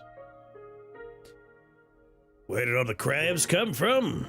They're coming from my torrent. Ritual of carcinization will get you a lot of crabs.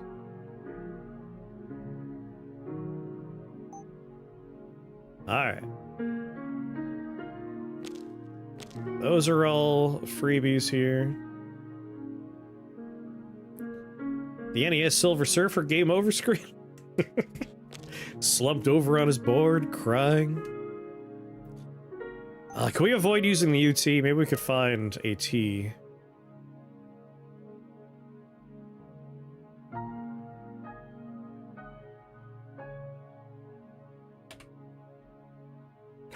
Double E's. Oh, another flame blade fragment. Oh, sweet mother of God.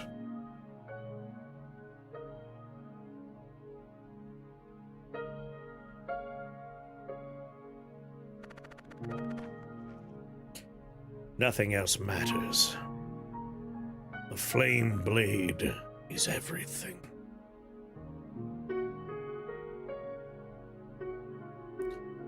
Weepers.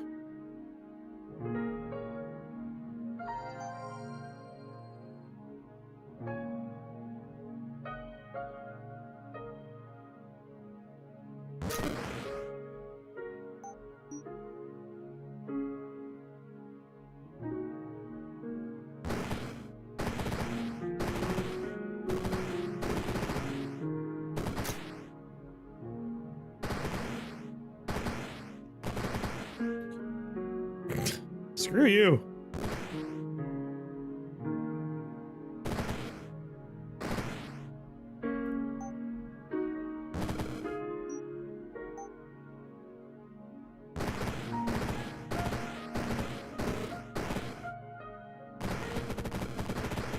Hold him down, Crabs! Hold him down!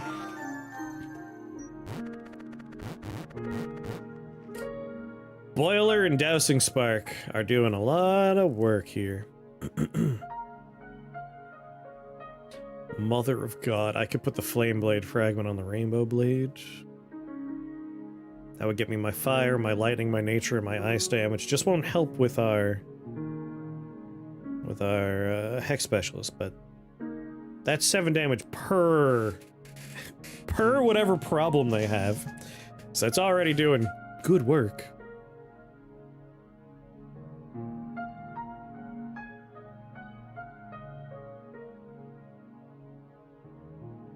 I feel like a magic wand at this point is not even going to do very much, but I'm still interested in making it.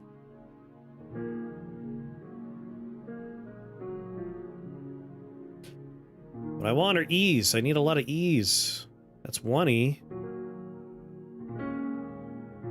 1 E ain't good enough. Reroll.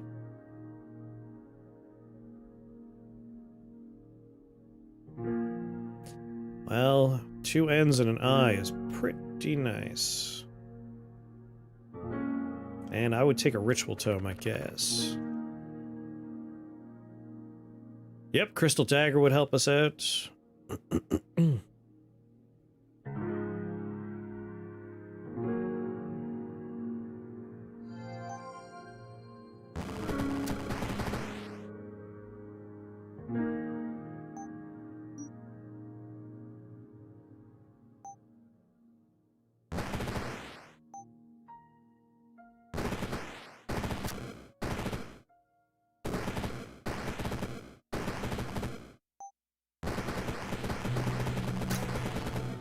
Y'all want more crabs?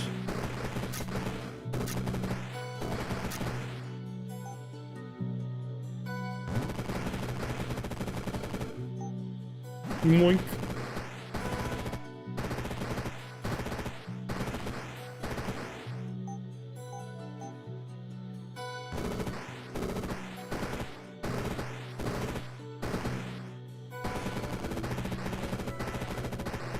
Love the idea of a crab holding a dragon down.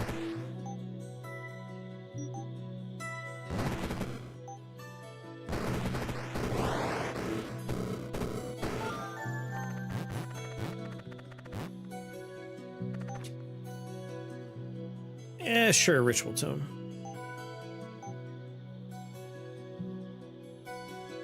Finally, an E.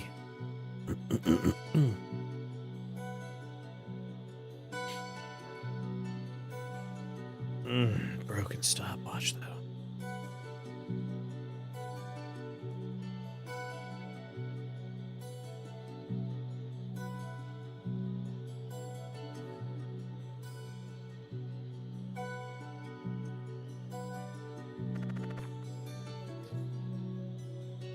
Starclaw.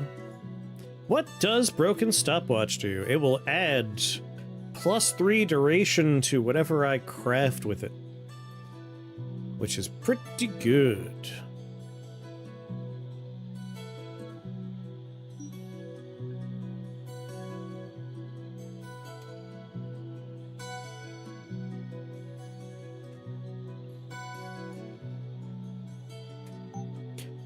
Before I make that,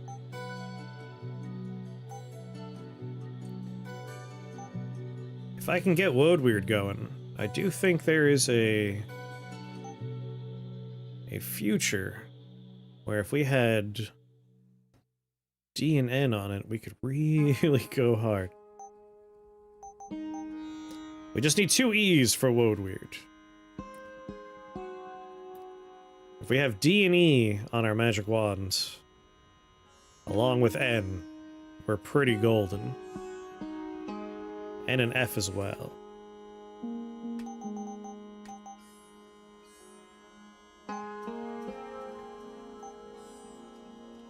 So if we were to do Flame Blade on there, that's our fire. There's our dark and our nature. And E would be ideal if we can. These two and an E would basically do it for us.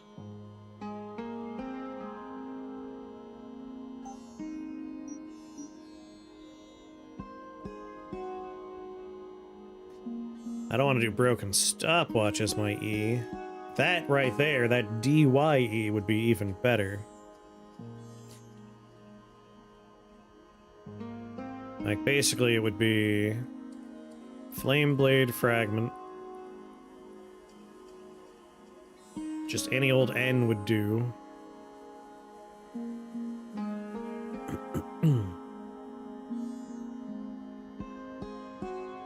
I guess I'll make this for right now. Because we could do FL.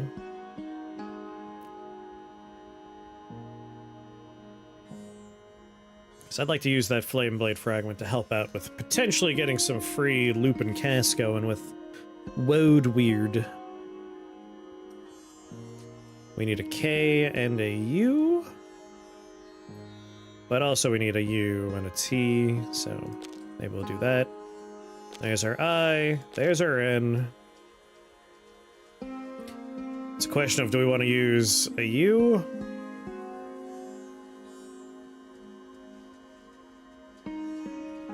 Well, I don't have any eye spells, so... And I don't plan on having any eye spells. We're just gonna burn the Chimera Eyes. So this is doing 15 damage. Now it's doing 27 damage. This is doing 37 damage. Yeah.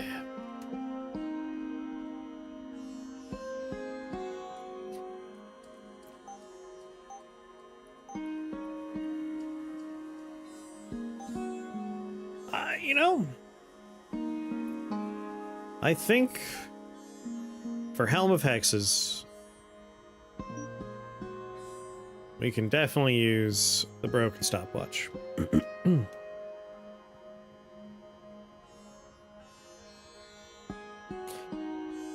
Alright, you've got quick step. Necrosis is grossus.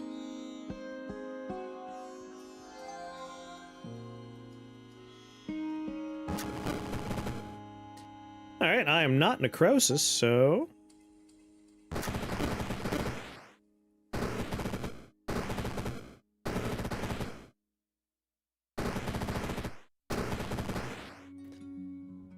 let's not worry about it.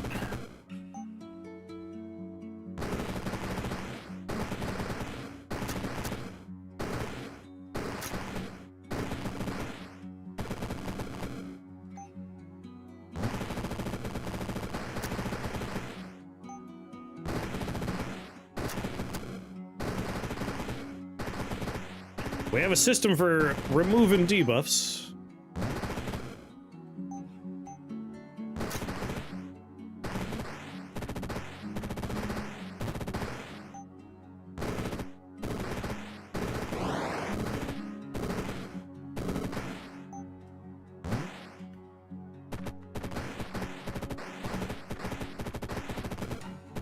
Yeah, and then one more E. Well, two more E's. We want one for our magic wand, our proposed magic wand. Double D. There we go, D Y E.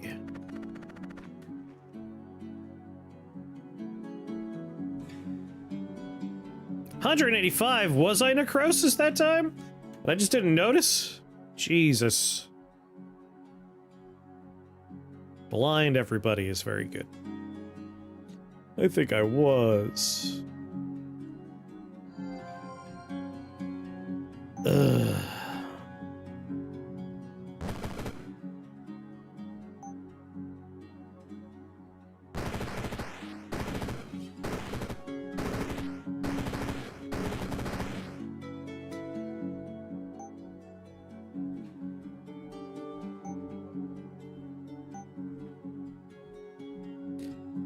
Alright, we can get Woad Weird online, but we want to use our stopwatch on something else first, i.e. Helm of Hexes.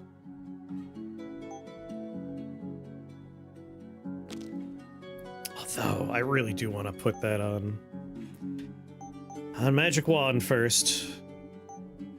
Won't be super helpful yet, but it will come together later. Alright, so Flame Blade Fragment first. And then we want an N in there.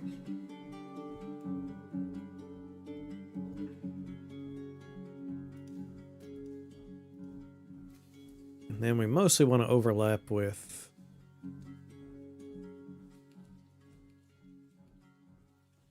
the D and the E for the next part. But we can cram in something else first. Which had an individual I component. See other nonsense on this floor? Yeah, we are doing arcane damage. Although it's weirdly not tagged as arcane.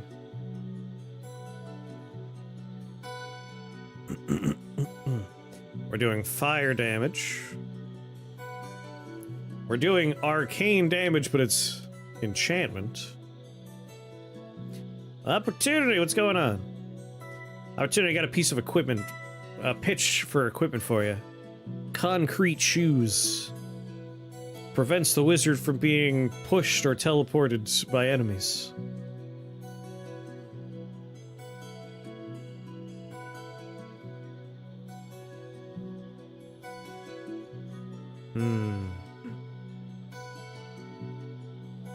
Guess we could finish the floor and see how we feel after the fact, right?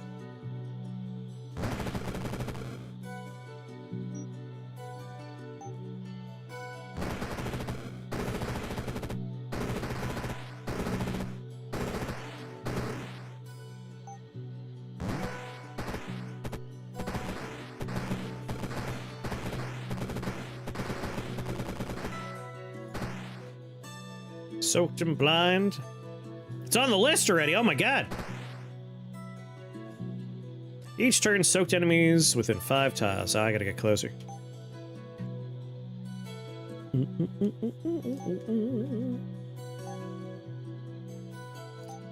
Get geometry staff on there.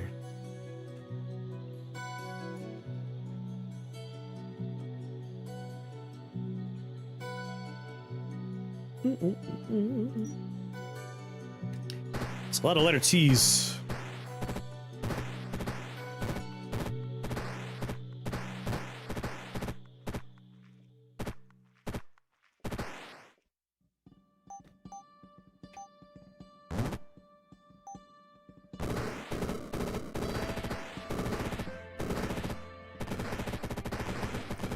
Hold him down and beat him up.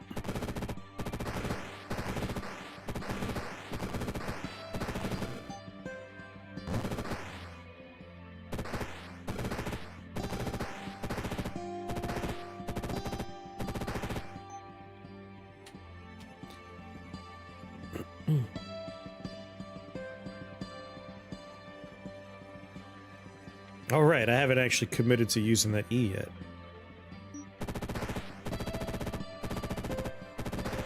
We'll see what the next floor has, and we'll decide if we want to craft it the way we were talking about now, or do it differently.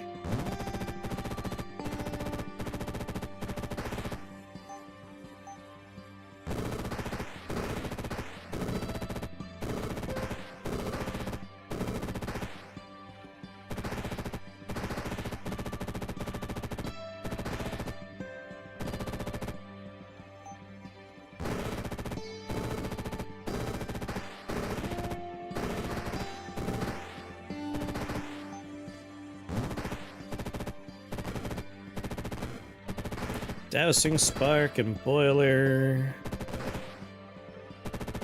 Doing decent work.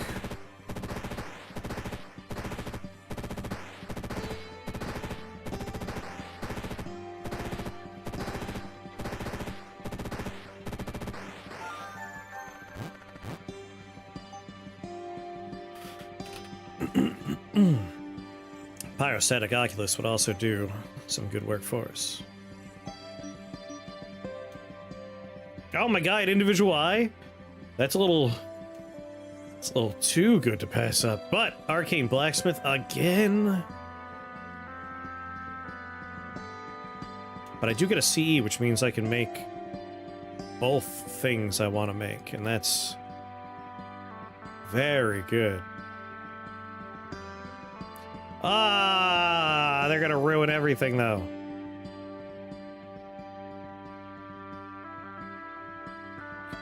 Although, they're not doing an AoE explosion, they're specifically hitting minions in range. Teleporting randomly, guys that can apply fear. There's a lot to really dislike about that particular floor, despite the fact that it has exactly what I want.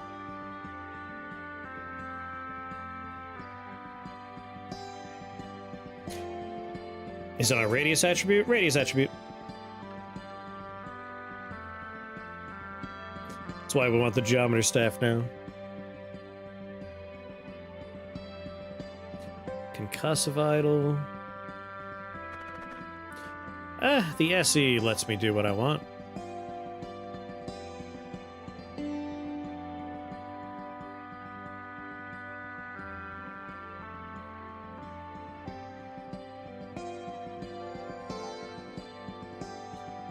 Not quite as good, but, you know, good enough.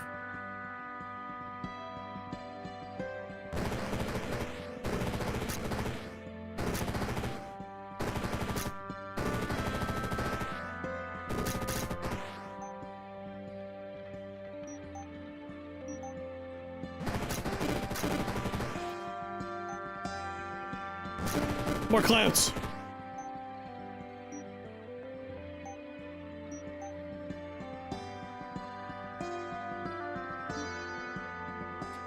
I'm all maggoty and gross.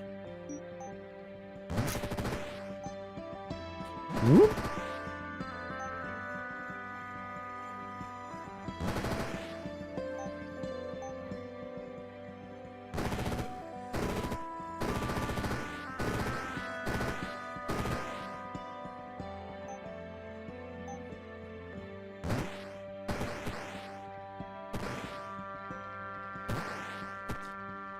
Yeah, I should probably start using my SP, huh?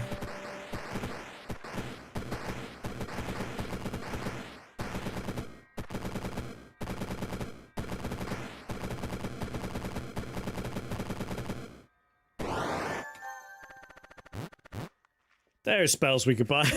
we could do stuff with it. Another Shrine of Knowledge.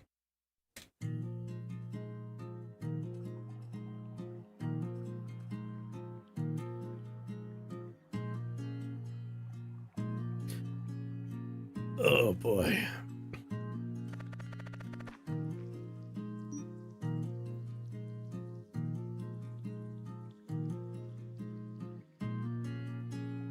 Playing Sandstorm.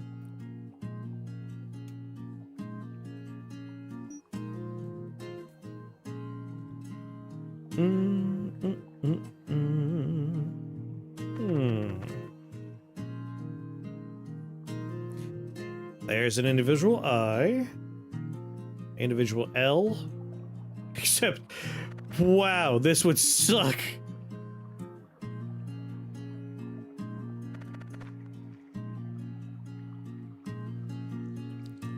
This eye component ain't too shit.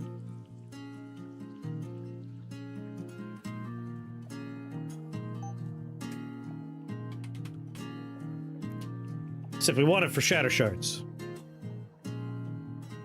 Crap. Forgot about Shatter Shards. We got all the soaked stuff.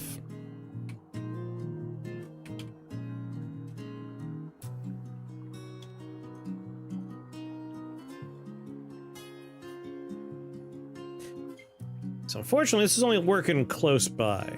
So the eye is not that important. Individual L, I think, is better, but again, this would be devastating.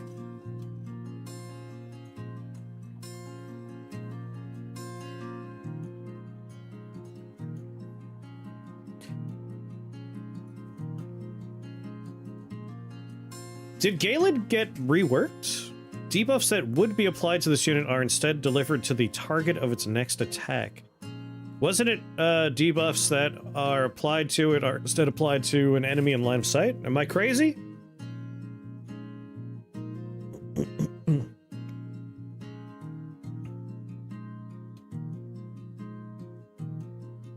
It was changed 2 patches ago. The world, it just changes so fast sometimes. That kind of changes things a little bit.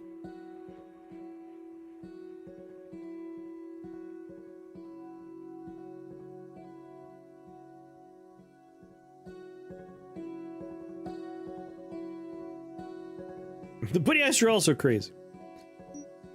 You know, I don't think it's that critical that I have that L on there. As long as we do Flame Blade Fragment, the letter N, we could throw an A on there for poops and ha-has. But what's really important is that D, Y, E.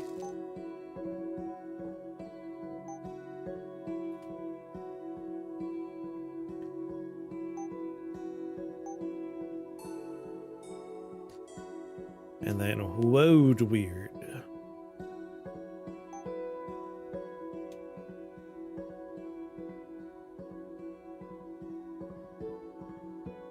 Damn, that's right. We don't want Woad Weird with our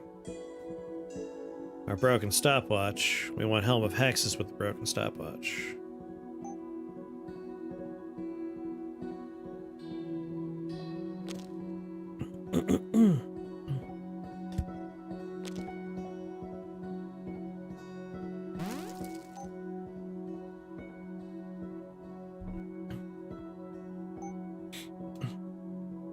Alright, now I want 2 more E's. 2 more E's is the goal.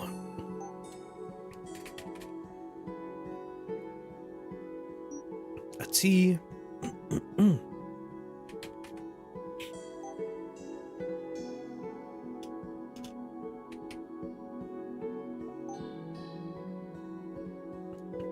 Vault of the Fettered Fae. Ooh, new vault.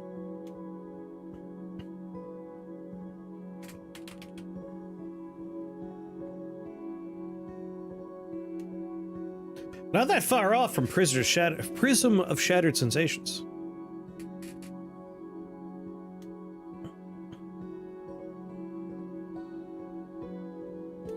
E, H, and S.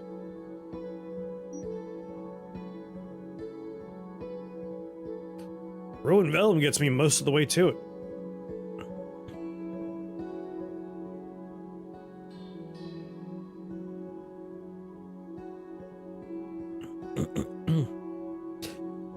Shatter Shards would be nice, but that's only for things close to us.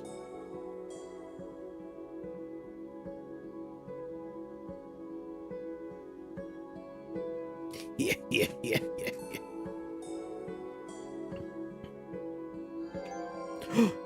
Think fast.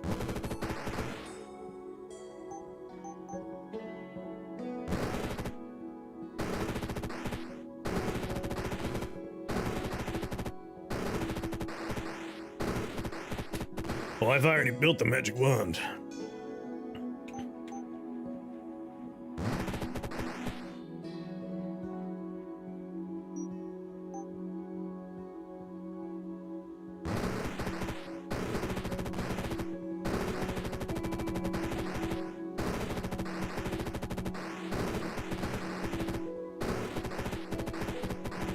Crabs.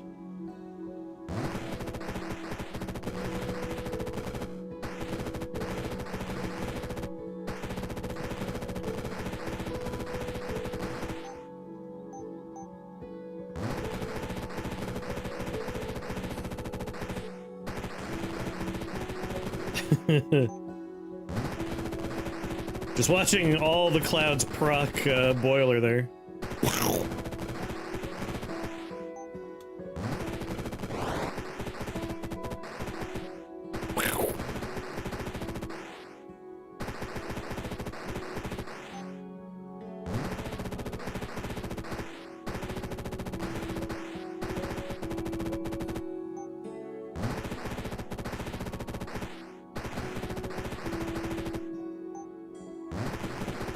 Keep them wet.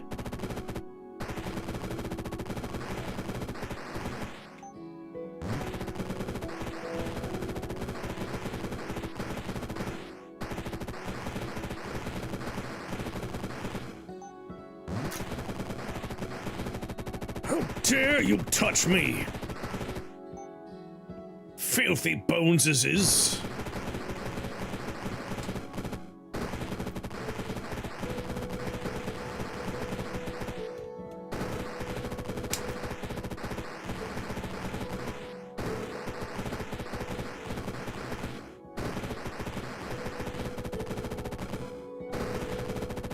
Poor Krebs.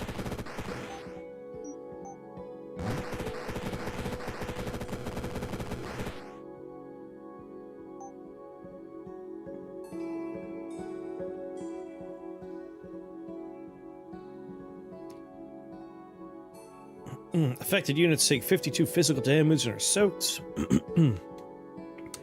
Like, if I add fire to this, I will be definitely upping the damage.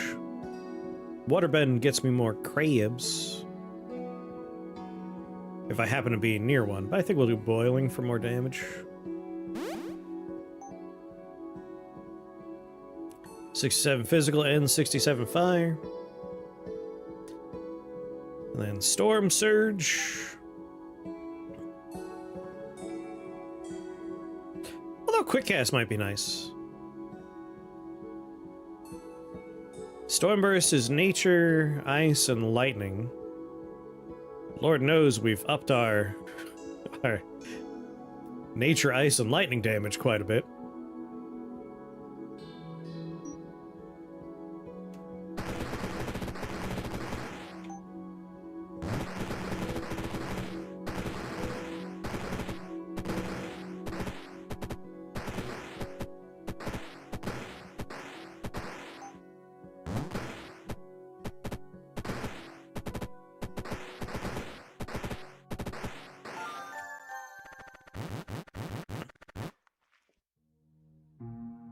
One more E for Woodweird.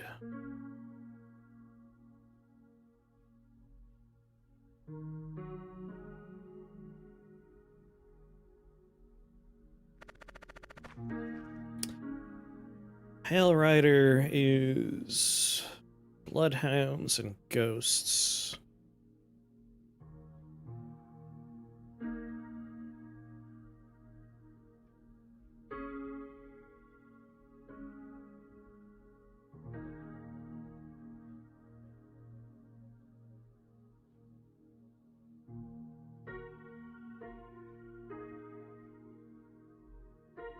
This lets me get Woodweird going.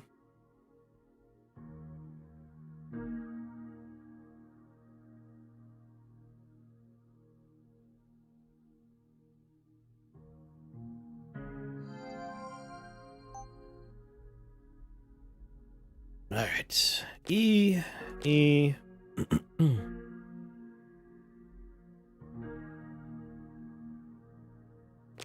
and N.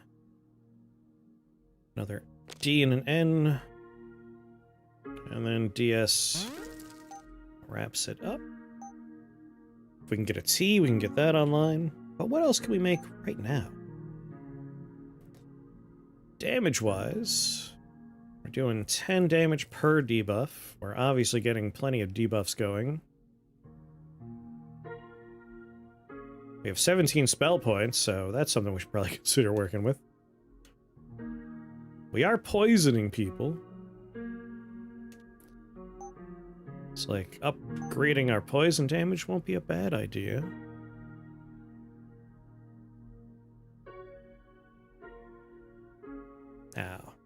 Now hold on. Before we buy anything else, we should see exactly how things go for our Woadweird, because if Woadweird works out, Gloomthorn can definitely follow up. Okay.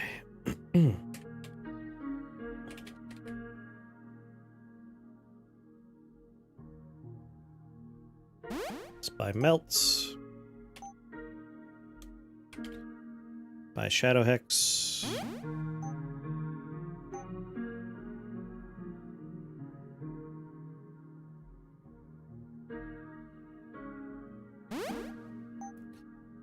Upgrade Shadow Hex. Well, we'll just do the one for now. We'll get the melting point here.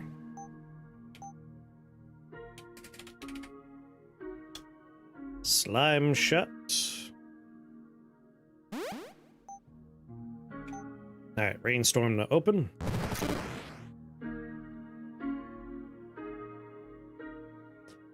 Shadow Hex went off on one cast, and it wasn't a super duper cast either. Let's slow things down. I want to kind of see exactly how things perform here. You're soaked and Shadow Hexed.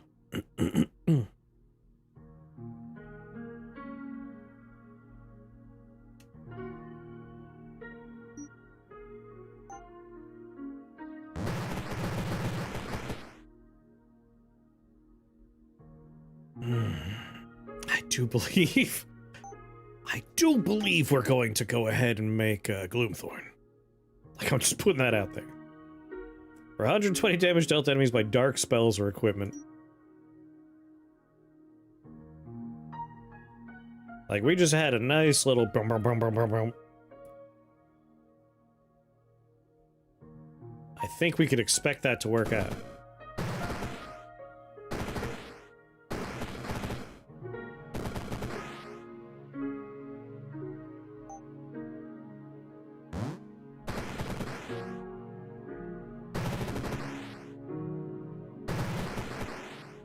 Where's Shadow Hexen?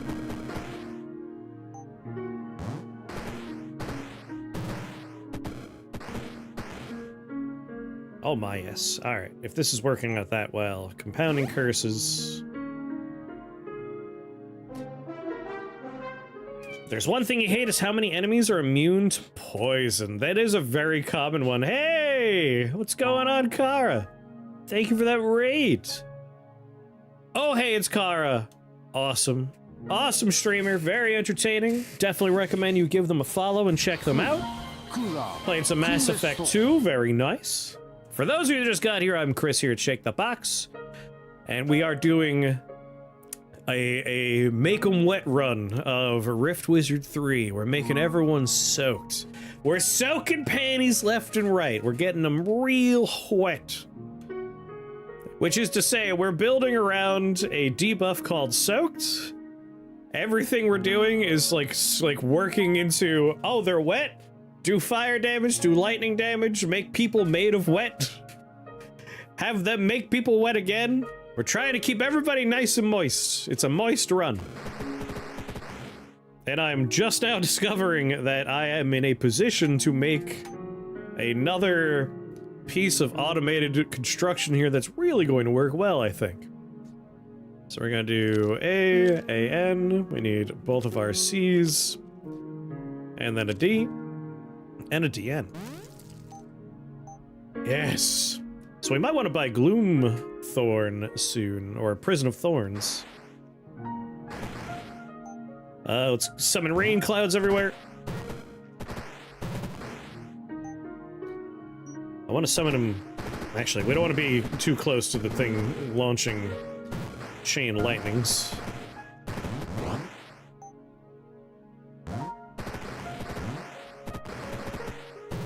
Yeah, those chain lightnings are really causing me issues, but Shadow Hexed for 69 turns, we win.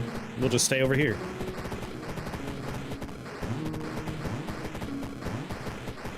Oh my god, it's such a good loop!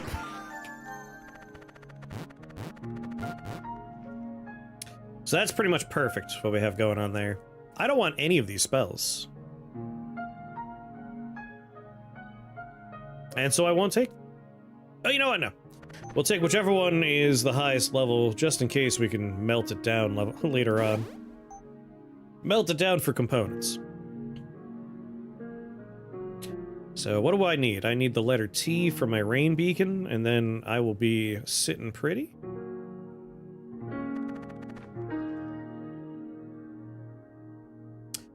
So he can teleport me randomly.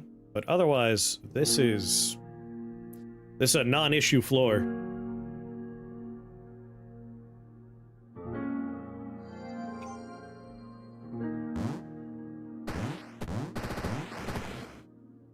Yes, it's working. It's working. And then Torrent to really bring it home.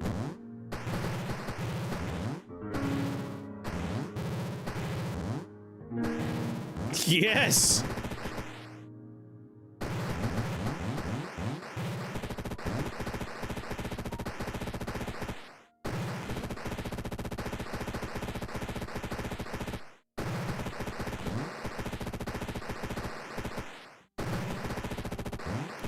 And let there be crabs. Where's the secret formula, Mr. Krabs?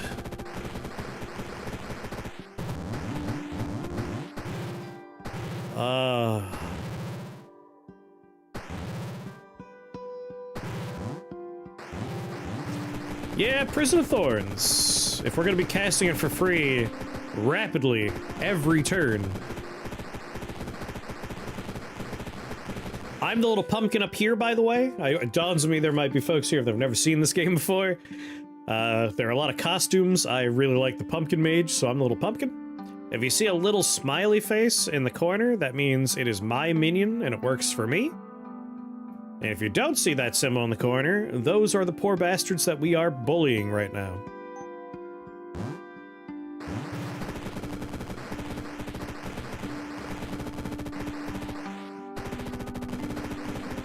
I make a lot of crabs. It's part of the make 'em wet builds.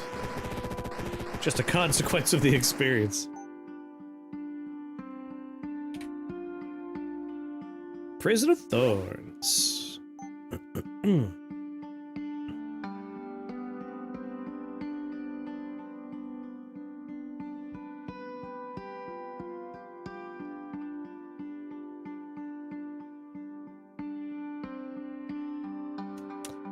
I feel like we want to do Rot and Icy.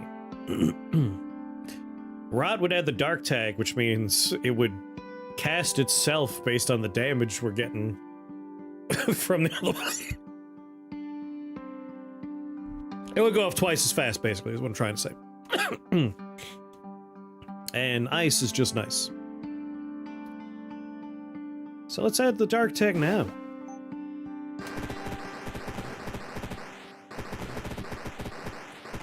I mean, it's over. We've already won this floor. Little piles of bones have no hope of beating my crab army. And with this, I automate the process of making rain.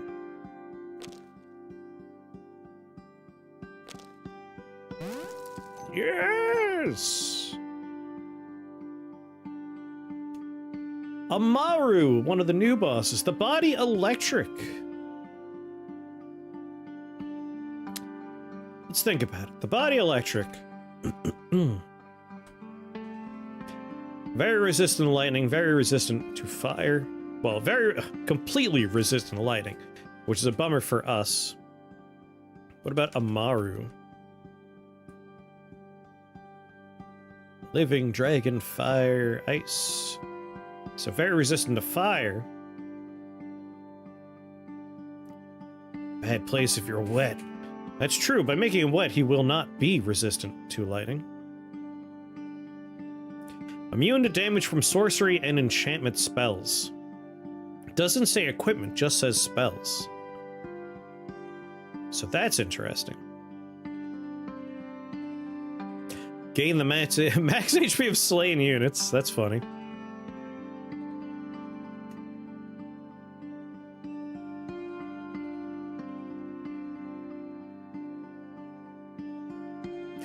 He's got a quick cast that can freeze. The only piece of equipment is an Arbiter's Lens. I need an F, I need an L, and I need an E if I want to make a very particular component.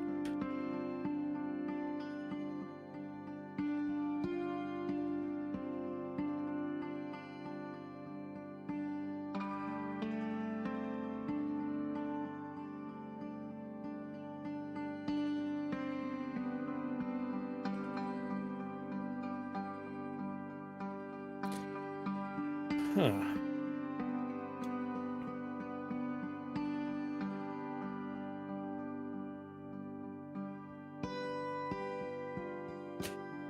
I'm considering the body electric. I feel like it's a bad place, but if I'm careful not to moisten myself. Furnace is a bummer. It's really a bad combination of things, though. I don't think we want to deal with all of that.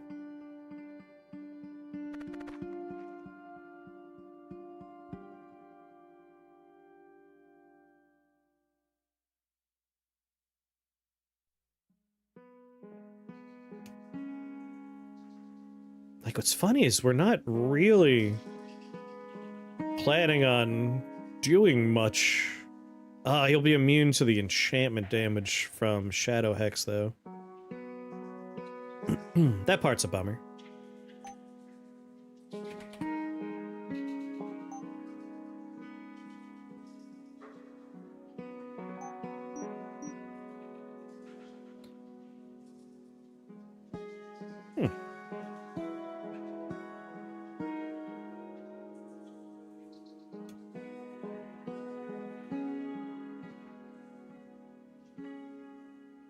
Interesting.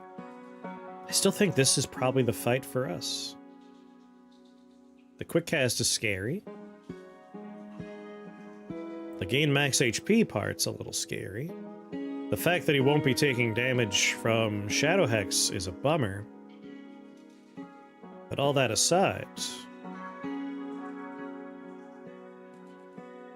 I think we'll be all right.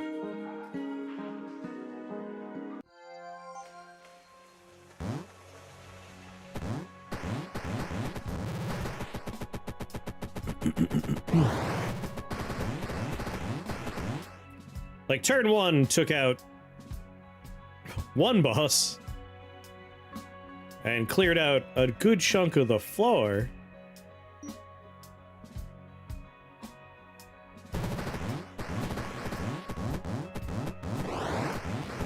Oh my god! Whoa, hold on! Hold on!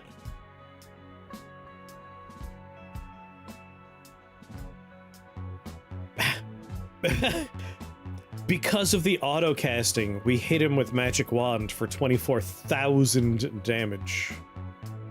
It was the simple fact that it was being cast and he took all the brunt of the wand. Holy shit.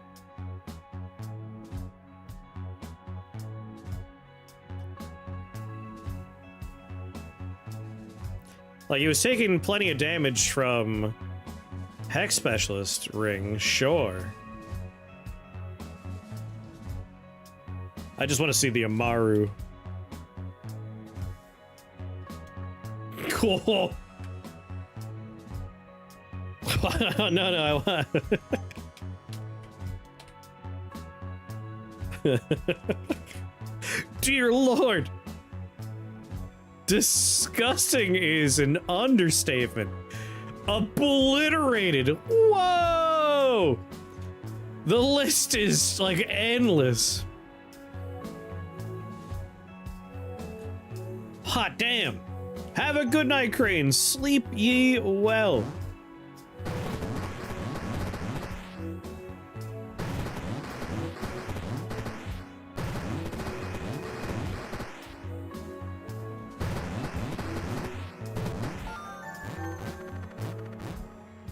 Oh yeah, we've really put a nice thing together here.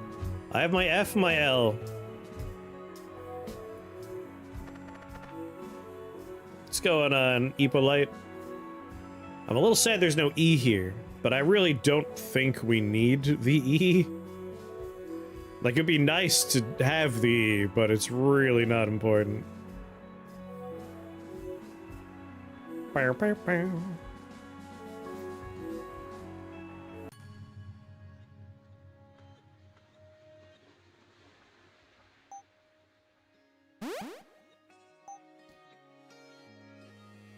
Well, now he's super screwed. We're not going to be farming Morty for much. How is Magic Wand doing this exactly? I'm going to slow this down to normal speed. And before I cast anything, we'll walk you through this. I actually have a YouTube video explaining exactly the mechanics behind how to plan to do this in your runs. Which, if any mod is interested in pasting that video in chat for me, I'd be much obliged. But the short version is, when you have a wand like Woadweird is going to cast a spell for you for every X damage you do of a certain type, right? And Magic Wand is going to do damage based on the spells you cast and the tags that are in it.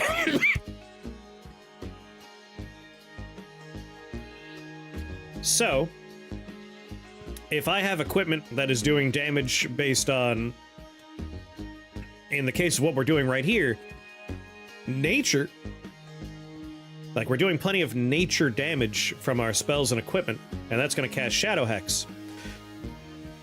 If we build our Magic Wand so that it overlaps with the spells that we're doing and the spell we want to do, so we're doing nature, and we're getting some bonus damage off of fire and enchantment from our equipment, and we know Shadow Hex is dark and enchantment. We want to overlap dark and enchantment with the stuff we're already doing in our Magic Wand's tags. That way, when I cast Rainstorm, the damage from my cast of Rainstorm causes Magic Wand to go off, which causes Woadweird to go off, which causes Prison of Thorn to go off, which is going to let the Magic Wand go off again because it shares those tags. It loops. We are creating a loop.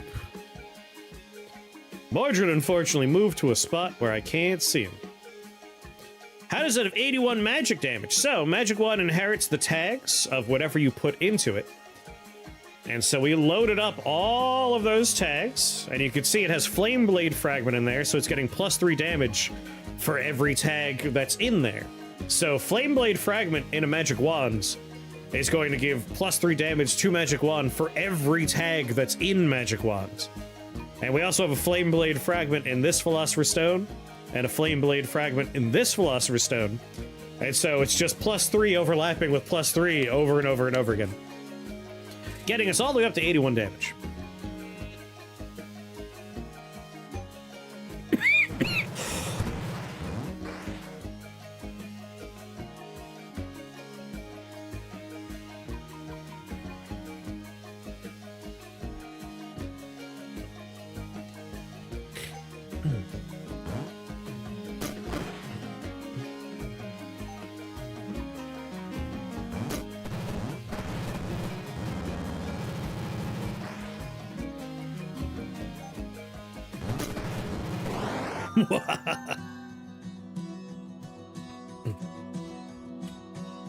You could have said we found 3 Flame Blade fragments. If someone asks a question, unless they specify, like, I already know X, Y, and Z, I'm gonna assume they want me to start from the beginning.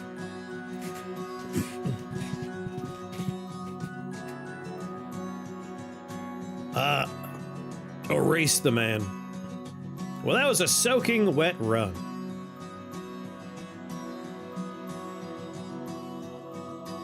A very fun soaking wet run. I did take a lot of a lot of fake curse damage, but who cares? So Magic Wand did 20,000 damage. That's what I was like earlier. I'm like, if we can get Woadweird going, we're gonna want Magic Wand because it's mostly gonna be a machine gun if we could overlap with all the nonsense we set up ahead of time. Like, we had a lot of good damage happening from, you know, Hex Specialist, Dousing Spark, the Boiler, and that got us through the first 18 floors. And then so much of that just translates naturally into Magic Wand is going to be hilariously overpowered that it's like, all right, Magic Wand time. Once you have that machine gun set up, you're all set. But that's scaled nice and easy and well.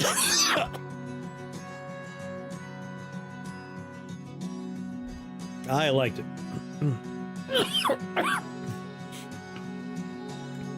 Can't get past 13? Oh, you're gonna get there.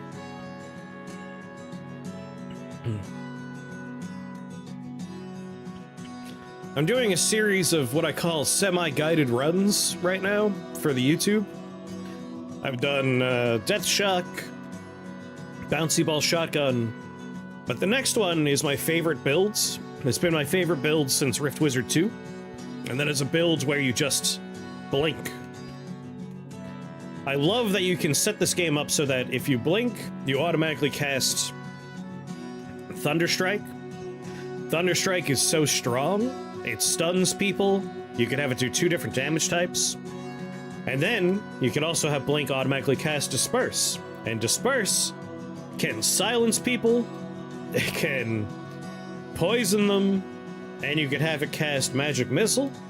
And then you set up Magic Missile to strip shields, and you just blink. Like, if you get the right equipment, you take, Echo Staff, and you take the Fey Mantle, I can't remember what it's called.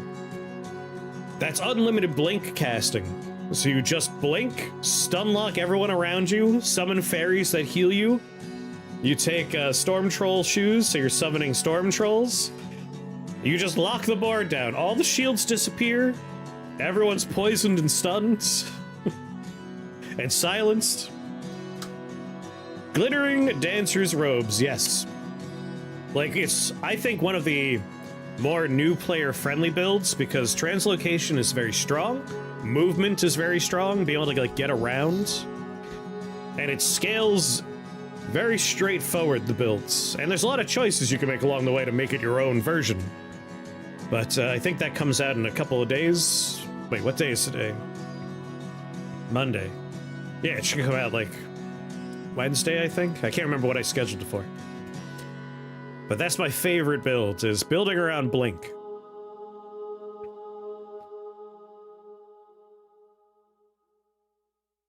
Yeah, so Boiler, Water Elemental, Torrent. The Boiler's doing a lot of work. Water Elemental and Boiler. I'm curious when we get Dousing Spark online. Hex Specialist is great. I love Hex Specialist Ring. There we go. Dousing Spark, Boiler, Hex Specialist. That's like the run for a while. They're going to be the top 3 for pretty much every floor. And once we have Rainbow Blade, that's only going to become more true. Dousing Spark, Hex Specialist, Boiler. Yeah, that Rainbow Blade really upped the damage for us. Dousing Spark, Boiler, Hex Specialist. Water Elemental, we're beating this guy up, so that's where that damage came from. Dousing Spark, Boiler, Hex Specialist. And I think we're getting close to when we get the Woad Weird online. Boiler, Dousing Sparks, Hex Specialist. And here it is. This is where we get the Woad Weird online. And immediately it changes. It's no longer Hex Specialist, Dousing Spark, and Boiler. The top 2 are Magic Wand and Shadow Hex. Magic Wand by a huge margin. Hex Specialist, Fey Thorn, because we also took our Thorn Prison. Just 35,000 Magic Wand damage. And that all happened in like 1 turn, that poor bastard. I like rounded the corner and he just vanished. I had no idea Magic Wand was so good. Magic Wand, you could do it, either build it early, and it's super helpful, because if you have a spell that has 3 tags, and most spells are going to be 2 or 3, like, nothing is 1 tag in the spells department.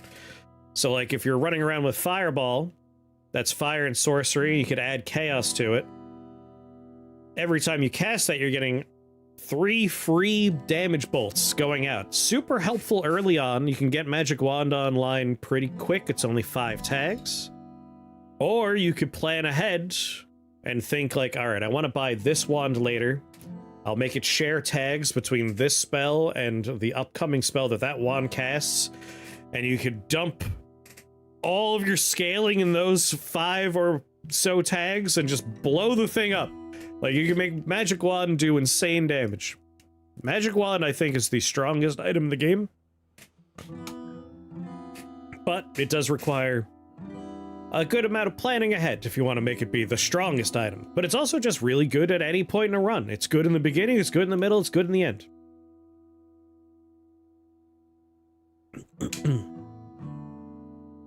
It's not great for every build, but it's good for a lot of builds. And I love that it's only tagged as sorcery, so if you're doing, like, an Archmage trial, you won't be able to use it in any of the Mancer trials, which I find fun. Like, you can't really rely on it to help you out for any of the Mancers, because it would really help in the early game for a lot of the Mancer trials.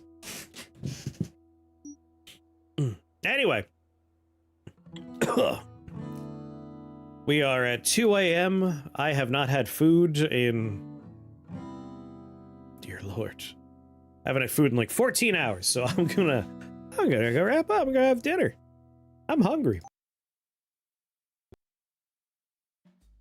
Let's get the credits rolling. Alright, I'll be back again on Wednesday. If you're thinking to yourself, I wanted to see other runs and I haven't been here before, you can find them all on that first link. Whatever I've done here on stream is there, broken up into handy-dandy episodes. You can also find stuff that's exclusive to YouTube. I've been making a nice series of Rift Wizard, like, runs I like, where I kind of talk about why the choices I'm making are being made and whatnot. And I've started jumping in and taking a look at games that I've never looked at before and aren't out yet.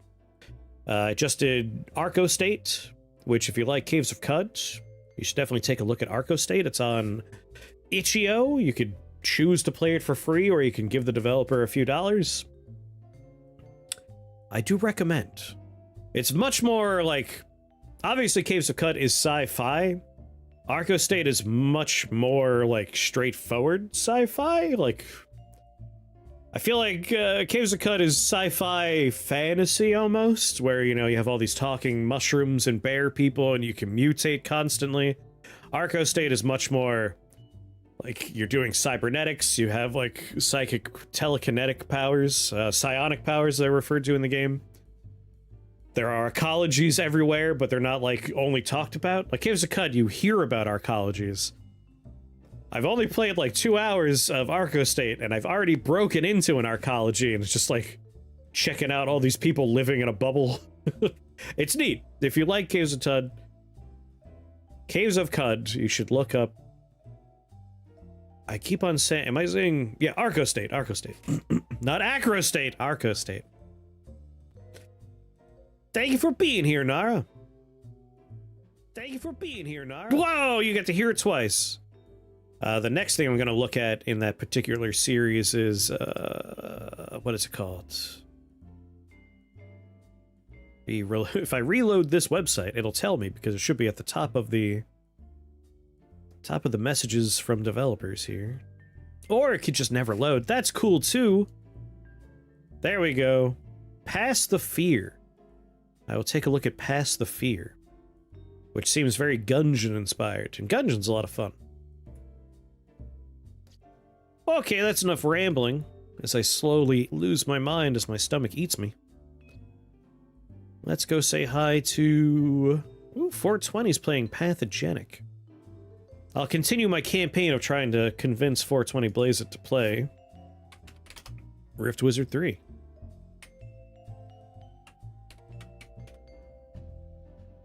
Ba-boo-da. Alright, everybody. We need to don't all dogpile at him, but like mention like, hey, you look like the kind of guy that would like Rift Wizard 3. Have you considered playing it? You should check out Rift Wizard 3. There's a boss in Rift Wizard 3 that's literally just a giant weed plant with scissors. Like, you should check it out. I know the gardener's not explicitly weed, but we could tell him that. We could lie. You could plant the notion, the idea.